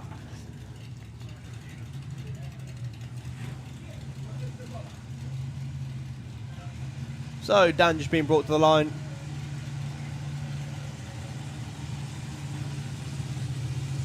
Andy just been brought to the line as well. Dan should leave first.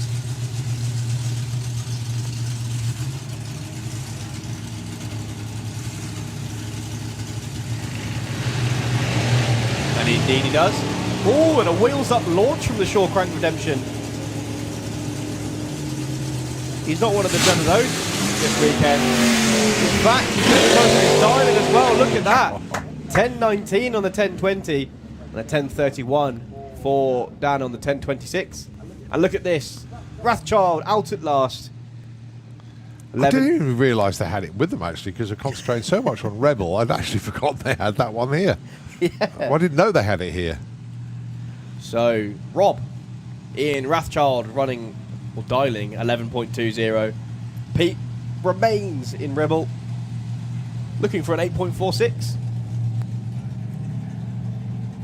Oh, obviously issues for Skippy as he's on the start line with Pete, so he won't be out in his car. Unless, of course, he's given the reins over to Ford. That's what I was thinking.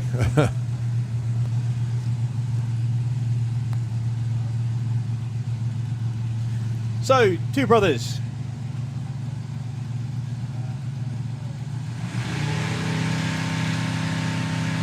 Rob away first. Here comes Pete making a hard move over towards the wall, feathers it and brings it back beautifully. In fact, it's going to be a pretty close race. It's going to cost just as the finish line goes, 8.84 and 11.94 for Rob and Rathchild.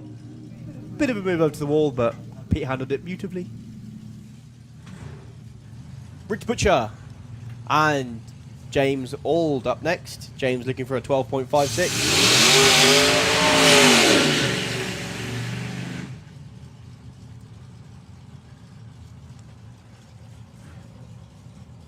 Rich looking for a 12.50. Ooh, another close matchup. Hello, hello, hello. I've just seen a car that just recently got sold, I believe. Uh-huh. Either that or it's the same car I've seen before with a new paint job. Because the two that look very similar. But anyway, focusing back onto the start line. Rich and James. 0.6 between them on the tree. See, James is quite good on the lights. So he should leave first anyway. But it may be a bigger gap than intended.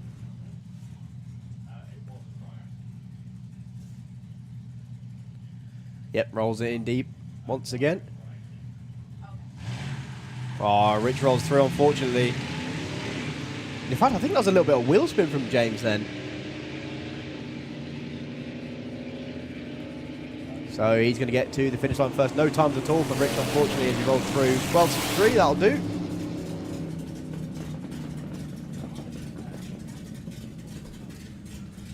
So a car we've not seen all weekend making his first pass in the Kemper rear lane.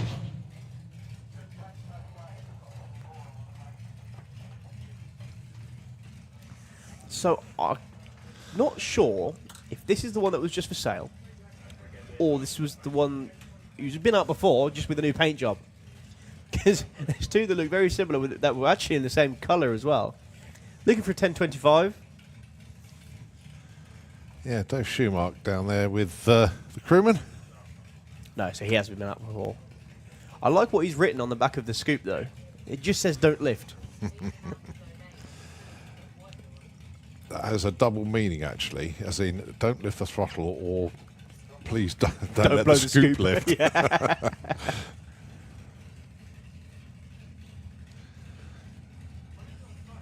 So, just telling him he's on a solo.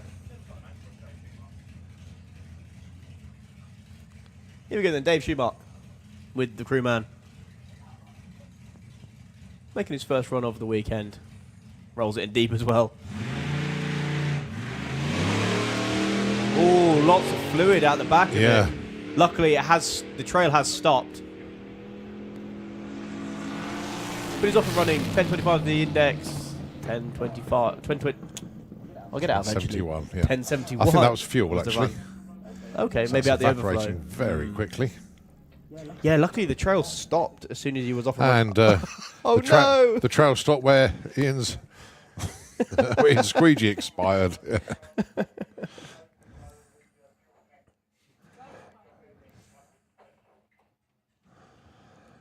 Just too aggressive, Ian. That's what it is.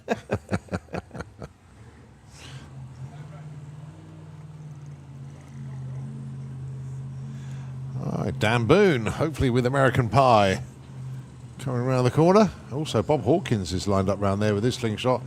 And I think it is Bob, actually, because all jumping back into the support vehicle. How about this for a good-looking race, then? Yeah. I do like Bob's truck. That was his downsized truck as well. Yeah. I like the number plate, T600 Fed. Yeah. So Bob coming around the corner.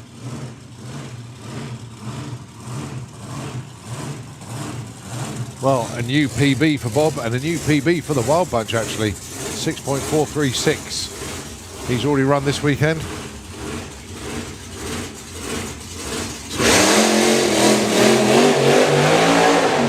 Took 0.08 of a second off his own ET best.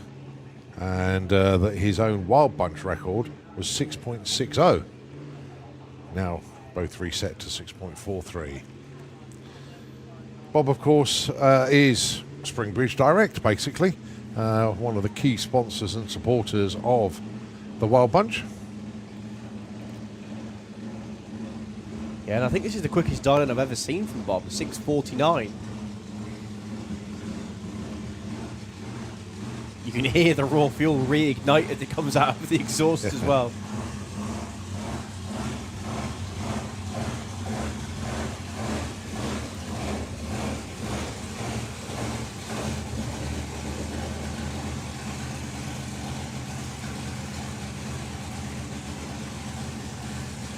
So what's Bob got for us here then? He has been quicker than the 6:49 this weekend already, as we were just saying. However, nitro engines not known for their consistency. You don't see many of them in Super Pro.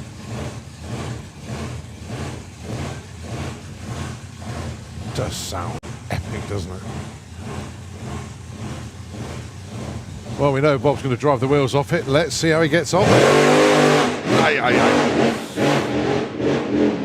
Well, he's still trying. That wasn't certainly for the lack of trying it. It just got out of shape. And eventually 10.16 at 95. But he was ready to give it everything. It was still a 104 to 60 foot.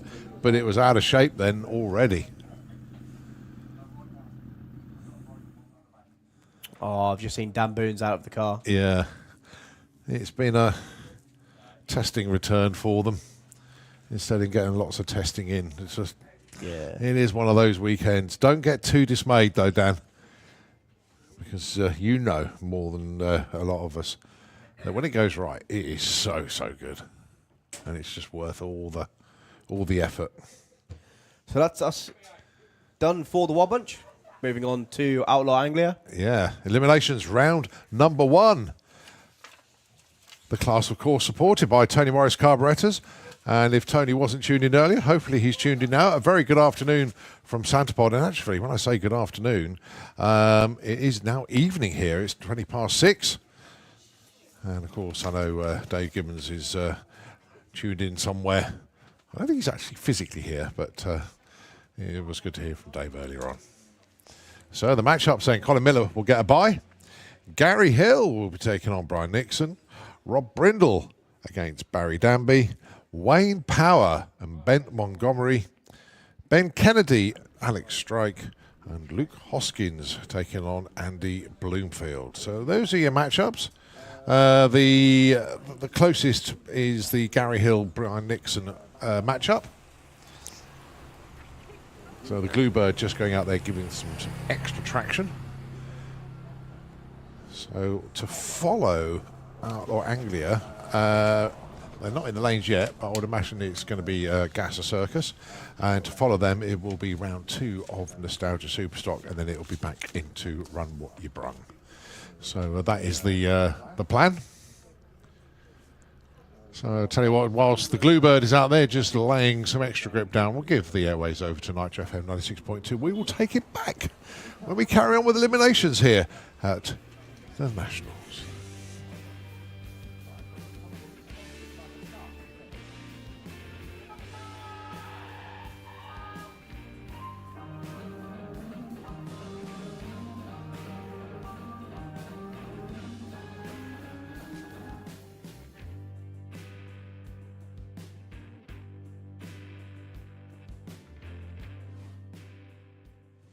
$22,000 horsepower coming your way.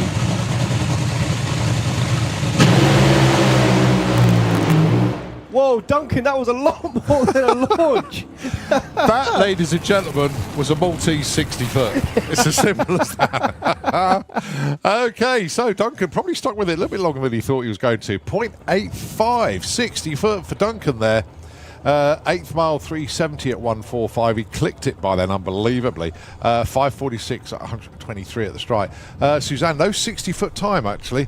241 to the 330 at the 8th at 420. Wow, superb. Well done. Outlaw Anglia into the pairing lanes, please. Outlaw Anglia into the pairing lanes. Mick Sharp and Glyn Dunford. Mick, currently number 2 qualifier. Glyn, number 20.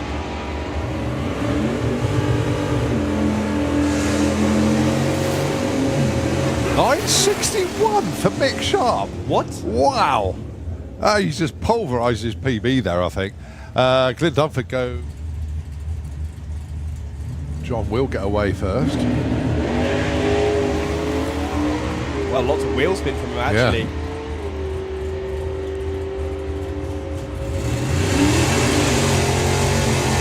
$9.83 and Rob goes $12.32. They stay put.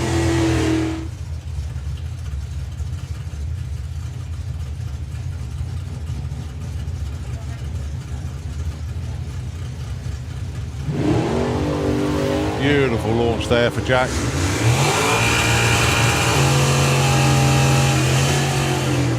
Both away very well indeed. 9.88 is the target. 10 flat was the result there for Jack. Glenda, 13.98. Oh, 13.97 with a 7. Smith and Steve Lloyd. These two would like to move up the pecking order a little bit, but it is a tough crowd at the top, that's for sure. Jim looking for 10.40. Steve, 11.23.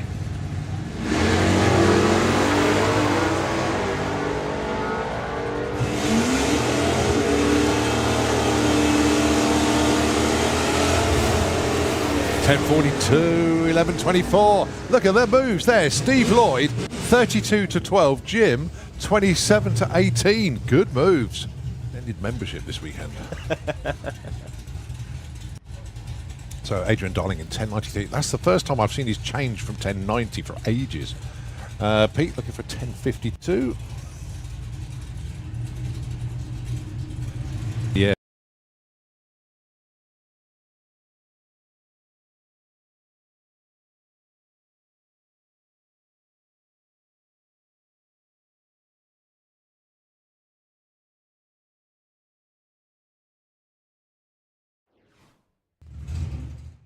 Qualifier Colin Miller is the one who gets the solo. I think it's so because I can't quite tell who's going to be coming around the corner first. They're all lined up there. They're all fired up as well.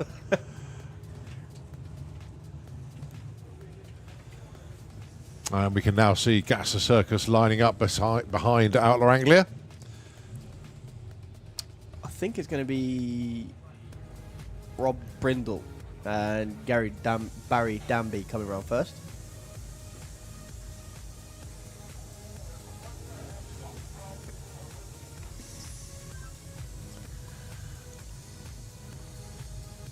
Oh no, clearly somebody's just been spotted. Ian's just jumping into the tractor. Oh, not again. Really?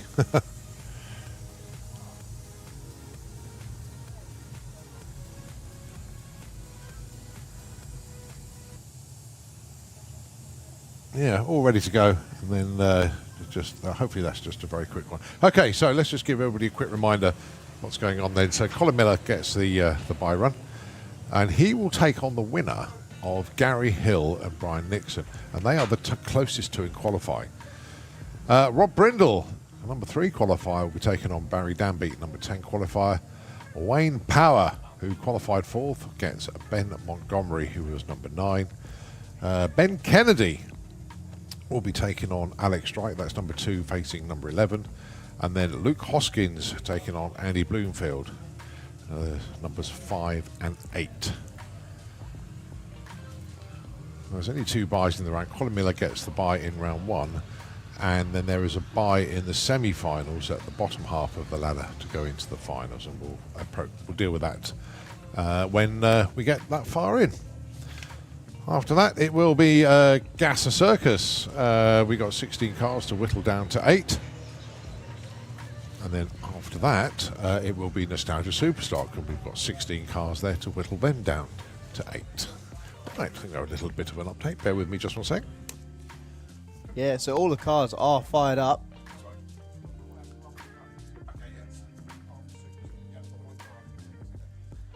Right, update is, because obviously all of our race cars are in the lanes, it's a call out for Run What You Brung. If you'd like to come down into the Run What You Brung lanes, ready for the full-blown evening session, basically. You're going to get some good running in after all of our race cars have gone. Allegedly, I think there's only one car in the Run What You Brung lanes at the moment, but obviously there's no point in sitting there for 2 hours. But yeah, a call out, please, to Run What You Brungers. Get yourselves into the lanes. We'll do it soon as well because the tractor's parked up. Actually, just looking in the pits from what I can see here, Michael D'Souza, Paul Hammond, they're all in the Julian with the 100E as well. lanes. So Rob Brindle coming around onto the tower. He'll be taking on Barry Danby.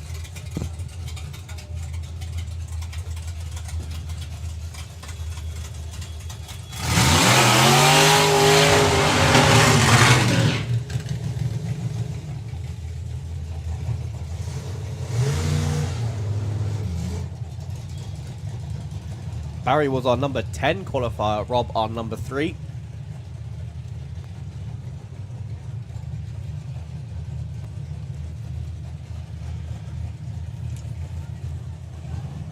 Let's see how this goes then. On paper, Rob has got this in the bag. On the track though, anything can happen.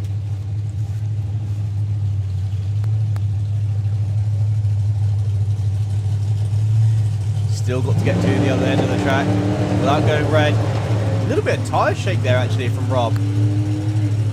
In fact, I think it's clicked his power off. Oh. Barry's going for him. He's Got going to it. pass him before 1,000 foot. Barry Danby's going to take the win. As I just said, we don't race on paper, we race on the track. Issues for Rob Brindle, unfortunately.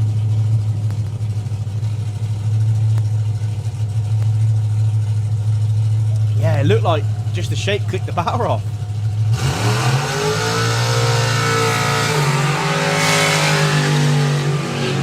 Wayne Power and Ben Montgomery.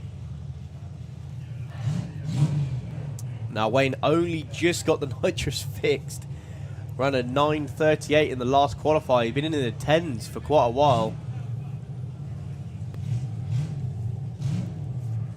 Now obviously Ben sat in the car going, "Oh, Barry just won. I've got a chance. I've got a chance." Well, they would have met in round 2 if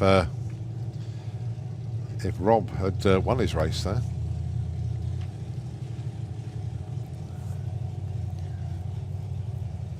So let's see how this goes. Can we have Nostalgia Superstock into the pairing lanes, please? Nostalgia Superstock into the pairing lanes. Ben and Wayne. A little bit of a stumble from Wayne there, actually. You can see all the smoke, but I think that is just tyres rubbing on the arch. Oh, never mind, it's getting bigger. 9:51. What clears the top end? And 11:82. Wayne takes the win. I believe that was just tyre on the arch, actually, the whole way up. There's a nice line all the way. But as soon as he lifted, the smoke stopped. So if it was still rubbing, we would have carried on smoking. Oh, calling We'll next back.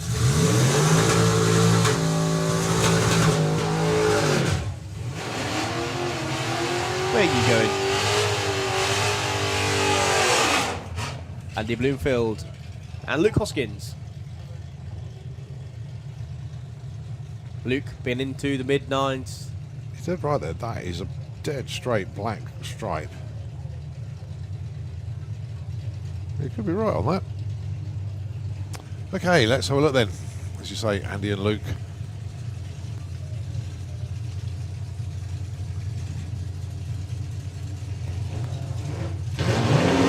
Game over. Oh, no. Right. So no. I think that goes back to Luke, doesn't it? Yes, first or worst. So first, Luke went red. Worst, Andy went on to the blue marking on the side of the track. Luke will take the win on that one. Yeah, definitely. He had spotted it as well. Yeah. Yeah, they look disappointed in a minute, but they're going to get told in a second that they actually won that race. Yeah.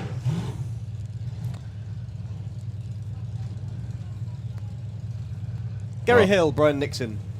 Yeah, we all saw the same thing, so I think we're all... it's just one of those things, isn't it? Right, the closest two in qualifying, actually. Brian Nixon and Gary Hill. The winner of this gets Colin Miller, assuming he can take his bye run.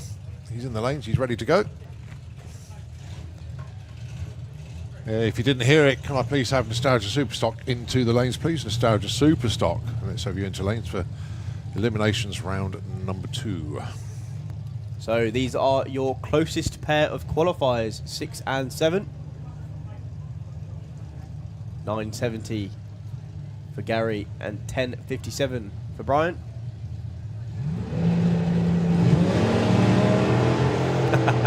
Gary obviously saw Luke go red and waited for the last minute to leave. He's going to get there first, taking the win with a 979 and a 1062 for Brian.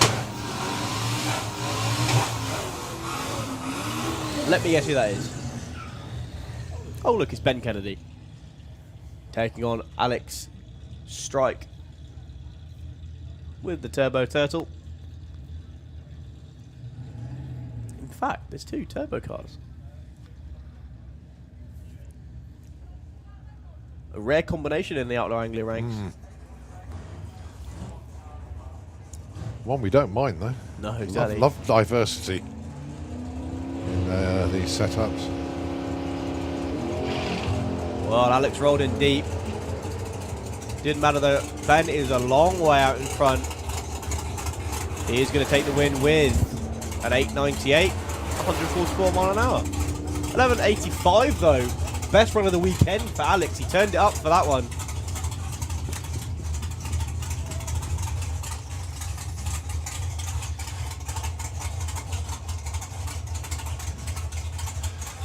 Right, you know I've been putting shout-outs for people so get in touch.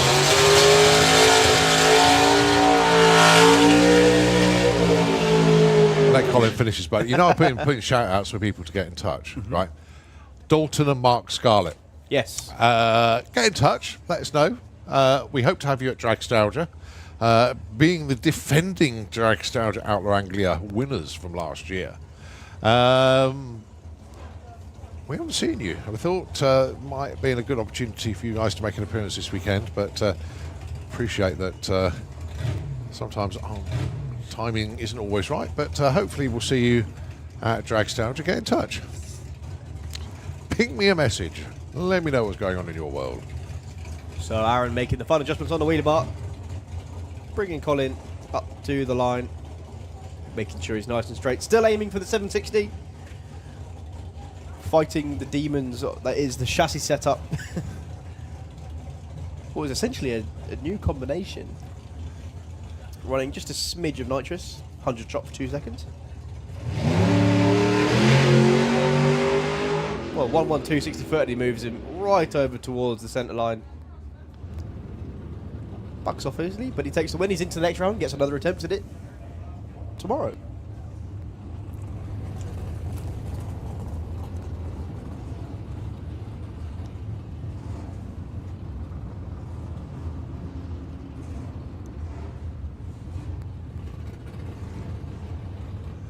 Right, Gasser Circus, Eliminations, round number 1.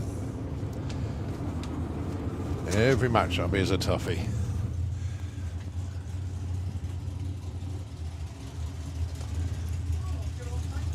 So, Chris Layram, I think, is coming around the corner.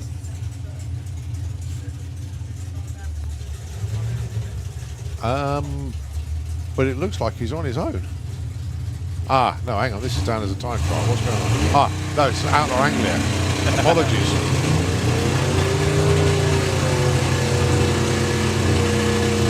So, out of gas, taking on back to the boat. Oh, no, I was going to say, it did say time trial for a minute on this computer. I thought it was something a bit odd. Right, okay, so back to, as you were, gentlemen, as you were. Has he got one set of pink windows and one set of orange ones? I think it's just the way you look at it. So, Andy Cobb with Bad to the Bone. He's facing the tree. He's definitely got the best view of the tree he could get. Right, so Andy Cobb is in for Harvey Turner. Oh, that's a shame. And we know Ray Irish has gone home. Yep. Saw his set, I believe, earlier.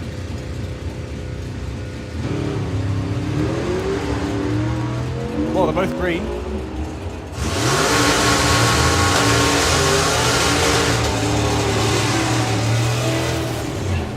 .25 takes the win to a lose out 11.45 and a breakout for Andy Cobb.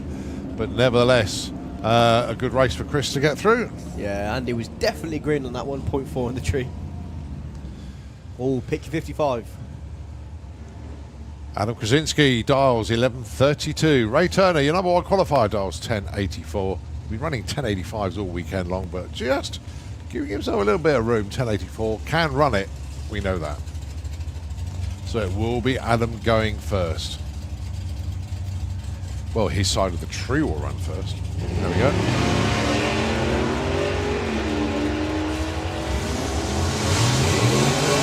Well, Ray Turner's alongside already. Still got to get ahead of the stripe. Goes 10.97, takes the win. It's not often you can go 0.1 on the tree and still have a 0.1 advantage on your opponent, but... All right, Patrick Hobbs, Jason Hollenby, next pair. 10.75 from Jason. He's going to be doing the chasing. It's Patrick Hobbs, 11.55. He'll be going first. 0.8 of a second difference on the tree.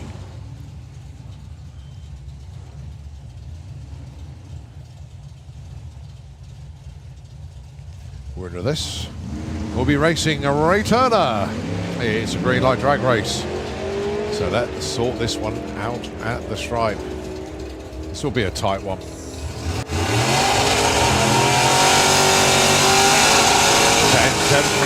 for 57. Both of them were 200s off their dial-in. Both of them had 0 lights. The win margin was 0.2. Jason Hollenby goes through. Good race, that one. That one was one on the tree. Basically was, yeah, you're right. 0.4 to 0.6. Nothing in it between those two. So Brian Gibson with the identity crisis. It worked. Thanks, Mark. I'll read that one out after Gas the Circus. Brian Gibson and Billy Jones. Brian Gibson dialing 11.41. Billy will be doing the chasing, 10.54.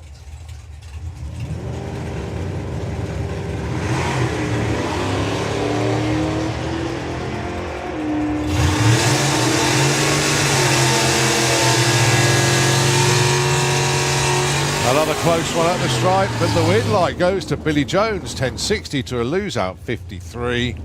Win margin 0.6, and it's Billy Jones that goes through. Sam Glenn and Steve Matthews, your next pair. Sam with the straight shooter, the Austin pickup, dialing 10.48. And it's Steve Matthews that's going to be chasing down the Austin with Honky Tonkin, the 57 Chevy. 9.66 dial. It's a green light drag race. Well, Steve's doing the chasing. He's catching, but has he done enough? Short answer. Well, Double they both breakout. broke out. 46 and a 60 on a 48.66. So by the lesser amount, Sam Glenn takes the win. That was a pure case that they both wanted to take the stripe. Yeah. It really was. There's only 0-1 between them, but the double breakout told the story. All right, Simon Press and Nervous Nick. Simon dialing 11 flat. Nick, 11.60. Nice, easy one to work out. 0.6 of a second difference between these two off the line.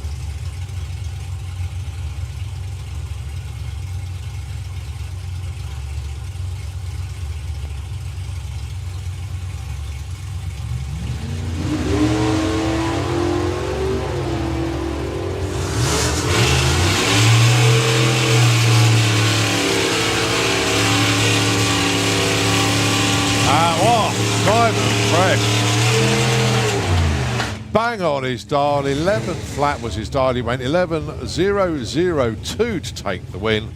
only by 0.5 at the stripe. That was pretty tight. Reaction time's not to write home about, but a great run for Simon. He's into round number 2. Yeah, well, the good thing for both of them was they were both equally poor on the start. They were. Yeah, 0.25 and a 0.26. Right, your next pair, it is Keith Bartlett with Roaring Rat taking on Sean Milsom with Ain't Misbehaving. KB will be going first, 10.42, and Sean doing the chasing, 10.07.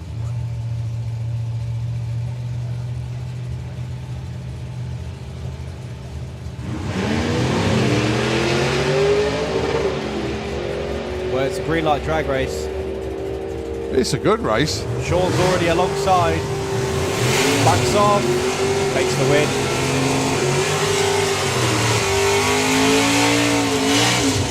Yeah, just by literally a car's length at the stripe. So Sean Milsom into round number 2. But good weekend for KB anyway. Been impressed with his racing this weekend. Right, your last pair, John Gibson and Nick Hewison. Well, the good news is for John is the car is absolutely fine after a fair old smoky run earlier. Dialing in 10.75, and then 0.8 of a second later, the tree will run for Nick. He dials 9.95.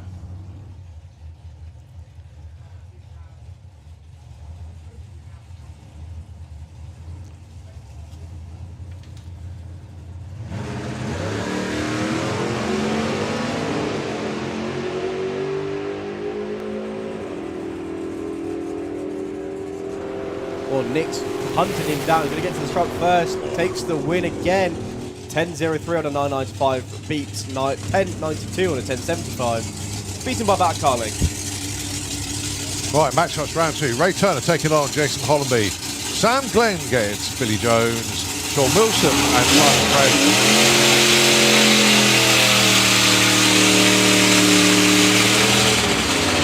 And Chris Layram races Nick Hewison.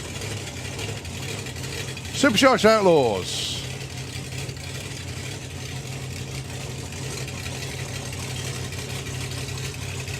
In fact, Jim Tucker was missing in the last few sessions. Actually, yeah. So the Hellfire Hemi down for another one.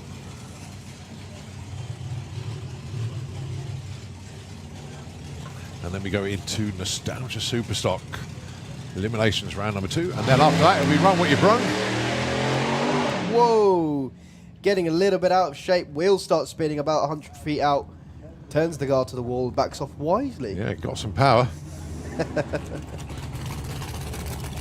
Definitely got some power. Posting through to a 14.27. Right, it's Nostalgia Superstock then. Eliminations round number 2 coming at you. And then for the rest of the day, it will be run what you brung. And if yeah, you can see them all tucking up in the in lane number 1, isn't it? Yeah, I forgot which order they were in. So Dan Sanderson makes his way forward, taking on Alan Huckle. Dan was your number 1 qualifier, got past Andy Bossenworth. And Alan Huckle got past a red lighting Beavis Allen. Beavis only went 0007 red. Really tried to chop the tree down there.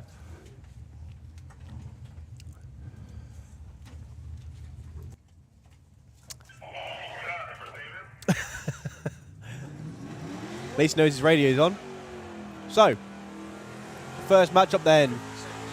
Pair of Fords.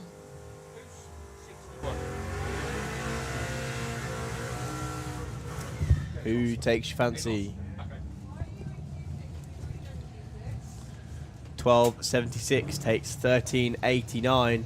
Alan Huckle in the Kestrel beer lane with the Falcon. Dan Sanderson, your number 1 qualifier in the Slick Tricks lane, dials 13.89. Fingers crossed for a green light drag race. The Mustang will be going first, followed by the Falcon about a second later. Oh, Alan. That was a big old cherry on the tree.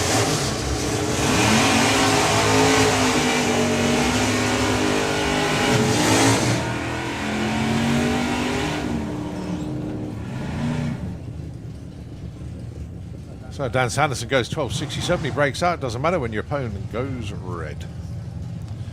Right, Dave Billadoo, the Yorkshire Heavy Dodge, taking on Chris Tyhurst with the Chevy. 985 plays 12.16. Dave's got to play the waiting game here.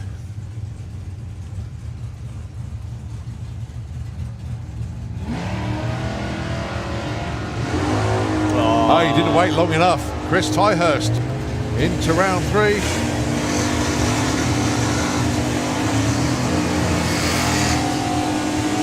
.989 and a 12.23, but it is Chris Tyhurst. I'll be back out again tomorrow.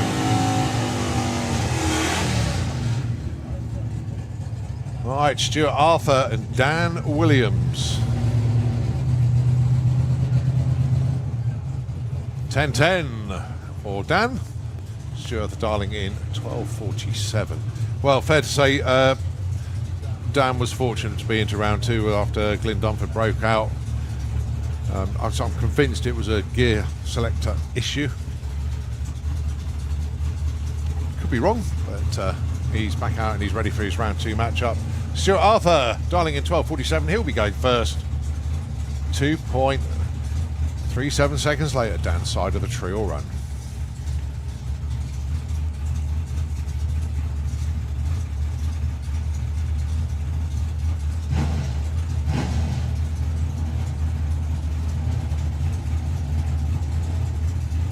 So Dan's in. Stuart's in.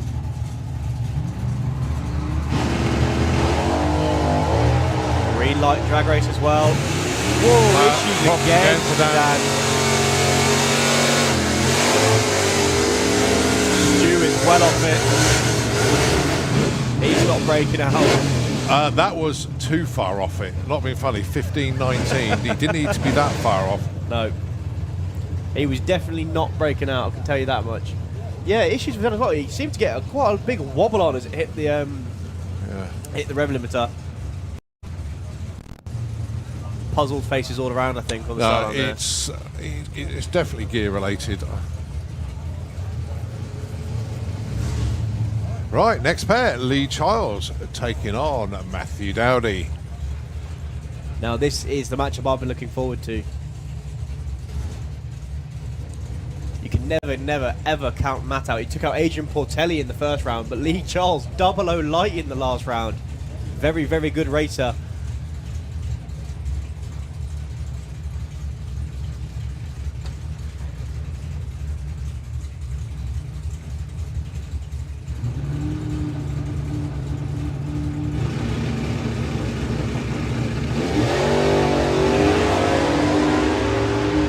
Well, 2 green lights.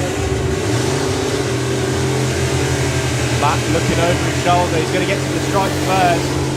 Oh, Matthew takes it. Oh, he hits his number.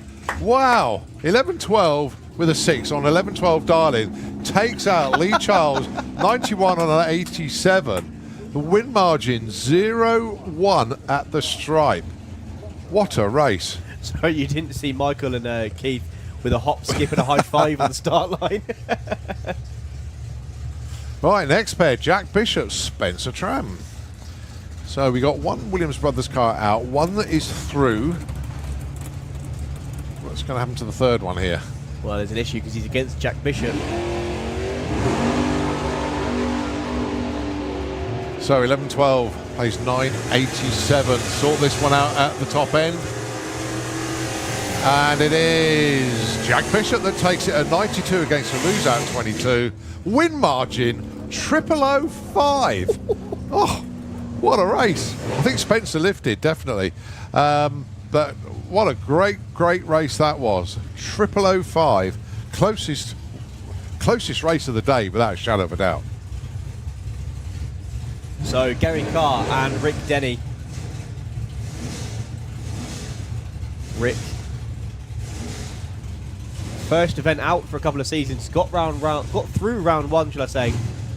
Dials 11.22, Gary dials 11.10, and we've got ourselves a bit of a staging battle here actually.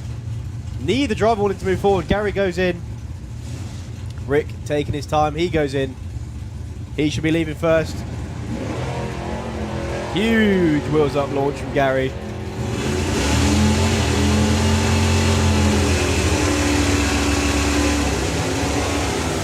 They are glued together going over the line. Rick's going to get there first. Rick takes the win. 11:31 beats That was pretty close, 11:20. actually, Yeah, 0-2 win margin at the finish line. Jake Cawthorne and Chris Goodale. So 11:04 plays 9:77.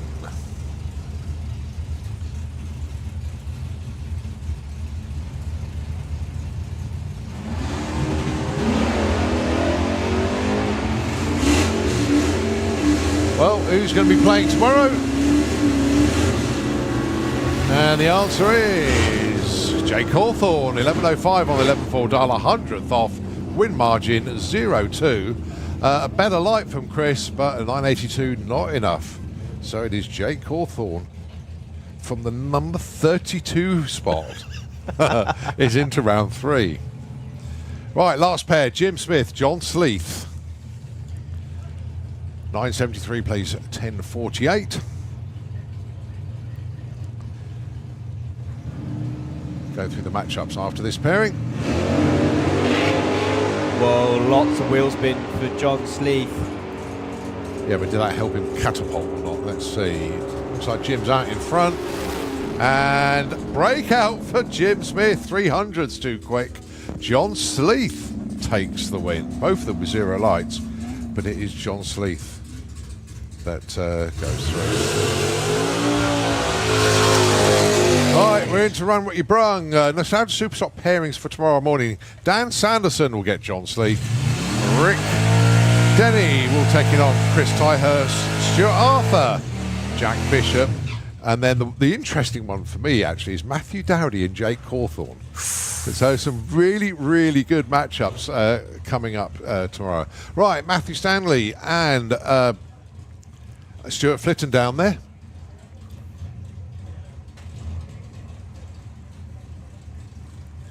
So this is actually the 100Es, yeah.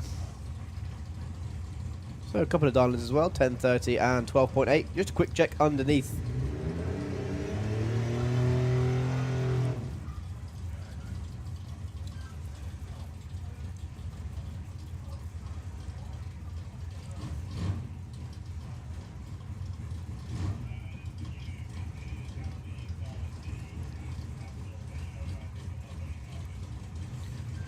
So we'll have a pair.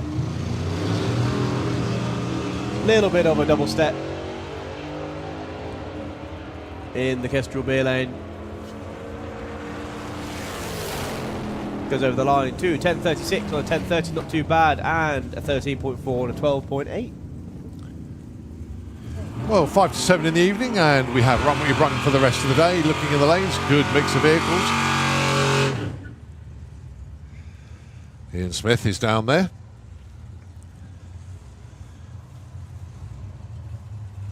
And I'm not sure who the other one is. Well, I can hear Colin beneath me.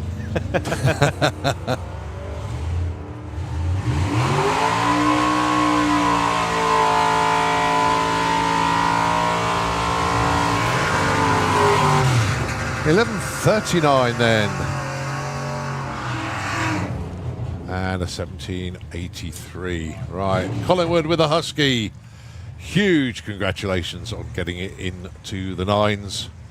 We knew it was going to come. We would have been really sad if it didn't happen this weekend, but it did. And big congratulations to Collingwood. Going alongside Julian Davison.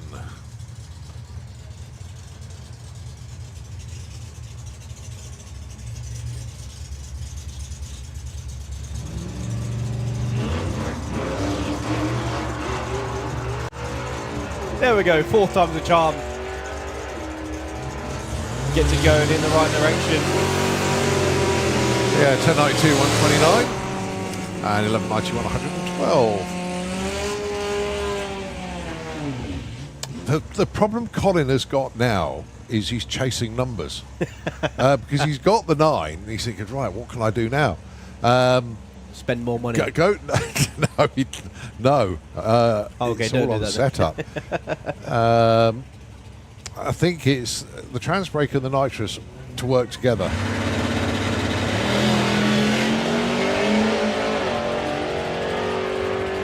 Well, Graham's shift light doesn't seem to want to go out. Oh, I noticed that. Hello, 130 mile an hour. And the Lawson Anglia coasting to a 1481 at 89 miles an hour. Right, come on, Charlie. Get it done. Well, he's had every flavour of 9.1 and 9.0 going at the moment. see what he's got this time round. Going alongside Matt Glasser with the Camaro. Matt's been chipping away at it. Yeah, everything is crossed this time round. Oh, that's a cracking launch again. 121 60 foot. That's the best 60 foot we've seen from him. Is it enough? At the stride. Yes! 890! Oh, look at that! 147 mile an hour. That's not just an 8. That is an 8.90. Smashed his way in. 890. 147 miles an hour. We are not worthy. Oh, love it when a plan comes together like that. God, truth. That was willpower alone that got that one done. 890, 147.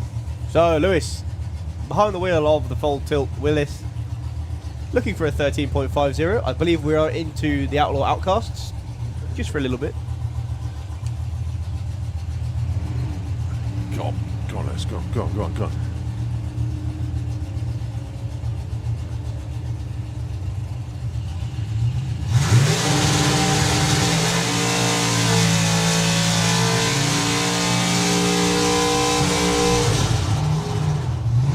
1729 at 76. All right, Simon Devos. 1040. And Dominic. He hasn't got a number on these back windows. Well, he has, we just can't read it from here.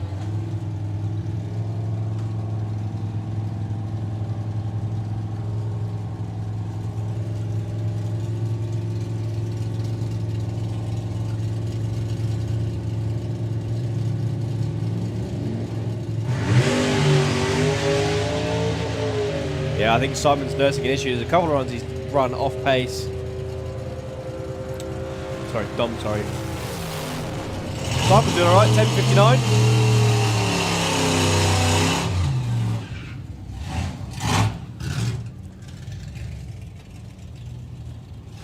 Right, Phil Mills with the Triggers Broom Willis. And 1330 for the Moggy. Emblazoned on the side of the car. I'd love to know if that's painted or a sticker.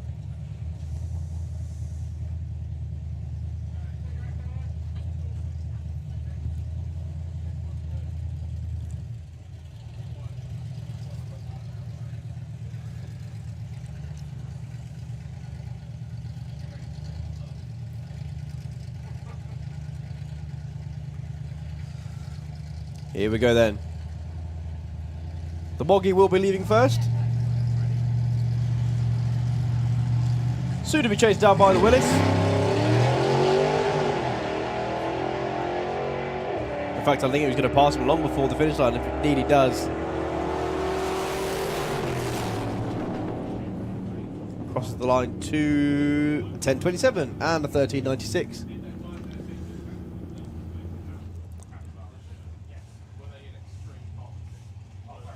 Right, Loz taking on Adam. 1850 plays 1528.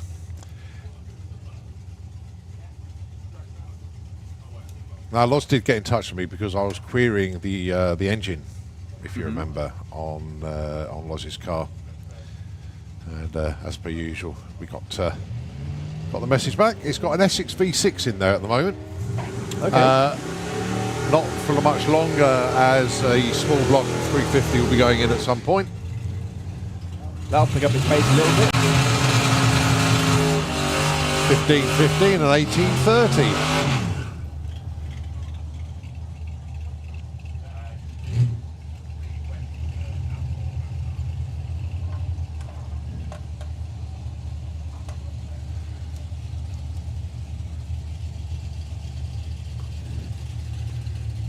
Right, you got Dominic. Oh no, that's not me. He's already been. Yeah. Oh yeah, sorry. Dominic Sharp with the Firebird. And unfortunately, I haven't got a name on the pop. And talking of Ford Anglias, if you like, Mark Scarlett did get in touch. Thanks ever so much indeed, Mark. Appreciate that now, mate. We're definitely coming out maybe next month. We come back faster as we feel we got a lot to prove still. Just we opened a new garage in Norwich and it's taking up lots of time, but don't you guys worry, Hooligan is coming. Thanks, Mark. Appreciate the message, mate. 967 for the Firebird. Best so far of 958 this weekend, and 1261 for the Pop. So Doug Harwood. And he sent me lots of pictures. Look at that. Yes. Oh, that's cool. Oh, there is a car attached to a turbo there. Look at the size of that. Yeah, that's the Pro Charger hanging off the front Pro of Charger, it. sorry, not turbo. My bad. So Doug Harwood with what's the the last Barracuda.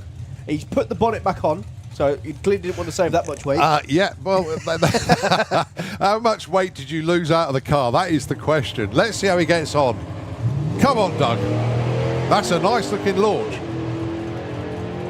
Got Joe Stevens for company. Well, Joe can dip into the nines as well, so side by side. Oh, 1031, 132. Take more weight out. There's got to be some more weight. Staff the driver overnight. Whatever it takes.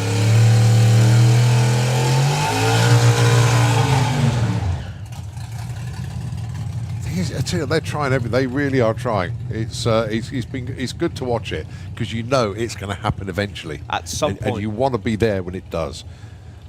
It happened to Collingwood and I missed it. Oh dear.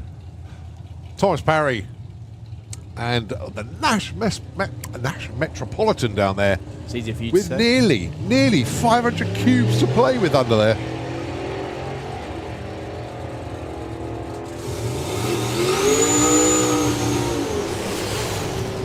.977 place 997 there. Both of them with their best runs of the weekend.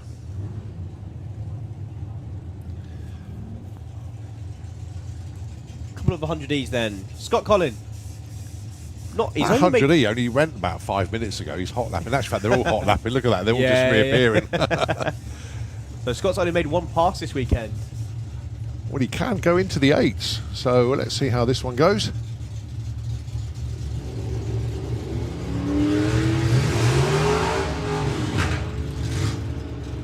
Well, that's a lot more like it. That's going to be a low 9, possibly a high 8. 896. That's better.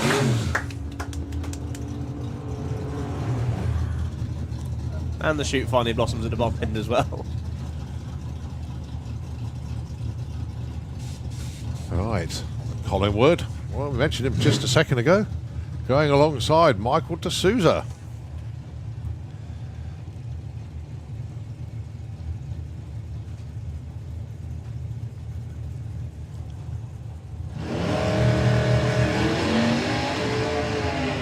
Lots of wheel spin for Michael. Not too sure what's happened to Colin there. Didn't see anything particularly wrong. It's just a little bit off pace. 1202, 1288.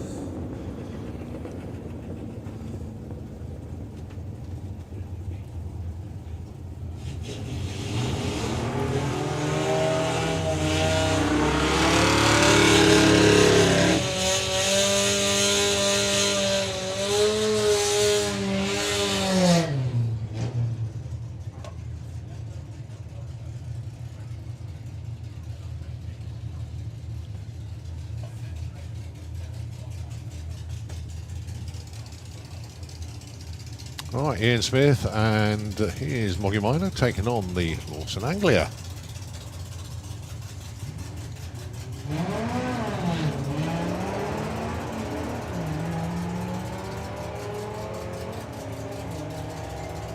I'd love to know what engine's in the Anglia. So I can tell it's a 4-cylinder, but which one? No. 1288, 1202. No, I think that was the last pair. Sure. No time to those two, unfortunately. Right, Loz is back down for another one, having just run an 1830. Going alongside Dave Mott, Brickyard Slayer.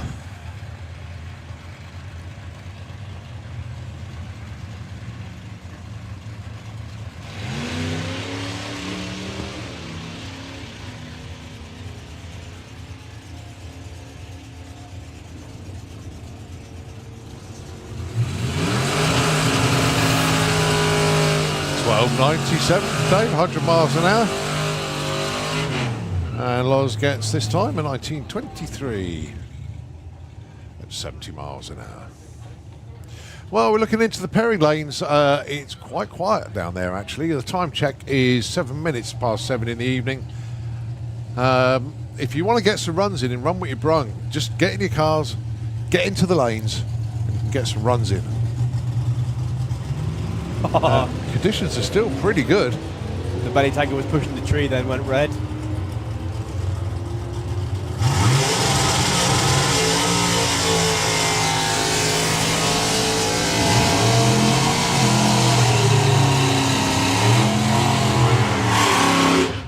So now this would have been the moment, right, because it's quiet and we've got about 45 odd minutes to go.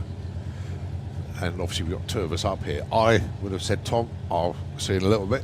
I would have gone up and got the Camaro out and have given it a couple of runs, but alas, I didn't bring it. So, Phil Mills and Simon Devos. Outlaw Outcasts.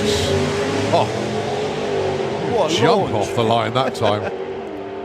In fact, they're glued together. He's having a little bit of a wander around the lane. 10.09 and 10.56 for those two. Nicely done. Right, so Adam, what's he got for us this time round with the scimitar? 15.28. Going alongside David Dinwoody with the Morris Minor 13.30.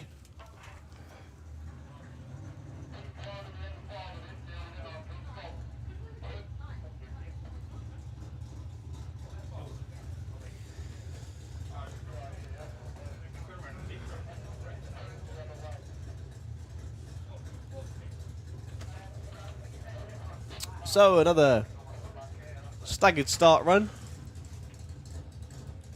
David and Adam. Adam's going to leave first. 2 seconds later, Dave's going to try to chase him down. Thing is, that Moggy launch is so soft, but does You wait. put the power down. When we come to this event next year, that'll be probably in the 11s. 15.16 and 14.07.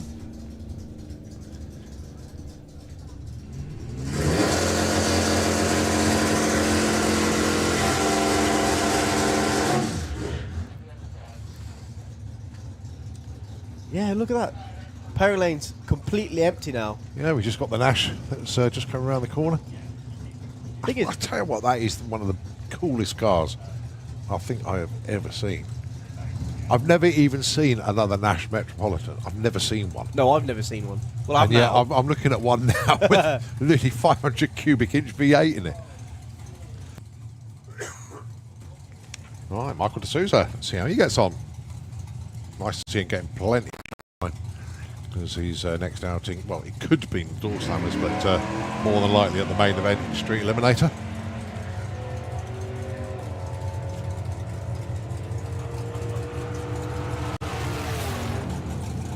$10.73. So the thing is, even if you're racing in a class this weekend, yeah, even if you're racing in a class this weekend, you can still sign on for Run What You Brung. Yeah, I think they've proved everything they need to prove, to be honest. So,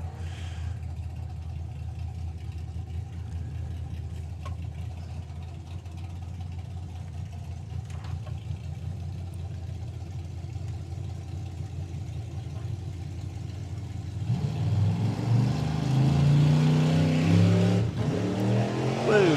Bit of a move to the centre line. Going arrow straight now.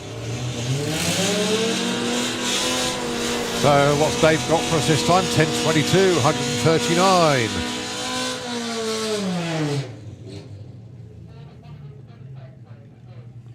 So that's Dave Vince putting in yet another run in with the Nash.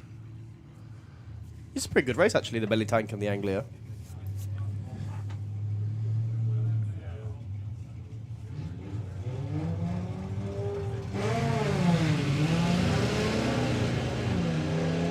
Well, the belly tank is out in front.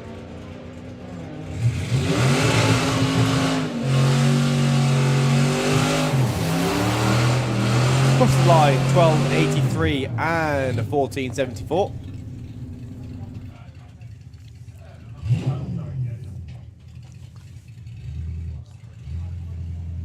Now we say pick your grey car. I'd love to know more information about this. Yeah. This Anglia in the Again, it's one I'll hunt out in the pits tonight. Lanes are empty.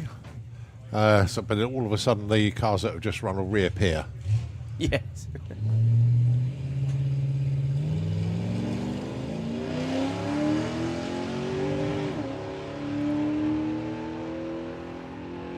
And as if by magic, David Dinwoody makes it back down.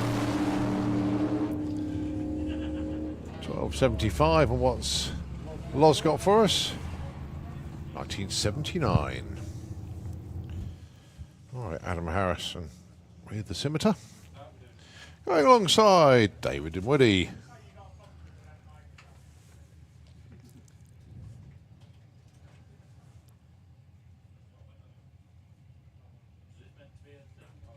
.7 in the evening. Right, just to remind everybody, he's got live music in Fueler's Bar a little bit later on.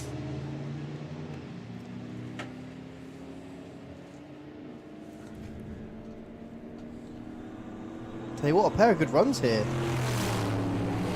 13.77 and a 15.13. Quickest run I've seen from the scimitar today. Right, Grant Pinney is the DJ in Fueler's Bar at 8 o'clock.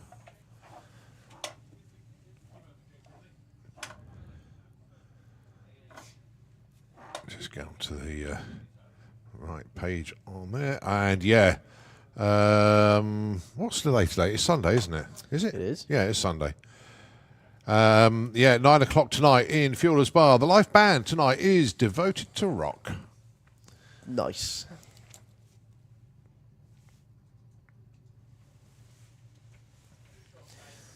One car in the pairing lanes. Yeah, it's a good one. They're all good. It is a good one.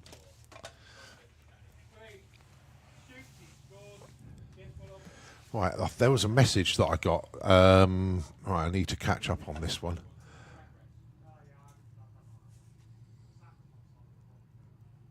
I'd love to know who's still watching in the live stream. Ah, right, okay, thanks, Darren.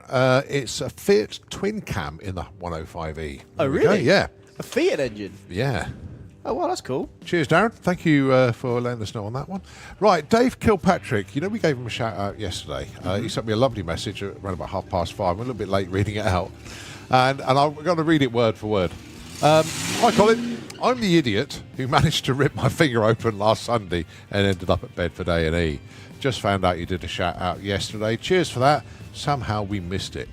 Managed to do it pushing somebody else's van out of the mud in the turbine field. Ended up in plastics department of 8 stitches.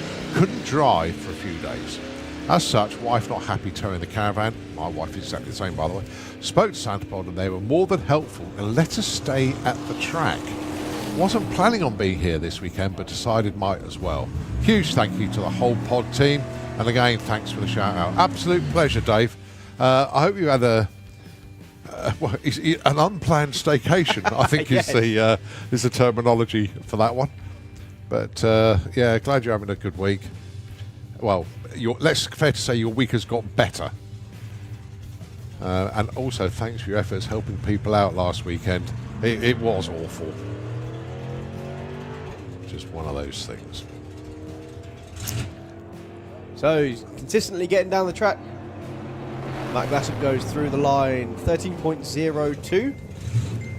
And if you're still watching on the live stream, just drop a message on the chat. I want to see who stayed till the bitter end. Dave just gave me a thumbs up. He obviously heard that. Cheers, mate. Oh, all right. It's just found another Nash. Now, that's in America. That's cheating. But look at it. Yeah. I think it's Supercharged. Yeah, that's Brian Thatcher's car in the States.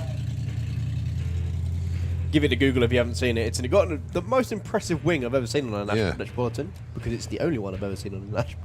Well, it goes to show there's more than one in the world. Cheers, lads. Nice one.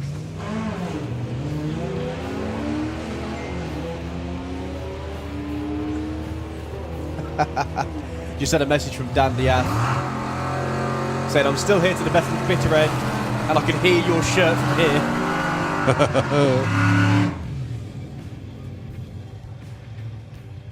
Oh wow, someone's still watching from Sweden.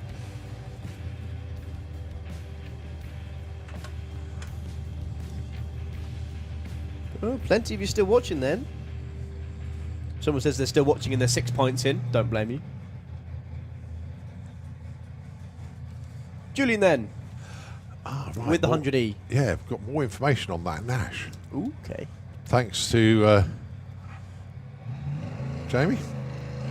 The car was built by Bill Murphy.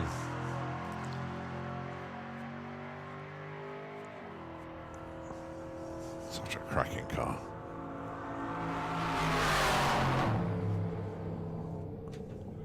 $11.84 at 114.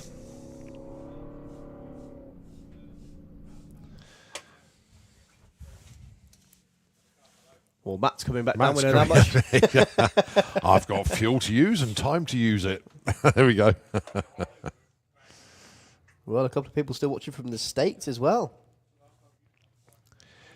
Well, fair to say, it's been a good couple of days. We've had some cracking runs, some brilliant entertainment on the track. And the fun ain't over yet. So still got live music tonight. And, of course, we get to do it again tomorrow. We also get to watch Chris drive down the side of the track with Giant What's It. Yeah, jousting Santa Pod style. Trouble is, he's got nobody to fight. Don't say that; he'll find somebody. Come on, somebody go up the other way with the other one. That would be funny. Either that, or he needs to give up smoking. That's a big cigarette. Good effort, Chris. Very, very good effort indeed. How are you getting home tonight? Oh, I'm taking the tube. Oh dear. Well, there is two of them. You can tie them together and have a raft. Oh, that's classic.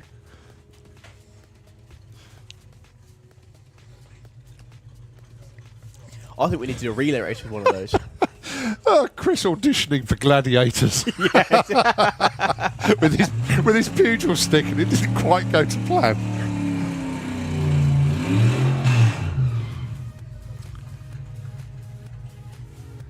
We can tell it's Cecilia in the commentary box, can't you? We're just talking about anything now. Right, Matt Glassett back down with that. That's a lovely second-gen Camaro, to be honest. I really do like that. Got to get it into the 12s once again, around a 13.0 moments ago. It's like we've just seen him.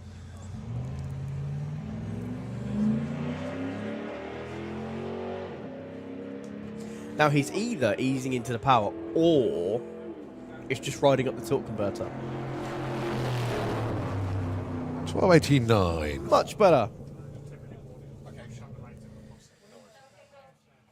Right, ladies and gentlemen in the pits, it's your 10-minute warning. We are going to close the pairing lanes at 7:30.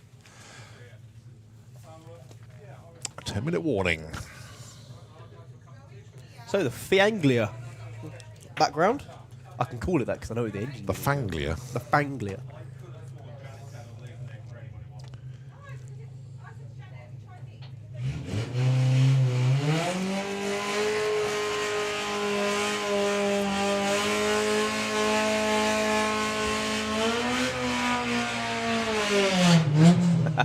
That's more like it. I like the Kruger. Keep Yeah. going. Just keep going. Keep going.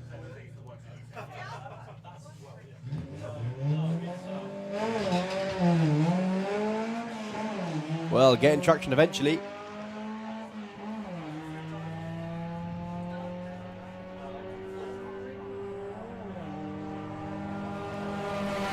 What have we got over the line? Absolutely everything. 14:34 at 91 mile an hour. That was their best of the weekend. Well done. Get him to come round again quick. Yeah, quick. You Get another one in. You got about 9 minutes to get back in the lanes and do it again. What I love is he doesn't lift at the the finish line. burnout helped then. did, I am yes. convinced the Yeah. burnout helped. In fact, I think if you did a bigger burnout, it'd go quicker. No, I think that was big enough. Yeah. I like the fact he doesn't lift at the finish line. He keeps going a bit more. Well, he realised he needs to get back into the lanes. That's what it is. So, Ah, Doug Doug Harwood. Harwood. Right, what's Doug done this time? Well, there's still a bonnet. Yeah, there is. Still there a boot. is. There's still a bonnet. There's still a boot. Is there still a Doug in there? Yeah, it must be. He's doing about radio control, take 80 kilos out of it. I'll tell you what, if you took the engine out, it'd be quite light. Does it need the bug catcher on it? Does it need that air scoop? Does it need the front wheels? Yeah. Oh. Does it need the grill? Yeah, we're going to cook on. Fair. I didn't think of that. No. Sometimes you don't, Thomas. But no, joking aside, he's actually getting plenty of runs in today. John Davison heading off back to Rushton. How cool is that? You know, your 10-second race car, and just going to go back home now. I think it was Luckily Howard driving he back as does well. live local, so that's good news. There goes Howard as well. So, Doug with the Barracuda coming back round. Desperate for a 9. Do you know what? There's not much in the car to take out, to be fair. He's going to go alongside, hopefully, the Brickyard Slayer. I think he is. And guess who's back in the lanes? Matt Glassop. Is that Colin Wood as well? It is.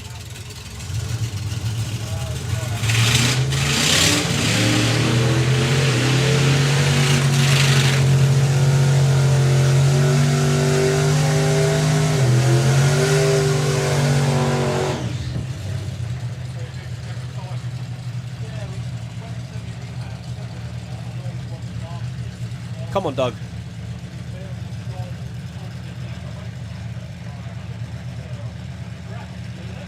We all believe in you. In fact, it's even a perspex rear window, isn't it? Yeah. God, you try and find one of those rear windows these days. Very expensive. Right, here we go then. Doug Harwood. Dave Mott.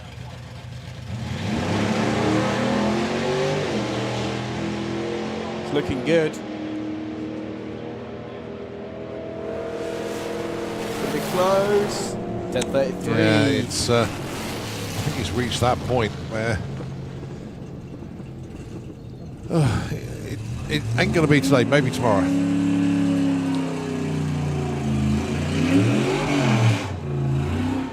But it's so consistent, though. I mean, fair dues. Big bracket. Do it. Yeah, Couple of it weekends could time. actually, yeah. Right, Matt Glassop.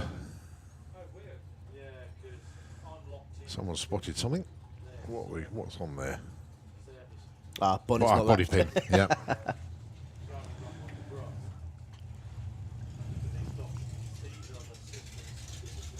So 1280 last run for Matt.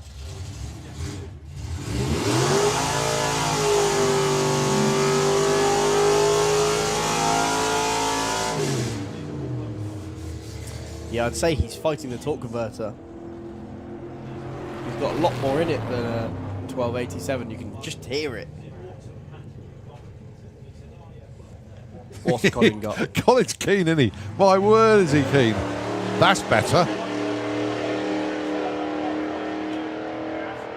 Now that's going to be a low 10. Is it going to be any more than that?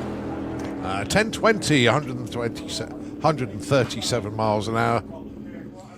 Well, if you're out in the pits, you've got 4 minutes.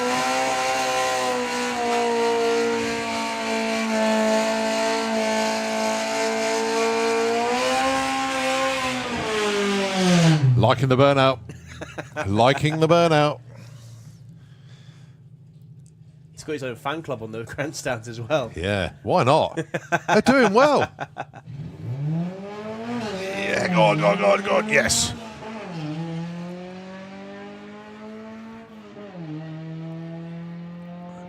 Everyone waits with bated breath. The last He's not gear really lifting off the change. gas when he changes gear, is he? 14.29. Done it again. Get in there. He actually just shaved 2/10 off. Oh, brilliant.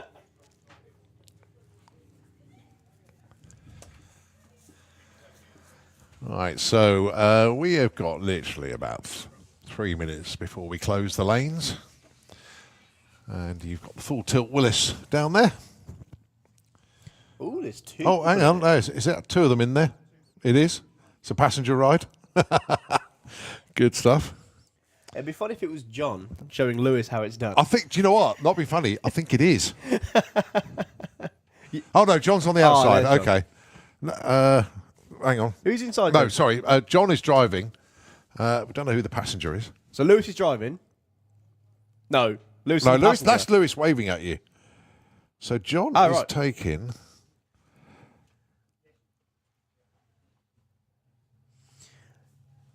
How good are we at hand signals? Hands device going on. Oh, I can see Dougie Hill down there. How you doing, Doug? Wow, Kenzie, that's just rude. Kenzie, did you hear your shout out earlier? No, your dad said get a haircut. It was your dad who said that, not me. It was your dad. I think you look fine, mate. Oh, brilliant. And I'm going to call Dougie Hill the Dougster. There we go. Well, Doug, I don't know if you heard this, but you had a really good compliment from Roy Wilding earlier. He said he was really happy you were in the class. Not because there's another really good slingshot, but because he's not the smallest one in the class anymore. So, in the nick of time, Colin Wood makes it down to the start line. That's Crewman's why he running. stayed on the gas in the shutdown area, so he could get another one in. Oh, look at that. Matt's turned the headlights on now. The evil eyes. Yeah, now Colin Wood didn't need to do much of a burnout. As I say, you need to go and have a look at that car in the pit. All of those stickers aren't stickers. It's all hand painted. Beautiful looking car. Just tickle it into the beams. That's good. Lovely. That's launch. working much better. What have you got for us? 996, he's done it again. Yes, he did it when I saw it that time. Well done. 996 with a 4, 137.2. That's actually better than he went early because he went 997. Okay. So it's a new PB there for Colin Wood, 996. I think it was a much less impressive run because it was a lot smoother and undramatic. So yeah, the combination has now worked twice to perfection for him. Well done. Look at that on the live stream of Matt going up the track with the headlights on.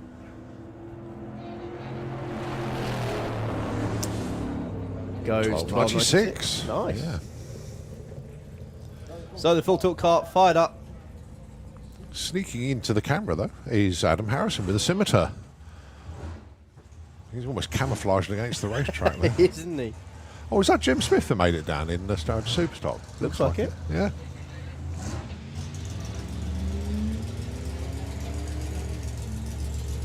So the pairing lanes are now shut.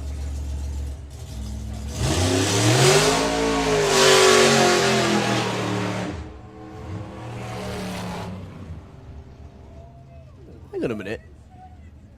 Let's see if they just ran a 14. Where does that come from? I don't know, well, they'll take it. Yeah, it started the weekend dialing in a 15.8. So we believe John's driving this time with the passenger. Yeah, I think we know who the passenger is. Oh, Loz has made it down as well.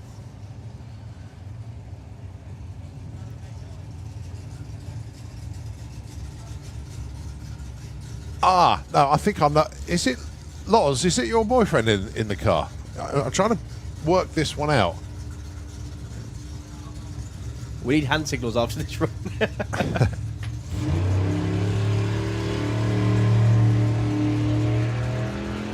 Nice tame launch as the power builds. Goes all the way through to a 10.27, 124 mile Very an hour. well judged indeed. Right, who's Right, in now, it? Loz, can you hear me? Was that your other half in the car? No, you can't hear me. Can't hear me. Ah. Lewis's dad. Was it? Wow. Ooh. Right, Jim Smith.